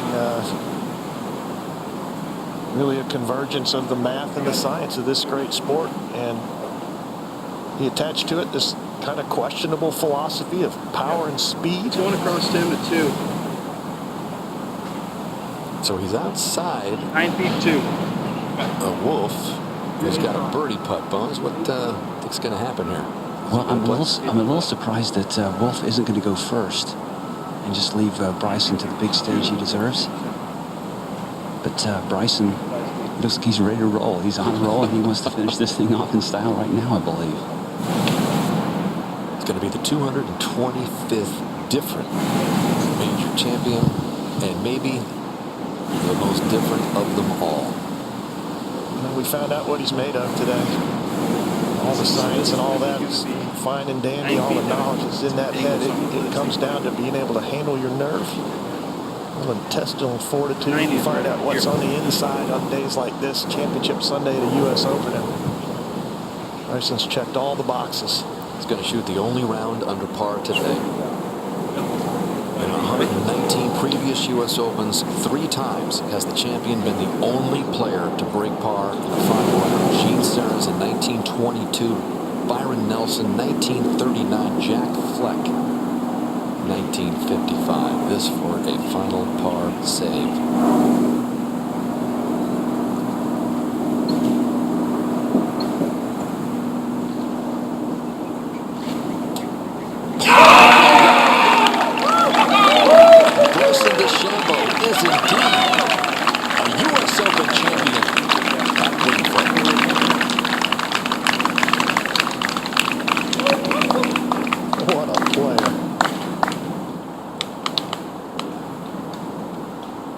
This game hard, but he can flat out play it.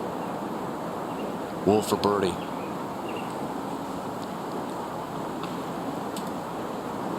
And normally that would have been an explosion of fans here on the 72nd hole at this major championship.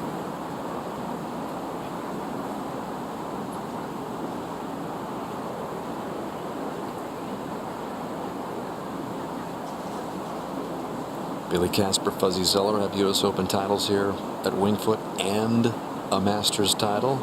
So DeChambeau winning here will go into November Masters with a chance to join those 2 Winged Foot U.S. Open champions. For birdie, Wolf. Not one today. But he locks up second. Wolf, his first 2 major starts, atop the 4th and the 2nd. But it's Bryson DeChambeau. He wows us all, defies logic, and wins the United States Open in 2020 style. Blazing a trail. Not too bad. Well deserved. Thank you. Work hard. Good job. Thank you. Nobody that's ever played this game has thought like Bryson DeChambeau. Has been rewarded. The second guessers now have to rethink, and there's your U.S. Open champion.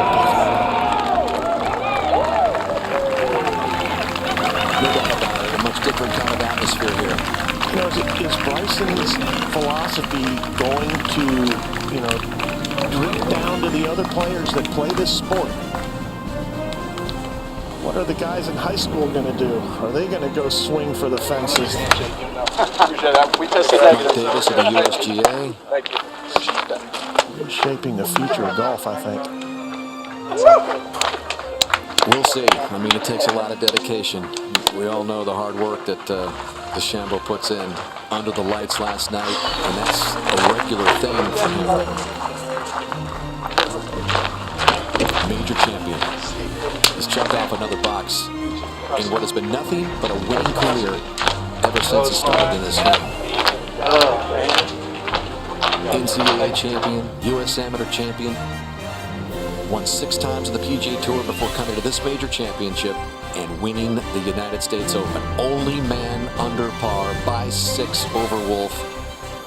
The rest of them were just hanging around, but they had no shot against the strength of DeChambeau at age 27, winning his first major title. A year after he said, I'm going to beef up and I'm going to be a totally different guy. How is this feeling? Trophy presentation coming your way right after this.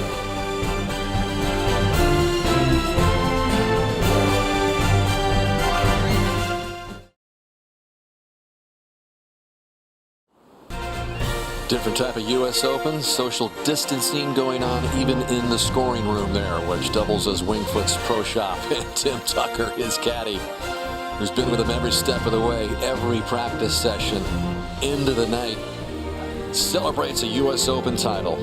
And these are the examples of how Bryson DeChambeau got it done.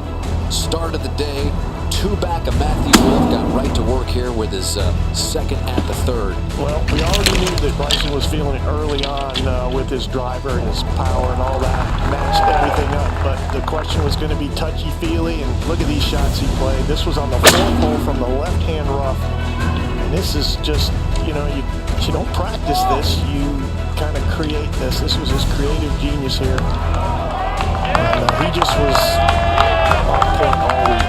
Left himself a 13-footer.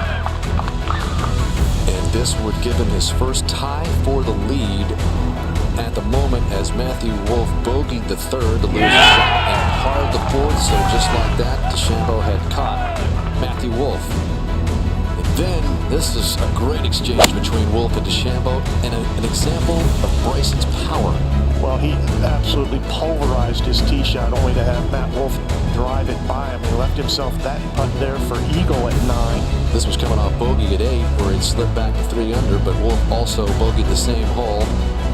Wolff would also eagle the hole, but DeChambeau doing the same from 37 feet. Yeah, that kind of touch, those kinds of moments, you know, is something you never forget. This on the 11th was incredible. He came up a little short, putted off the collar, nothing but net. Yep, and then it would get him to 6 under, and with Wolff losing some shots, the lead was 3. We jump up ahead to the tee at 16, long par 4, big rip. This is after he reeled off a string of pars in a row, and Wolff was leaking oil and slipping back 4. And just another example of a kind of power, a kind of line on a golf course that we're just not used to seeing. Got down here below Wingfoot's famed 18th after leaving the second shot short, so he wants to finish it out with a par, knows the slope, bringing it back. Watch him pump his fist up there at the top of the screen. So happy with this result. And he never stopped grinding to the very end, even though he had the championship locked up.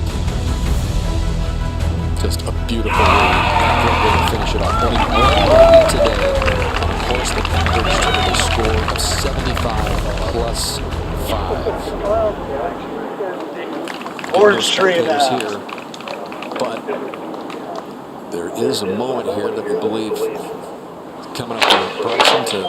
Oh my God! Yep, there's the screen there. Just saw his mom. Okay. I don't see a video. How do I go to video? Hey, Mom and Dad. I can't get you. There we are. I did it. Yes, son, great job. That's his mom and dad. I didn't know this was Walk going to be around. It was really late though. You're kind of horizontal. There we go. There we go. Hey, love you, buddy. I love you guys we so were much. Rick are here. Hi. Hey, Bryson, Hey, nice job. Thank you. Oh, Bryson. What's up, Rick? How are you? Hey, Byron, Hey, what's good up? job, Bryson. Thank you. Thanks. And then Dad. Hi, son. Hey, Dad, I love you. Buddy. I don't know what else to say. I'm so surprised right now. Proud of you. We're going to see you in a few days. Yep, no doubt. No doubt. I'm so proud of you. Great job. Everything came together. You stood your course right way. I love you. Good job. You all are the best. Thank you for sacrificing everything for me. Oh, Thank you oh, we love you. We love you, buddy, so much. We're going to open up a bottle of champagne. Thanks. We are too. You are too. I love you guys so much. Is Garrett there? Where's Garrett? Is Garrett there? No, that was the earlier broadcast of it, I think. Hey, Dad, is Garrett there? Mom? Yeah, I heard Garrett, but is he here? Garrett's his brother. I'm here. I don't think he knows how to turn his camera on. Oh, dang it. Hey, Garrett, I love you too, brother. Somebody in the family doesn't know. Gavin, Gracie, Technology. love everyone. I don't know what to say. Thank you for sacrificing everything. You know what? You worked so hard for this. You should, oh man, you deserve it so much. You know how many records you just set? I don't know, but it's a lot of fun to make that 9 foot on the last to make par there. That was fun. What's even better is you making that par putt. I know. Never mind. I love you guys. Thank you so much. I didn't know y'all were going to be here. Oh, I wish you could be here right now, though, but thank you. I wish we could too. I'll see you in a few days, though. Hey, honey, we We're gonna love have some you. fun. Thank you. Love you all. Thank you for calling in. Later. Bye. I've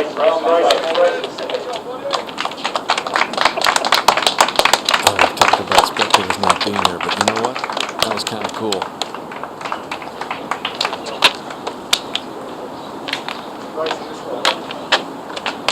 That was a pretty neat moment with his mom and dad. His dad has had health problems, had a kidney transplant a few years ago, and we first got a glimpse of his mom to the left.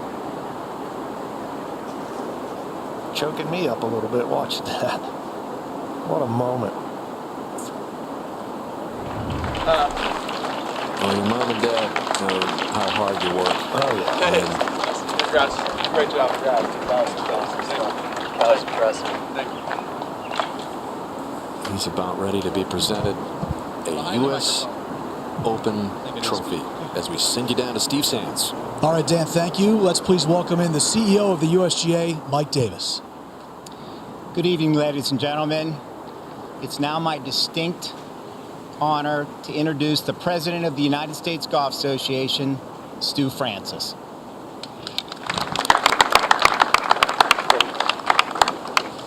Thank you, Mike. We are so proud to have hosted this championship at Winged Foot during this tumultuous time in our nation's history. And while we couldn't have fans here, we appreciate all of the energy and support from afar. We'd like to thank the leadership, the staff, and the committee members here at Winged Foot. Early mornings and late nights were spent making sure every detail was taken care of, including the golf course, which was in spectacular condition. This year's U.S. Open included 13 amateurs in the field.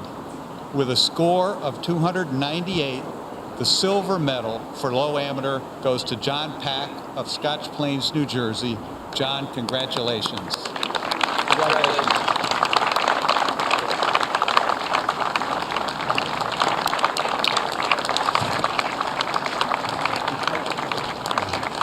And now it is my honor to welcome the champion of the 120th United States Open. With a score of 274, the Jack Nicklaus Gold Medal for the winner of the 120th U.S. Open goes to Bryson DeChambeau of Clovis, California.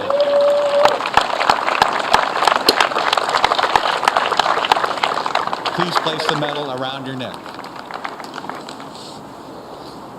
Bryson, we are thrilled to present the historic U.S. Open trophy given to every champion since 1895. You may now raise the U.S. Open trophy. Just making sure the top.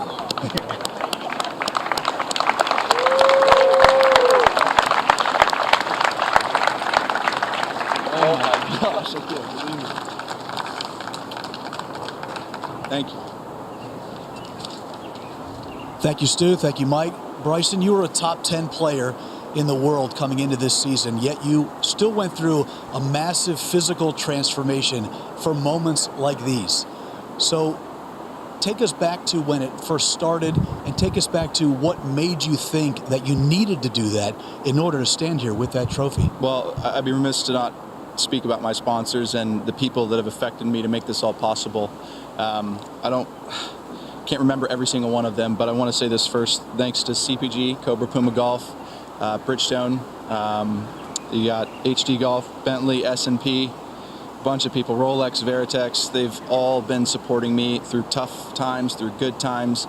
They've been incredible for me. I also want to thank my whole team over there, Connor, Brett, Tim, Mike Shy, and Chris Como. Chris has been here for, I'd say, about how long? 3-4 years. I've known him for 7 years. And to be honest with you, he has done so many great things for me this past year, going through this body transformation, changing my whole golf swing, inspiring me to hit it farther as far as I can. And he ultimately has allowed me to have the confidence to go forward with that thought process, go forward and attack it and not be fearful of it, and try and gain speed and try and press the status quo. And so I'd be remiss to not say thank you for everything you've done, Chris. It's been an amazing journey, and to many more for sure. John, thank you. You did a great job this week. I also want to say thank you for inspiring me. I remember being an amateur playing in a U.S. Open, and you came up to me, what was it, Wednesday or Tuesday, I think, one of those days, and you asked me a couple questions, and I thought that was pretty special. I knew at that moment you pretty bright individual, and you got a great future ahead of you. Keep going at it, and you'll be just fine, for sure. Yeah. Bryson, speaking of being an amateur, only 2 players before today had ever won an NCAA individual title, a U.S. amateur title, and a U.S. Open. Jack Nicklaus and Tiger Woods. What does it mean to you? When do you think about when you hear your name enjoying that exclusive company? It's just an honor. I don't know what else to say. It's been a lot of hard work. Mr. Nicklaus has been always awesome to me. He gave me a sponsor's invite. Tiger's always been great to me. I can't say thank you enough to them for them helping me push me along to be a better person and a better golfer as well. But to be in the names, the likes of the names of that company is special. I'll forever appreciate that. You've wanted to stand here with that trophy next to you and kissing it like you just did your entire life. How does the reality compare to the dream? You know, it's kind of interesting. On 9 is when I first thought, okay, this could be a reality. I made that long eagle putt, and I shocked myself by making it too. And I thought to myself, I could do it. And then immediately after, I said, nope, you got to focus on each and every hole. And I just kept throughout the course of the back 9 telling myself, nope, we got 3 more holes, we got 4 more holes, we got 5 more holes, whatever it was. I just had to keep focused, make sure that I was executing every shot to the best I possibly could. Well, you made it all 72. Congratulations. You're the 120th U.S. Open champion. Thank you. Bryson DeChambeau, Dan Hicks, back up to you. Distance dominated this week. So it sure did. Bryson averaged 3. One more thing. Nope, he's out. 325 yards in driving distance off the tee this week, the longest ever by a U.S. Open champion, but he's not one-dimensional. He can scramble to finish 3rd for the week. What a champion, what a player. Not just a major championship win, a dominating major title in this 120th U.S. Open. Catch up on anything you missed with Live from the U.S. Open coming your way next on Golf Channel. And coming up next, except for the West Coast, at your local news. And tonight, don't miss Cam Newton and the Patriots take on Russell Wilson of the Seahawks right here on NBC. For all of our Golf Channel and NBC crew, Dan Hicks saying one final good night from Winged Foot and the 120th U.S. Open. Bryson DeChambeau got it done indeed. He's a U.S. Open champion.